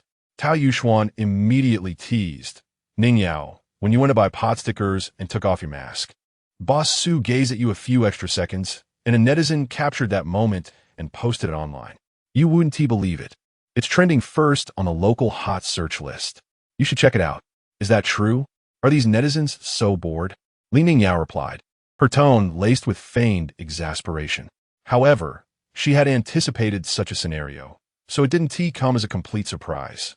Despite her nonchalance, her friends began to egg her on. It's not just that netizens are bored. Remember when Bossu mentioned he would set up a stall at our school? Many guessed he was coming for a school bell. Li Ningyao, what do you think of Bossu now? He is quite handsome, and you seem to appreciate his culinary skills. The video from a few days ago also showed that he's not just a typical aloof man. Has your impression of him changed? Changed? I hardly know him, Li Ningyao replied coolly, resolutely denying any shift in her feelings towards Su Chenyang. Moreover, I regret taking off my mask that day. Had it not been for my hunger, I would never have made such a careless mistake. Hearing her response, the 5 friends felt somewhat helpless, thinking that Li Ningyao was being overly critical. Ningyao, You're being too picky about a guy like Boss Su. Honestly, if he were to pursue you, you should at least give him a chance and be a bit more welcoming. He is not like those sycophants. If you remain too distant, he is the type who would simply give up.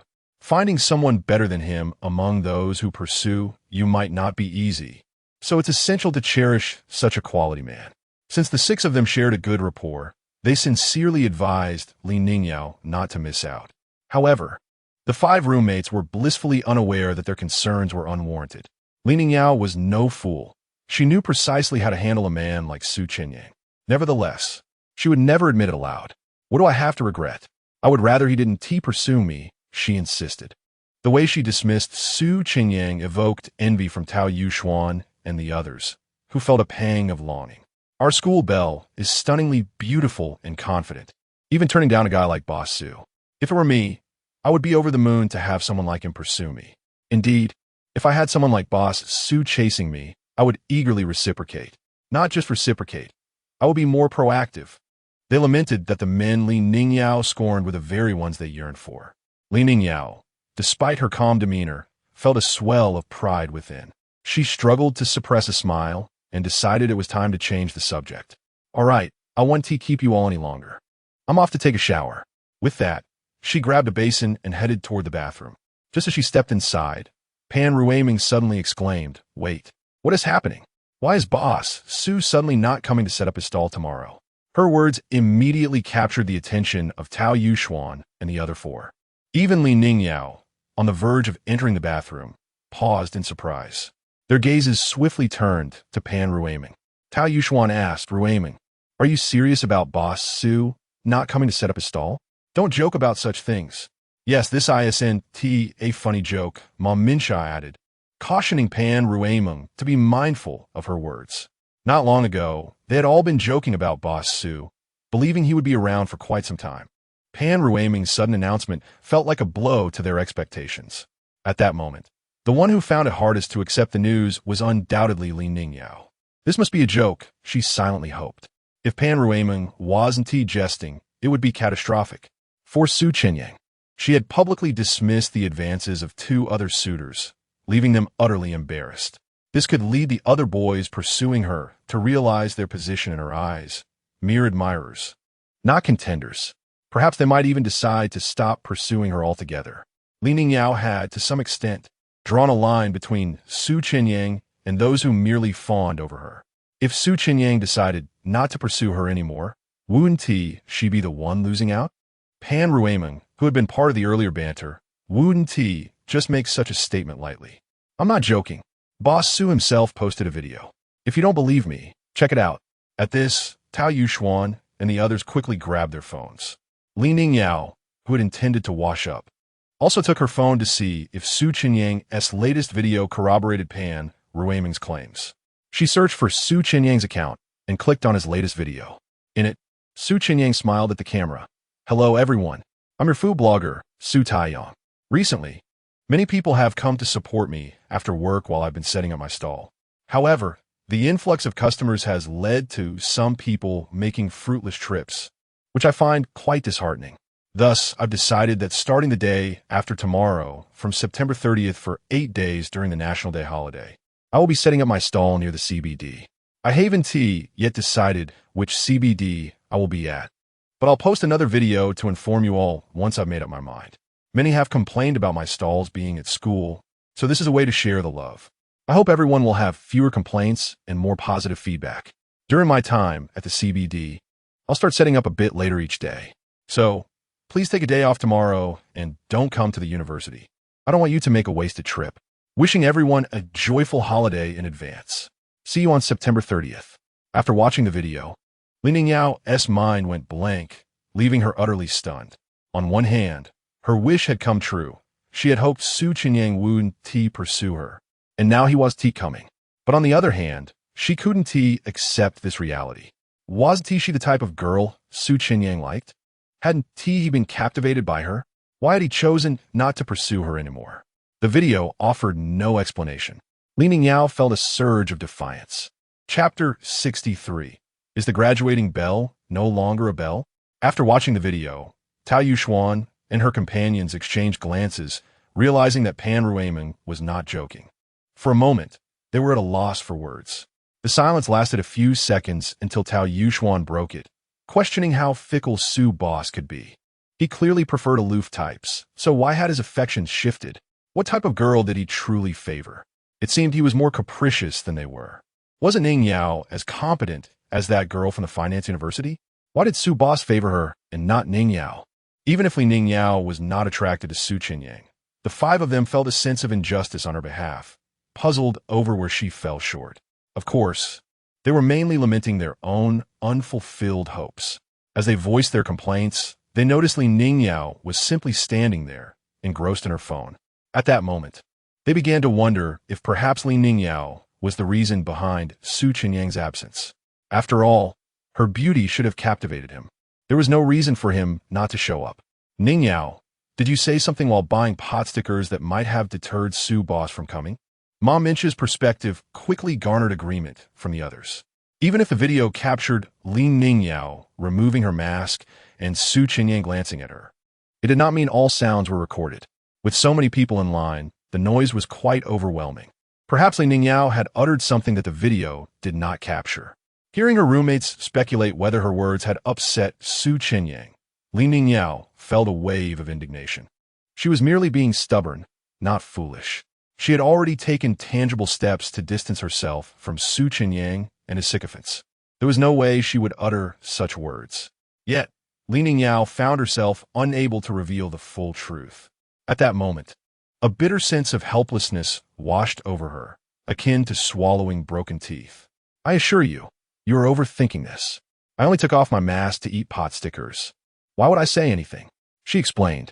And if I had told him to stop looking at me, wouldn't he that come off as exceedingly vain? I'm not that foolish. Her words resonated with a few, who acknowledged that Su Chenyang had merely glanced at Li Ning Yao a couple of times. If that was enough to spark an infatuation, then asking him not to pursue her would indeed seem rather irrational. It could be that you just appeared too aloof because you were wearing a mask, Pan Ruaming suggested, gaining consensus from the others. They felt a sense of regret, but also recognized that they could not blame Li Ning Yao. After all, she had openly expressed her disdain for overly straightforward men when Su Chenyang mentioned setting up a stall by the university. Thus, her approach seemed justified. Li Ning Yao, feeling somewhat vindicated by this reasoning, simmered with frustration. Nevertheless, she replied, "It doesn't matter, his pot stickers are delicious, but if he chooses not to come, then so be it. He mentioned going to set up in the CBD, and with the holidays approaching, I can always go buy some later. It's no big deal. I'm off to take a shower now." With that, Li Ning Yao grabbed her basin and entered the bathroom. Once the door was closed, she could no longer maintain her composure and began to mutter in frustration. Such a cowardly boy, unable to pursue a girl he found attractive. He thought she was too aloof in her mask and lost his nerve. What a timid soul. The more she pondered, the angrier she became, even directing her ire towards Tao Yuxuan. "It's all your fault, Yuxuan. I didn't want to wear a mask this afternoon, but you insisted on being so considerate. You're always so scatterbrained in class, forgetting your things. Why did you have to be so meticulous at such a crucial moment?" Her words offered little solace for her frustration. Meanwhile, other boys at the university, who had also shown interest in Li Ning Yao, began reassessing their positions. After pursuing her for so long with little to show for it, how could they still hope to win her over after such a public display of disregard for her feelings? Although they were unsure why Su Boss had chosen to distance himself, they recognized his rationality in not pursuing her any longer, even if they were reluctant to admit it. They felt disheartened by the situation.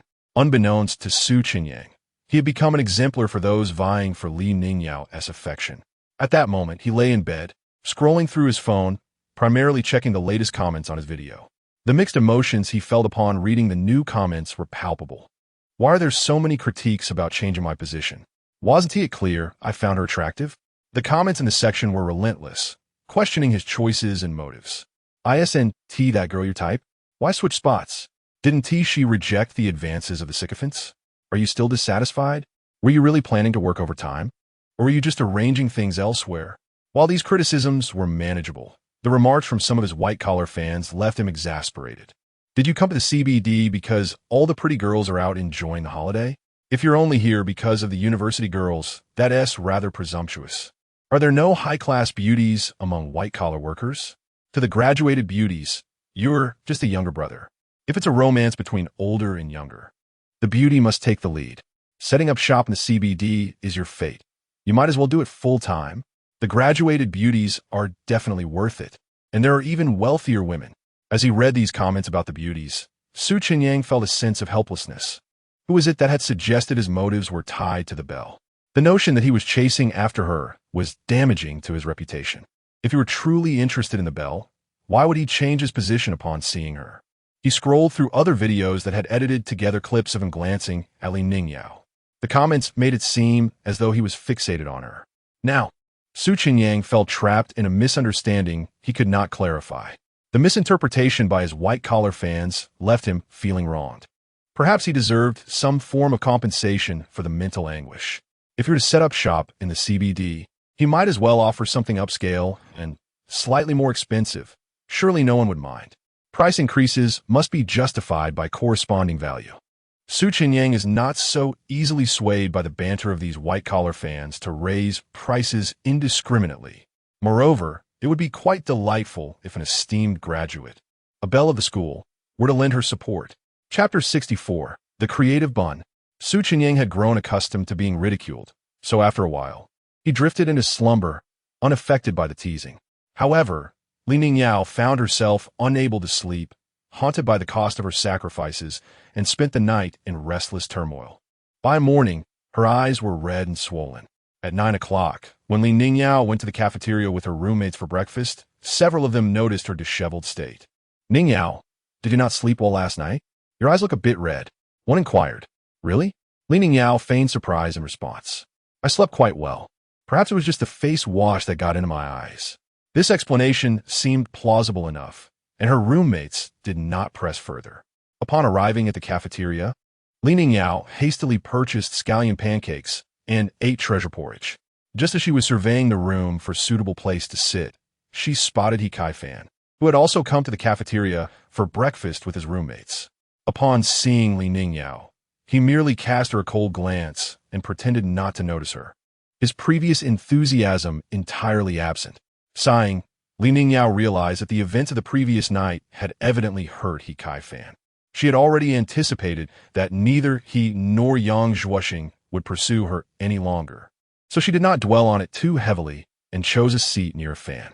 As she ate her breakfast, she encountered two other suitors, who also acted as if they had not seen her, neglecting to greet her. The worst had indeed come to pass. Once revered as a goddess by many, now suddenly forsaken by her admirers, Li Ningyao felt quite disoriented. The lack of attention from her once fervent admirers left her with little appetite. Throughout the day, she encountered more suitors, each one equally disheartened. Li Ningyao's mood darkened, and she spent the day in a daze.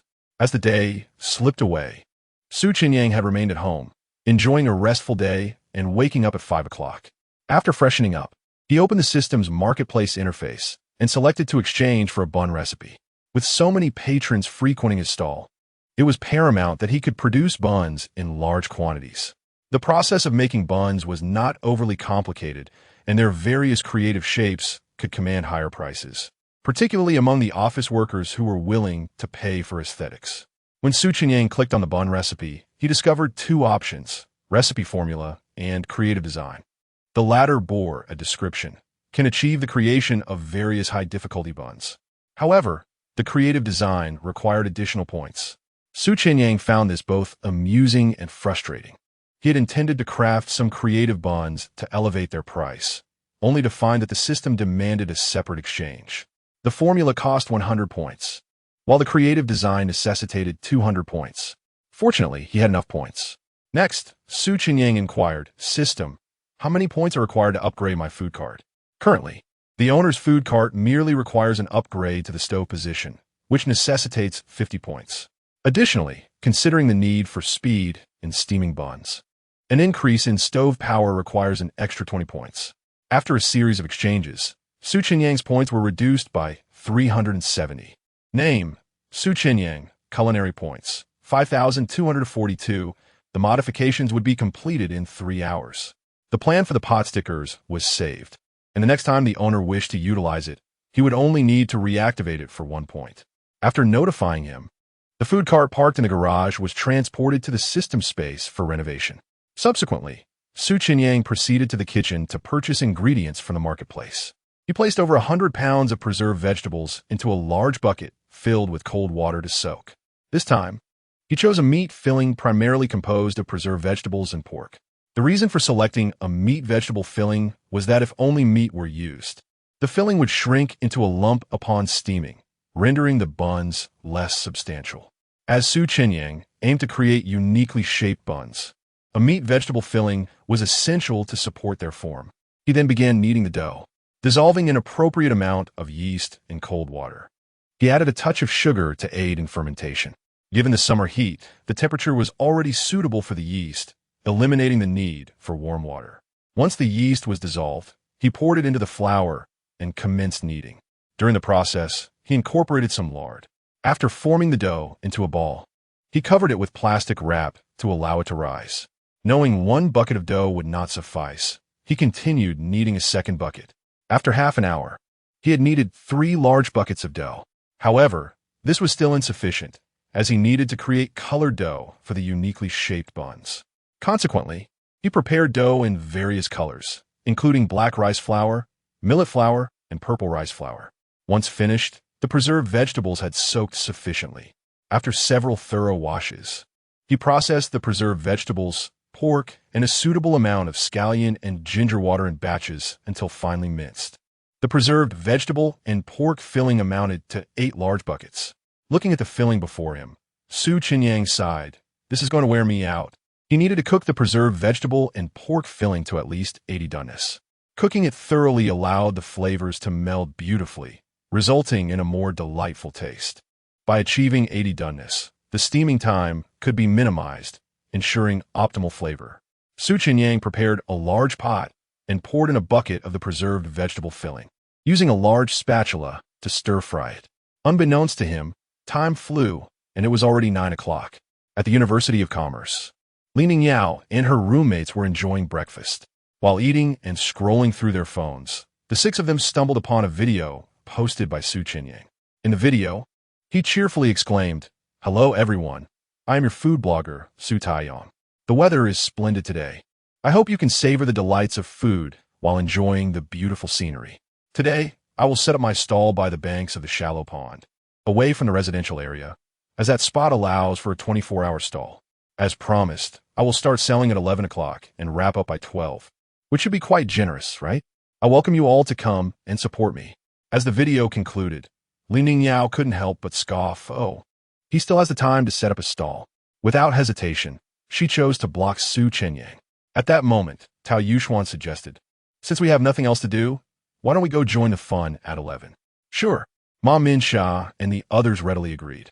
Ma Minsha glanced at Chenyang, asking, "Ningyao, are you going?" "I won't be going. I need to study." Chenyang firmly declined. It was preposterous. Having suffered so much because of Chenyang, why would she want to support him? All right. The 5 of them decided not to press Chenyang further, knowing that there was some online speculation regarding her and Chenyang, which might lead to awkwardness if she attended. Chapter 65, The Fickleness of Women. By 9:10 a.m., Chenyang had dusted his cutting board with flour and was kneading the last of his proof dough. He worked it until it was smooth, then shaped it into a long log. Instead of the usual method of dividing the dough into equal portions, he rolled the entire log into a thin rectangle, a technique reminiscent of his pot sticker making process. However, he noted the key difference. Pot sticker wrappers are made with unleavened dough, while these buns required a leavened dough. After cutting out 100 wrappers with a circular mold, Chenyang sighed, exhausting. "I'll definitely need to charge a premium today." He took a swig of water and commenced assembling the buns. With practiced speed, he filled each wrapper with a generous portion of meat filling, pleating and sealing them in about 5 seconds. The result was a batch of plump, uniformly pleated buns, pleasing to the eye. Having completed 800 standard buns, Chenyang moved on to crafting his specialty, sculpted buns. Eschewing the typical method of piecing together different elements, he drew upon his expertise to create unique designs. He took a wrapper and incorporated a small amount of yellow dough made from millet flour, along with 3 tiny pieces of black dough, derived from black rice flour, seamlessly integrating them into the surface. To compensate for the added weight and maintain an even thickness, he stretched the wrapper slightly. Consequently, he increased the amount of filling accordingly, as the sculpted buns would benefit from a slightly larger size. After encasing the preserved vegetable and meat filling, he began sculpting. His first creation was a pastoral dog. The black dough transformed into the dog's eyes and nose, while the yellow dough blended with the original wrapper, resembling yellowish-white fur. Once he had established the basic outline, he used a carving knife to refine the details. Taking into account the expansion that would occur during steaming, he understood that the unsteamed version might not be as visually appealing. Chenyang's dexterity was undeniable. He could complete one of these simple sculpted buns in about 30 to 40 seconds, without the benefit of his system-granted expertise. Such intricate work would typically require meticulous attention to detail, taking upwards of half an hour per bun.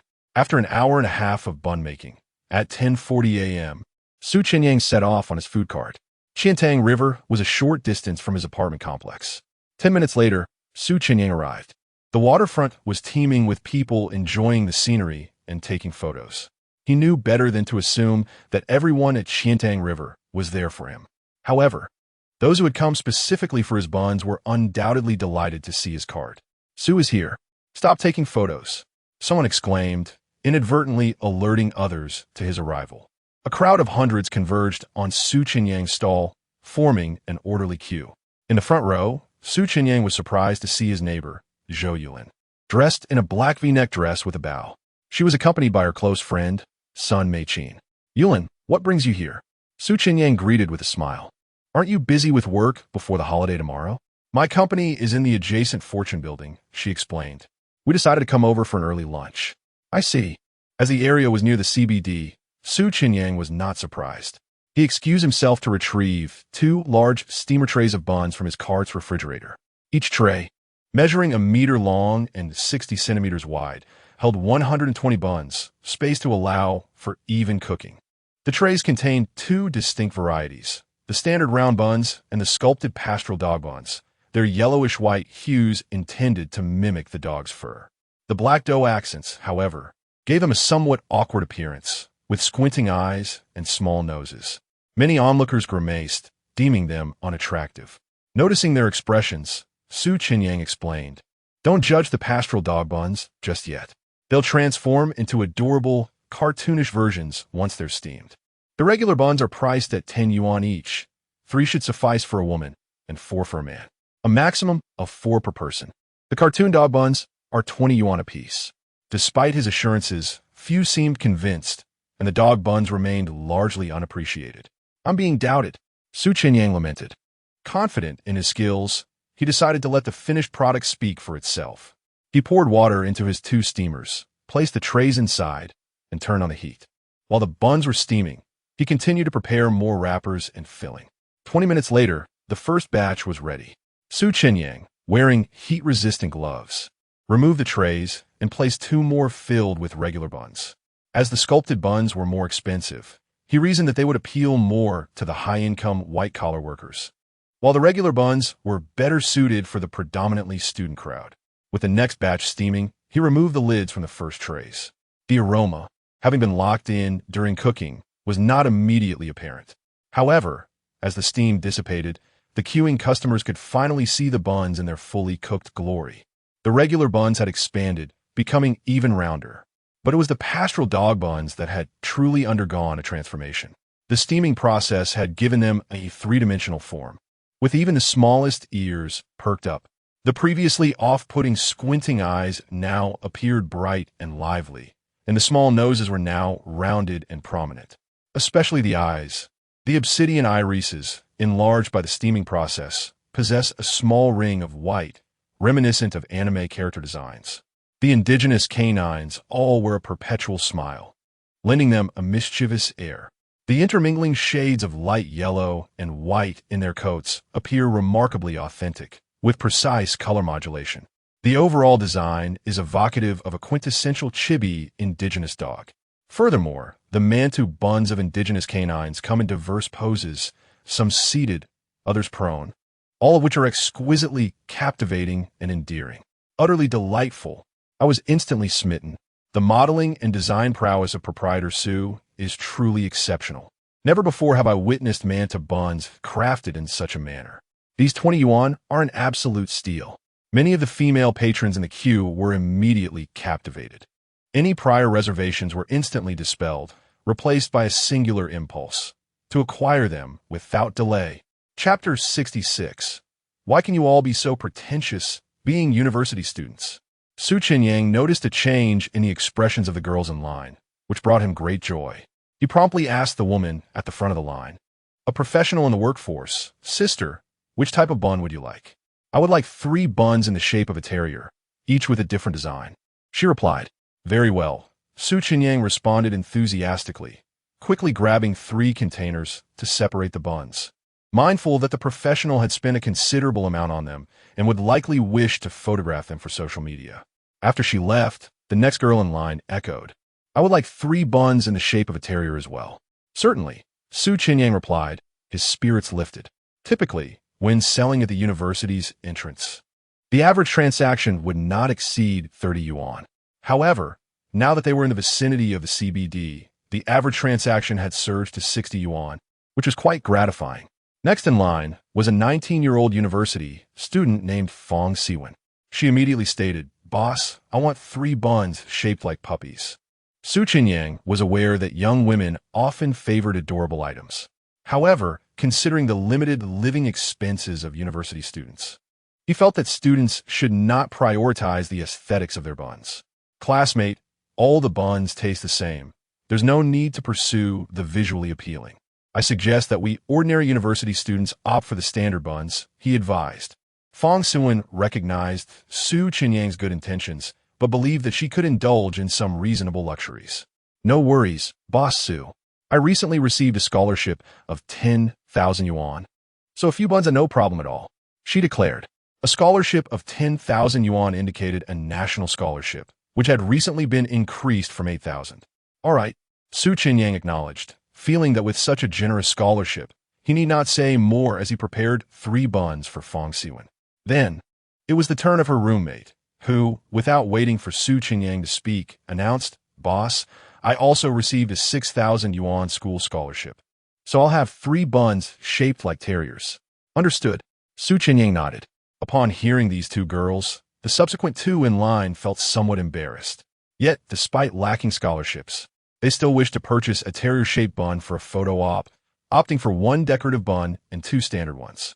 Next, a couple of university students approached, with the young man saying, "Boss, I do like 7 different terrier-shaped buns for my girlfriend and me." "Classmate, is it really necessary to buy so many?" Su Chenyang inquired. "Not a problem, boss. My girlfriend and I both received 10,000 yuan in scholarships, so spending a bit more on buns is no issue," the young man replied confidently.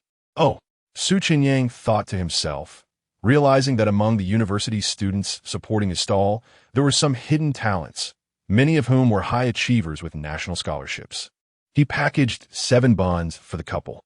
After they left, 3 professionals approached, all of whom ordered the terrier-shaped buns.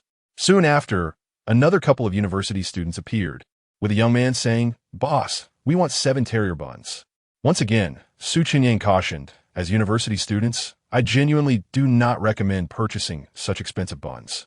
Even for photos, 1 or 2 would suffice." The young man smiled confidently. "No worries, Boss Su. I received a national scholarship and an additional 10,000 yuan award from a big data competition. If my girlfriend wants them, I will certainly buy them." Another high achiever? This was impressive. Although Su Chenyang was unfamiliar with this particular competition, a 10,000 yuan prize was undoubtedly substantial. He initially aimed to profit from the professionals, but he had not anticipated that many affluent university students would also frequent his stall. At this point, the other students in line could not help but internally grumble. Why can these students be so pretentious? Securing a school scholarship is already difficult for us, while they casually mention national scholarships and competition awards. Then came another female student. "Boss, I want 4 puppy-shaped buns." Before Su Chenyang could respond, she added, "Don't advise me to save money. I have a monthly allowance of 20,000 yuan. Upon hearing this, Chenyang felt it unnecessary to offer further advice. The professionals in line were envious to the point of tears. A wealthy young lady with a monthly living allowance of 20,000 yuan, while Chenyang labored tirelessly for just over 10,000. This female studentess allowance was simply on another level. Many ordinary students, who lacked scholarships and came from average families, also envied the situation, unable to flaunt their status like these high achievers. Consequently, these regular students settled for a single puppy-shaped bun for a quick photo and purchased 2 or 3 standard buns. Before long, it was Zhou Yulin's turn. As a wealthy and sophisticated young woman, she naturally opted for the more extravagant choice. "I would like 4 puppy-shaped buns," she ordered. "Very well," Chenyang nodded, preparing her order. Sun Meichin also requested 4 terrier-shaped buns, and the two moved aside. They opened their containers, took photographs, and then began to eat. After snapping a few pictures, Zhou Yulin picked up a smiling terrier bun and remarked, "This is so cute. I almost feel guilty eating it." Indeed, Boss Su's craftsmanship is truly remarkable. Sun Meichin agreed, though she knew that it was best to eat while hot. Without hesitation, Zhou Yulin took a bite out of the terrier's head.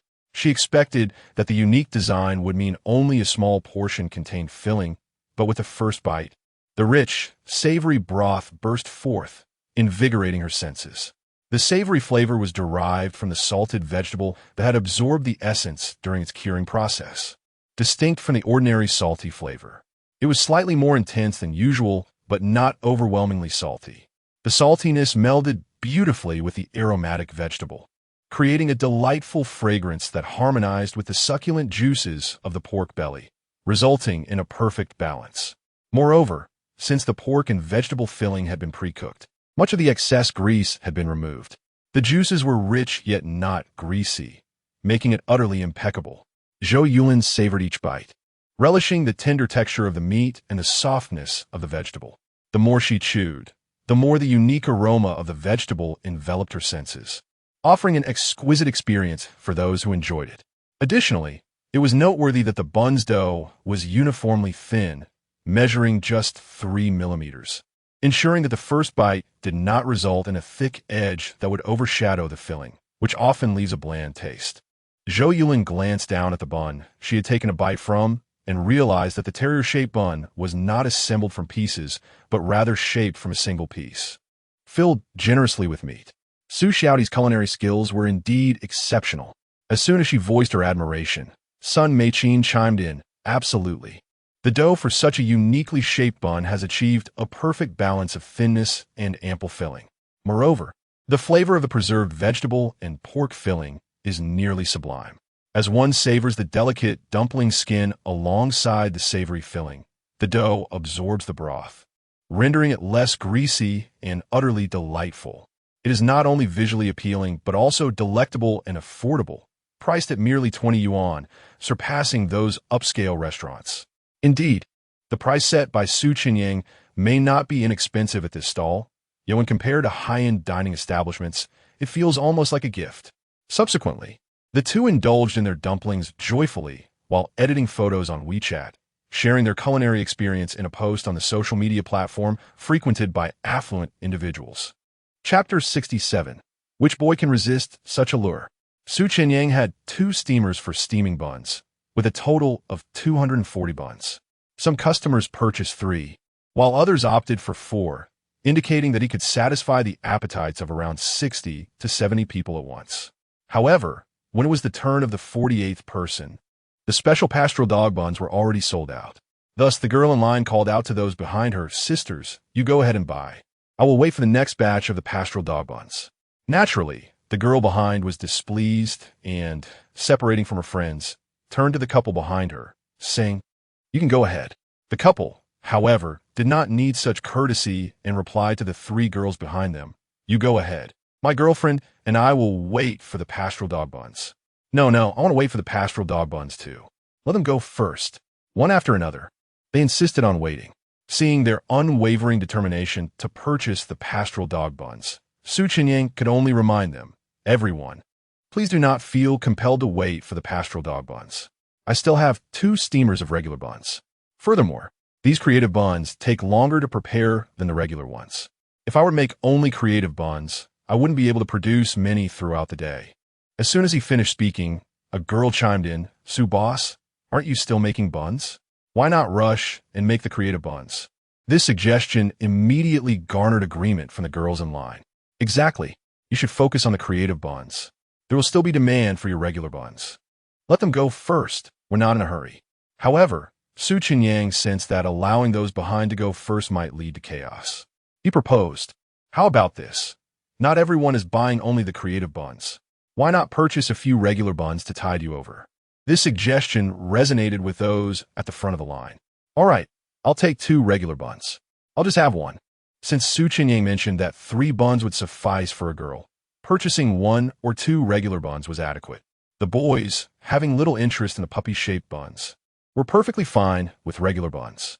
Thus, a boy who had come with his girlfriend began to negotiate with her. Darling, I'll just buy the regular shaped buns for now. I'll taste them first. The girl replied immediately, That's fine. Just buy them and sit beside me while I wait. If I get thirsty, you can fetch me a cup of milk tea. Sure. The couple quickly reached a consensus. Soon, the remaining half-steamer of regular buns sold out, and Chenyang continued preparing the creative buns. At this time, more people began to queue up at the back. A few minutes later, the 2 steamers of buns were ready. Chenyang retrieved a tray of regular buns and another tray of the Q-version pastoral dog buns, continuing to steam them. Subsequently, he resumed packing buns for those in line. The girls only desired 1 or 2 and wished to wait for the next batch of Q-version pastoral dog buns, so they did not leave the queue. The boys purchased 4 buns and then exited the line. After the 2 steamers of buns sold out, Chenyang continued making creative buns. At this moment, a group of university students at the back found it curious and began to shout across the line. Boss, what is going on? Didn't you just serve 2 steamers of buns? Why aren't those who bought buns leaving? Upon hearing this, Chenyang recognized that these were newcomers unaware of the situation. He quickly explained, Today I prepared 2 types of buns.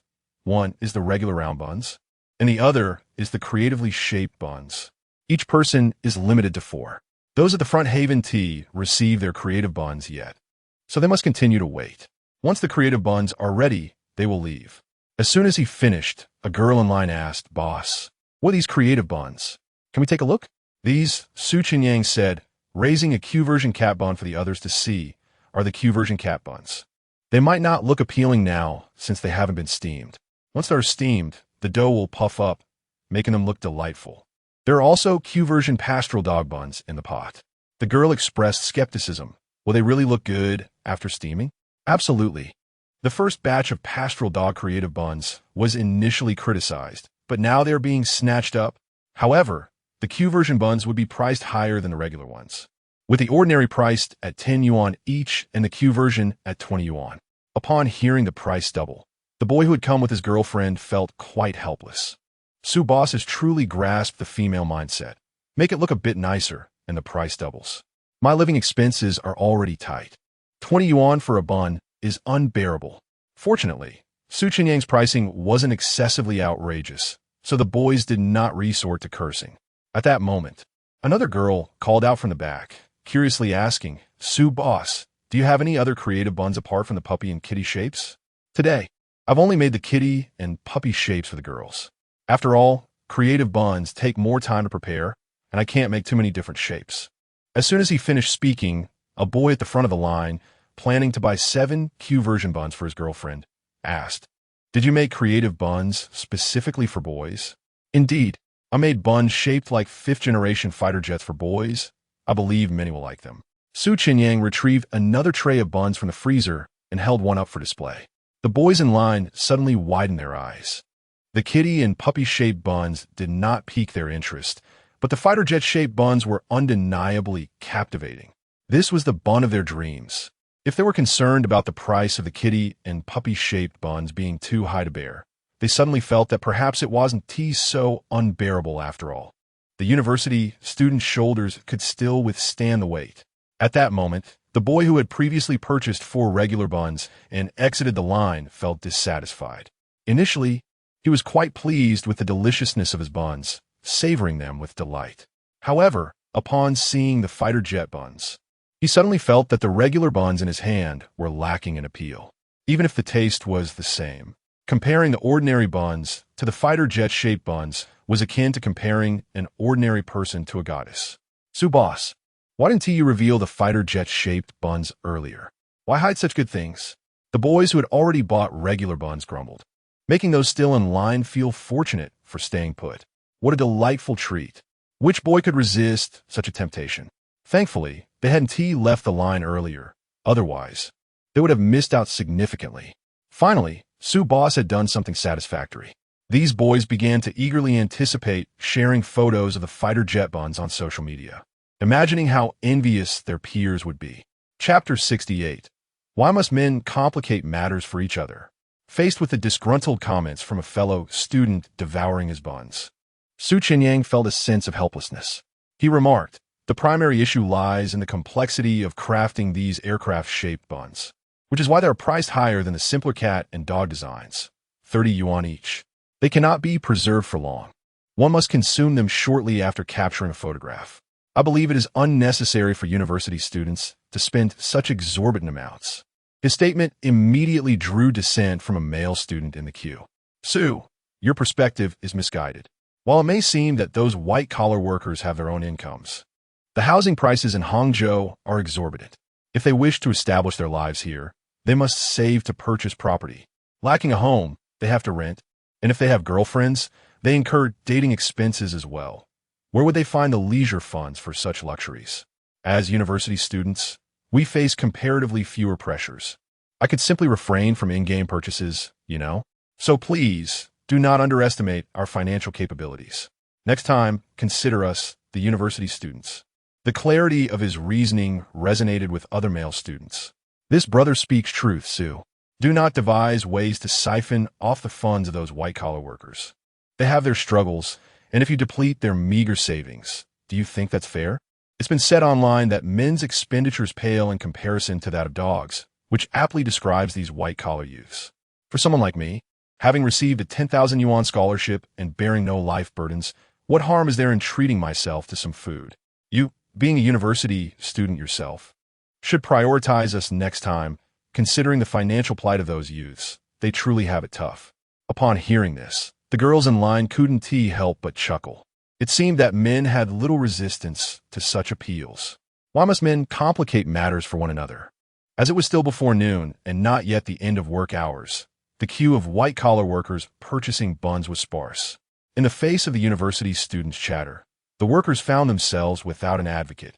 Chenyang considered the meager living expenses of the male students, pondering that if they were to date, it would hardly suffice. However, he had indeed underestimated the resourcefulness of the students in line.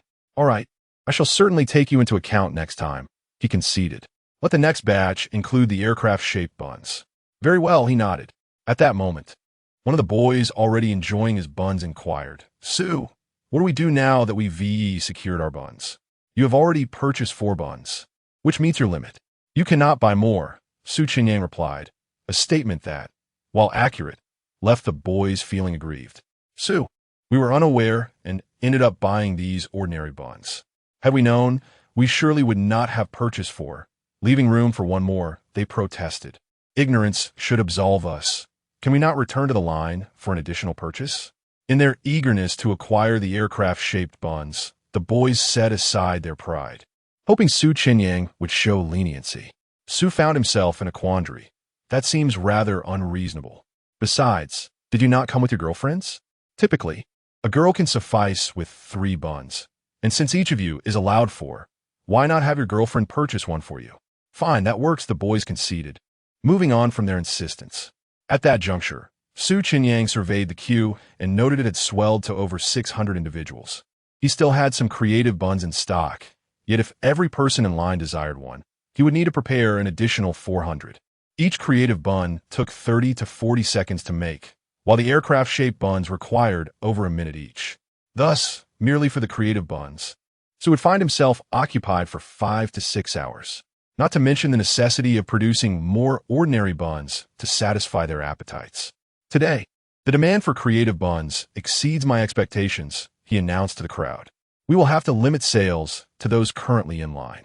Anyone arriving afterward will only be able to purchase the ordinary buns, and each person is restricted to one. However, I shall make an exception for you boys. Your girlfriends may purchase one more aircraft-shaped bun. He instructed the last girl in line to relay the message to those arriving afterward. No problem, she affirmed. As long as she could secure her own purchase, she held no objections. Additionally, it appeared Chenyang truly was overwhelmed, hence the limitations set in place. Otherwise, for those positioned so far back in line, if he maintained a limit of 4 creative buns, they might not be served until late into the night. At that moment, the first batch of patrons who had successfully purchased the creative buns felt a sense of relief. Sun Meichin remarked to Zhou Yulin, "These buns are not only visually appealing, but also delectable. They are bound to be a hit. Though we were fortunate today, I fear tomorrow's purchases will be far more challenging." Zhou Yulin nodded in agreement. "Tomorrow will undoubtedly be difficult, and who knows how busy I might be then. You do have a secretary. If things get hectic, have them buy some for you, and grab an extra 2 for me." "All right," Zhou Yulin smiled, acquiescing. Queuing had become a delightful pastime. If time did indeed elude her tomorrow, and she craved the buns, Zhou Yulin would have to enlist her secretary's help. "Why not ask your father to assign you a secretary? I'm still at the grassroots level in the company. How could I possibly be given a secretary? Your father has trained you for 2 years, and yet..." Before Zhou Yulin could finish her thought, her phone chimed with a notification. She glanced at her screen, discovering that someone had liked and commented on a recent post. Mere minutes after sharing it, interest had already been sparked. Zhou Yulin mused that even her affluent friends must find the creative buns intriguing. This was precisely the envy she sought to evoke among her peers, prompting a smile to grace her lips. Upon opening her social media, she noticed a friend with the ID Daughter of the God of Wealth had given her post the first like and inquire below, "Is this really a bun? Where can I buy it?" Seeing the ID brought a note of surprise to Zhou Yulin's voice. "I didn't expect this post to catch Jiang Wanqi's attention." "Is that so?" Sun Meichin leaned in, confirming the identity. "It's quite remarkable that our aloof campus beauty fancies such adorable items." Sun Meichin felt a stark contrast in perception. The next moment, her own phone chimed, indicating a like and comment on her post. Upon checking, she found Jiang Wanqi had left a similar inquiry beneath her post, asking if it truly was a bun. Which store was it purchased from? Chapter 69. The delight of white-collar fans. Jiang Wanqi met Zhou Yulin and Sun Meichin while pursuing their graduate studies abroad. They attended prestigious universities in the United States. Not merely any mediocre institutions, but rather among the top 10 in the nation. In these elite universities, the presence of exceptionally beautiful foreign women from around the globe was ubiquitous. Nevertheless, amidst this sea of stunning foreign beauties, Jiang Wanqi stood out with her striking elegance and unparalleled beauty, ultimately becoming the object of admiration for many male students. Zhou Yulin, while also quite attractive, had only been the belle of her finance department back home, never quite reaching the status of a campus beauty. Upon encountering Jiang Wanqi, she felt the stark contrast between them. During their time abroad, many boys pursued Jiang Wanqi. However, she maintained a firm stance, stating, "I only date boys my own age." This was due to her having skipped a grade in elementary, middle, and high school, making her 3 years younger than her classmates. Consequently, those pursuing graduate studies had to relinquish their hopes. When first-year and second-year boys attempted to woo her, Jiang Wanqi reiterated, "I do not date younger boys." These declarations effectively eliminated any male candidates that met her standards.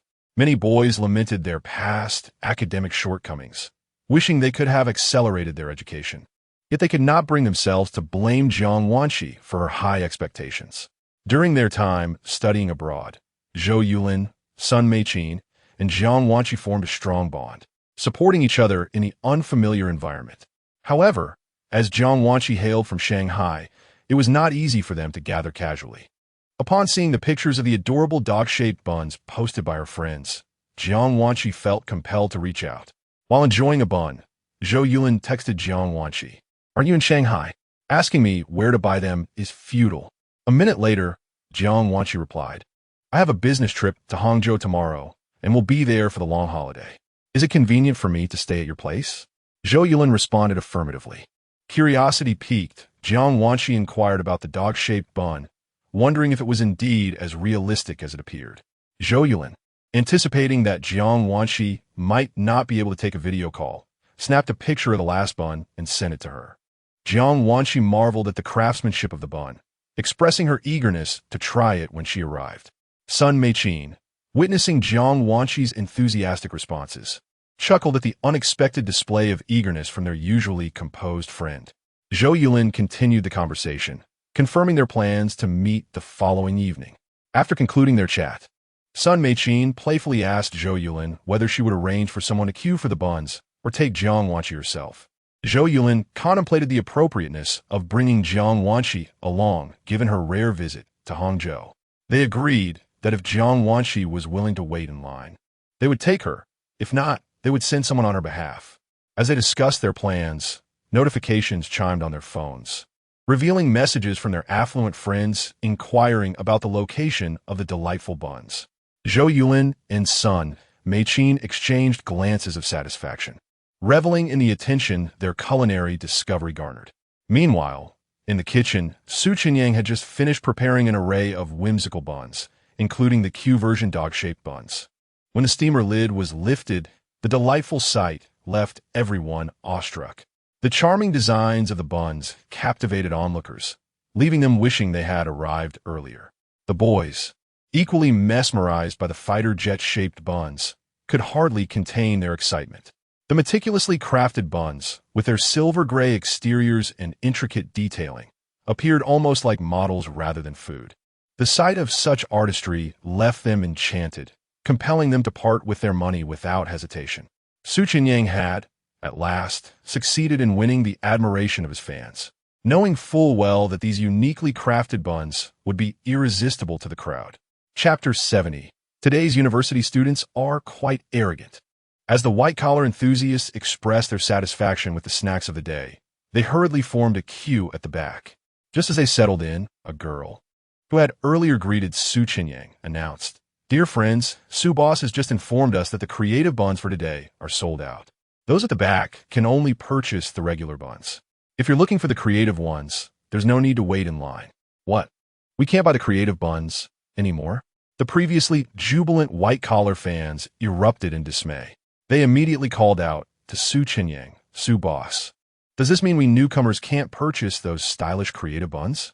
Chenyang promptly replied, "The line is too long, and the creative buns require more time to prepare, so we simply cannot keep up." Upon hearing this, the white-collar workers felt quite helpless. "Su Boss, this is a bit disappointing. We came all the way to the CBD for a taste of your creations, and now the main attraction is all sold out. It's quite unfair. Please make some more creative buns. Otherwise, we won't get our fair share." Listening to the complaints from the white-collar workers, the university students in line felt a bit embarrassed, lowering their heads, trying to suppress their laughter, as they feared it might provoke resentment. Though Chenyang had planned a week-long holiday, anticipating that many female students from various schools would flock to the CBD, he genuinely wished to share his creative buns with the white-collar fans. After all, these fans often made a special trip to support him at the school gate, which was no small feat. Moreover, the creative buns were originally intended for these very fans. Unfortunately, only a few, like Zhou Yulin and Sun Meiqin, who finished work early, managed to purchase them, while the majority were claimed by the university students. Thus, he felt somewhat guilty towards the white-collar supporters. Chenyang could only apologize. "I'm truly sorry, everyone. We won't be able to make any more creative buns today. Things have deviated from my plans. Tomorrow, since you're on holiday, please come early, and I will make an effort to prepare more so you can get some." All right then. The white-collar workers had no choice but to wait until tomorrow. However, at that moment, a white-collar woman added, "Dear students, if you manage to buy the creative buns today, please refrain from posting them on social media. Otherwise, even more people will come tomorrow, and none of us will get any." Faced with her words, the university students in line fell silent. They understood her reasoning perfectly. However, if it didn't share their hard-won creative buns, what would be the point of buying them? Furthermore, if the white-collar workers arrived early tomorrow, they might not even get a chance to purchase any. If they ended up empty-handed, there would be even less reason not to flaunt their purchases. After the white-collar woman spoke up and received no response, she felt quite embarrassed. These university students are difficult to deal with. Seeing the students unwilling to cooperate, the other white-collar workers decided to let it go. Meanwhile, Chenyang continued his work, diligently preparing creative buns. Gradually, more white-collar workers arrived, hoping to buy buns. However, upon learning that the creative buns were no longer available, they felt disappointed despite knowing how delicious Chenyang's buns were. With the front of the line clamoring for creative buns, Chenyang had to prioritize their demands, leaving no time for lunch. As the lunch hour approached, the number of people in line did not increase, which inadvertently benefited the surrounding vendors.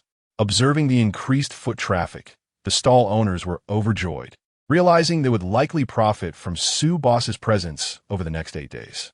They wished that Chenyang would continue to set up shop there, pondering whether the office workers nearby had any attractive women. After all, in this day and age gap relationships were quite popular. They hoped the white-collar women would take the initiative, especially since many were single and looking for love, and perhaps one of them would catch Su Boss's eye. Each vendor silently prayed for Chenyang to find true love soon. If only they knew what type of girl he liked. If they did, they would gladly introduce her to him, hoping to share in his success later. However, the CBD area certainly had its share of attractive women. The word had spread among them, and it was unlikely they would come back, especially since the creative buns were no longer available. At that moment, many young men in the CBD felt outraged. While browsing short videos during lunch, they stumbled upon one mocking their consumer power compared to that of university students. Yet, their anger was not directed at the mockery itself, but rather at the fact that these university students had swooped in and snatched away the buns that rightfully belonged to them. The audacity of these university students. When Su Boss set up shop at the university gate, they bought in droves. Now that he is here in the CBD, they're still buying up all the stock. Can't they leave some for others? The young men lamented how unaware the current generation of university students seemed, daring to mock them all in the name of bun acquisition. Their ideal culinary delights were being swept away by these students, leaving the white-collar men feeling quite despondent. Unable to contain their frustration, a few of the white-collar men took to the comments section beneath Chenyang's video, announcing his presence in the CBD that morning. If you're going to set up shop in the CBD, you need to cater to your white-collar fans. With such low prices, it's a wonder if I even get a chance. How about raising the prices a bit? Raise the prices? No one would complain. Charge 50 yuan for those fighter buns. It's just a small price to pay for something so delightful. I can overlook many things, but selling out those fighter buns is something I cannot tolerate. Raise the price so those university students can't afford them. I'd gladly pay 100 yuan for 4. After all, the visual appeal of a single fighter bun pales in comparison to that of a quartet. And many of these men were military enthusiasts willing to pay for the emotional value attached to their purchases. As the white-collar men expressed their grievances, several white-collar women chimed in as well. Given the trends, if female university students were indeed coming to buy, it meant they would miss out. Thus, raising the prices seemed like the most sensible solution. Why are you acting so charitable? Why not take a page from the high-end tea houses and adjust your prices accordingly? With such exquisite presentation and low prices, do you think there aren't wealthy women nearby who can afford them? This is an affront to affluent customers. Don't attract scalpers. They flip the buns for a profit that outstrips yours. These women were not merely being alarmist. A well-presented dish, shared on social media, could easily elicit envy from friends, delivering significant emotional value. Wealthy patrons, if willing to spend, would undoubtedly attract scalpers. Chapter 71. The reasons for liking aloof girls at this moment. Chenyang was exceedingly busy, completely oblivious to the fact that as pot after pot of buns emerged from the steamer, numerous girls, having procured the creative buns, were photographing and sharing them on social media platforms, causing a surge in popularity. 2 hours later, around 2 in the afternoon, the crowd in front of Chenyang's stall had diminished by half, leaving approximately 300 people. However, the stock of creative buns he had prepared at home had been entirely consumed, and from now on, he would rely solely on making them on site. As Chenyang busied himself with the preparation of buns, Tao Yuxuan and her friend stood at the front of the line, positioned directly in front of him. Observing Chenyang's focused demeanor, the group exchanged glances, their curiosity piqued. "Boss Sue, didn't you set up your stall at the entrance of our business university just a couple of days ago? Why the sudden change of location?" Tao Yuxuan and her friends were genuinely interested in understanding why Su Chenyang found Li Ningyao attractive, especially since he had announced on the same evening that he would not be returning to set up at the university. Now that Li Ningyao was absent, they felt it was an opportune moment to inquire.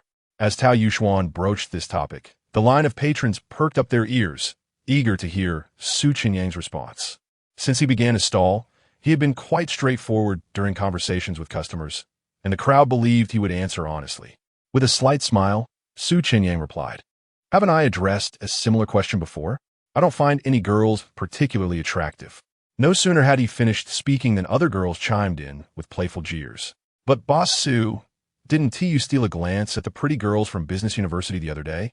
If they weren't attractive, would you have looked twice?" "Indeed. Isn't that girl similar to the one you found appealing at the Finance University? If you claim she isn't pretty now, aren't you being hypocritical?" Even the boys waiting for their combat bun silently derided Su Chenyang's contradictory stance. How shameless of him to declare that girl unattractive when she was undeniably beautiful. If it weren't for the knowledge that he hadn't pursued her, one might suspect his remarks stemmed from his inability to win her affection. Faced with the girl's teasing, Su Chenyang clarified, "I never said she was unattractive. I simply stated that I didn't feel any particular attraction. She was indeed beautiful at Business University, but she didn't give off an approachable vibe, which doesn't align with my personal aesthetic. Hence, I didn't feel she was exceptionally attractive." Once he finished, Tao Yuxuan pressed, "But Boss Su, how can you judge someone's approachability without having interacted with them?" Su Chenyang's instincts had already formed a judgment. Li Ningyao was not an uncomplicated girl. She had deliberately removed her mask, seemingly inviting attention. However, this was mere intuition. He had no evidence. With someone recording a video, he knew he could not speak ill of Li Ningyao. Nevertheless, her choice to wear a mask had already left him feeling uneasy. When that girl approached while wearing a mask, it was evident she didn't want to attract attention due to her looks. One must have self-awareness. At that moment, I helped her shake off the advances of a boy. I couldn't start pursuing her myself, lest I become the very type of person I despise. The girls present nodded in agreement, finding Su Chenyang's reasoning compelling. Boss Su certainly has a sense of dignity. Tao Yuxuan and her friends exchanged wry smiles, realizing that it indeed stemmed from the mask. They were aware that Li Ningyao had expressed her disdain for Su Chenyang's straightforward demeanor, hence the mask. Yet, Su Chenyang remained blissfully unaware of this. Su Chenyang found Li Ningyao attractive but chose to forego any pursuit, a decision that the five girls admired. At that moment, another girl inquired, "Boss Su, may I curiously ask why you prefer aloof types of girls?" This question intrigued the audience, prompting further inquiries. "Yes, Boss Su, do share your thoughts. After all, exceptionally beautiful girls generally share similar looks. What is it about aloof personalities that captivates you?" Su Chenyang, finding no reason to evade the question, offered a candid explanation. "There isn't a particularly profound reason. It's just that girls today are inherently challenging to pursue. If a girl is cheerful and warm, she won't be overly cold, even towards someone who is clearly infatuated. I used to favor sweet types of girls, only to realize later that I had been played for a fool, believing I had a good rapport with them until they ended up with someone else." Upon hearing this, the crowd recalled Su Chenyang's earlier lament about being taken advantage of, leaving many in amused disbelief. So that was what he meant by being played. He continued, "After some reflection, I concluded that aloof girls may be more suited for someone like me to pursue. When an aloof girl meets someone she likes, she won't remain distant, and one can perceive that change. In this way, I can gauge my progress. If she remains aloof and I sense no positive attitude, I can abandon the pursuit without feeling like a fool later on." This prompted the girls in attendance to ponder deeply, acknowledging Su Chenyang's insights. Many recognized that they were not inherently aloof. If a boy pursued them, they would feel awkward being excessively distant. Naturally, if a boy they liked pursued them, they would offer him a better attitude, but that demeanor would hardly differ from how they treated others unless they were genuinely interested. Conversely, aloof girls provided a clear distinction. making Su Chenyang's reasoning quite compelling. At that moment, many boys in the crowd resonated with his sentiments. How true. I've been played several times, pouring effort into relationships that ultimately led nowhere. If only I had Su Chenyang's clarity. He learned his lesson after one experience, while I fell for it multiple times. Fortunately, I've successfully won over a girlfriend now. In Su Chenyang's line, the typical clingy pursuers had mostly vanished, as it was unlikely for girls to frequent public spaces like CBD with such individuals. Yet, many single girls reflected on Su Chenyang's words with a hint of regret. If only I were an aloof type of girl. If Boss Su is saying that as long as aloof girls take the initiative, the story could unfold. That would be wonderful. Su Chenyang is handsome, cooks well, and is financially savvy. When one considers it closely, as long as a girl isn't overly demanding, interactions with Su Chenyang would be quite enjoyable. Therefore, being an aloof beauty would be a tremendous advantage in winning over such a remarkable man. It's a pity I'm not that type. How enviable are the other girls? At this juncture, Su Chenyang jestingly remarked, "In truth, if someone were to pursue me, as long as our personalities and values align, I wouldn't mind what type of girl she is." Pursue him? How bold of Boss Su to entertain such a notion. The women present couldn't help but chuckle. A guy like Su Chenyang would surely not mind being pursued by an ordinary girl. Because Su Chenyang is fond of girls who are of the school flower caliber. How could such girls possibly take the initiative in pursuing him? Even many boys cannot help but secretly disdain this notion. How absurd. Such daydreams are audacious indeed. There are plenty of admirers who fawn over these school beauties. What gives them the right to reject the affections of devoted admirers and pursue instead? Chapter 72. The Media University, Stunningly Beautiful Campus Belle. Su Chenyang noticed some boys casting disdainful glances in his direction. How ridiculous. These individuals cannot even take a joke. Su Chenyang, in turn, looked down upon them. After all, one must always harbor dreams. Who knows when they might come to fruition? Subsequently, Su Chenyang focused intently on making buns. After 10 minutes, Tao Yuxuan and her companions, having purchased their buns, departed. As time passed, more people began to queue up, including white-collar workers sneaking off early and university students skipping classes. Although the creative buns were sold out, ordinary buns remained available. Some left in disappointment, while others chose to stay and sample the flavors.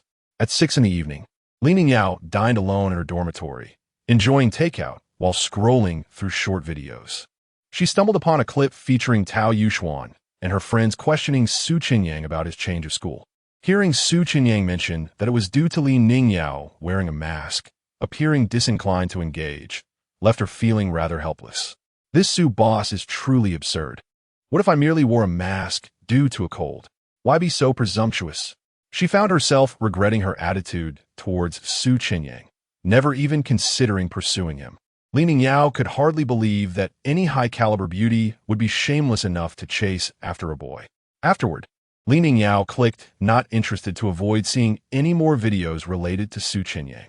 Yet, despite her disinterest, many others were eager to engage.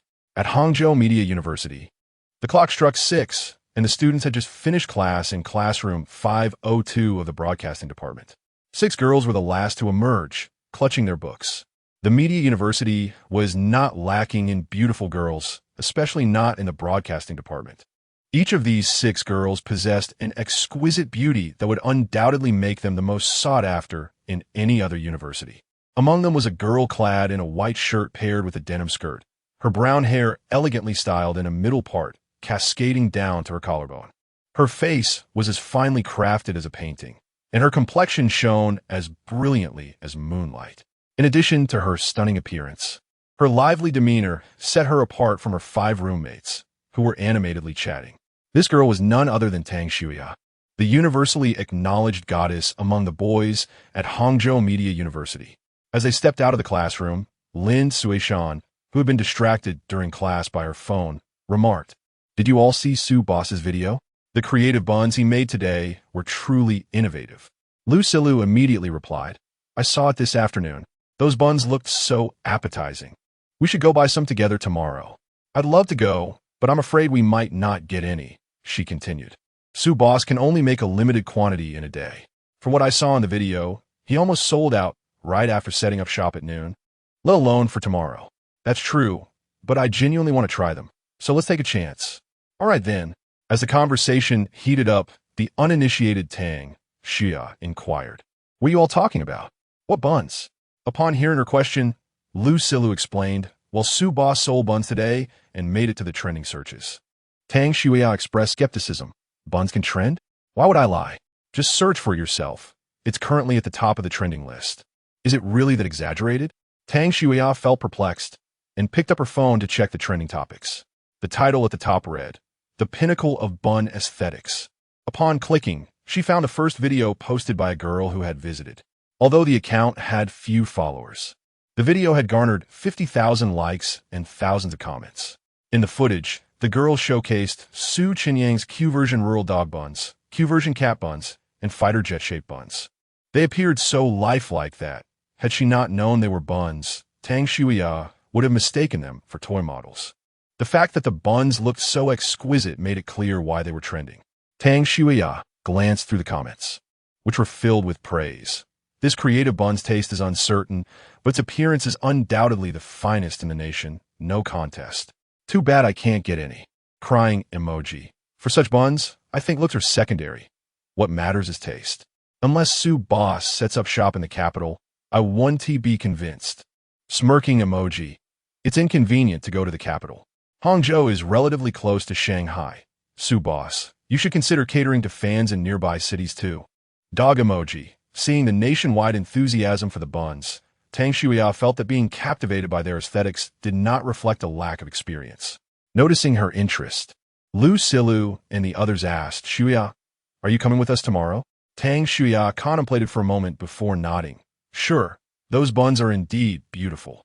If they taste as good as they look, it will definitely be worth the trip." Upon hearing her agreement, the 5 girls were taken aback. "Wow, I didn't expect you to actually agree. Aren't you usually not fond of crowded places?" Lin Suishan and her friends enjoyed visiting trendy restaurants, while Tang Xia typically avoided such fleeting hotspots, finding them rather dull. Su Chenyang had become a trendy online figure, so her agreement surprised them all. Tang Xia clarified, "I mainly think that such artistic buns are unparalleled. I haven't seen anything like them in short videos before. This is different from those trendy restaurants, where the dishes can easily be substituted. That's why I'm making an exception to buy some buns." At that moment, Lin Suishan teased, "Xia, it would be best if you went. If you do, Su Boss would be utterly mesmerized. Who knows, he might even set up shop right outside our media university, making it convenient for us to buy buns." Her words immediately garnered agreement from the others. "Exactly. Su Boss prefers your type. There's a clear difference between you and the girls from Finance University or Business University. Su Boss would undoubtedly be captivated." Hearing their playful banter, the composed Tang Xia felt exasperated. "Stop joking around. If you keep this up, I want to go." "All right, we won't joke anymore." The 5 girls shared a knowing smile, refraining from further teasing, as they genuinely anticipated Su Chenyang's reaction to Tang Xia the following day. In their eyes, Tang Xia's beauty was unmatched among the aloof campus belles. Chapter 73. The School Bell. One mustn't be thick-skinned at 6 o'clock. Su Chenyang was still preoccupied with crafting creative buns, due to the necessity of simultaneously preparing ordinary buns. He had yet to conclude his work. It was not until 7:25 that he finally completed all the creative buns. However, a queue of approximately 500 people remained, comprising white-collar workers who had just finished work and were eager to purchase the ordinary buns. Consequently, Su Chenyang needed to produce an additional 2,000 ordinary buns. With his exceptional culinary skills, he could expertly craft one ordinary bun in merely 5 seconds, ensuring efficiency remained intact. By 11:10, Su Chenyang had finally wrapped up all his tasks. The exquisite flavor of his buns, paired with a modest price of 10 yuan each, left the white-collar patrons satisfied as they departed after their evening queue. Today, his culinary points had only increased by 267. Name, Su Chenyang. Culinary points, 6,509. Though the points were slightly lower than expected, the combined profit from both ordinary and creative buns reached approximately 37,000 yuan, surpassing his usual earnings. As he rode his food cart home, Chenyang contemplated the stall for the next day. Given the high demand for creative buns, he decided to pair them with ordinary buns, which had inadvertently delayed his process. He resolved to increase the size of the creative buns, combining several portions into one, thereby satisfying a single customer with just one bun. This would also allow him to enhance the presentation and raise the price. He was determined not to let scalpers profit from his hard work.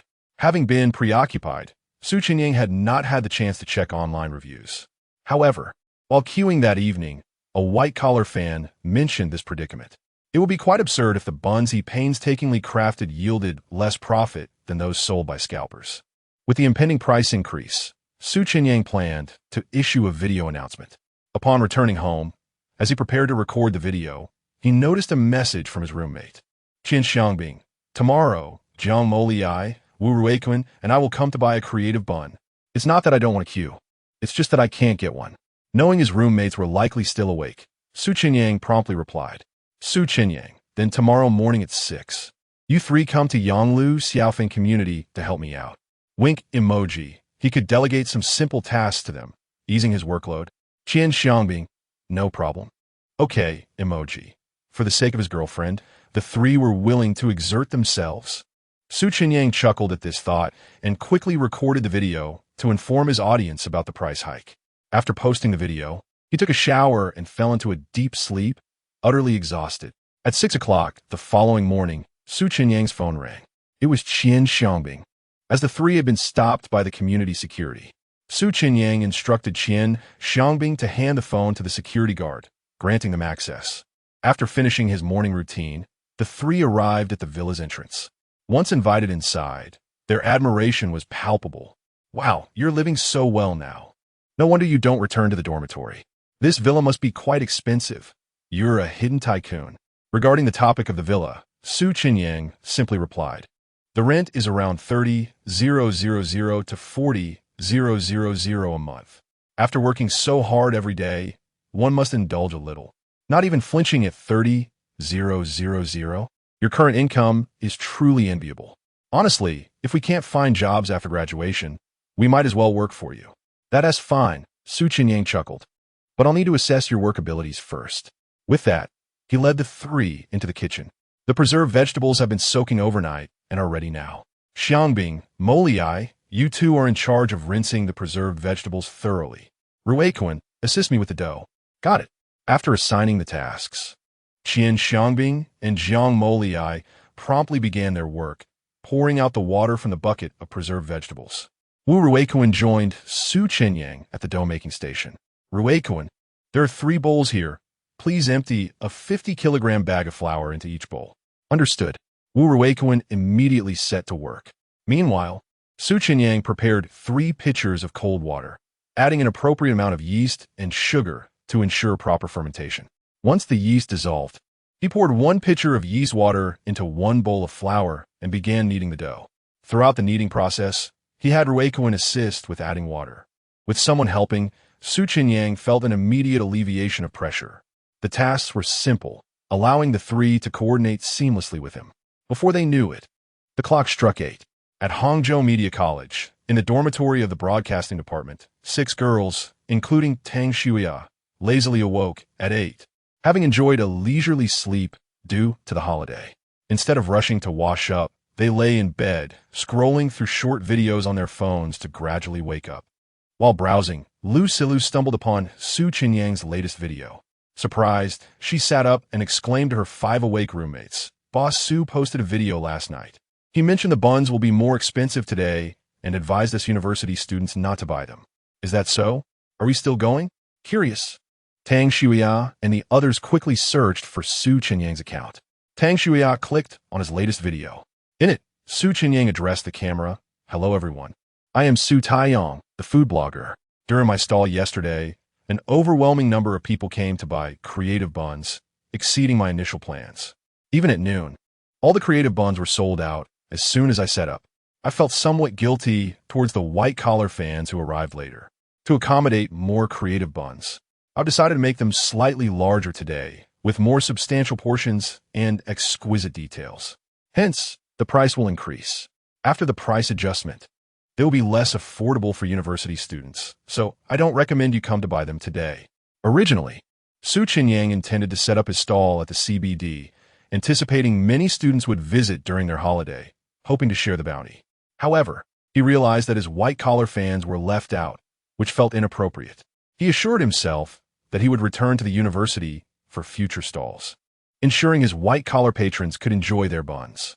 The video continued. Additionally, I advise against purchasing for scalpers.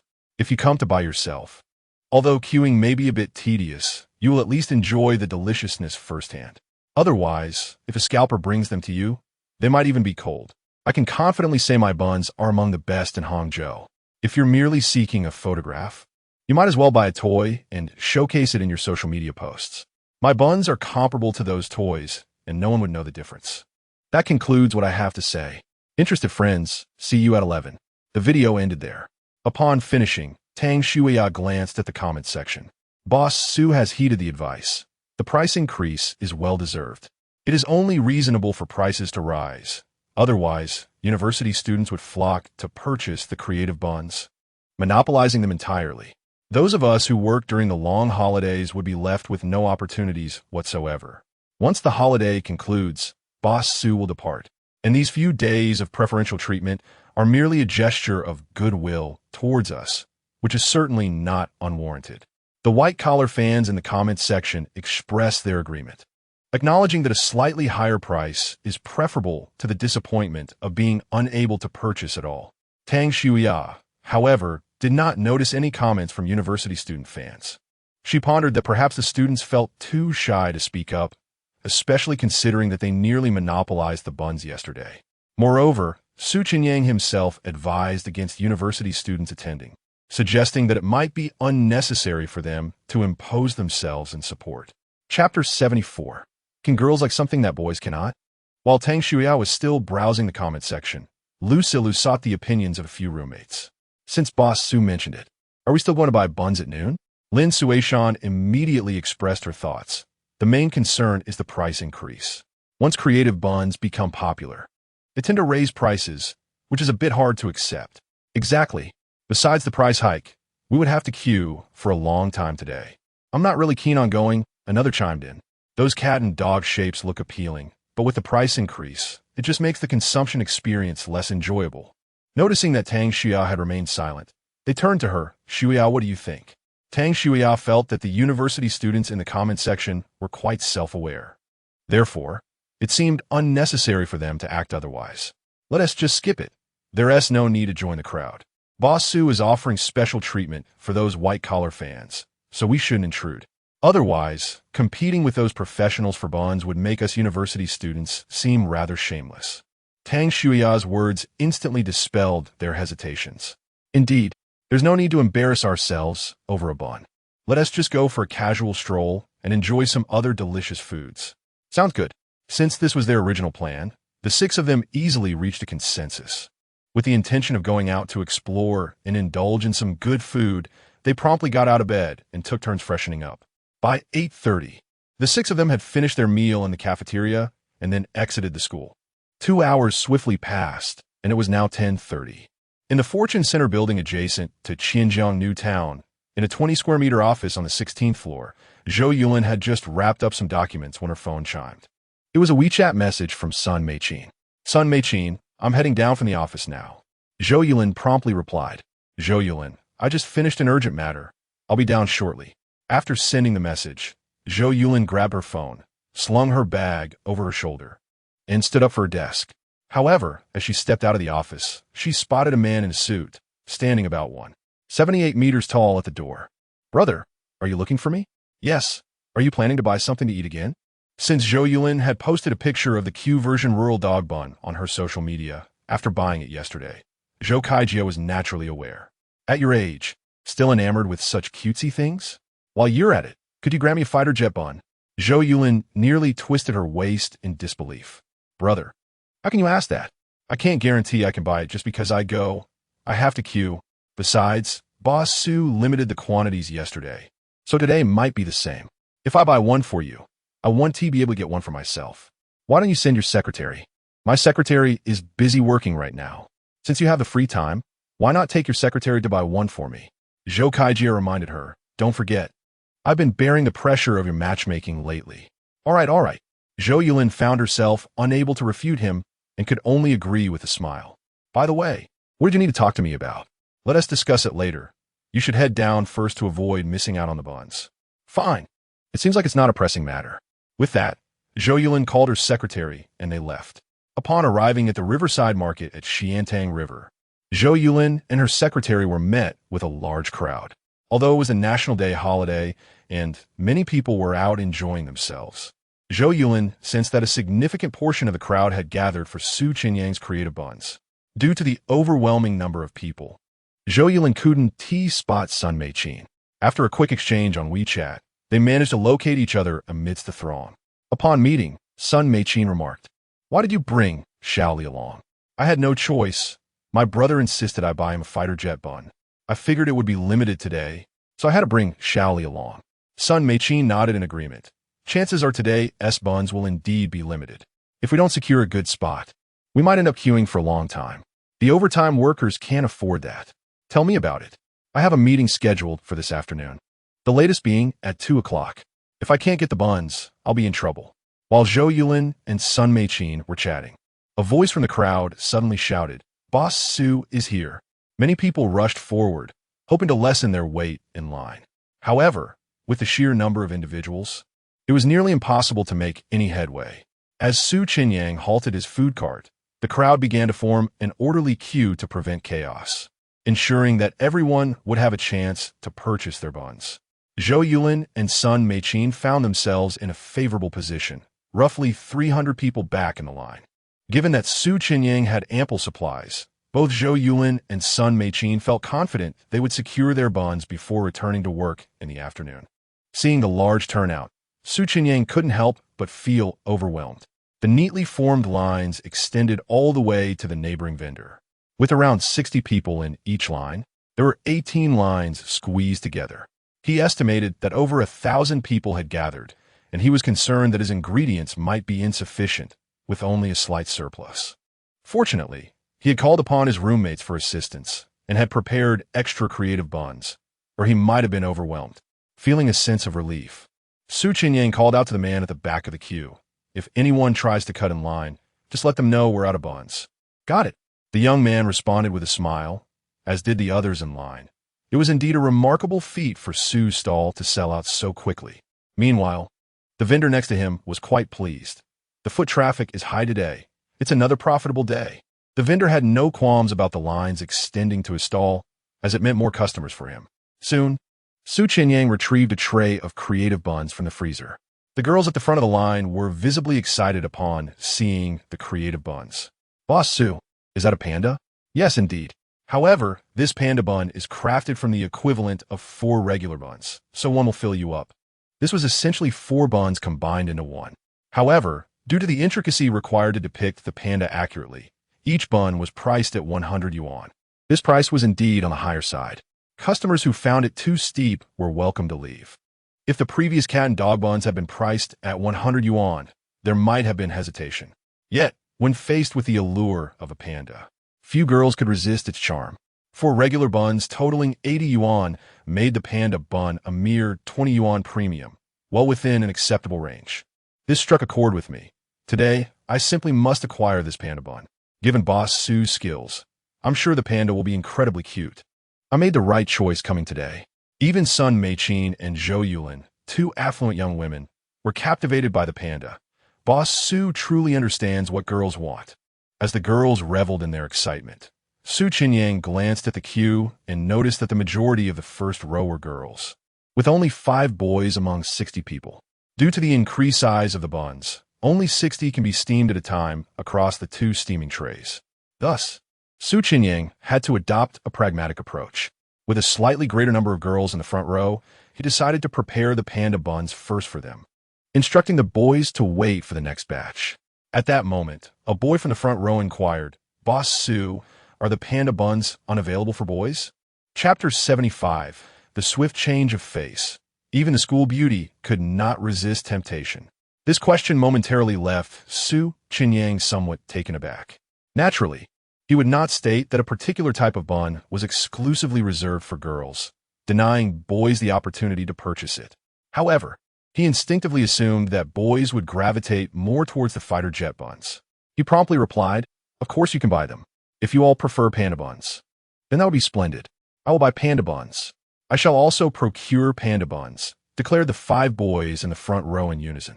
Although purchasing panda buns somewhat contradicted their masculine image, who could resist the adorable charm of pandas?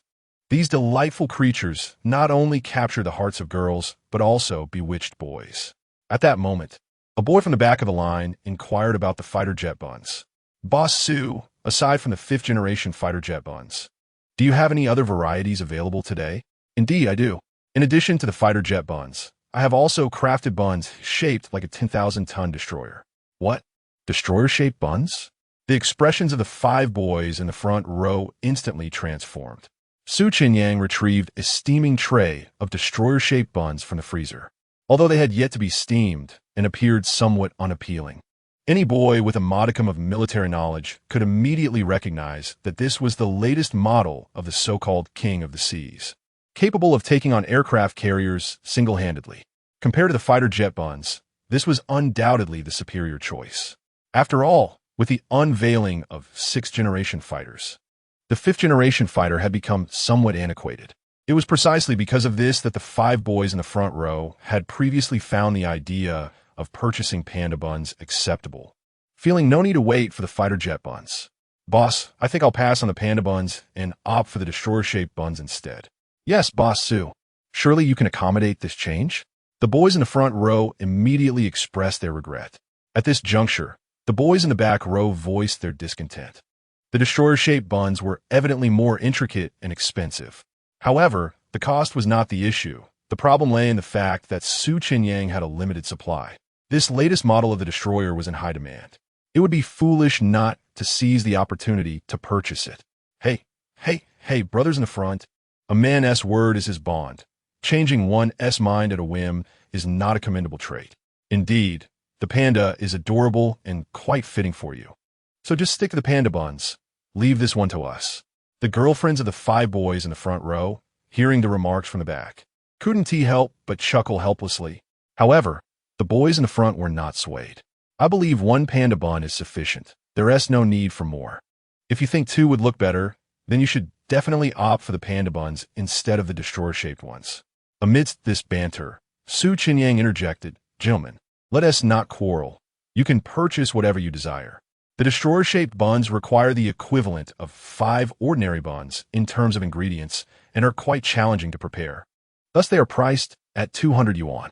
Therefore, I would recommend the fighter jet buns, which are equally impressive and more economical at just 150 yuan. Who cares about being economical when spending this much on buns?" The boys present could comprehend and accept the pricing. Thus, regardless of the circumstances, they were determined to make a purchase. "Boss Sue, let us steam another batch of those destroyer buns." "Certainly." The boys in the back grew anxious. "Boss Sue, please make extra destroyer buns today." "Understood." Chenyang was taken aback by the boys' practicality. They were abandoning the fighter jet buns. The girls in line were amused, especially the girlfriends of these boys. The spending habits of men were indeed perplexing.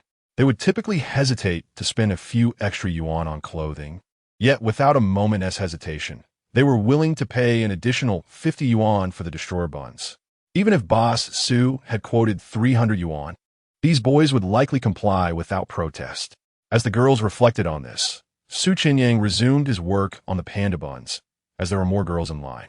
Given the larger size of the buns, the steaming required a few extra minutes. 15 minutes later, the first batch of buns was ready. As Chenyang lifted the lid of the steamer, the white mist dissipated, prompting a chorus of astonished gasps from the girls in the front row. "Wow, is that not my dream bear, Hua Hua, in its youthful form? It is simply adorable beyond measure. I can't believe I didn't recognize Hua Hua at first. The craftsmanship is truly exceptional." Many girls seized the moment to snap pictures of the various Hua Hua-shaped buns. Chenyang did not intervene, for he needed to place another batch of destroyer and panda buns into the steamer. Following this, he began packaging the buns. After scanning their payment, The girls eagerly moved aside to take photos. The boys in line saw nothing amiss, as they too intended to capture their desired buns and photographs. Previously, many boys had failed to understand why girls were so fond of taking pictures. Only now could they empathize. After taking their photos, the girls either shared them on social media or TikTok, eager for the likes and envy of their friends. The emotional value derived from their friends' admiration was worth at least 100 yuan, rendering the buns virtually free of charge.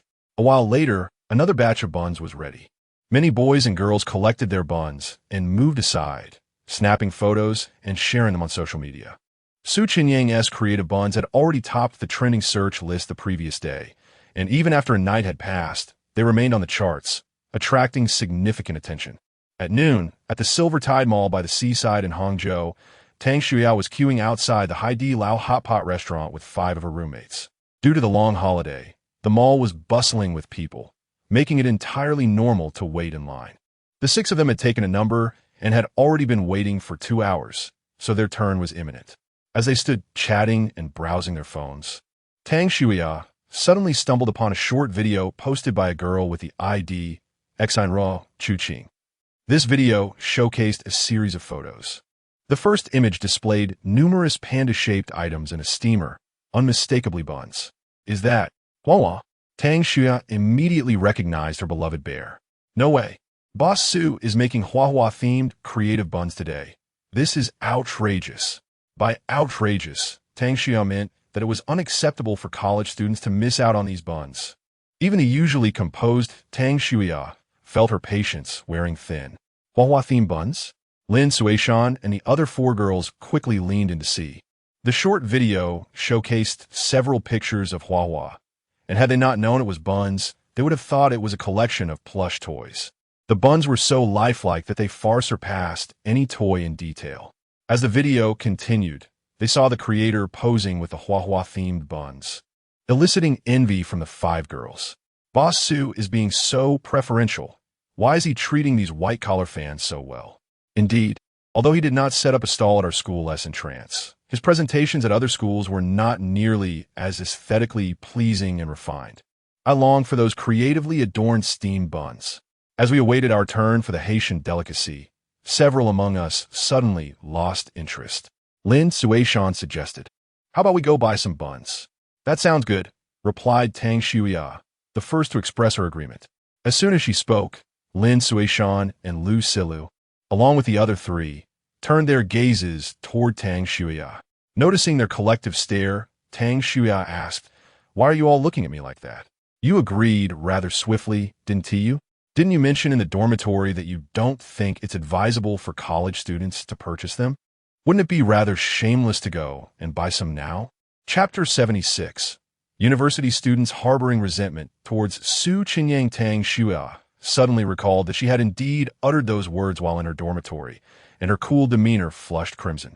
With a rosy face, Tang Shuya explained, "It's mainly because Huahua is simply too adorable." The 5 girls shared a chuckle, refraining from excessive teasing, as they too had previously echoed Tang Shuya's sentiments before their opinions shifted. At that moment, Lu Silu suggested, "How about we enjoy hot pot first, and then head over? If we go now, we'll have to wait in line and endure hunger for quite a while."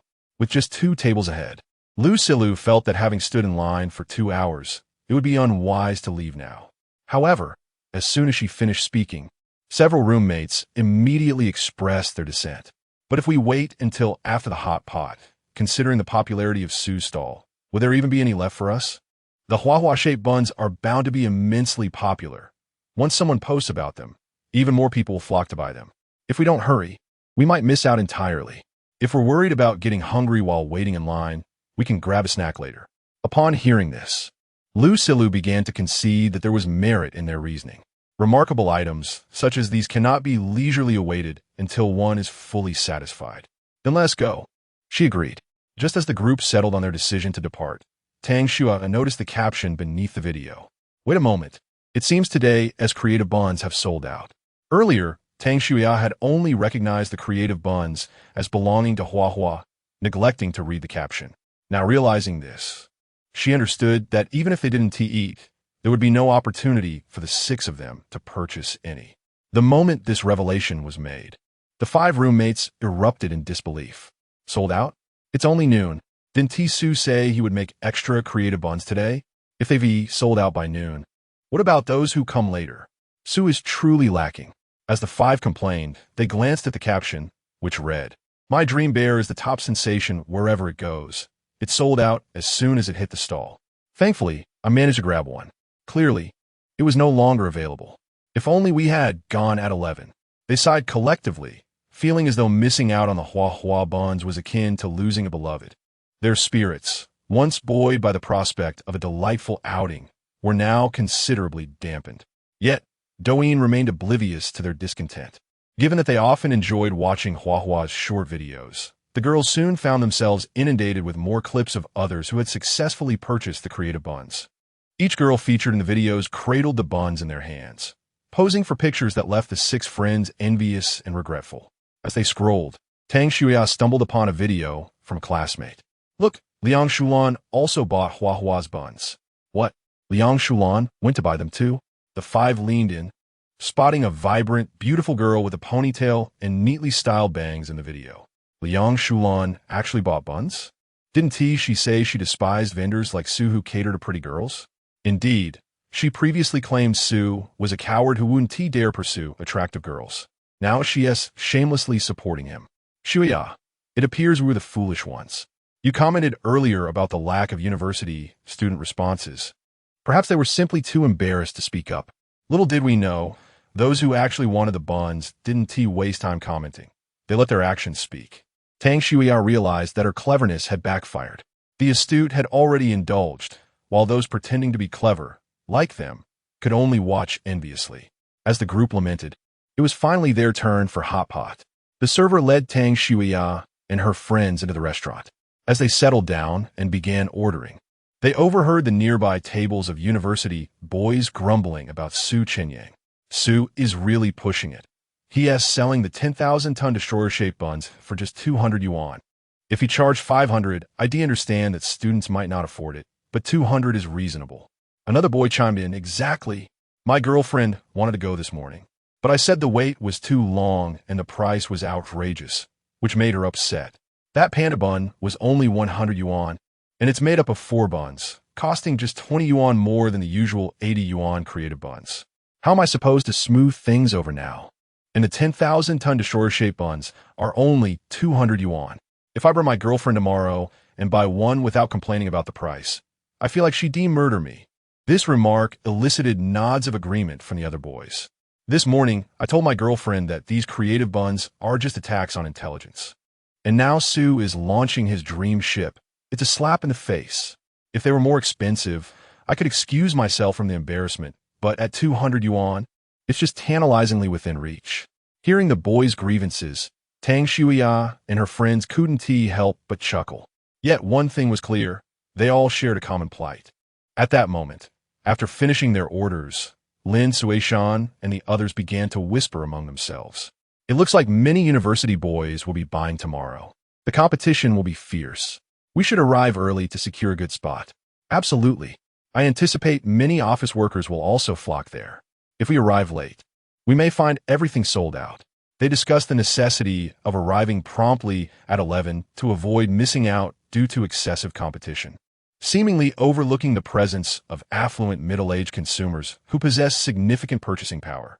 The allure of the panda buns was not lost on middle-aged women, and the destroyer represented one of the ultimate romantic gestures for men. In the midst of this, at Su Chenyang's stall, Zhou Yulin was patiently waiting in line. With 150 people ahead of her, Zhou remained in good spirits, confident that she would secure her purchase before heading to work that afternoon. Just then, her phone rang. It was her father, Zhou Yulei. Chapter 77. Successful individuals joined a rush upon receiving a call from her father. Zhou Yulin did not dare to delay. Once connected, she inquired, "Dad, what's the matter?" Zhou Yulei responded, "Where are you right now?" "I'm out and about, preparing to have a meal." "Are you referring to that creative bun?" Zhou Yulin recalled posting about it on her social media the previous day, so Zhou Yulei was undoubtedly aware. She felt this was not a sensitive topic, so she replied, "Yes, is there something you need?" It was already past noon, signaling the end of the workday. Zhou Yulin presumed her father was calling regarding a work matter. If it were indeed a work-related issue, she would find herself in a rather awkward position. However, her apprehensions were unfounded. Zhou Yulei continued, I just saw a short video where it appeared that Mr. Su has a destroyer-shaped bun, right? Could you buy one for your father? Zhou Yulin chuckled at this request. She was not surprised at all, for her father was indeed a seasoned military enthusiast, with various models displayed in a dedicated room at home.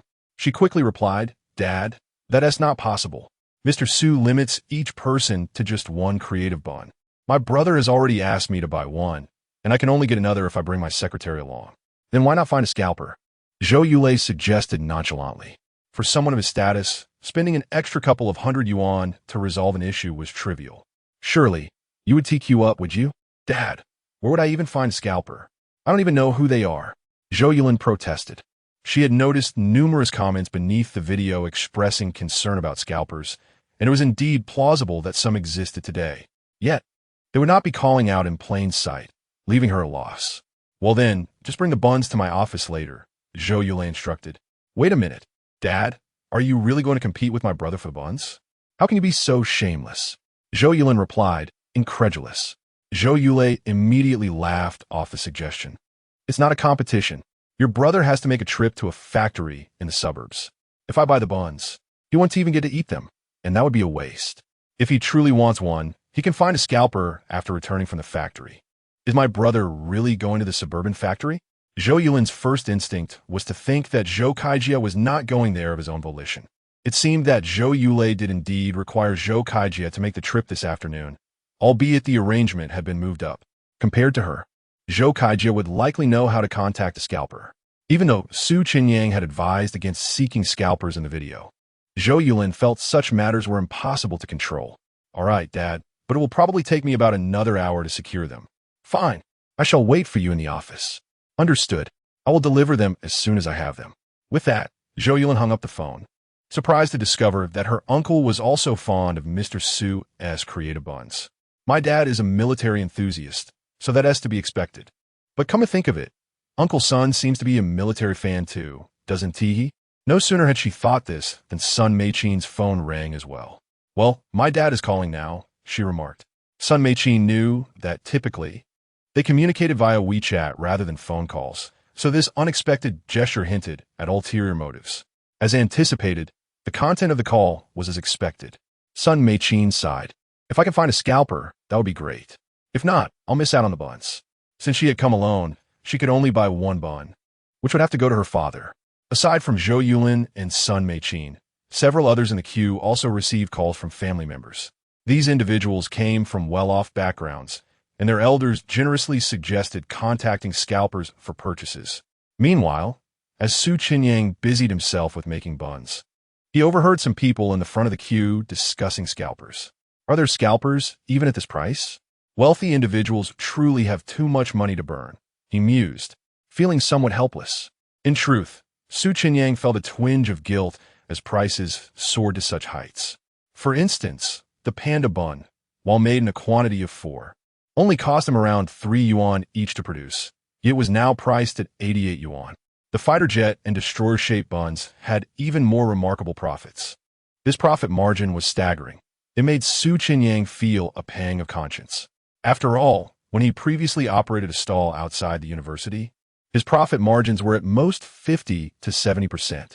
Generally, food and beverage businesses aim for about 50% profit. Even with his system, a 70% margin was reasonable, but now it had exceeded 88%. This was excessive.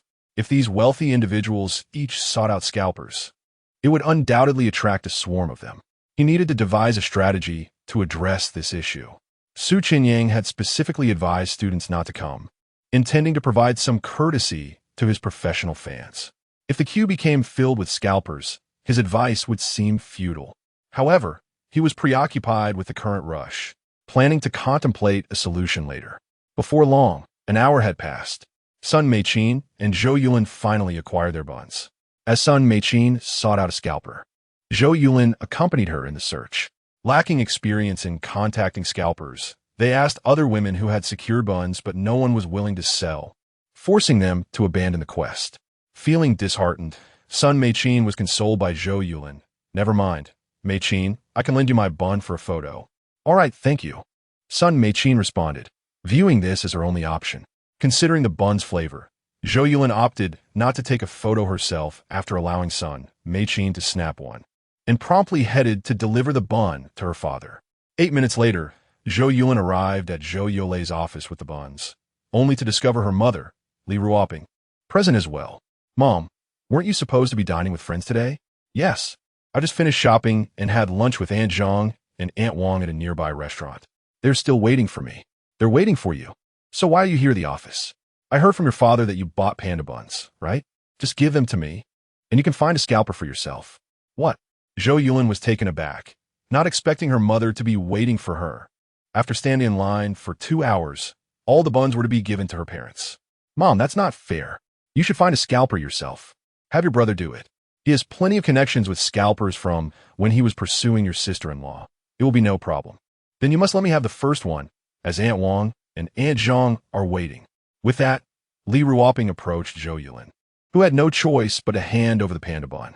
Before doing so, Zhou Yulin added, Mom, remember, no matchmaking for me this year. Of course. Li Ruoping readily agreed, though Zhou Yulin began to doubt her mother's commitment.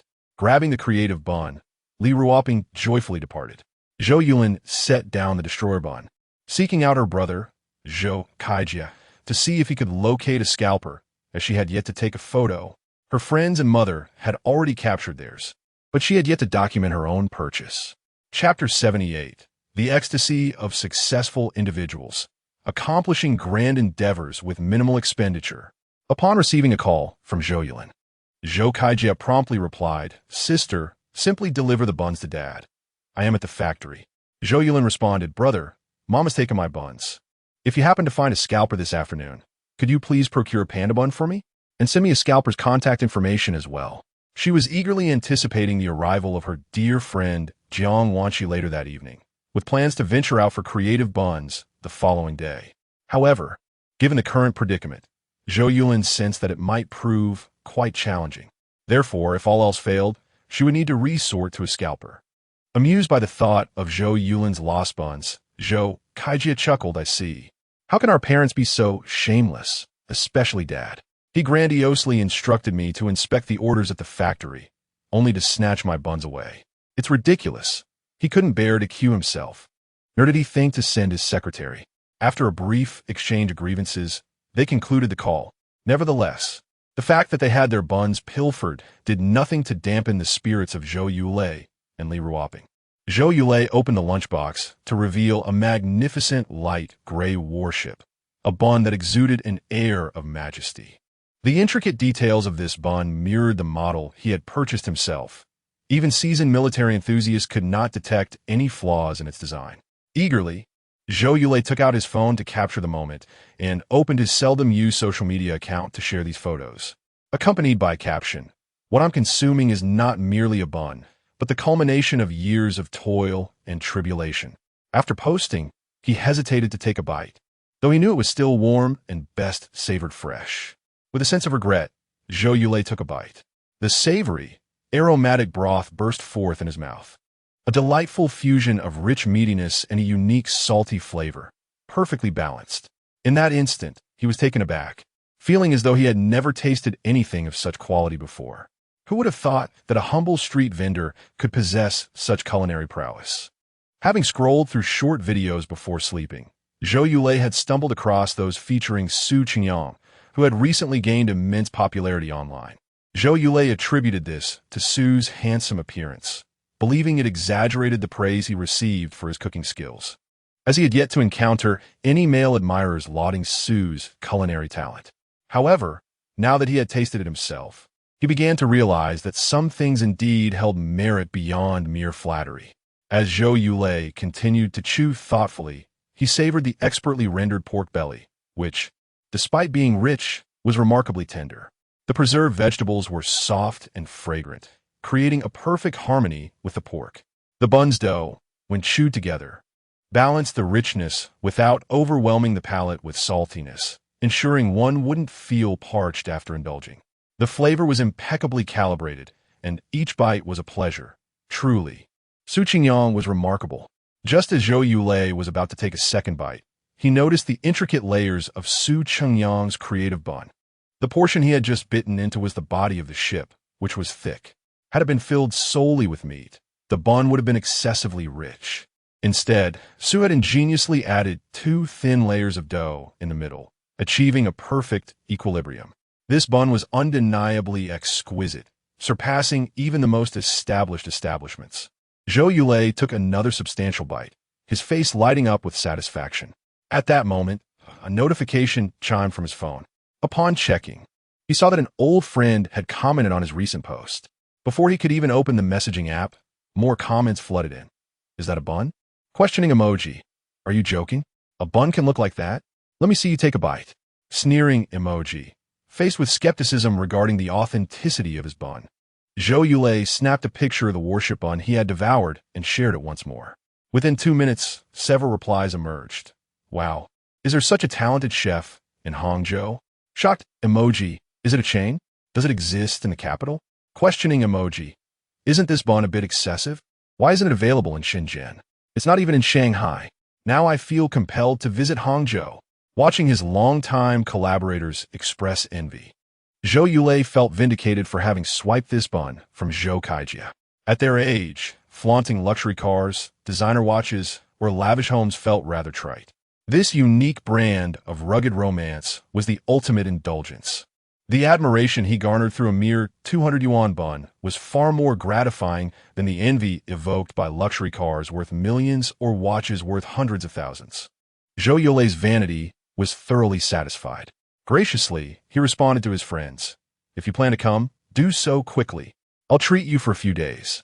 If you delay, there may not be any left after the holiday. Knowing that Chenyang was catering to the white-collar crowd in the CBD area, Zhou Yulei was aware that he, as an older fan, was likely outside the scope of Su's audience. It was possible that after the holiday, Su would return to selling at the university's entrance, where he had advised students not to show up for the pricier buns. While Zhou Yulei reveled in his moment of vanity, Li Ruoping was experiencing her own triumph. Arriving at the renowned Fuetang, reputedly a Michelin 3-star establishment, she carried with her the panda bun. This was also an establishment steeped in history. Upon entering the private room, she found 5 friends eagerly awaiting her arrival. The table was laden with 10 dishes, each a feast for the senses, with prices well into the hundreds for each item. A meal for the table would easily amount to nearly 8,000 yuan. However, for these seasoned socialites, such expenses held little allure. As Li Ruoping unveiled the panda bun, a charming, lifelike creation came into view, eliciting gasps of admiration from her friends. Wow, that is incredibly cute and realistic. Ruoping, you truly are impressive. We just tried to find a scalper and had no luck, yet you managed to procure one effortlessly. Your connections are commendable. In the eyes of these 5 affluent ladies, the average dish priced at 800 yuan paled in comparison to the 100 yuan panda bun. They could hardly resist, each reaching for their phones to capture the moment. Receiving praise from her friends was a satisfaction that even the most extravagant luxury handbags could not provide. The fact that a mere 100 yuan bun could elicit such admiration was nothing short of a bargain. Not to mention, Li Ruoping herself found the panda bun utterly delightful. Despite being middle-aged, a woman's innate fondness for charming things never wanes. With a gentle smile, Li Ruoping replied, "It's nothing remarkable. I just happen to have a few connections. Now, let's take some photos and have a taste. The bun has cooled down since it was freshly made." After a round of photos, the group carefully tore off a piece of the bun, their caution stemming from its realistic appearance, making it feel almost wrong to dismantle such a charming creation. After tearing off a piece, the 6 individuals took a bite. Upon tasting the first morsel, they exchanged astonished glances, for in each other's eyes, they discerned sheer amazement. The food container retained heat remarkably well, although it was no longer piping hot. The texture of the morsel remained exquisite.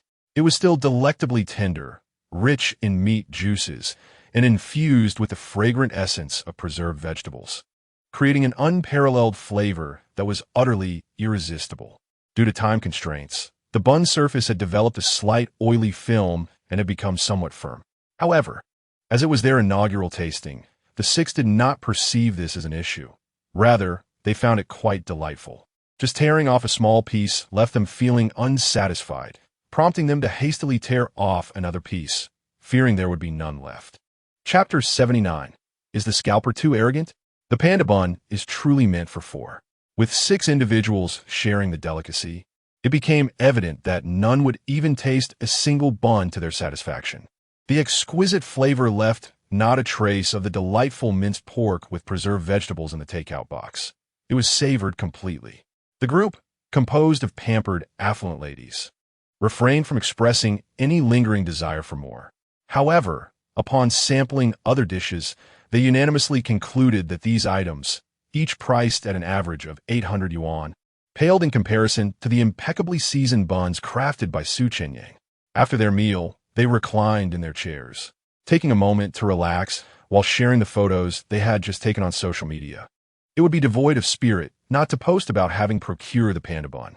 Initially, they had been mindful of their image and had only captured a simple photograph of the bun. Consequently, their social media post featured a grid of 9 images, with the panda bun prominently positioned at the center.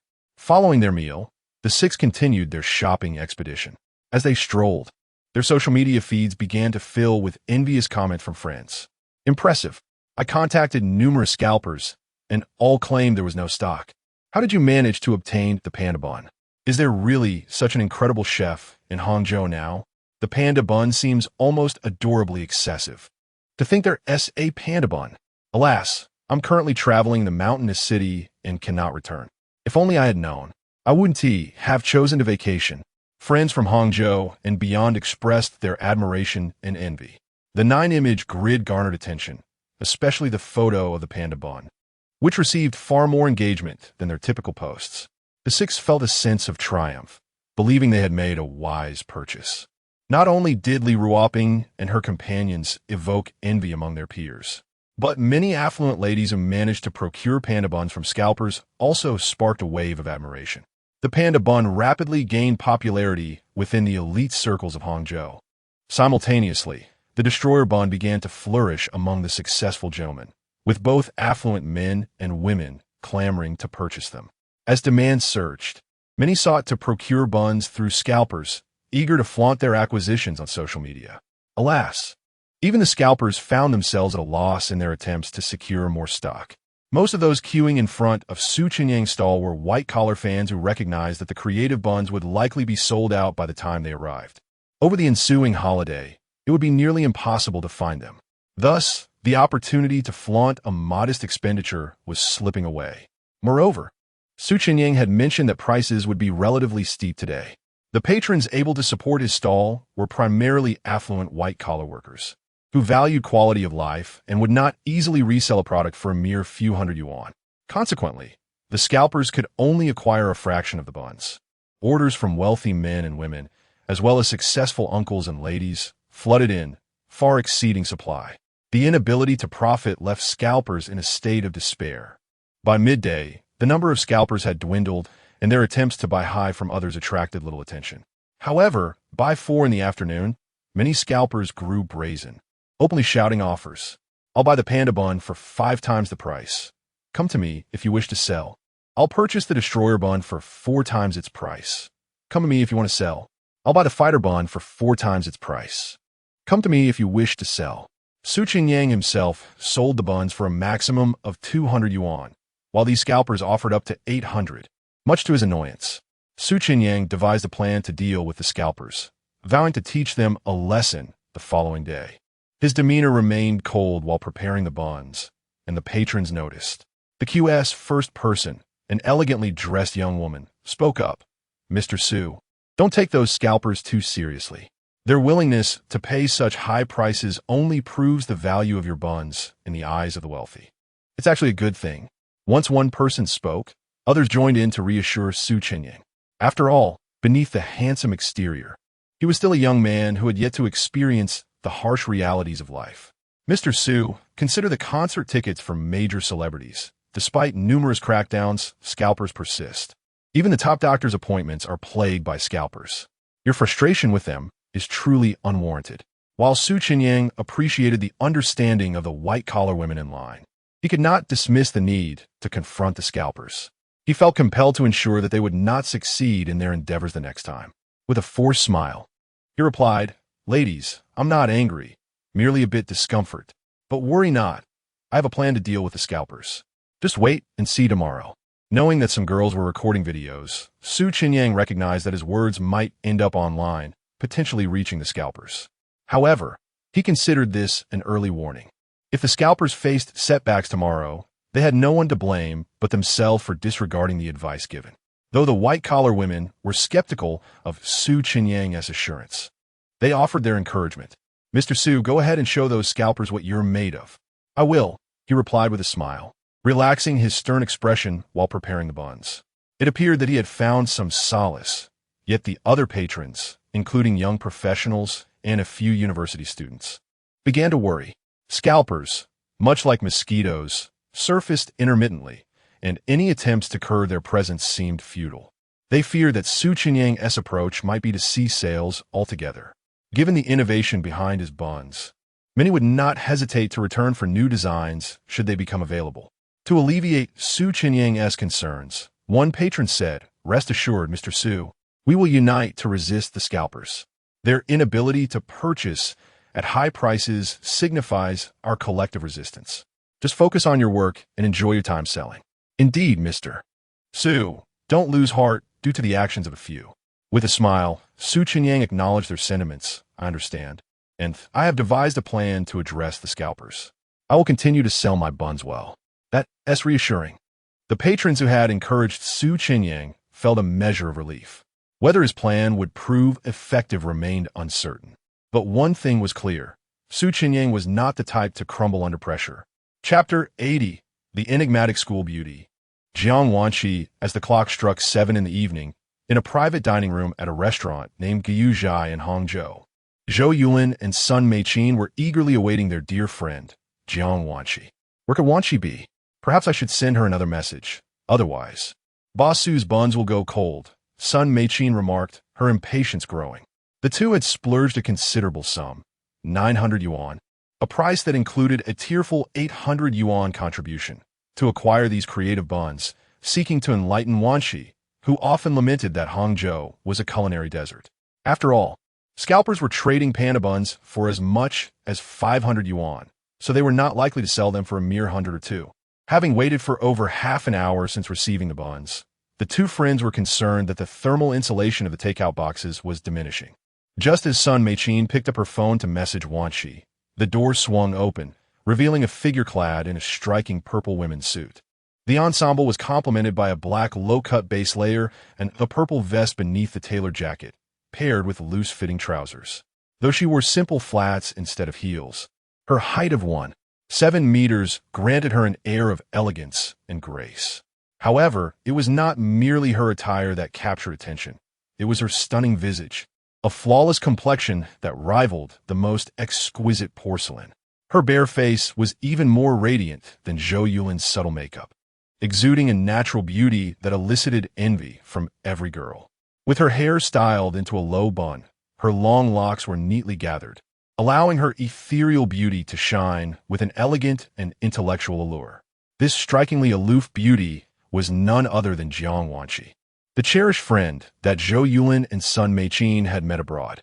Every time they witnessed Wanqi's impeccable style, both Zhou Yulin and Sun Meiqin found themselves envious of her innate elegance. Arriving slightly later than expected, Wanqi offered an apologetic smile. "I'm sorry. I lost track of time while discussing work." She had come to Hangzhou specifically to negotiate a collaboration and dressed formally in a suit for her meeting. "Though you're late, I hope your work went well?" Zhou Yulin inquired. "It went quite smoothly. I've wrapped everything up and can finally relax and enjoy some time with you both over the next few days," Wanqi replied, gracefully taking a seat in the center position that her friends had saved for her. "Wanqi, you must try the best buns in Hangzhou," Sun Meiqin exclaimed, lifting the lid of the takeout box. Inside lay an exquisitely crafted panda bun, its tiny eyes gazing up at Wanqi in a pitiful manner. Despite knowing it was merely a bun, the remarkable craftsmanship astonished her. "The creator of this bun is truly impressive. I've only seen intricate designs made from sugar before. To achieve such artistry with a dough-based delicacy is unprecedented in our country," especially from a street vendor, Wanshi marveled, recalling a simpler dog-shaped bun she had seen the day before. Having scrolled through Douyin during her break to discover various lifelike panda creations, she initially suspected that the images were enhanced by filters. However, witnessing the bun in person dispelled any doubts about its meticulous craftsmanship. Seeing Wanshi's surprise, Zhou Yulin and Sun Meiqin exchanged satisfied glances. This bun is not only visually appealing, but also delicious. Once you taste it, you'll understand that Hangzhou is far from a culinary wasteland. It's a gastronomic paradise, Zhou Yulin declared. With a slight smile, Wanshi replied, "It's not just me who says Hangzhou is a culinary desert. It's a sentiment echoed across the internet." Feeling hungry and curious about the culinary acclaim of Boss Su's creations, she decided to set aside her initial intention to photograph the bun, opting instead to savor its flavor. Using a wet wipe from the table, Wanshi delicately wiped her hands and proceeded to tear off the panda's head. Sun Meiqin chuckled, "Wanshi, how could someone as beautiful as you be so ruthless? You've utterly ruined the image of our dear panda." The head was looking directly at me with such a pitiful gaze. If I had torn it from another part, I would have felt guilty. So I thought I might as well start with the head, Wanshi explained. As she tore off the head, a delightful, savory aroma wafted up, captivating the attention of both her friends. However, the buns had cooled down somewhat, diminishing the fragrance that would have been more pronounced when fresh. As she took her first delicate bite, despite the slight drop in temperature, the rich flavor of the meat and the salty essence of the preserved vegetables melded exquisitely, igniting her taste buds in a joyous celebration of flavors. With each chew, the tender pork and flavorful preserved vegetables revealed themselves in perfect harmony, leaving Wanshi utterly enchanted. Although the bun skin had lost some softness due to the weight, the flavors released by the preserved vegetables were still wonderfully pronounced. The lingering taste was a delightful reminder of the culinary treasure she had just experienced. "This bun is truly impeccable. It's undoubtedly one of the best I have ever tasted in my years," Wanshi exclaimed, her praise leaving Zhou Yulin and Sun Meiqin beaming with satisfaction, knowing that their investment had been worthwhile. Having waited in hunger, Zhou Yulin and Sun Meiqin quickly tore off pieces of the bun to satisfy their appetites. Though they too had enjoyed freshly made buns from Chenyang the previous day, they could distinctly sense a difference in flavor now that they were slightly cooled. "Wanshi, you arrived too late. If you had tasted it fresh, you would have been even more astounded by its flavor," Zhou Yulin remarked. "Indeed, the Q version buns we bought yesterday were even better when hot," Sun Meiqin added. "Could they really be that much better? Perhaps I shall seek out a fresh batch from the scalpers tomorrow," Wanshi mused, not particularly fond of waiting in lines. With a few days off to spend with her friends, she felt that waiting would be a waste of precious time. Zhou Yulin and Sun Meiqin refrained from commenting on Wanshi's desire to procure buns from scalpers, knowing her character was not one to indulge in such bustling activities. Chapter 81. The enigmatic school bell takes interest in Chenyang. After concluding the previous topic, the group continued to enjoy their meal while engaging in light-hearted conversation.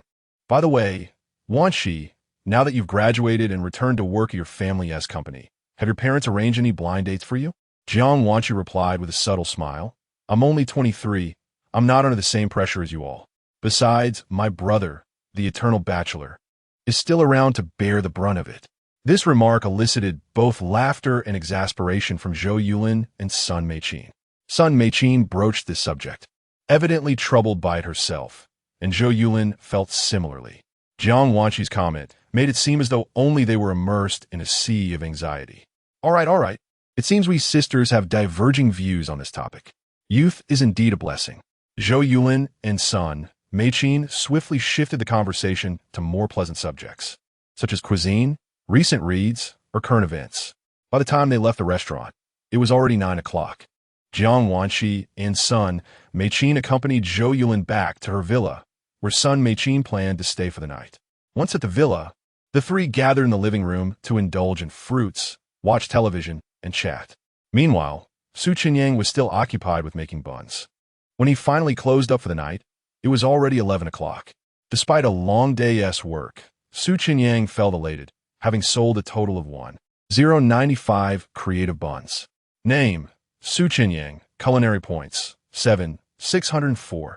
Among these, the panda buns accounted for 700, while the fighter jet and destroyer buns numbered 159 and 236, respectively. The profit for the day exceeded 127,000. The sheer amount of money earned from selling buns in a single day seemed somewhat exaggerated to Su Chenyang. In reality, the affluent residents of Hangzhou could easily purchase all of his buns. If Su Chenyang sold them at inflated prices, he would undoubtedly be raking in a fortune. However, despite his significant earnings, Su Chenyang was aware that accumulating culinary points might yield even more valuable rewards from the system. Thus, he did not perceive his profits as an unfair advantage, but rather as an opportunity to create high-value culinary delights. Upon returning home, Su Chenyang recorded a video to caution scalpers before taking a shower. Not long after he posted the video, Zhou Yulin and son Mei-Qin, in their adjacent home, received notifications from Douyin. Upon noticing the alerts, they picked up their phones and saw the message. The food blogger Su Taiyang has released a new video. Has Boss Su posted again? Could it be he's taking a day off? Zhou Yulin and son Mei-Qin were frequent patrons at Su Chenyang's stall. They usually kept their notifications muted, but had enabled them for Su Chenyang's account to avoid the hassle of checking daily for new posts. Hearing that Su Chenyang might take a day off, Jiang Wanqi chimed in, "No way. I was hoping to buy buns tomorrow." Si Yulin klicked on Sununtai Chenyang's video. In the video, Su Chenyang addressed the camera. "Hello everyone. I'm your food blogger Su Taiyang. Yesterday's creative buns were a hit, and I've prepared even more for today, yet they still weren't enough for everyone to snatch up. This led to a plethora of scalpers surrounding my stall this afternoon, some even shouting purchase prices right in my face." His tone conveyed genuine displeasure. Su Chenyang felt that scalpers should not be so brazen as to call out prices in front of him, no matter the context, be it hospital registrations or concert tickets. Zhou Yulin and son Mei-Qin, having just purchased buns from scalpers earlier that day, felt a bit awkward. Could it be that Su Xiaodi is really considering not setting up tomorrow? Upon hearing Zhou Yulin refer to Su Chenyang as Su Xiaodi, Jiang Wanqi immediately took note, but chose not to interrupt as the video continued. Su Chenyang continued, "The audacity of these scalpers is something that must be addressed. Therefore, I will be taking action against scalpers tomorrow. I urge those who are financially comfortable not to support the rampant behavior of scalpers and avoid spending unnecessary money. For those who can afford it, it's best to come and purchase personally to avoid disappointment. Beautiful experiences are sometimes worth the wait in line." Su Chenyang understood that affluent individuals did not mind queuing. Rather, they often looked down upon inexpensive snacks, deeming them unworthy of their time. After all, why else would there be long lines outside luxury boutiques? He had never heard of scalpers crowding luxury stores, as many high-end goods were beyond their purchasing power. Su Chenyang aimed to keep his prices reasonable so that everyone could enjoy his delicacies, yet this did not imply that his culinary skills were inferior. Tomorrow, at the same time and place, I hope that true enthusiasts of buns will be able to purchase my creative buns. Wishing everyone a pleasant night ahead. The video concluded. Not a day off, but with Su Xiaodi declaring war on scalpers, would it be impossible to buy buns tomorrow? Zhou Yulin planned to take Jiang Wanqi shopping the next day. If there were new bun designs, they would resort to scalpers. With Su Chenyang's stance against scalpers, it was evident that buying would not be straightforward. At that moment, Jiang Wanqi inquired, "Yulin, why do you refer to Boss Su as Su Xiaodi? Do you know him personally?" "Yes, he lives right next door." "Next door?" Zhou Yulin nodded. "Indeed, but Boss Su is always busy, so we hardly cross paths, making us not very familiar. I only got to know him a bit when he borrowed my doo-doo to shoot a video on his day off." Su Chenyang would be occupied in the kitchen preparing ingredients until it was time to set up his stall. Zhou Yulin had to leave for work by 9, so they rarely saw each other. In the evenings, Su Chenyang returned home later than Zhou Yulin. Thus they missed each other completely. Their only encounter had been that one morning, after which they had not met again. Oh, no wonder that little golden retriever in the video looked so familiar. "It's your doo-doo." Although not very close, Jiang Wanqi felt that based on her understanding of Su Xiaodi, he was serious about tackling the issue of scalpers. If we want to buy buns from scalpers tomorrow, it might not be easy. Jiang Wanqi immediately raised her doubts. Is he really that formidable? I can't imagine how scalpers would face losses at his hands. while Jiang Wanqi appreciated the flavor of Su Chenyang's buns. She believed that the mere aesthetic appeal would entice affluent individuals. Not to mention, if they tasted good, purchasing from scalpers would indeed be pricier. However, for many with substantial disposable income, the extra few hundred yuan was inconsequential. Thus, wealthy individuals preferred to pay for convenience rather than wait in line. Consequently, the market for scalpers would persist. Jiang Wanqi pondered how Su Chenyang might confront this challenge. Son Meiqin interjected, "Wanqi, don't think that way. I share the same sentiment as Yulin. When Boss Su claims he will combat scalpers, he is not joking. Tomorrow it will indeed be difficult to buy buns." Su Chenyang's approach to relationships was equally resolute. If he deemed someone unsuitable, no matter how attractive, he would simply let go without hesitation. He was decisively pragmatic. Such a decisive and formidable young man. Sun Meiqin found it hard to believe that Su Chenyang was merely jesting. Moreover, Su Chenyang had explicitly stated in the video that scalpers were brazenly infringing upon him, which clearly indicated his considerable irritation. He was just a university student. Could he truly possess such prowess to confront scalpers? Jiang Wanqi began to harbor doubts, but was also intrigued. If that were the case, they could queue up in person tomorrow to witness how he intended to thwart the scalpers. "Sound good," she remarked. Zhou Yulin and Sun Meiqin nodded in agreement, both considering it quite an amusing prospect to observe Su Chenyang's confrontation with the scalpers. Thus, the three of them swiftly reached a delightful consensus. Chapter 82. The enthusiasm for watching the show ignited. While discussing the plan to queue for some excitement the following day, Jiang Wanqi suddenly recalled the matchmaking conversation she had overheard between Zhou Yulin and Sun Meiqin. In a playful tone, she remarked, "Yulin, since you and Boss Su are neighbors, and given the matchmaking pressure you're under, why not consider the neighbor next door? For what I've seen in the videos, Boss Su is quite handsome and an excellent cook, an ideal match presented right at your doorstep. You should really get to know him better, being close friends." Jiang Wanqi felt comfortable joking around, revealing her more relaxed side rather than her typically aloof demeanor. Upon hearing Jiang Wanqi's teasing, Zhou Yulin retorted with a chuckle, "I'm not that lucky. Besides, Boss Su seems to prefer someone like our Jiang University goddess. You, with your cool and radiant presence, have always outshone those foreign girls back in the day. Just right, you should join us in the queue tomorrow. I'm quite curious to see how Su Xiaodi react upon seeing you," she added. This comment sparked a glint of interest in Sun Meiqin's eyes as she concurred. "I too wish to see if our Jiang University goddess still holds her charm with younger boys." Jiang Wanqi was taken aback by their banter at her expense. "If we're queuing for buns tomorrow, please refrain from making wild jokes. If you start joking around on site, our friendship boat might just capsize," she playfully warned. While casual conversations among friends were acceptable, the presence of a crowd and potential video recordings made her apprehensive. Exchanging glances, Zhou Yulin and Sun Meiqin assured her, "Don't worry, we know our limits. Such banter is strictly for private moments. It's not good for you to doubt our trustworthiness." However, their repeated assurances only deepened Jiang Wanqi's unease, leaving her regretting having initiated the topic. Once the conversation tapered off, the trio continued chatting until the movie concluded. At 11:30, they each returned to their rooms for rest. In Zhou Yulin's home, there were still 3 available rooms. After washing up, Jiang Wanqi found it was already midnight. Before sleeping, she lay in bed scrolling through short videos to unwind. After browsing a few clips, she stumbled upon Su Chenyang's latest video, which had already garnered over 20,000 likes and numerous comments in just an hour since its posting. Jiang Wanqi particularly enjoyed reading the comments, and upon doing so, was astonished to discover that the most upvoted comments were from scalpers, who were unabashedly brazen. "We earn money through our own efforts. What business is it of yours?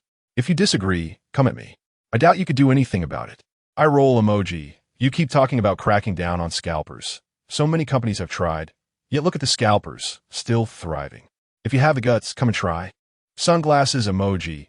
Coming to your stall to support you is already a favor, yet you keep talking about targeting scalpers. I want to see just how capable you really are."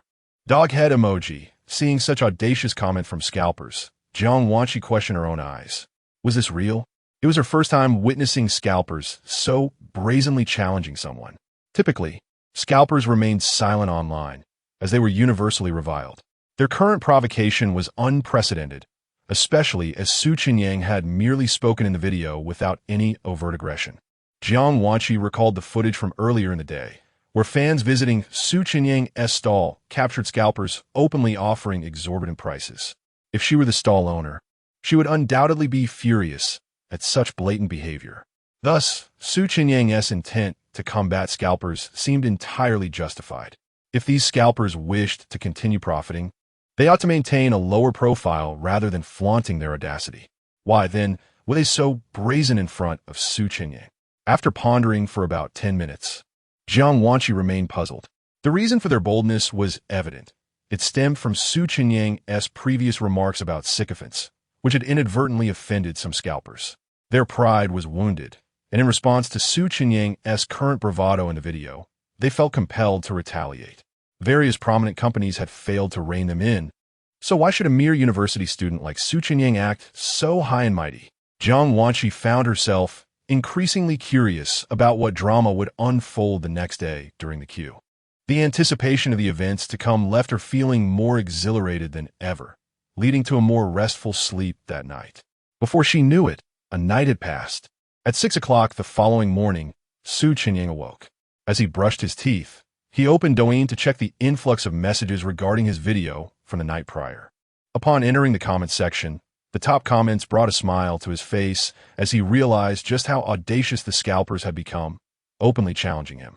These scalpers truly overestimated their importance. He mused that it would be amusing to see them fail to deter profit. After finishing his morning routine, Chenyang purchased various ingredients from the system's marketplace for the day's menu. He planned to change the filling to a meat and vermicelli mixture. With the ingredients secured, his 5 roommates soon arrived. Although only 3 had come the previous day, those with girlfriends, the allure of the event drew the remaining 2 single friends to join in. With the additional hands, their efficiency surged. By 10:40, having completed all preparations, Chenyang set out from his home. Today, his food cart differed from the previous evening's setup. He had invested 50 points to upgrade it, enhancing its design. Now, as the creative buns had grown larger, he enlarged the steamer to improve cooking efficiency, adding a 3rd pot to accommodate the increased demand. This extra pot was not only for efficiency, but also aimed at reclaiming business from the scalpers. Chapter 83. Jiang Wanqi and Tang Xuya. Before Chenyang arrived at Chenyang River, a notable gathering was already underway near his stall from the previous day. Today, the crowd was even larger than before, a promising sign for the vendors who had profited slightly more by following Chenyang. Their spirits were high, yet a sense of concern loomed among the patrons. With such a multitude present, would Chenyang be able to manage the demand? The thought of waiting in line for over 10 hours, or worse, being turned away, made them anxious to secure a good spot. Amidst the crowd, a number of scalpers blended in, unconcerned with the queues as they sought to purchase at inflated prices. They planned to engage in direct negotiations with Chenyang, much like the previous day. As various individuals pondered these scenarios, they were suddenly captivated by a striking figure. Among 6 youthful and beautiful girls, one stood out, a radiant beauty with skin as luminous as moonlight, capturing the attention of many men. This girl was none other than Tang Xuya, the aloof campus belle of Hangzhou Media College. Though Lin Suishan and her 5 roommates were undeniably attractive, they paled in comparison to Tang Xuya's presence. Dressed in a pink floral dress with a square neckline and puff sleeves, complemented by simple canvas shoes, her ensemble exuded a refreshing charm. However, this attire seemed somewhat at odds with Tang Xuya's icy demeanor. Yet, her flawless beauty effortlessly transcended any mismatches in style. Indeed, she radiated the essence of youthful beauty that only a university student could possess, eclipsing the allure of many who had already graduated. Accompanied by her roommates, it was likely that Tang Xuya was still single, though she undoubtedly had many admirers. It was uncertain whether Chenyang, who had declared a cessation of pursuit due to an influx of licking dogs, would reconsider his stance upon seeing her. Rarely did one encounter a beauty that surpassed even the typical campus belle, and it was plausible that Chenyang would find it irresistible. As many young men contemplated the idea of pursuing Tang Xuya, even the surrounding women gazed at her in awe, acknowledging her stunning appearance. Her high-cold temperament perfectly aligned with Su Chenyang's preferences, and it was likely he would be rendered speechless upon seeing her. The speculation about her university was rife, and it was anticipated that Su Chenyang would set up his stall there after the holiday. Previously, when Su Chenyang set up his stall, he had encountered various stunning women, including the initially unappealing Xia Yuru and the later meeting Chun Yishi and Li Ningyao, all of whom were quite beautiful. Nevertheless, Tang Shuiya's presence remained unparalleled. Particularly, when even other women could genuinely appreciate her beauty, it affirmed her exceptional allure. Lin Suishan and her roommates noticed the collective gaze fixated on Tang Shuiya. With a hint of envy, Lin Suishan remarked, "Our Tang campus belle truly is the center of attention wherever she goes." To which another replied, "Her charm is undeniable. When Su Chenyang arrives, he too will be captivated." Tang Shuiya, feeling slightly embarrassed by the attention, interjected, "Please don't exaggerate." The crowd's scrutiny made her uneasy, and while she was accustomed to receiving compliments during outings, the sheer number of onlookers was overwhelming. Lu Silu chimed in with a playful tone, "This is no exaggeration. Our Tang campus belle is indeed the most radiant here." Just as Tang Shuiya finished speaking, the attention that had been focused on her suddenly shifted. The crowd's gaze diverted, prompting Tang Shuiya and her friends to follow suit. They soon spotted 3 elegant professional women approaching, one of whom walking on the right, astonished even Tang Shuiya and her companions. This woman seemed to possess an even greater beauty and poise than Tang Shuiya herself. It was a rare occurrence to find someone who could eclipse Tang Shuiya's charm, especially in a setting as competitive as a media college. The newcomer exuded an elegant and refined beauty that felt both refreshing and soothing, contrasting sharply with Tang Shuiya's high-cold aura. It was none other than Jiang Wanqi, a standout at her foreign university, renowned for outshining many beautiful international students. Today, Jiang Wanqi donned a minimalist French-style short-sleeved shirt paired with a black long skirt, elegantly cinched at the waist with a black bow. Her choice of simple white shoes added to her sophisticated charm. Unlike Tang Shuiya, who struggled to harmonize her striking beauty with her attire, Jiang Wanqi effortlessly embodied a blend of high elegance and warmth. It was evident that Jiang Wanqi had already graduated, and when compared to the still studying Tang Shuiya, her poise and grace were even more pronounced. The presence of 2 women who fit Su Chenyang's ideal type was bound to leave him bewildered, one youthful and vibrant, the other exuding a mature elegance, making it a truly difficult choice. As many speculated about how Su Chenyang would navigate this situation, a voice rang out from the crowd, announcing, "Su Boss has arrived." Chapter 84. Su Chenyang, "Sister, you are truly beautiful." Upon hearing Su Chenyang's arrival, many individuals redirected their gazes. After all, no matter how stunning a beauty may be, she was not someone they could pursue. They could not forget the purpose of their visit today, to purchase Su Chenyang's buns. Moreover, many of the boys had come with their girlfriends. A mere glance would suffice. Lingering too long might result in unnecessary consequences, which was hardly worth the risk. In truth, Tang Shuiya and Jiang Wanqi had both taken notice of each other. However, both were primarily focused on acquiring buns today, making it imperative to secure their positions in line. The first individuals to arrive at the stall began to adjust their formations. Jiang Wanqi, along with Zhou Yulin and Sun Meiqin, as well as Tang Shuiya and her 5 roommates, were fortunate enough to find a spot that, while not at the very front, was still quite decent. In a queue of 60 people, Tang Shuiya and her 5 roommates stood in the middle of the 3rd row. Today, an additional steamer was added, allowing them to purchase from the first batch. Meanwhile, Jiang Wanqi's group found themselves positioned in the middle of the 4th row, likely waiting for the second batch. However, Tang Shuiya and Jiang Wanqi stood in a front-and-back arrangement, creating a striking visual with their combined beauty.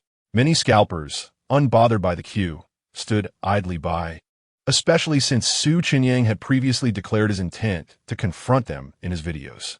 The scalpers, undeterred, displayed their signs, announcing their prices for Su Chenyang's creative buns before they had even been steamed.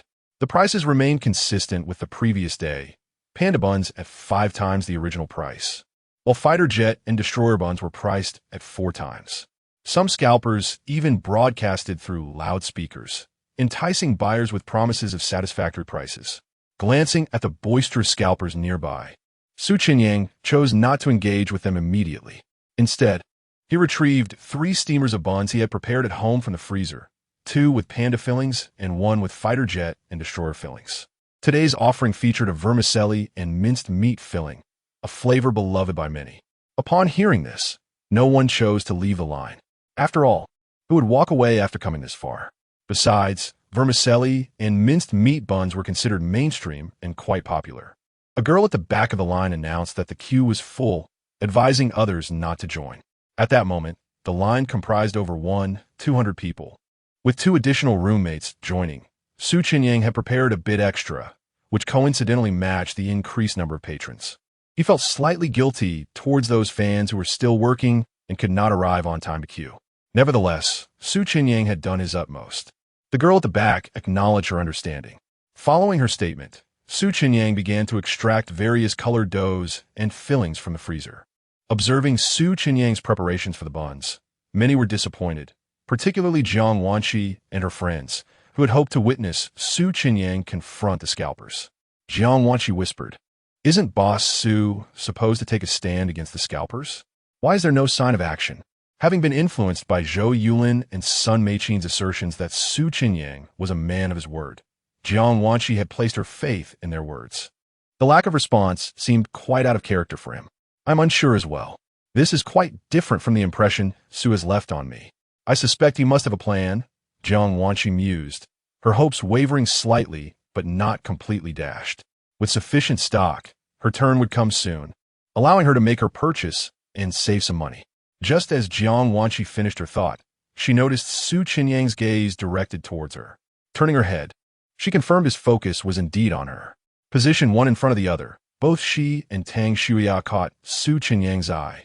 The striking beauty of the 2 girls left him momentarily astonished. Many onlookers were curious about Chenyang's reaction upon encountering 2 such aesthetically pleasing girls. Observing his attention towards Tang Shuya and Jiang Wanqi, the crowd's eyes shifted to him, eager to gauge his response. Boss Su certainly has discerning taste. Even amidst the crowd, he spotted 2 stunning beauties. Had he never encountered such beauties before? Had it not been for Jiang Wanqi and Tang Shuya standing in line, many would have teased Chenyang, questioning whether he found the younger school beauty or the graduated one more appealing.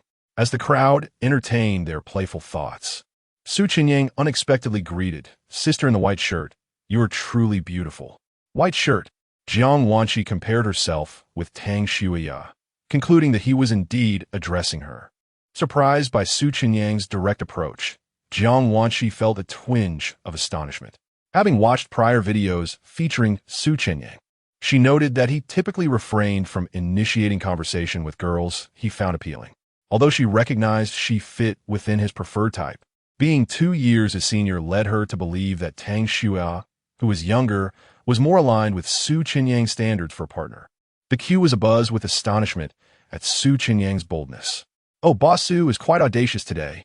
Did he not previously emphasize the importance of observing a girl's character and values before making a move?" Curious glances turned towards Jiang Wanqi, eager to witness her reaction. Even Tang Shuya turned to observe her friend's response, harboring a hint of rivalry within her. Though they were similar in appearance, Tang Shuya felt a pang of discontent. She was younger by a few years, and while Jiang Wanqi possessed a slightly superior aura, why should she concede in terms of charm?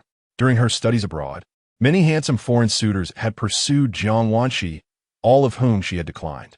Thus, it was clear that Jiang Wanqi was not a superficial girl. While Chenyang was undeniably attractive and an exceptional cook, she felt that such an immediate flirtation was somewhat shallow. With a calm demeanor, Jiang Wanqi replied, "Thank you for the compliment. I am rather ordinary." "Boss Su, you should focus on making the buns." "Ordinary? I wish I could be so ordinary." Many girls sighed in envy. However, the next remark from Chenyang left everyone astounded. "Sister, please do not be so modest. You are truly beautiful. You must be quite wealthy, I presume. Today, I am introducing a special line of creative buns exclusively for affluent ladies, albeit at a premium price. I wonder if you would be interested in learning more? At this declaration, the crowd's minds momentarily short-circuited. What? Is he aiming for the affluent lady's wallet? Although it is evident that this young woman hails from affluence, is she truly his preferred type? How could he possibly muster the audacity to covet her wealth? He commenced by complimenting her beauty, leading me to believe he intended to flirt with her, only to shift the conversation to finances in the next breath, nearly causing me to recoil in astonishment. Chapter 85. Creative buns exclusively for affluent ladies. Zhou Yulin and Sun Meichin had teased Jiang Wanqi the previous evening, jesting that Jiang was precisely the type that Su Chenyang fancied, leading them to believe he would be utterly captivated by her. Thus, when Su Chenyang mentioned Jiang Wanqi's beauty, Zhou Yulin and Sun Meichin were prepared to revel in the unfolding drama. However, Su Chenyang's unexpected turn of events left them both astounded. Su Xiaodi, Boss Su, was truly impervious to persuasion.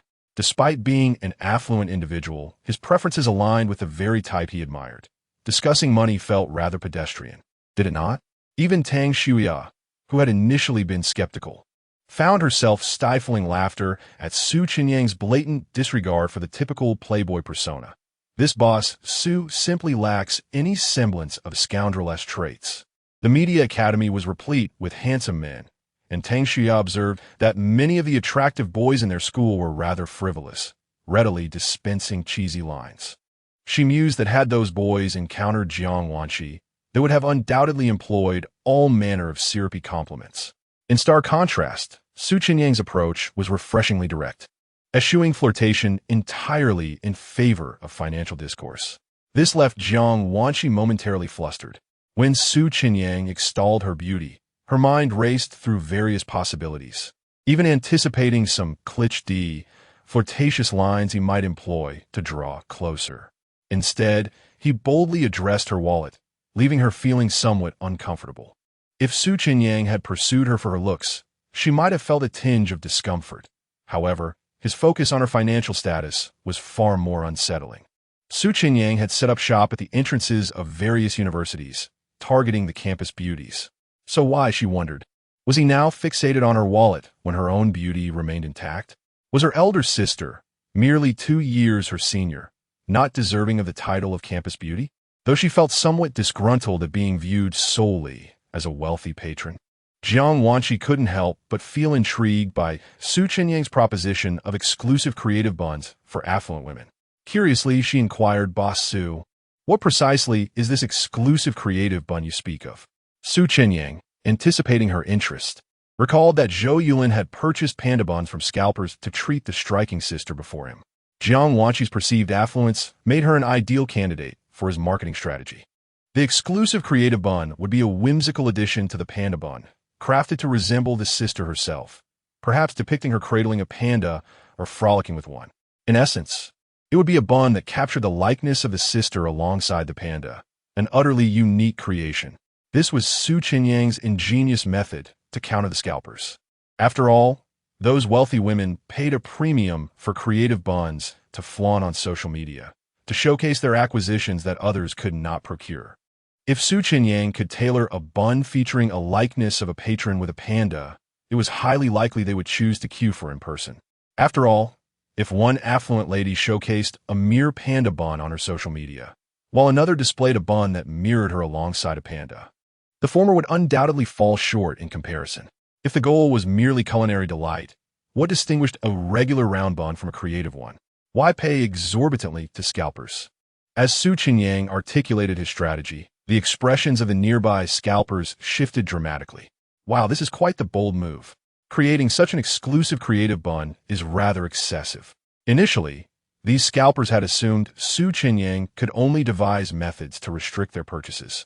Instead, he had astutely tapped into the vanity of many affluent women, proposing a bespoke creative bun. That day, the scalpers received numerous orders, causing a potential financial setback. Had they known Su Chenyang's cunning, they would have refrained from their previous antics at his stall and in the comment section. However, amidst their dismay, Jiang Wanqi found herself intrigued. If Su Chenyang could craft a bun that resembled her, Showcasing it on social media would surely incite envy among her friends in the bustling metropolis. Moreover, Chenyang's strategy to undermine the scalpers compelled her to acknowledge his decisiveness. She inquired, "Boss Su, how much will this exclusive creative bun cost?" 1,000 yuan. That should not be too much for you, right? Those in line perked up at the mention of the price, pondering, only 1,000? That doesn't seem overly expensive. Many high-income professional women began to waver, contemplating whether to indulge in this luxury. Unbeknownst to Chenyang, the price he had set resonated positively with many, prompting interest. In truth, this figure had been meticulously calculated by Chenyang. The affluent women purchasing panda buns from scalpers likely spent around 1,000 yuan. Thus, acquiring an exclusive creative bun directly at the venue for the same price proved infinitely more advantageous. Who would still seek out scalpers under such circumstances? The scalpers, upon hearing Chenyang's pricing, were visibly agitated. He has shamelessly set the price to match our resale rate. They grumbled internally, their frustration palpable. Chenyang's approach would undoubtedly disrupt their operations.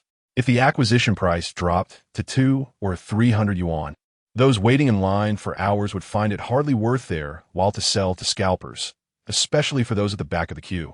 Chenyang's strategy was indeed a formidable challenge. However, the scalpers quickly devised a counter-strategy. If these affluent women wished to buy, they could simply use their photos to queue or have someone save their spot, thereby exploiting a loophole. With this thought, the scalpers regained a semblance of composure. 1,000 yuan, Jiang Wanshi mused, deeming it quite reasonable. Initially startled by Chenyang's reference to her as a wealthy patron, she had braced herself for a hefty price. Yet, this figure aligned perfectly with her budget for purchasing from scalpers. "Very well, Boss Su, please create one for me. I hope it turns out convincingly, as I would hate to be disappointed. I assure you, the price reflects the quality I can deliver," he replied confidently. He then addressed those queuing behind him. "Today, this exclusive creative bun is only available for purchase by the individuals present. No photos will be accepted for transactions, and no swapping of positions will be permitted. I kindly ask everyone to supervise each other." Upon hearing these words, the scalpers' expressions darkened once more. All avenues for exploitation have been blocked. They had briefly entertained the notion of paying someone to queue with the affluent lady's photo. Alternatively, one could simply purchase a spot, allowing affluent individuals to queue for entry. Ultimately, it is a matter of exploiting glitches. However, Chenyang promptly rectified the issue, rendering these scalpers utterly powerless. Chapter 86. Is 1,000 yuan worth it? Most scalpers did not queue, yet a few were present in line. These scalpers deliberately provoked, asking, "Boss Su, why can't we purchase with a photo? Why is it not allowed to switch people? Isn't this a form of coercive selling?" Their remarks resonated with some in the queue, who nodded in agreement. "That makes sense." Chenyang promptly countered, "How can this be deemed coercive selling? If you wish to buy for someone else, simply purchase a regular creative bun. You can bring a photo or stand in line for a day, only to have that person come and take your place. How am I to distinguish between a devoted admirer and a mere sycophant? I cannot discern, so I treat them all as sycophants. If some innocent bystanders get hurt in the process, so be it. It is well known that I do not welcome sycophants here." His words elicited laughter from many. It seemed as though Boss Su was indirectly scolding someone. He was clearly worried that those scalpers might bring photos of wealthy patrons to buy buns or save spots for them. And now he had shifted the blame entirely onto sycophants. Was being a sycophant a capital offense in Boss Su's eyes? Even Jiang Wanshi found it somewhat amusing. What had Boss Su endured at the hands of sycophants? Jiang Wanshi was uncertain whether there were any sycophants among those waiting in line, but it was evident that Chenyang aimed to strike at the scalpers. He seemed to link them to those who were simply unworthy of his disdain. Jiang Wanshi was genuinely curious if Chenyang had lost a girl he fancied to a sycophant, which fueled his animosity. Tang Shuya shared a similar sentiment. Although Boss Su's treatment of sycophants was somewhat harsh, watching him confront them was undeniably entertaining.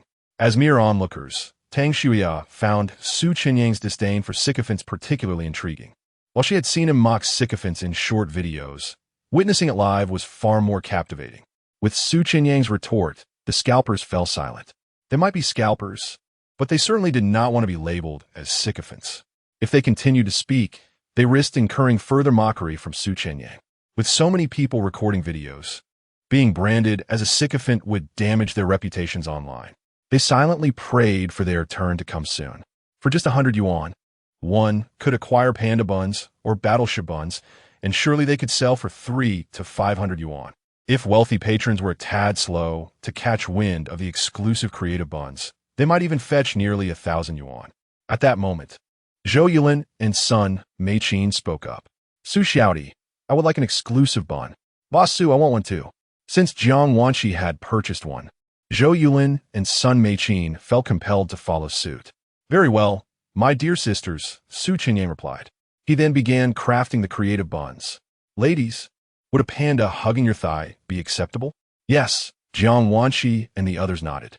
Many others in line wrestled with the decision to purchase the exclusive package aimed at countering scalpers. They decided to observe the outcome first. After scrutinizing Jiang Wanqi once more, Su Chenyang envisioned the bun's design. He immediately retrieved various colored doughs, beginning to assemble them. The resulting shape was irregular, difficult to define. He then placed the filling within the dough, enveloping it. Once wrapped, the bun appeared to consist of 2 connected parts. Next, Su Chenyang began to shape the dough. As he kneaded, the left side began to take on the form of a panda. The areas where black rice dough had been placed transformed into the panda's fur. It was clear that Su Chenyang's skill was extraordinary. Crafting such a complex shape from a single bun was a feat that could rival even the finest artisans worldwide. Those present were left in awe, feeling that their efforts paled in comparison to such talent. However, many began to reconsider the price of the exclusive bun. Perhaps it was worth it. A world-class creative dough artist creating a beautiful bun for 1,000 yuan. Was that truly exorbitant? In a high-end restaurant, such a delicacy could command tens of thousands, accessible only to the truly affluent. As many contemplated their options, Su Chenyang completed the panda-shaped bun and began shaping Jiang Wanqi. The bun swiftly morphed into a human form. He then took a carving knife to meticulously detail the features. The realism of the human-shaped bun was paramount, and the facial features were of utmost importance. In less than 2 minutes, Su Chenyang had crafted the human-shaped bun, which resembled a panda, playfully embracing Jiang Wanqi's thigh. As it had yet to be steamed, both the panda and the human figure lacked realism. Jiang Wanqi anticipated the final product with eagerness. Next, Su Chenyang proceeded to create the exclusive buns for Zhou Yulin and son Mei Qin. Within 5 minutes, their buns were also promptly completed. Once again, Su Chenyang turned to making ordinary panda buns. Soon, 15 minutes had passed. He removed 3 steaming baskets of buns and replaced them with new trays from the freezer. For the 3rd tray, he took down 3 battleship buns and placed the 3 exclusive buns into steam. He then began packaging the buns. Many grabbed their buns and moved aside. A few high-earning professionals decided to wait to see Jiang Wanqi's bun. They told others behind them, "You can buy yours first." Those who were not interested in the exclusive buns quickly stepped up, paid, and took their panda buns. Some male professionals opted to wait, knowing that scalpers were also purchasing battleship and fighter buns. Su Chenyang was surprised by the number of professionals eager to buy the exclusive bun. He felt it was unnecessary to waste money on it. Dear friends, you really don't need to purchase this exclusive creative bun. Spending such money is not justified. This bun is meant for those who favor purchasing from scalpers. No worries, we are merely observing and may not buy. They responded, "Yes, let us see how it goes." Upon hearing the remarks of these white-collar workers, Su Chenyang immediately discerned that the situation was far from straightforward. Before the wealthy women seeking scalpers arrived to offer their support, he found himself unexpectedly drawing the attention of these professionals. Su Chenyang couldn't help but feel a mix of amusement and exasperation. Nevertheless, these white-collar individuals possessed a clear understanding of their financial capabilities. They were acutely aware of whether or not they could afford to make a purchase, leaving Su Chenyang with no inclination to persuade them otherwise. Chapter 87. Certification of the Campus Belle. Su Chenyang's character shines. Su Chenyang continued to prepare dumplings for others.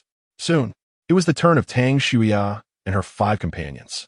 Su Chenyang inquired, "Classmate, which style of panda dumpling would you like?" Tang Shuya quickly gestured to the people behind her, saying, "Let the others go first. I want to see how the exclusive dumplings turn out. I can wait. Please let the sisters behind me have theirs first." Lu Silu and the other four girls followed suit, choosing to defer as well.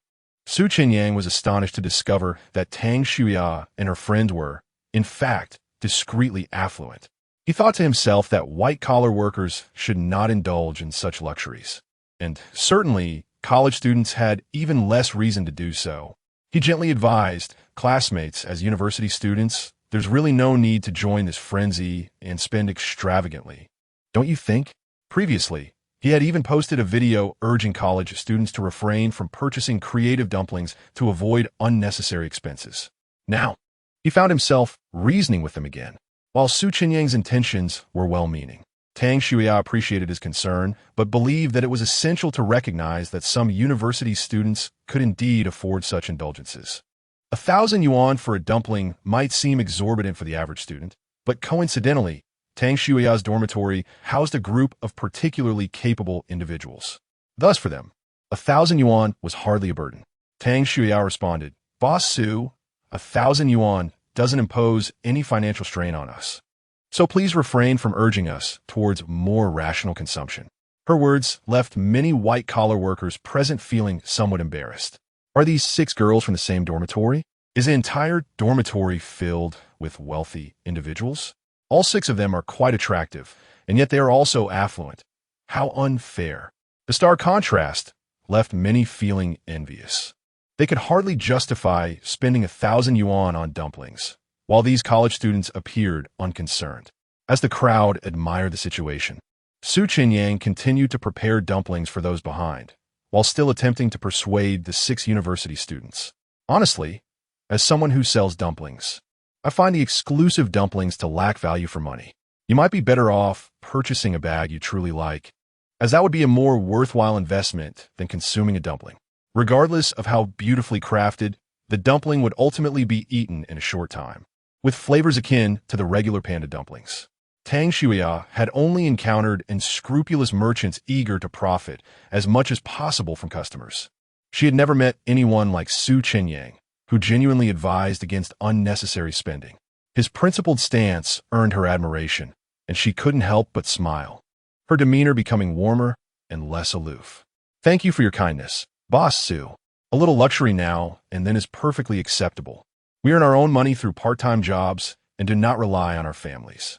Tang Shuya sensed that Su Chenyang might assume the 6 of them were spending their family's money on something devoid of value. Yet, since entering university, she had ceased to ask her family for financial support. Last year, upon entering college, numerous talent agencies sought to sign her due to her striking looks, but she declined. Instead, several clothing e-commerce companies approached her for modeling opportunities, which she accepted. Currently, she earns a substantial income, independent of her family. Lu Silu and the other 4 girls shared a similar situation. Each of them was attractive, and Hangzhou was abundant with e-commerce companies, allowing them to collaborate with various clothing brands. Since they were spending their own earnings, the 6 could confidently indulge in their desires. Having offered his advice, Su Chenyang concluded that there was no need to persist in his persuasion, as it was evident that Tang Shuya and her friends were financially capable. He resumed packaging dumplings for those waiting behind. At that moment, Jiang Wanqi couldn't help but admire Su Chenyang's approach. Boss Su is genuinely encouraging rational spending. His sincerity is quite rare these days. A person's business conduct often reflects their character, and Su Chenyang's honesty in business speaks volumes about his integrity. Once the second batch of dumplings had finished steaming, Su Chenyang promptly removed the trays and placed new dumplings in the steamer. He then unveiled the 3 trays of dumplings, drawing the attention of many. As the steam dissipated, 3 exclusive creative dumplings stood out remarkably. The dumplings crafted for Jiang Wanqi and her friends were ingeniously designed, featuring pandas embracing their legs. The craftsmanship was exquisite, resembling 3D printed models. As the crowd's gaze fixated on these dumplings, their eyes widened in astonishment. The likeness of the 3 faces was astonishingly accurate, with intricate details that nearly perfectly captured their beauty. The only notable omission was the absence of eyelashes. a minor detail that Chenyang could not replicate without compromising efficiency. Such a small flaw would not elicit criticism, as 1,000 yuan was hardly exorbitant, and expectations should remain reasonable. The facial features were nearly perfectly replicated, achieving significant success. The hairstyles and colors were also similar, though individual strands could not be rendered as realistically. The overall appearance was impressively lifelike, and if one were to take a photo without scrutinizing the details, they would hardly guess these were dumplings. The lively panda, gazing up with an endearing expression while clinging to a leg, evoked the delightful illusion of being embraced by a panda. This design fulfilled the fantasies of all panda enthusiasts.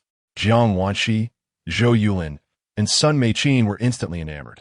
Su Xiaodi, your talent for crafting designs is truly remarkable. Chenyang smiled slightly, preparing to package the dumplings for the three. Jiang Wanxi, typically reserved and rarely one to praise others, couldn't help but commend him. Boss Su, you needn't be so modest. Your skill is genuinely impressive. As long as my sisters are satisfied, he replied. Seeing the exquisite, exclusive creative dumplings, Tang Shuya no longer hesitated. Boss Su, I would like one of those exclusive creative dumplings. Me too. Lu Silu and the others chimed in, each expressing their desire for one.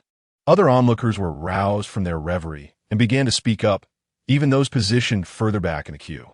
As many among the throng felt a surge of excitement at the prospect of purchasing these exclusive creative buns. Little did they realize that the hearts of the scalpers nearby had sunk. With such lifelike character designs, how could they possibly mark up the prices for wealthy patrons? What was wrong with earning a bit less and allowing others to partake? Was it truly necessary to be so miserly, hoarding all the profits for themselves? A group of disgruntled scalpers grumbled as they packed up their belongings and departed. Chapter 88. The Enchantment of the Cold Beauty School Flower. Chenyang was taken aback to discover that a considerable number of people within the queue were willing to part with their money. Fortunately, among the more than 1,000 individuals in line, only a small fraction opted to make a purchase. This reassured Chenyang, as he recognized that many were rational and not blindly seeking to compete with one another. He announced, those at the back wishing to buy exclusive creative buns must still queue in order, as I need to attend to other customers purchasing the regular creative buns. Furthermore, the character designs take time, so you may need to wait a bit longer. A chorus of agreement arose from the crowd. At that moment, a male office worker inquired, Boss Su, are there no exclusive creative buns for men? There are, Chenyang responded. The men's version is the fighter jet bun, featuring character engravings in the cockpit, priced at 1,500. The destroyer bun displays character designs on the deck, priced at 2,000. Due to the popularity of these buns, scalpers buy them at quadruple the price, meaning they procure them for 600 and 800 respectively. I suspect they will resell to wealthy buyers for over 1,000. Unaware of Chenyang's pricing strategy, the inquirer merely thought that the exclusive creative buns for affluent women were 10 times the original panda buns, and thus, it seemed reasonable that the fighter jet and destroyer buns would also see similar markups.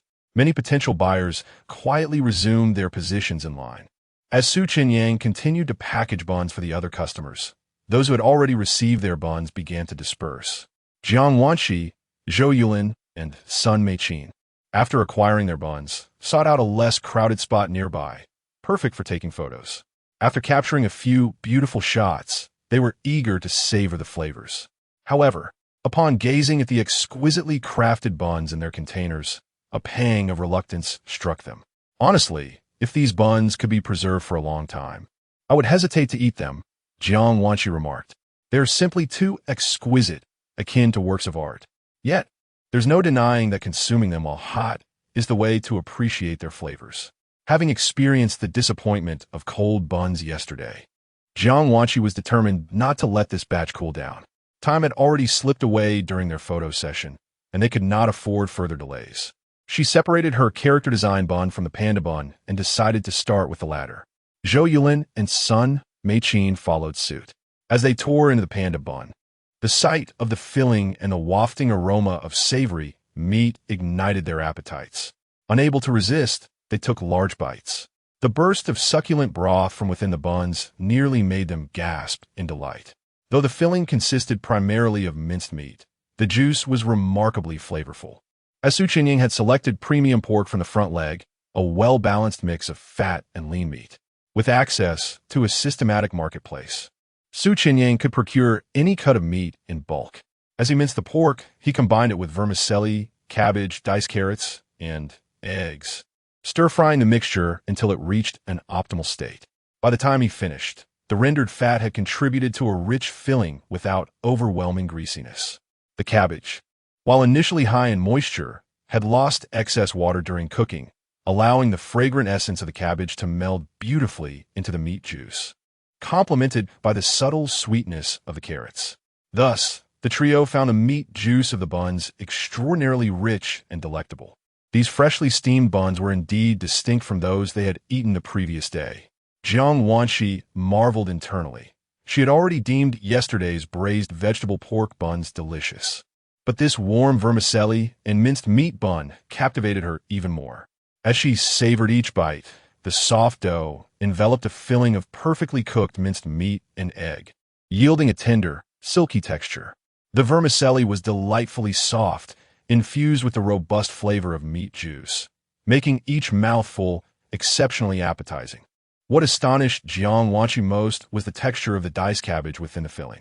Each bite revealed the cabbage's crispness, with its leaves offering a delightful contrast of softness and firmness. Yet she noticed no overly tough parts that would detract from the experience. Jiang Wanshi could hardly believe how the filling preserved the optimal flavors of each ingredient, transforming each bite into an extraordinary taste sensation. Even after the intricate shaping, Su Chenyang's bun skin maintained an even thickness throughout, ensuring a consistent texture in every bite, a detail so flawless it seemed almost unimaginable. The exquisite taste was utterly captivating, filling her with a sense of happiness. Coming from a well-off family, Jiang Wanshi had indulged in numerous culinary delights throughout her life. Initially, she found joy in the happiness that food could bring. However, after experiencing a variety of cuisines, that feeling had waned. Now, tasting Su Chenyang's buns rekindled that rare sensation. A true treasure. This was certainly expected. With such a premium price for Su Chenyang's buns, they were destined to offer an unparalleled dining experience. To ensure perfection, he used only the tender leaves of the cabbage for the filling, discarding the tougher parts. With assistance from a few classmates, he could manage the preparation, for otherwise, he might have opted against using cabbage altogether. Moreover, Su Chenyang's vermicelli was authentic sweet potato vermicelli, unlike many vendors who resorted to using inferior tapioca or cornstarch. The quality of the ingredients played a critical role in the delightful taste. If only Boss Su could set up a stall in the bustling metropolis. This thought suddenly crossed Jiang Wanshi's mind. Su Chenyang rarely offered a single dish for long. If he were to establish a stall in the city, patrons could enjoy a new culinary creation every couple of days. With such exceptional culinary skills, he would surely keep customers enthralled. Imagining the prospect of lining up daily for Su Chenyang's creations filled Jiang Wanshi with anticipation. It elucidated why Zhou Yulin and son, Mei Qin, often braved the sweltering sun to support him. From understanding their devotion to aspiring to join them in their daily visits, Jiang Wanshi realized the limitations of her situation in the metropolis. If Su Chenyang did not come to the city, her desire to support him daily would remain unfulfilled. Chapter 89. No school beauty can resist delicious food. Zhou Yulin and son, Mei Qin, observed Jiang Wanshi indulging in her meal, her expression radiating satisfaction, indicating her delight in the taste of the bun. Zhou Yulin smiled and inquired, "Wanshi, what do you think? Isn't it true that Mr. Su's buns taste even better when enjoyed hot?" Indeed, the warmth of the buns elevated their flavor, surpassing that of yesterday's cooled ones, rendering them delectable. Jiang Wanshi, not one to be stubborn, readily acknowledged the deliciousness. As soon as she voiced her appreciation, son Mei Qin chuckled. "So, it appears Hangsheng is teeming with culinary delights. You simply weren't aware. Are you convinced now?" Jiang Wanshi couldn't help but chuckle softly at this remark. Yes, Hangsheng is not a culinary wasteland. There are indeed many treasures to uncover. I concede. Though the banter was light-hearted, Hearing this acknowledgement brought joy to both of them, their faces adorned with satisfied smiles. Then, Jiang Wanqi let out a sigh. While Mr. Su's efforts to combat scalpers are commendable, it does mean that casually enjoying these delicacies has become less feasible. The food is so exquisite that I find myself yearning to return tomorrow. After all, Jiang Wanqi was merely visiting Hangzhou for leisure, and once her brief holiday concluded, she would have to return home. Had Su Chenyang not taken action against the scalpers, she could have simply purchased her meals from them daily. Now, indulging in these delights required standing in line each day. With a 7-day holiday, she faced the dilemma of balancing her work with her desire to relax. Zhou Yulin and son, Mei Qin, shared a sense of helplessness upon hearing Jiang Wanqi's thoughts. Being regular patrons at Su Chenyang's stall, they were well aware of the extraordinary quality of his offerings. Such culinary excellence was virtually unmatched in other restaurants throughout Hangzhou, making it impossible to satisfy one's cravings with just a single visit. When Zhou Yulin and son, Mei Qin, heard Su Chenyang's intentions to tackle the scalpers, they had hoped he could eliminate some of them, yet they suspected a few would still persist. However, today's actions had swiftly sent the scalpers packing, leaving only the option of waiting in line for purchases. Son Mei Qin remarked, "I suppose we can only hope for a good spot in line when we come." Zhou Yulin nodded in agreement.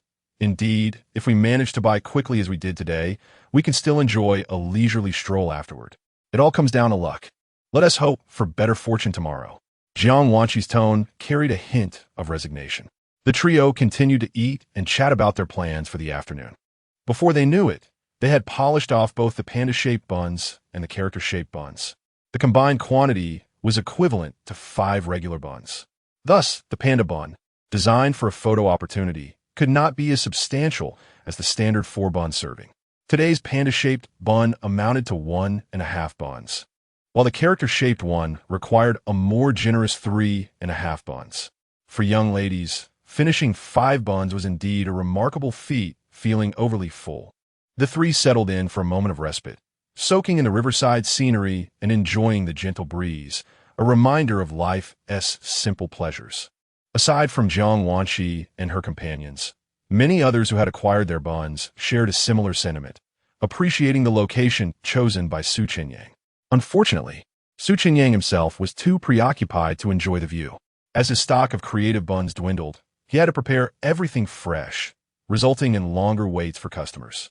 Tang Shuya and her 5 roommates were initially poised to be among the first to receive their creative buns. However, they insisted on ordering exclusive creative buns, which delayed them since several customers were ahead in line. Each exclusive bun required several minutes to prepare, and Su Chenyang had to juggle the making of ordinary creative buns as well. This delay stretched over an hour before the 6 finally received their much-anticipated buns. Despite the long wait, the moment they laid eyes on the exquisitely crafted buns, they felt elated and quickly found a pleasant spot to capture beautiful photos. After taking pictures, Tang Shuya and her friends eagerly opted to savor their buns while still warm. As they took their first bites, they were captivated by the delightful texture and flavor, their faces glowing with blissful satisfaction. Lin Suishan exclaimed, "This is absolutely delicious. How can a bun taste this good?" Lu Silin nodded in agreement. Indeed, from the dough to the filling of minced meat, vermicelli, cabbage, and egg, everything is exquisite and flavorful. I dare say it rivals even crab roe buns. No wonder the queue filled up so quickly. It's not without reason. At that moment, even Tang Shuya couldn't help but exclaim, "The flavor is exceptional, and the presentation is stunning." It seems nearly impossible to find such a talented pastry chef anywhere in the country. Su Chenyang truly exhibited genius in his culinary craft. However, it was regrettable that they had missed the chance to try the preserved vegetable meat buns yesterday. She could only wonder how that bun would taste. Reflecting on their absence, Tang Shuya felt a mix of amusement and frustration at her own cleverness. Upon hearing Tang Shuya mention the preserved vegetable meat buns, her friends shared in her disappointment. It wasn't just the preserved vegetable buns. They realized that previous offerings like egg pancakes, meat-stuffed pancakes, or pot stickers were likely equally delightful. They had previously thought online reviews exaggerated, but now they recognized what a significant loss that was. Suddenly, Lu Silla brightened. "Since we missed out before, Let us seize the opportunity in the future. With the holiday market wrapping up, Mr. Su will surely set up near the university gate. Shuya, why don't you invite him to set up there? If she made the request, perhaps he would come after the holiday. This suggestion immediately garnered agreement from the other 4 roommates. That is a brilliant idea. If Mr. Su sets up at our school gate, we wouldn't have to trek so far. We could enjoy his buns almost every day. If he comes to our school gate, Shuya, you would become a hero among the girls. The possibility of inviting Mr. Su to their school gate hinged entirely on Shuya's initiative. Chapter 90. A good man must be seized. Upon overhearing a conversation among several individuals, Tang Shuya felt an overwhelming sense of helplessness. After savoring the bun, she genuinely appreciated Su Chenyang's culinary skills. If there were an opportunity to indulge in more of his delectable dishes, she would certainly welcome it. However, the thought of engaging in such antics was entirely out of the question for her. Tang Shuya retorted with irritation. Could you all refrain from your nonsensical chatter? I lack such charm. It's evident that Boss Su is enamored with that beautiful sister. Did you not hear him compliment her looks when he greeted her? He certainly does not regard me with such admiration. It seems Boss Su may be inclined to set up his stall in the CBD for the long haul. Unbeknownst to Tang Shuya, Jiang Wanqi had come from the bustling metropolis, leading her to assume that Jiang Wanqi worked in the CBD. As the belle of the academy, her remarks elicited laughter from her companions. Ah, is this truly our esteemed Tang Shuya? Why the sudden lack of confidence in your allure? They teased. You outshine all in the school. How could you feel inadequate upon encountering another lovely woman? This is uncharacteristic of you. You must embrace your confidence. Although that beautiful sister possesses a unique charm, you too have your own advantages, namely, your youth. The fact that Boss Su had previously operated his stall near the university suggested he favored women of similar or lesser age. Tang Shuya quickly countered. That may not necessarily be the case. Perhaps that sister simply aligns perfectly with Boss Su's aesthetic, and he might not mind older women at all. So please cease this frivolous banter. I am not well acquainted with Boss Su. Inviting him to our school would be quite inappropriate. With so many people visiting and recording videos, if I were to extend an invitation, onlookers might assume I have taken an immediate liking to him. Such a notion is entirely out of the question. As the campus belle, Tang Shuya was keenly aware of her reputation. Though she was astonished by Su Chenyang's culinary prowess, it could hardly be described as love at first sight. The thought of rumors circulating about her infatuation with him, especially if he did not reciprocate her feelings, would be utterly ruinous. Well, Lin Suishan and the others conceded, you do have a point. If not for the multitude of cameras capturing every moment, it might be a different matter. Given Boss Su's current popularity, jesting about this could easily lead to misunderstandings. However, Lin Suishan and Lu Silu fervently hoped that Su Chenyang would set up his stall at the school gate. What if we invite him under our own names? What do you think? Tang Shuya replied. If you wish to extend the invitation on your own accord, why seek my opinion? If you want to call out to Boss Su, go ahead and try. Lin Suishan smiled gently. We must consider your input. Without your stature, we lack the necessary clout to attract him. If we're to invite Boss Su, it must be with someone of your allure. Then I implore you not to make such an invitation. Tang Shuya firmly rejected the notion. If you intend to use me as bait, others may draw the same conclusion. They might even think I am too shy to express my own feelings, leading you to do so on my behalf. This absolutely cannot happen. Tang Shuya was contemplating a future in the entertainment industry. A tarnished reputation stemming from supposed infatuation with a man would be disastrous. Therefore, she concluded that if she desired to taste Su Chenyang's delicacies, she could simply visit the stall herself. Do not fret, as long as you do not acknowledge it. What harm can rumors do? Rather, you should be grateful to us. After all, compared to the boys at our school, Boss Su's looks are unparalleled. He is exceptionally handsome and devoid of any playboy attributes, which is indeed a significant advantage. Furthermore, having a boyfriend with such exceptional culinary skills is a delightful prospect. In truth, a man like Boss Su, when encountered by an appreciative woman, would undoubtedly be in high demand. However, his preference for aloof types has made it difficult for many to approach him. You now have the opportunity to make the first move or at least establish a connection. It is certainly not a loss. When Boss Su arrives at the school gate, you can observe him. Should you find him unsuitable, simply limit your interactions to avoid any rumors. And rest assured, Boss Su will not act as an eager admirer. He will leave without a second glance, and no one will even notice. After hearing her roommate's perspectives, Tang Shuya began to consider their reasoning. After all, her high standards did not imply she wished to remain single forever. If she encountered a suitable man, becoming friends first was entirely acceptable. Yet, she still felt reluctant. Enough of this nonsense. The internet has a long memory, and this could have repercussions for the future. Besides, if Boss Su hasn't taken an interest in me, then no invitation will entice him to come. If I align with his aesthetic, he will approach of his own accord. Upon hearing this, her 5 friends recognized that Tang Shuya did not entirely dismiss her feelings for Su Chenyang. Nevertheless, with his striking looks, culinary talents, and fidelity, it was hard not to be intrigued. Well then, one remarked, I believe it is still worthwhile to make an effort to connect with Boss Su. Shuya, good men must be seized.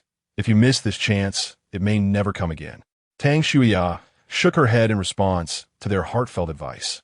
When you all give romantic counsel, you suddenly become philosophical sages. I rarely see such fervor from you towards boys. We simply have not encountered the right ones. When we do, we will certainly take the initiative. If only Boss Su were drawn to our type, you would see how proactive we could be.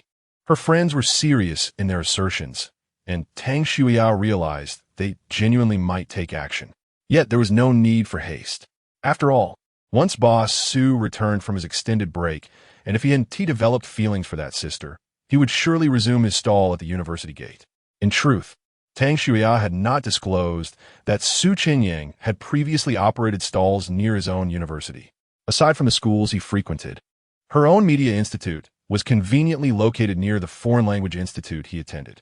Therefore, even without an invitation, it was highly probable that Su Chenyang would visit the media institute once his break concluded. Thus, Tang Shuya pondered why she should risk being perceived as infatuated with Su Chenyang by having her roommates extend an invitation. She was not naive and understood that connecting with a good man was indeed worthwhile, but there was no need to rush. Her roommates, unaware of her thoughts, believed her reluctance stemmed from a desire to maintain her image. If Boss Su gets snatched up by someone else, you will realize the error of your ways. They warned. Then so be it, she replied. Tang Shuya responded, expressing her disbelief that Su Chenyang could easily be outmaneuvered.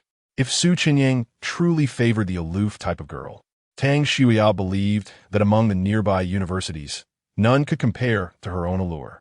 Aside from Jiang Wanqi, who had made her feel somewhat overshadowed for the first time today, she doubted Jiang Wanqi would actively pursue Su Chenyang. Chapter 91. Suddenly understanding Su Chenyang. After Tang Shuya made this remark, the 5 individuals ceased their chatter. They continued to enjoy their buns while discussing potential plans for the afternoon. Lin Suishan and the others teased Tang Shuya primarily because she epitomized the type of girl that Su Chenyang favored. Likewise, many in the queue were aware that the 2 exceptionally beautiful girls who had just walked by perfectly matched Su Chenyang's taste. The curiosity surrounding Tang Shuya and Jiang Wanqi had long been ignited when they first appeared, and now that they had finally vacated the line, someone could not resist the urge to jibe. Boss Su, those 2 stunning girls just now, you must have a soft spot for them, right? Which one do you think aligns more with your aesthetic? The moment the words left their lips, the rest joined in the revelry. Isn't the already graduated girl more to your liking? Now you see that our CBD truly harbors hidden talents. Will you still be setting up shop near the university? Su Chenyang anticipated the ensuing banter. He addressed the crowd. Everyone, please refrain from such frivolous teasing. Just because there are beautiful girls around, it does not warrant such assumptions.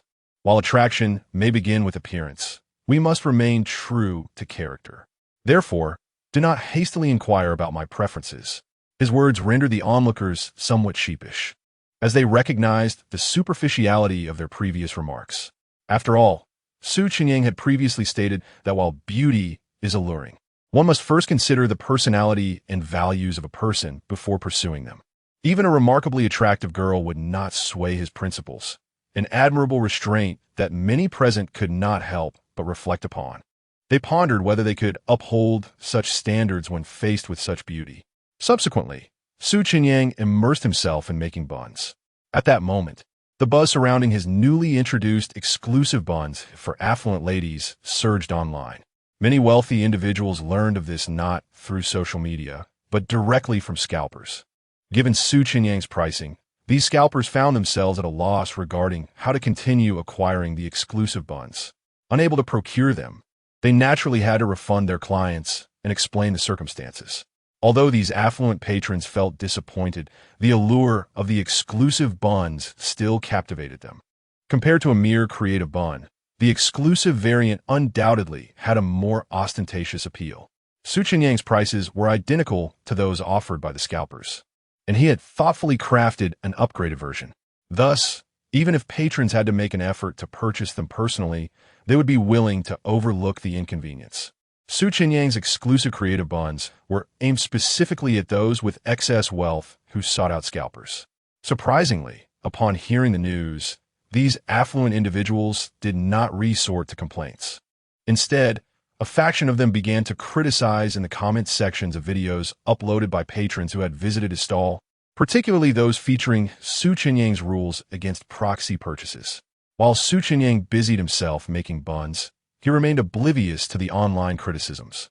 However, many supporters came to his defense in the comments, standing up for him against the detractors.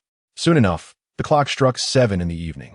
At Zhou Yulin's residence, Zhou Yulin, Sun Meiqin, and Jiang Wanqi had finished their hot pot meal and were now relaxing in the living room. Zhou Yulin stumbled upon a video on Douyin where Chenyang asked Jiang Wanqi if she wanted the exclusive buns for affluent ladies, explicitly stating that proxy purchases were not allowed and targeting scalpers. The trending topic read, "How double standard is Boss Su?" Intrigued, Zhou Yulin clicked to view the comment section.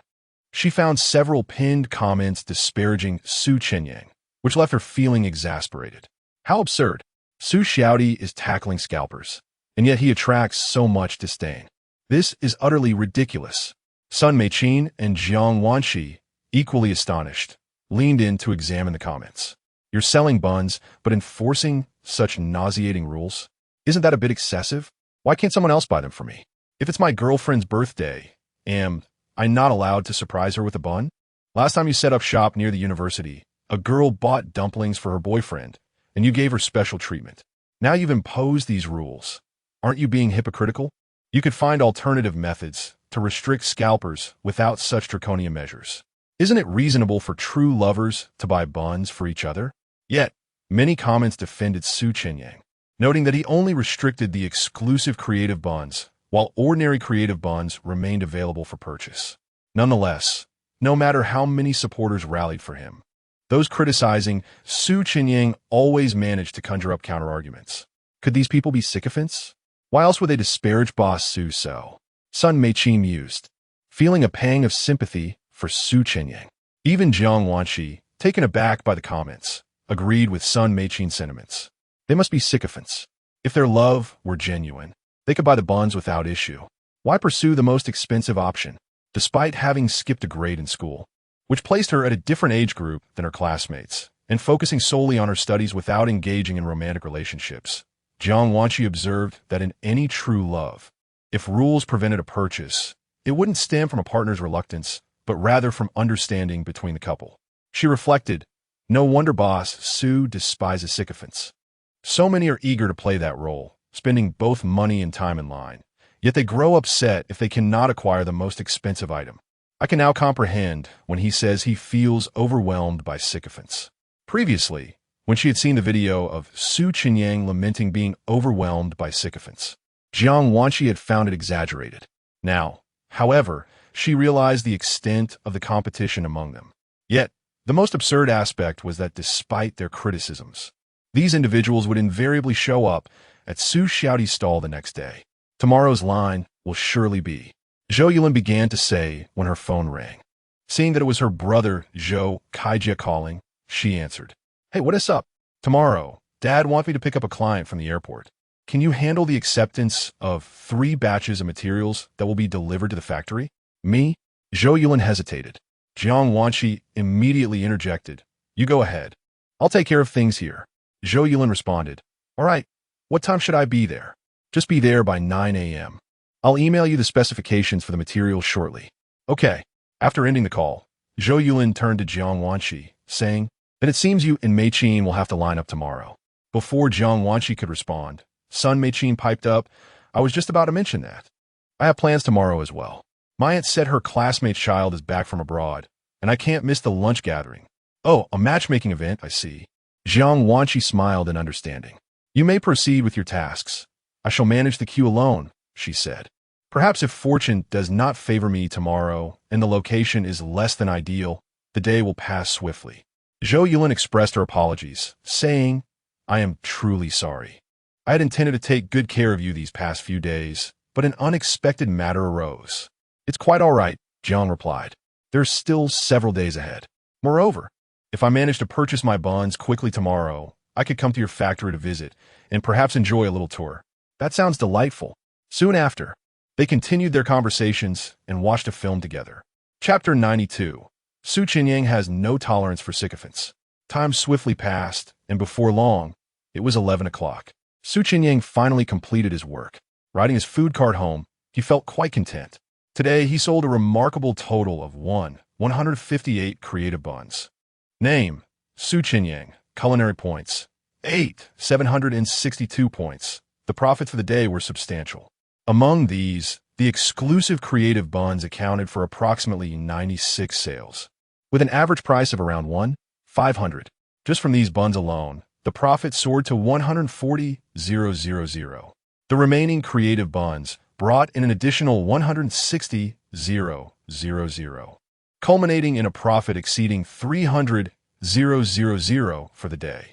Although selling creative buns diminished Su Chenyang's point earnings, the tangible money he earned felt gratifying, a testament to his hard work. In the next moment, Su Chenyang noticed that the system had deducted a point from his total. Name, Su Chenyang. Culinary points, 761 points. He had previously arranged with the system to receive weather updates if it rained the following day. Master, tomorrow will be sunny until around 7 p.m. At 7:30, expect a half-hour thunderstorm, followed by intermittent light rain until midnight. Rain and a day of rest. After 3 consecutive days of setting up his stall and crafting so many creative buns, Su Chenyang felt a bit exhausted. With the forecast indicating rain, he saw no reason to venture out. By 11:20, Su Chenyang arrived home. He promptly recorded a video to announce his day off. By 11:35, he had sent the video out and subsequently headed for a shower. Moments after posting the video, in the neighboring household of Zhou Yulin, Jiang Wanqi was engaged in conversation and watching a drama with Zhou Yulin. Due to son Mei Qin's impending return for a blind date, her parents had insisted she return home tonight to ensure her presence tomorrow. At that moment, Zhou Yulin's Douyin app notified her. The food blogger Su Taiyang has released new content. Boss Su has posted a video. Could this be a response to the many sycophants throwing a fit? Zhou Yulin speculated. Jiang Wanqi nodded in agreement. Zhou Yulin opened the video, and Jiang Wanqi joined her in watching. Su Chenyang greeted the camera, saying, Hello everyone, I am your food blogger Su Taiyang. I just checked the weather forecast, and it will rain around 7 p.m. tomorrow. As per tradition, I will take a day off when it rains. Wishing you all sweet dreams tonight and a joyful disposition tomorrow. If the weather is clear the day after, I look forward to seeing you then. Zhou Yulin immediately displayed a wry smile. So it's a day-off announcement. Wanqi, since Boss Su won TB out tomorrow, what do you plan to do? Jiang Wanqi, equally resigned, replied, if Boss Su is taking a break, I'll just stroll around Hangchang by myself. When you're free tomorrow afternoon, send me a WeChat, and I'll come by your factory. Sounds good. Zhou Yulin nodded, and they resumed watching their drama, finishing the final episode of the late-night show before resting. After his shower, Su Chenyang lay in bed, and it was already midnight. Not feeling sleepy, he began browsing short videos. As he scrolled, he stumbled upon a trending topic related to himself. How a double standard is Boss Su? Had it not been for his appearance in the video, Su Chenyang might have doubted his own perception. He quickly checked the content of the video to understand where he might have shown double standards. The video featured Su Chenyang promoting exclusive creative buns while discouraging scalpers for purchasing them. He found no evidence of double standards on his part. Upon reading some of the derogatory comments directed at him, he began to comprehend the situation. These sycophants truly had no shame. Do they not realize the true nature of their affections? If their love were genuine, they would be moved even by a regular round bun, rather than resorting to such theatrics over the exclusivity of creative buns. Currently, his buns were nearly all pre-ordered, making them exceedingly difficult to acquire. Chenyang believed that a sincere admirer would not be angered by an inability to purchase exclusive creative buns. Moreover, he had established a rule that sycophants could not buy exclusive creative buns for themselves, yet they still failed to appreciate the savings he provided them. Beneath the comments disparaging him, Chenyang noticed that those defending him were silenced by the relentless antics of these sycophants. Chenyang, who already held disdain for such individuals, would not allow them to tarnish his reputation.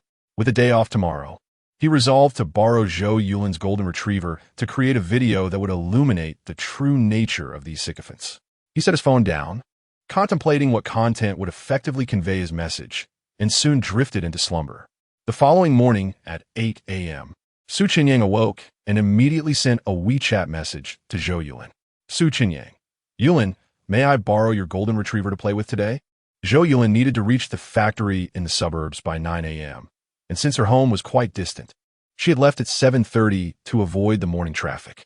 Unable to respond immediately, she would reply later. Assuming Zhou Yulin had not yet awakened, Chenyang proceeded to wash up. After freshening up, he entered the kitchen to prepare breakfast. After days of selling buns, he had grown weary of them. Chenyang decided to make some savory pancakes accompanied by a traditional soy milk. He spent 200 points to exchange for the recipes in the system shop. Then, he measured enough all-purpose flour for 2 servings, including some for the golden retriever. The key to delicious pancakes lay in the dough. He mixed the flour with salt and a touch of sugar before incorporating boiling water. The boiling water would gelatinize the flour, resulting in a softer, more delicate dough. While chefs typically pour hot water directly into the flour and stir vigorously, Chenyang opted for a gradual approach, ensuring all the flour was evenly hydrated, which would yield pancakes with a consistent texture. After completing the hot water mixing, Chenyang added warm water containing yeast. The yeast would help the dough rise, enhancing its flavor. He also included a small amount of lard and 2 eggs for added richness. Once the dough was kneaded, he covered it with plastic wrap to let it rise. At that moment, he received a reply from Zhou Yulin. Zhou Yulin, sure, but I'm not home right now, so just ask my housekeeper for it. Not being at home meant he had prepared more breakfast than necessary. Chenyang, all right. Thank you, Sister Yulin. Zhou Yulin, you are welcome. Chapter 93. Filming a video with Jiang Wanqi after concluding her conversation with Zhou Yulin, Chenyang stepped out of her home, intending to borrow the little golden retriever for the day. She planned to feed it a little treat to ensure its cooperation during filming. As she arrived at Zhou Yulin's doorstep and prepared to ring the doorbell, a familiar bark caught her attention from the side. Looking down, she saw the little golden retriever wagging its tail and barking at her. Raising her gaze, she noticed Jiang Wanqi returning from a walk with the dog. Though Chenyang was aware that Jiang Wanqi and Zhou Yulin were good friends after their outing together to buy buns the previous day, she was pleasantly surprised to see Jiang Wanqi so early in the morning as Zhou Yulin was leaving for work. Good morning, Boss Su. Are you here to see Yulin? She has already left for work. Jiang Wanqi greeted her cheerfully. Good morning, sister. I had arranged with Yulin to borrow her little golden retriever for a video shoot. Chenyang explained. Jiang Wanqi found this completely normal since Chenyang had previously filmed videos with the dog. I see. Then I'll hand Dudu over to you, Jiang Wanqi said as she handed the leash to Chenyang. Thank you so much. Chenyang expressed her gratitude and prepared to take the little golden retriever home. However, the moment she attempted to lead the dog away, she realized it was suddenly reluctant to follow. The little golden retriever squatted by Jiang Wanqi's side, refusing to budge. Pulling at the leash, Chenyang discovered that the dog was resolute in its decision. Dudu, didn't we become friends last time? Come on, let's go, she urged. The little golden retriever barked 3 times in protest, clearly indicating its unwillingness to accompany Chenyang. Understanding the situation, Chenyang chuckled in exasperation. So, you are a little love-struck, aren't you? You were so affectionate when I fed you dumplings, and now that you see your beautiful sister, you've changed your tune. Jiang Wanqi couldn't help but laugh at Chenyang's playful tease, instinctively covering her mouth to stifle her giggles. Yet, despite being labeled as love-struck, the little golden retriever remained steadfast in its refusal to leave Jiang Wanqi's side. It was clear that the allure of beauty had triumphed over the promise of treats. Having established a rule against scalpers the previous day, Su Chenyang found herself mocked as a love-struck fool online. To her dismay, the same fate seemed to befall her in real life. "I prepared some delicious treats for you. Are you sure you want to come with me?" she said, pulling at the leash once more. Yet, the little golden retriever was unwavering in its choice, remaining perfectly still. "No wonder you performed your role of a love-struck dog so convincingly. I truly misjudged you," Su Chenyang lamented with a mix of amusement and disappointment. Just as she was about to concede defeat, Jiang Wanqi shyly suggested, "Boss Su, are you planning to shoot a video today? How about I accompany you with Dudu? Would that be all right?" Since Jiang Wanqi had no plans for the day, her friend Sun Meiqin was out on a blind date, and Zhou Yulin had gone to work. She was looking for something to do. Su Chenyang's invitation to film with the golden retriever seemed like the perfect opportunity to join the fun and see what kind of videos Su Chenyang was creating. "Will that not interfere with your own plans?" Su Chenyang inquired. "Not at all. I have nothing scheduled for today," Jiang Wanqi replied. "That's great. Have you had breakfast yet? If not, I was planning to make some savory pancakes. Would you like to join me?" Su Chenyang offered, realizing that since Zhou Yulin was not around, she could share the meal with Jiang Wanqi instead. "Sure, I'd be delighted." Jiang Wanqi accepted without hesitation, knowing Su Chenyang's dumplings were delicious, and she expected the pancakes would be equally enticing. "Then please follow me. I need to change into something else first." "I'll come back after I change," Jiang Wanqi said, glancing down at the sportswear she borrowed from Zhou Yulin for walking the dog. "That's perfectly fine. The pancakes will take some time to prepare," Su Chenyang assured her. Before heading home, Su Chenyang couldn't resist one last jab at the little golden retriever. "Remember, little one, love-struck fools will face their reckoning." The little golden retriever barked back defiantly, as if to say there would be no consequences for its actions.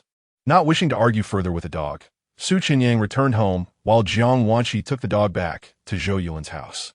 Once in her kitchen, Su Chenyang began preparing the oil and secret sauce, both crucial elements for the delectable pancakes. She combined flour, salt, and a blend of 5 spices, star anise, cinnamon, Sichuan peppercorns, cloves, and cumin, before heating up some lard. Once the oil was ready, she gradually poured in the flour, stirring vigorously to achieve a smooth paste. After a brief cooking time, she strained the mixture to remove any lumps, ensuring a velvety consistency. At that moment, Jiang Wanqi entered the living room with the little golden retriever in tow. Noticing her arrival, Su Chenyang called out without looking up, "Feel free to make yourself comfortable, sister." "Okay," Jiang Wanqi responded, settling onto the sofa. The kitchen door was open, allowing her to catch a whiff of the enticing aroma emanating from within. Although she couldn't identify the specific scents, she found them quite pleasant. Once the oil was ready, Su Chenyang began crafting the secret sauce. She heated more lard, sought ginger, garlic, and scallions until fragrant. Then added star anise and Sichuan peppercorns, continuing to stir over low heat. After filtering out the solids, she added the necessary amounts of doubanjiang and sweet bean sauce according to her recipe. "Wow, the aroma is incredible. You make your own sauces, Boss Su," Jiang Wanqi exclaimed, captivated by the rich scent wafting from the kitchen and the sight of Su Chenyang so engrossed in her cooking. In that moment, she found Su Chenyang's focused demeanor and handsome profile quite charming, realizing that a man who can cook possesses a unique allure. Chapter 94. A delectable breakfast that evokes happiness. After sought the sauce in the pan until it reached a slightly caramelized state, Su Chenyang added an appropriate amount of cooking wine and water, continuing to stir until it reached a boil. Once the sauce attained the desired consistency, he turned off the heat and bottled it for future use. With the dough yet to rise adequately, Su Chenyang proceeded to prepare soybean milk. He meticulously cleaned the right proportions of rice, millet, peanuts, and yellow soybeans, placing them into a blender along with rock sugar and water, blending until smooth. While most would simply select the soybean milk mode on their blenders, Su Chenyang sought a level of quality that would surpass even that of a state banquet. Once he finished blending the ingredients, he paused and retrieved a fresh container, covering it with a piece of cheesecloth for filtration. Gently pouring the mixture over the cloth, he filtered out the various residues, ensuring a perfectly smooth texture for the soybean milk. After filtering, he poured the milk into a pot and began simmering it over medium heat. At that moment, the dough had risen sufficiently. Chenyang took out the dough, kneaded it into a smooth ball, and rolled it out swiftly with a rolling pin. He then evenly spread a layer of oil on the dough, cutting a few slits along the edges. Folding the dough over, he rolled it out again into a thin sheet. Opening the lid of the electric griddle, he brushed the bottom with lard and placed the dough onto it. Preparing everything from scratch, he mused, would surely yield a delicious result. Jiang Wanshi, who had unconsciously begun to feel hungry, eagerly anticipated the savory pancake, having a fondness for its flavor. The small golden retriever, momentarily distracted by the aroma, sat on the floor with its gaze fixed intently on Chenyang in the kitchen, reminiscing about their bond. After covering the electric griddle, Chenyang called out to Jiang Wanshi in the living room, "Sister, just a few more minutes. The savory pancake will be ready." "All right, I'm not in a hurry," she replied, though internally she felt a tinge of impatience. Chenyang focused on monitoring both the soybean milk and the pancake, believing that speaking would not distract him. "Boss Su, I'm Jiang Wanshi. Can I call you Su Xiaodi, like Yulin does?" She ventured, feeling that they had already established a casual rapport. "Certainly," he replied, showing no objections. Chenyang could engage in conversation with those familiar to him, yet felt at a loss for words with strangers, particularly with Jiang Wanshi, who exuded an aloof demeanor. He was aware that she likely recognized his fondness for her type. To avoid any misunderstandings, he refrained from initiating conversation, not wanting to create an awkward atmosphere. Jiang Wanshi, not particularly extroverted herself, struggled to find appropriate topics to discuss with someone she did not know well.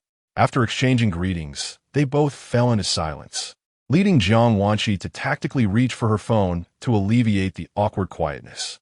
While waiting, Chenyang also picked up his phone, perusing short videos. He soon discovered a flood of comments on a video he had posted the previous night regarding his absence from work. "Are you kidding? You tackle scalpers and then take a day off? What am I supposed to do for buns?" 2 disdainful emojis. "With such high profits, you still take a day off? Young man, you must learn to seize opportunities." 3 determined emojis. "Are you really taking a day off after setting up a stall in the CBD for 8 days? Doesn't tea seem right?" 5 bomb emojis. Reading through the thousands of comments, Chenyang felt overwhelmed. Isn't this just the norm for setting up a stall? Why the complaints? The rain was beyond his control, leaving him feeling helpless. After 2 minutes, he deemed it time to turn off the electric griddle. He opened the lid, brushed a layer of sauce onto the pancake, and sprinkled sesame seeds and chopped green onions generously across the surface. Covering the griddle once more, he allowed it to press the toppings down to ensure even flavor distribution. Typically, savory pancakes are brushed with a single layer of sauce, but Chenyang opted for 2 layers as his sauce was more aromatic than salty. After flipping the pancake, he applied another layer of his secret sauce, again adding sesame seeds and green onions, covering it once again to allow the heat to intensify the fragrance. When he finally lifted the lid, Jiang Wanshi was greeted by a delightful aroma, a harmonious blend of wheat and savory scents, warm and lingering. The fragrance was so enticing that she couldn't help but inhale deeply. The rich aroma made her mouth water, and the small golden retriever, once lounging beside her, stood up, ready for a meal. After cutting the pancake into small pieces, Chenyang plated them into 2 dishes just as the soybean milk finished cooking. Lifting the lid, the room was now filled with a new, sweet aroma that blended beautifully with the previous scents. The soybean milk was remarkably fragrant, far richer than any she had tasted at home or from street vendors or restaurants. Pouring 2 cups of soybean milk, Chenyang emerged with the plates. "Sister Wanshi, breakfast is ready." "Thank you," she replied politely. The small golden retriever approached Chenyang, wagging its tail with clear intent. "I absolutely detest clingy dogs. You're not getting any of this. Go home and eat your dog food." Chenyang teased, ignoring the dog as protests. "Try the flavor, Wanshi," he urged. "All right," she replied, not hesitating to pick up a piece of the savory pancake. The pancake was only 2 millimeters thick, with each layer distinct and beautifully flaky. As she lifted it with her chopsticks, it appeared both crisp and tender. Taking a bite, the exterior crackled while the inside remained delightfully soft, embodying the perfect contrast of textures. The sauce burst forth in her mouth, and with the portions prepared for 2 people plus 1 small dog. The dough was smooth and wrinkle-free, allowing for an even coating of sauce. The blend of Chenyang and sweet bean sauce created a flavor that was aromatic yet not overly salty, with a perfect balance of layers, utterly divine. Without even savoring it fully, the exquisite flavor made Jiang Wanxi's heart bloom with joy. To indulge in such a delightful breakfast in the morning felt akin to unveiling a splendid beginning to the day. How wonderful it would be if she could relish such delectable breakfasts every day. Jiang Wanxi couldn't help but exclaim. Chapter 95. Jiang Wanxi. Today's fortune is rather good. This fleeting thought crossed Jiang Wanxi's mind, knowing well it was but a whimsical notion. Each mouthful she savored was remarkably consistent in texture and flavor, the details almost absurdly perfect. As she swallowed, a lingering aroma danced upon her palate, leaving an exquisite aftertaste. Jiang Wanxi felt insatiable, shoving another generous piece of fragrant pancake in her mouth. The flawless taste made her momentarily forget the troubles of life. While chewing, she exclaimed, "Su Xiaodi, this pancake is absolutely divine. I've never tasted one so exquisite. Glad to hear it hasn't disappointed you." "Wanxi Jia," Su Chenyang replied with a smile, then began to indulge in the pancake himself. The flavor that enveloped his senses brought him considerable satisfaction. As Su Chenyang and Jiang Wanxi relished their breakfast, a small golden retriever nearby, unable to partake of the delightful aroma, grew increasingly anxious. Woof woof. At that moment, the golden retriever abandoned Jiang Wanxi's side, circling around Su Chenyang's feet and wagging its tail, hoping for a morsel of kindness. Feigning indifference, Su Chenyang continued to enjoy his meal. Observing this, Jiang Wanxi chuckled. "Su Xiaodi, I think the little golden retriever is quite anxious. Perhaps you should share a bit with it." While Jiang Wanxi could easily feed the dog herself, she felt it prudent to first seek Su Chenyang's permission. After all, she didn't want to end up with nothing for herself. "Don't worry, Wanxi Jia. Let's give a little taste of impatience. Let it know that being a sycophant comes with consequences." Upon hearing this, Jiang Wanxi recalled how, moments ago, Su Chenyang had warned the golden retriever about the repercussions of being a sycophant. At that time, the dog seemed unconvinced. Knowing Su Chenyang would eventually feed it, Jiang Wanxi refrained from defending the dog's cause. After several bites of pancake, Jiang Wanxi touched the cup of soy milk beside her and found it had cooled slightly. She picked it up, blew away the steam, and took a sip. The soy milk was perfectly sweet, a delightful sensation that warmed her heart. In the next moment, she detected a rich bean fragrance, subtly intermingled with a light rice aroma, making it extraordinarily rich and fragrant. This exquisite flavor surpassed any soy milk she had tasted in upscale restaurants. What astonished Jiang Wanxi the most was the absence of any graininess in the soy milk.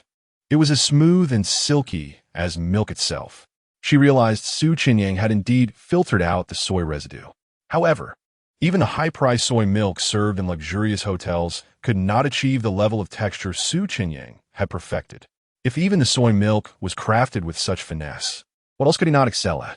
Jiang Wanxi silently marveled at Su Chenyang's culinary prowess, her perspective on his skills evolving anew. This was, of course, no mere coincidence. The technique of grinding with a high-speed blender required precision. If the particles were too large, filtering would remove them entirely, yet the flavor would be compromised. Conversely, if the particles were too fine, it would be impossible to eliminate all graininess during filtering. Thus, even though the recipe for high-end soy milk was widely circulated online, the results varied significantly based on the cook. Such a smooth and creamy soy milk prompted Jiang Wanxi to take another sip, craving more. Were it not for the lingering warmth of the beverage, she would have eagerly gulped down a generous portion, relishing its richness and silkiness. This simple breakfast brought her the profound joy of having experienced the finest meal of her life. It was indeed a splendid start to the day. However, the only downside was the incessant barking of the small golden retriever.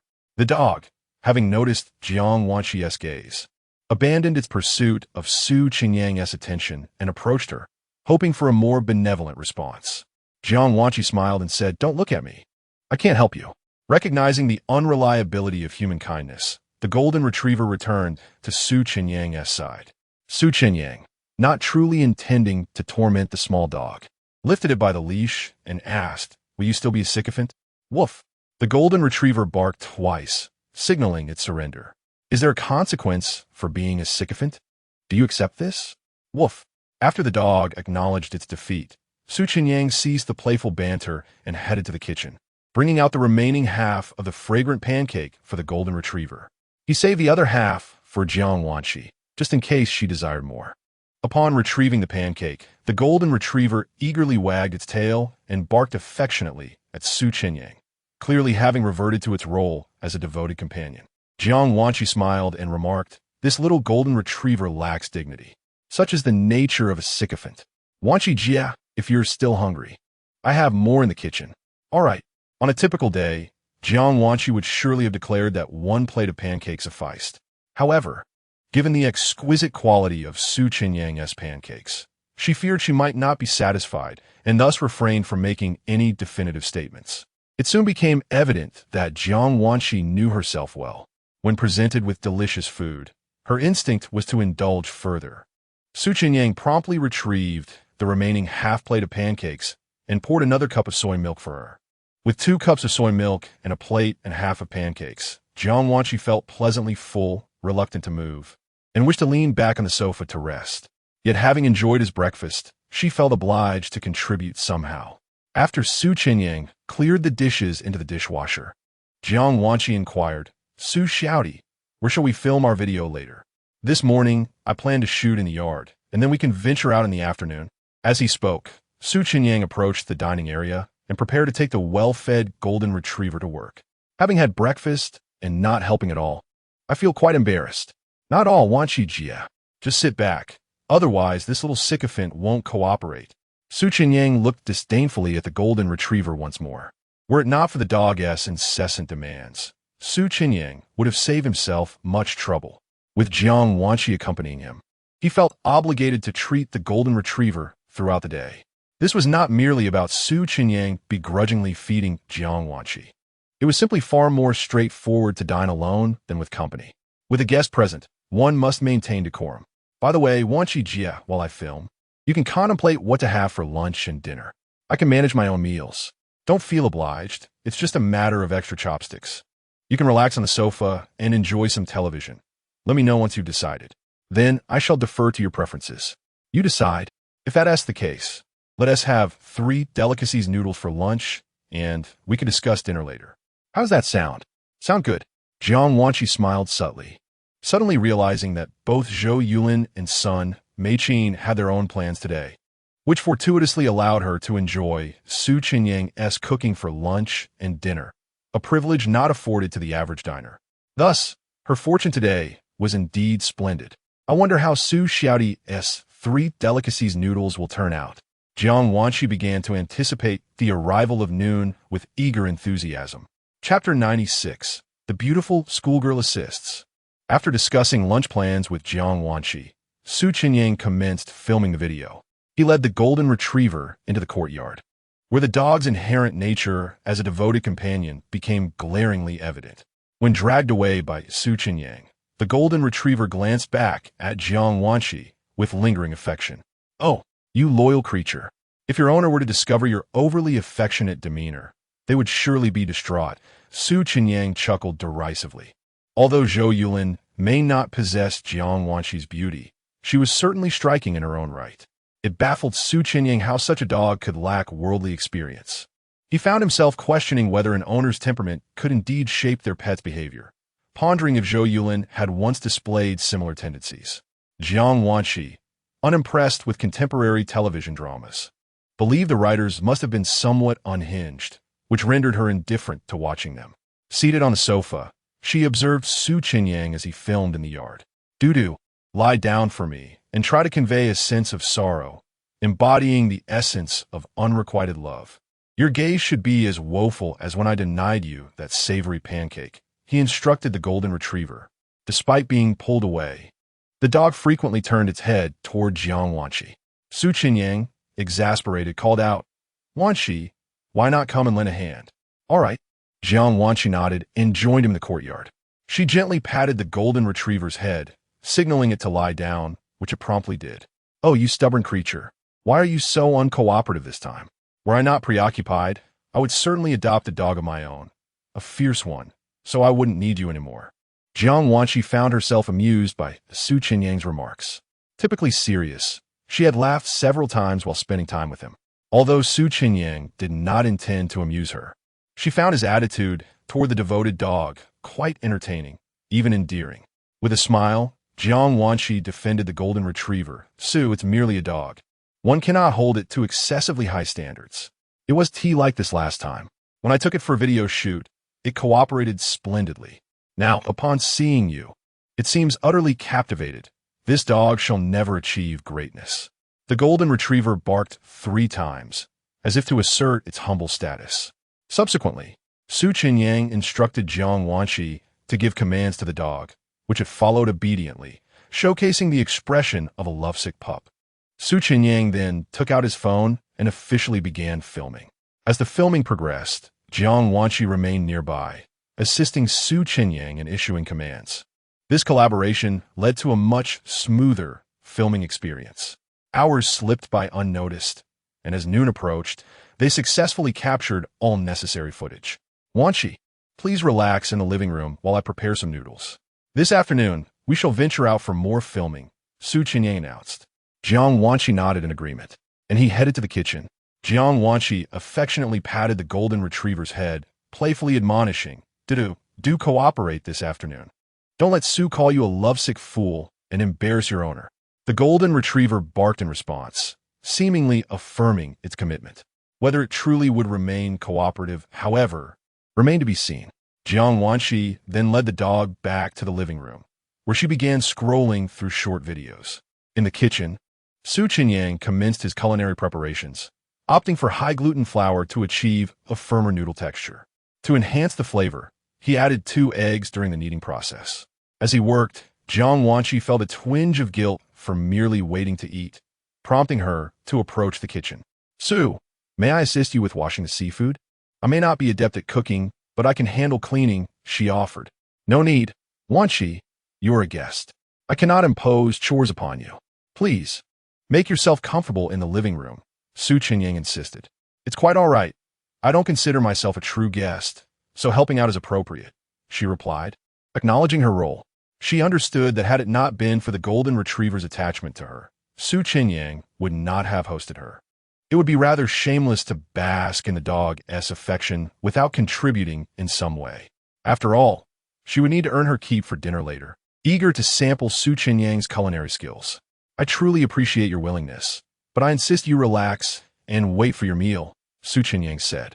However, Jiang Wanqi remained resolute, stating, "I would prefer to help. Sitting idly can be quite dull." Perceiving her determination, Su Chenyang decided to forego further pleasantries. He surmised that Jiang Wanqi likely lacked experience in household chores, so he assigned her a simpler task. "All right, then please wash the scallions, ginger, mushrooms, and greens, and peel a few cloves of garlic." "Certainly," Jiang Wanqi acknowledged, recognizing her limitations in the kitchen. Just as she prepared to assist with the ingredients, Su Chenyang remarked, "Wanqi, put on an apron to avoid soiling your clothes." He then removed his own apron and offered it to her. "There's no need. You should wear it," she replied. "My clothing is quite inexpensive, while yours is of finer quality. I wouldn't want to stain it." Su Chenyang's casual attire cost only a modest sum online, whereas Jiang Wanqi wore a stylish lemon yellow top paired with light beige high-waisted trousers, emanating a relaxed summer vibe, with no elaborate manicure or accessories adorning her hands. Save for a simple black hair tie, her clean and understated elegance accentuated her high-quality attire. Given her affluent background, it was unlikely Jiang Wanqi donned anything cheap. Su Chenyang found it commendable that someone like her would voluntarily offer assistance, deeming it quite rare. Thus, it felt inappropriate to allow her to risk soiling her clothing. After contemplating the potential inconvenience of changing outfits later, Jiang Wanqi conceded. "All right, thank you, Sue." She accepted the apron and, being a novice in the kitchen, found herself struggling to tie it properly. "Sue, could you help me with the apron ties?" she requested. Chapter 97. The three-flavor noodles. Jiang Wanqi struggled to tie the apron around her waist. This image of being inept in domestic affairs contrasted sharply with her persona as the aloof campus beauty, which struck Su Chenyang as a remarkable disparity. Su Chenyang removed his dough-kneading gloves and approached Jiang Wanqi from behind, assisting her in fastening the apron. This gesture made it evident to him that Jiang Wanqi was indeed quite inexperienced in household chores. He retrieved another pair of gloves from the cupboard. "Sister Wanqi, please put on these gloves. They will protect your hands." "All right, thank you." Jiang Wanqi accepted the gloves, secretly acknowledging that Su Chenyang was rather considerate. Previously, she had come across videos featuring Su Chenyang, where he claimed he was not the type to be a sycophant, but rather a warm-hearted individual. Not to mention, when he set up a stall at the school gate and spotted girls of his preference, he would promptly change his position, making it hard not to perceive him as a staunchly masculine figure. At that time, Jiang Wanqi had her doubts and found it hard to believe. Yet now, observing how Su Chenyang was mindful of her while washing vegetables, concerned about dirtying his clothes and hurting his hands, she believed he truly was a warm-hearted young man, attentive to details, a far cry from the typical sycophant who merely feigns concern. Though she had only interacted with Su Chenyang for a few hours, her perception of him had significantly transformed compared to the brief impressions gleaned from short videos. Subsequently, Jiang Wanqi became earnest in cleaning the ingredients, ensuring every nook and cranny was spotless to avoid making Su Chenyang feel he was being unhelpful. Meanwhile, Su Chenyang donned his gloves and continued kneading the dough. "Are you done kneading so quickly?" Jiang Wanqi exclaimed in surprise. Typically, when her mother cooked at home, the process of kneading dough was quite intricate. Yet, it seemed effortless when it came to Su Chenyang. "If I don't work quickly, I wouldn't be able to prepare so many dishes." As he spoke, Su Chenyang covered the dough with plastic wrap, allowing it to rest and rise. His explanation resonated with Jiang Wanqi. Su Chenyang was also remarkably swift in making creative buns, which made his quick kneading seem less puzzling. "Wanqi, could you move over a bit? I need to wash the seafood." Of course, Jiang Wanqi stepped aside to give Su Chenyang space. The seafood he prepared included blue crabs, shrimp, clams, and small yellow croakers. As Su Chenyang handled the seafood, Jiang Wanqi quickened her pace in washing the ingredients. She wished to avoid the embarrassment of not having her vegetables cleaned by the time Su Chenyang finished with the seafood. While Jiang Wanqi was washing the mushrooms, Su Chenyang pointed out, "Sister Wanqi, just rinsing the mushrooms with water isn't sufficient. You need to do it this way." He found himself teaching Jiang Wanqi, who was completely unfamiliar with domestic tasks, step by step. He picked a mushroom from the washing basin. "First, you need to cut off the root." "Got it." Jiang Wanqi followed suit, then tore the mushroom into 3 parts for better cleaning. "Is that how it's done?" she inquired, continuing to mimic his actions. After mastering the technique, she resumed washing the mushrooms diligently. Su Chenyang observed her meticulous approach with approval, realizing that despite her cool demeanor, Jiang Wanqi was quite easy to get along with. As Su Chenyang finished prepping the seafood, Jiang Wanqi completed washing the ingredients. "Su Chenyang, how does this look?" she asked, presenting the cleaned ingredients for his inspection. "Perfect. Sister Wanqi, you can step outside and wait. The meal will be ready shortly." "All right." Knowing she had done her part, Jiang Wanqi decided to leave. She untied the apron and returned it to Su Chenyang. Once he donned the apron again, he began crafting the 3-flavor noodles. Su Chenyang first rolled out the kneaded dough and cut it into evenly sized noodles. After cutting the noodles, he added lard to the pot and sauteed ginger, garlic, and scallions over high heat until fragrant. He then reduced the heat and added the shrimp heads, frying them slowly while stirring. This step was crucial for extracting the shrimp oil. Before long, the shrimp heads turned a vibrant red, and the sizzling sound filled the kitchen as the lard gradually transformed into a rich hue.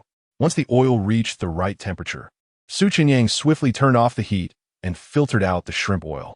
After cleaning the pot, he poured the shrimp oil back in, adding the small yellow croakers first, frying them until golden brown on both sides. Once the yellow croakers were done, he removed them from the pot and added the blue crabs, placing them cut side down to sear. He then poured in an adequate amount of water. Simultaneously, he filled another pot with plenty of water, adding some salt and lard for boiling the noodles. Once the water reached a boil, he added the shrimp to the pot with the blue crabs. After a minute, he successively added the clams and finally the small yellow croakers. Chenyang's order of adding ingredients was based on their cooking times, with the pre-fried yellow croaker being the quickest to cook. At that moment, he placed the freshly cut noodles into the boiling pot of clear water, cooking them briefly for about 30 seconds until they were approximately half-cooked. After removing the noodles, he tossed them into the seafood pot to cook for another 30 seconds. This method ensured that any residual flour on the noodles was left behind in the first pot, preventing it from affecting the dish's texture. Once the time was up, Chenyang turned off the heat and ladled the noodles into bowls. He even prepared a bowl of noodles for his golden retriever, but it contained only noodles and broth. The reasoning was simple. It wasn't that Chenyang was stingy, but rather he believed that a sycophant did not deserve seafood. As Chenyang served the noodles, Jiang Wanshi was immediately enveloped by an enticing aroma. How delightful! Although she hadn't tasted it yet, she sensed that the three-flavor noodles would indeed live up to their name. Sister Wanshi, please have a taste and see if this seafood noodle suits your palate. Thank you. Jiang Wanshi expressed her gratitude and picked up a spoon, ready to sample the broth first. She blew gently on the hot liquid before taking a sip. The initial sensation was one of exquisite freshness. The flavors of blue crab, small yellow croaker, clams, and shrimp melded together, creating a delightful taste that tantalized her taste buds. It felt akin to the excitement of a romantic encounter, as if someone she admired was playfully flirting with her, bringing her immense joy. Yet in the next moment, Jiang Wanshi recalled that she had never experienced romance and was uncertain whether her feelings were accurate. Chapter 98. Where are the promised straight men? As Jiang Wanshi swallowed the noodle soup, she discerned a subtle sweetness within it, a delightful aftertaste that was undeniably fresh.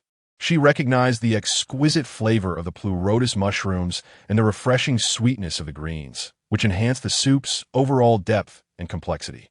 Furthermore, Chenyang had boiled the noodles in clear water, effectively washing away the surface flour, ensuring that the broth remained untainted by any starchy residue, resulting in an exceptionally pure taste. After relishing the soup, Jiang Wanshi took another bite of the noodles. They were perfectly al dente, absorbing the rich, flavorful broth. Each mouthful was a delightful experience, akin to her taste buds engaging in a romantic affair with the food, simply indescribable. At that moment, Jiang Wanshi suddenly regretted her decision to stay for lunch. Su Xiaoti's culinary skills were so impressive that she felt reluctant to return to Shanghai. A casual bun or a savory pancake might suffice, but if she were to indulge in Chenyang's exquisite cooking, she feared she would struggle to adjust upon her return to the bustling city. However, she acknowledged that today was merely a stroke of luck, being able to share both lunch and dinner with Chenyang. Even if she decided to remain in Hangzhou, such meals would be a rarity. Hence, it was a fleeting thought. The noodles were so delectable that Jiang Wanshi found it challenging to maintain her table manners, though the presence of Chenyang necessitated some decorum. Nevertheless, the way she slurped the noodles made it evident to him that she was thoroughly enjoying the flavors. Beside them, the little golden retriever was noisily devouring its meal as well. Chenyang joined in, and after a few bites of noodles, Jiang Wanshi began sampling various seafood flavors. The shrimp was tender, while the clams, razor clams, yellow croaker, and blue crab were all exceptionally succulent. With such a medley of ingredients, the cooking time was impeccably managed, ensuring that none of the components exceeded their optimal doneness. Jiang Wanshi was truly in awe of Chenyang's culinary prowess. As she savored the noodles, seafood, and broth, she unconsciously polished off the entire bowl. By the time her stomach felt pleasantly full, only a small amount of soup remained. Had she not been so satiated, she might have finished the broth entirely. Feeling content, Jiang Wanshi couldn't help but exclaim, "Su Xiaoti, your noodles are absolutely divine." Undoubtedly the best three-flavor noodles I have ever tasted. As long as Sister Wanchi is satisfied, Chenyang replied. After lunch, let us take a 20-minute break. And we can head out to shoot the video at 1:15, shall we? Sound good. I'll tidy up, he said, placing the dishes in the dishwasher and gathering some props for their shoot. At 1:15, Chenyang and Jiang Wanchi, accompanied by the little golden retriever, set off to film the video. Neither of them had a car, so they opted for a ride-hailing service. While en route, Jiang Wanchi received a message from Zhou Yulin. Zhou Yulin, I'm not busy right now and 1 TB until 4 p.m. Why don't you come by my factory? When I'm busy, you can relax in the office, and afterward, I'll treat you to a lavish meal. What do you think?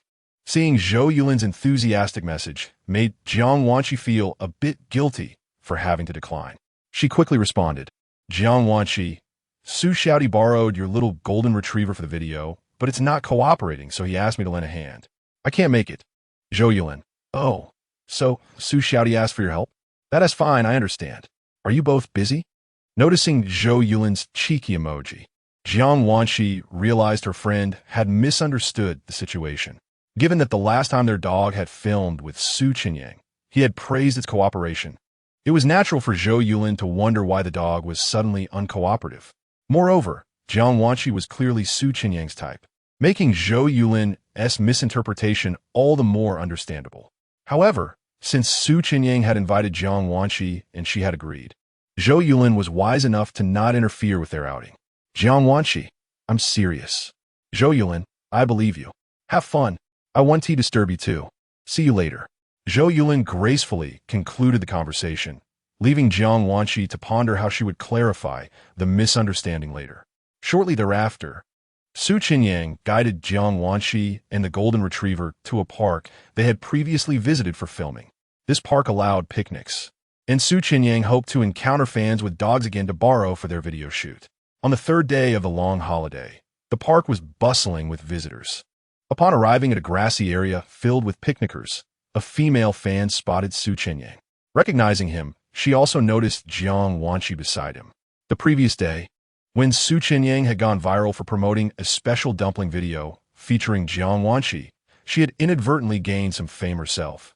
Her beauty and grace had left a lasting impression on Chenyang's audience.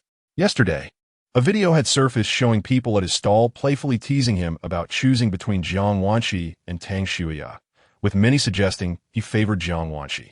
Although Chenyang had initially downplayed the notion, asserting that while attraction might begin with looks, character was paramount, the question lingered.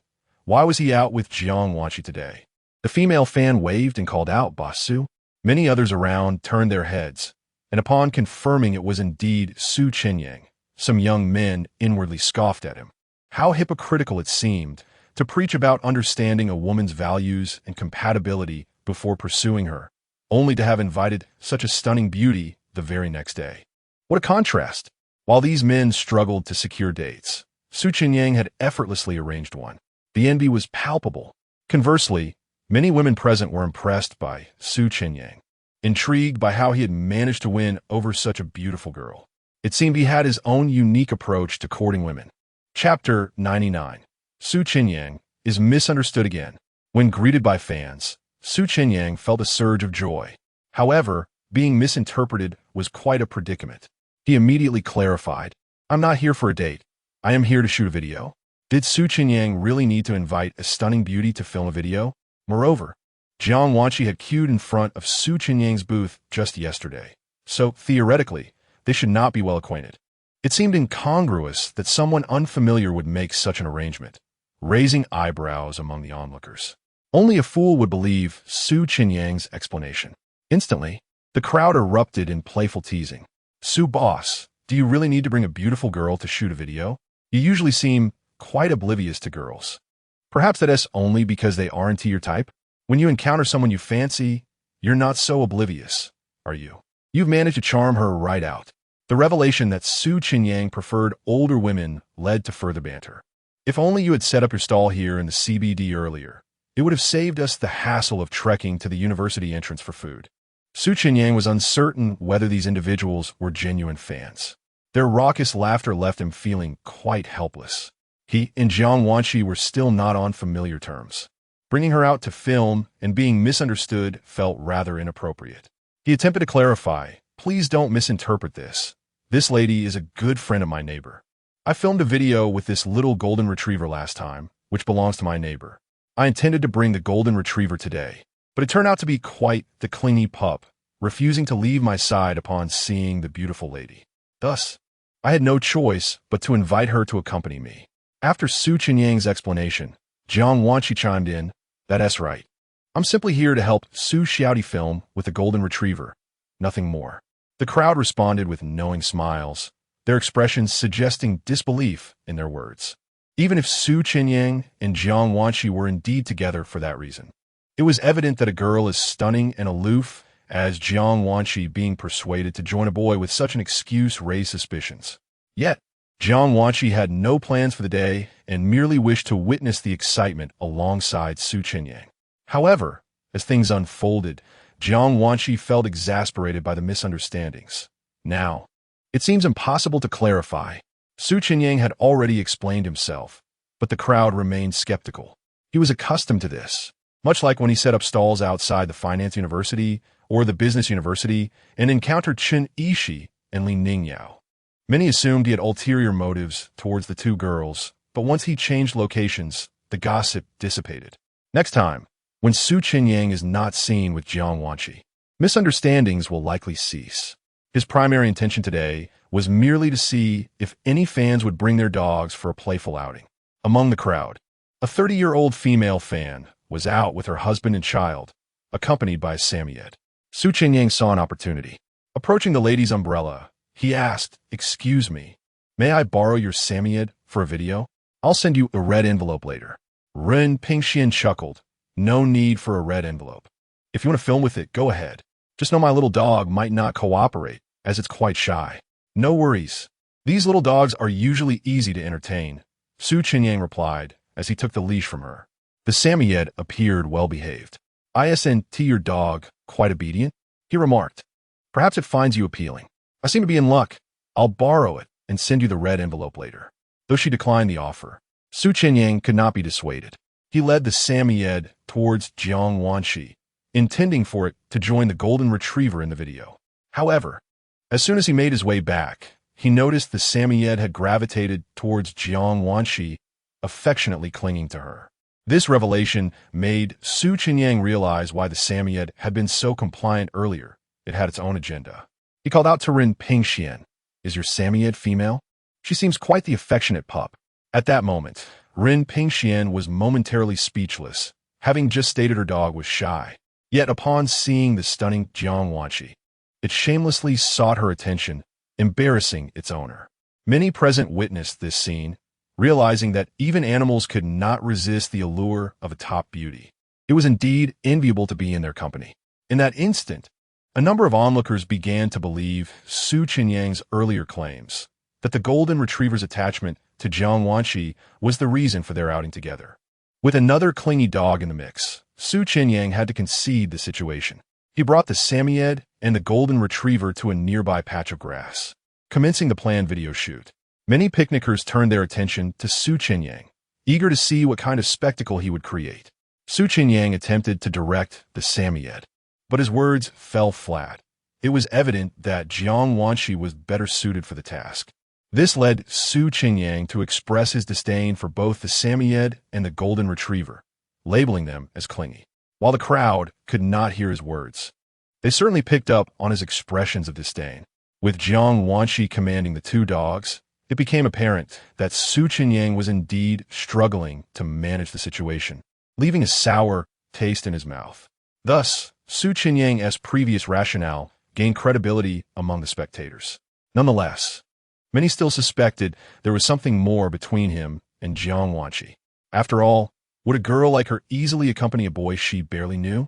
As Su Chenyang filmed, some fans recorded the process, and Jiang Wanqi also captured moments on her phone.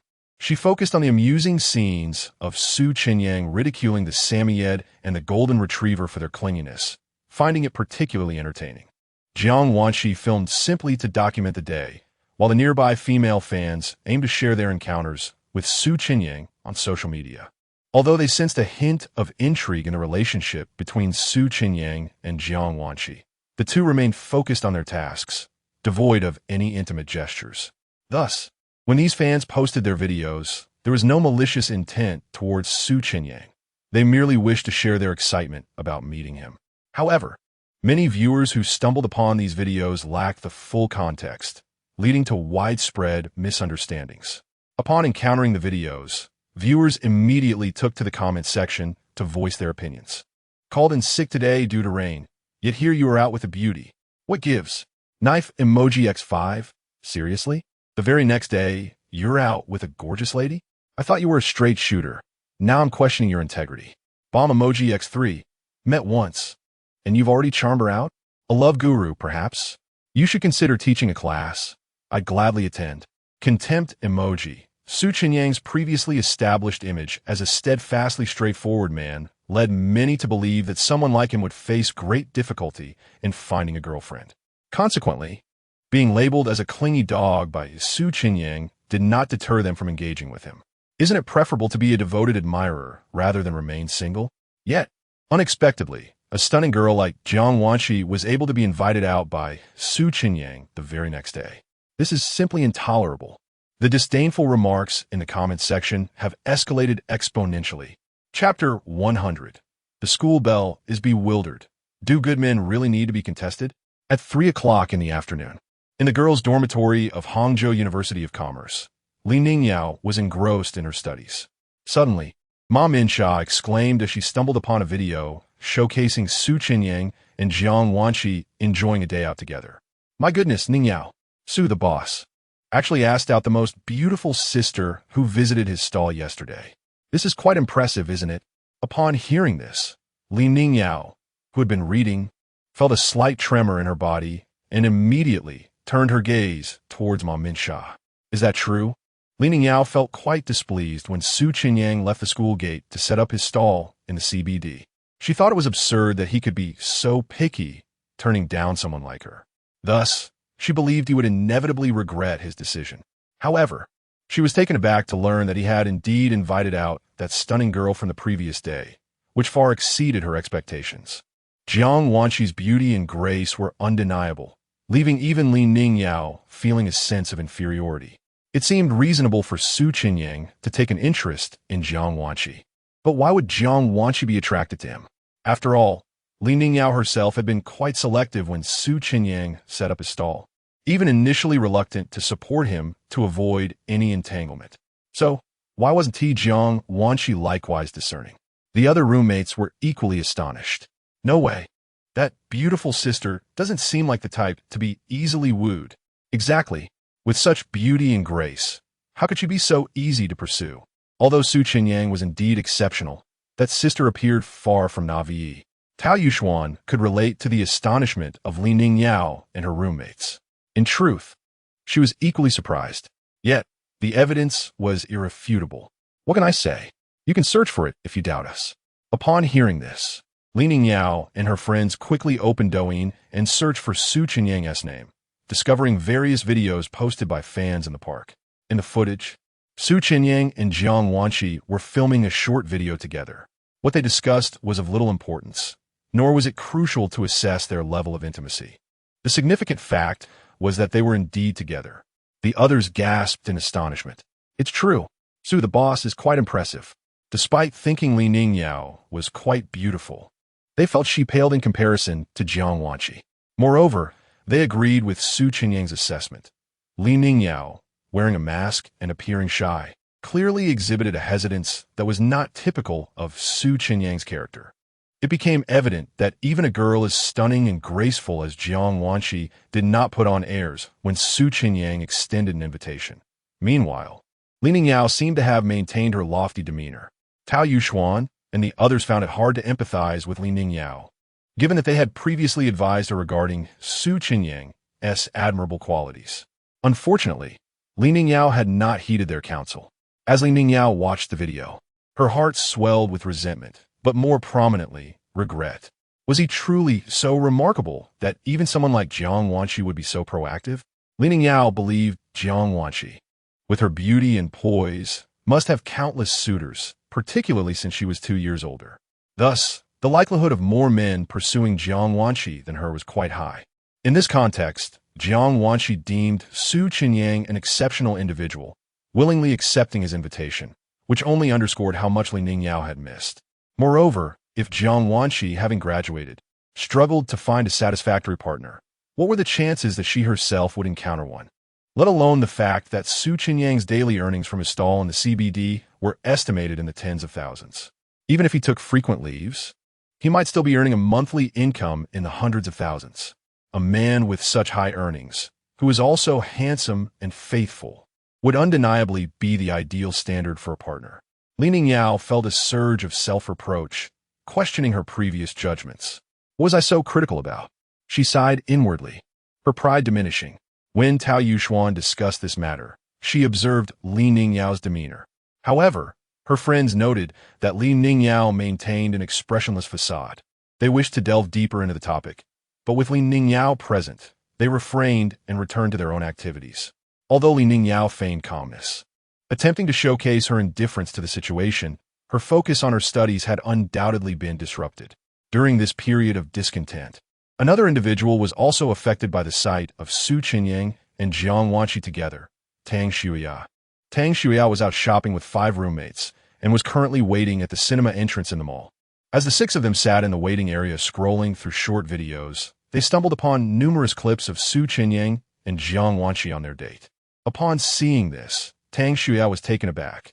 That beautiful sister actually accepted Su's invitation? How could this happen? While Tang Shuya was momentarily flustered, her roommates, Lin Suishan and the others, were equally astonished. They had not anticipated how easily that stunning sister would agree to Su Chenyang's invitation. Although they all believed Su Chenyang was a commendable choice for a boyfriend, they were surprised by his popularity. It seems good men do need to be contested. The fact that even a girl of such beauty and poise would readily accept Su Chenyang's invitation indicated that she viewed him as a highly desirable individual. Now you see why we advise you to approach him, right?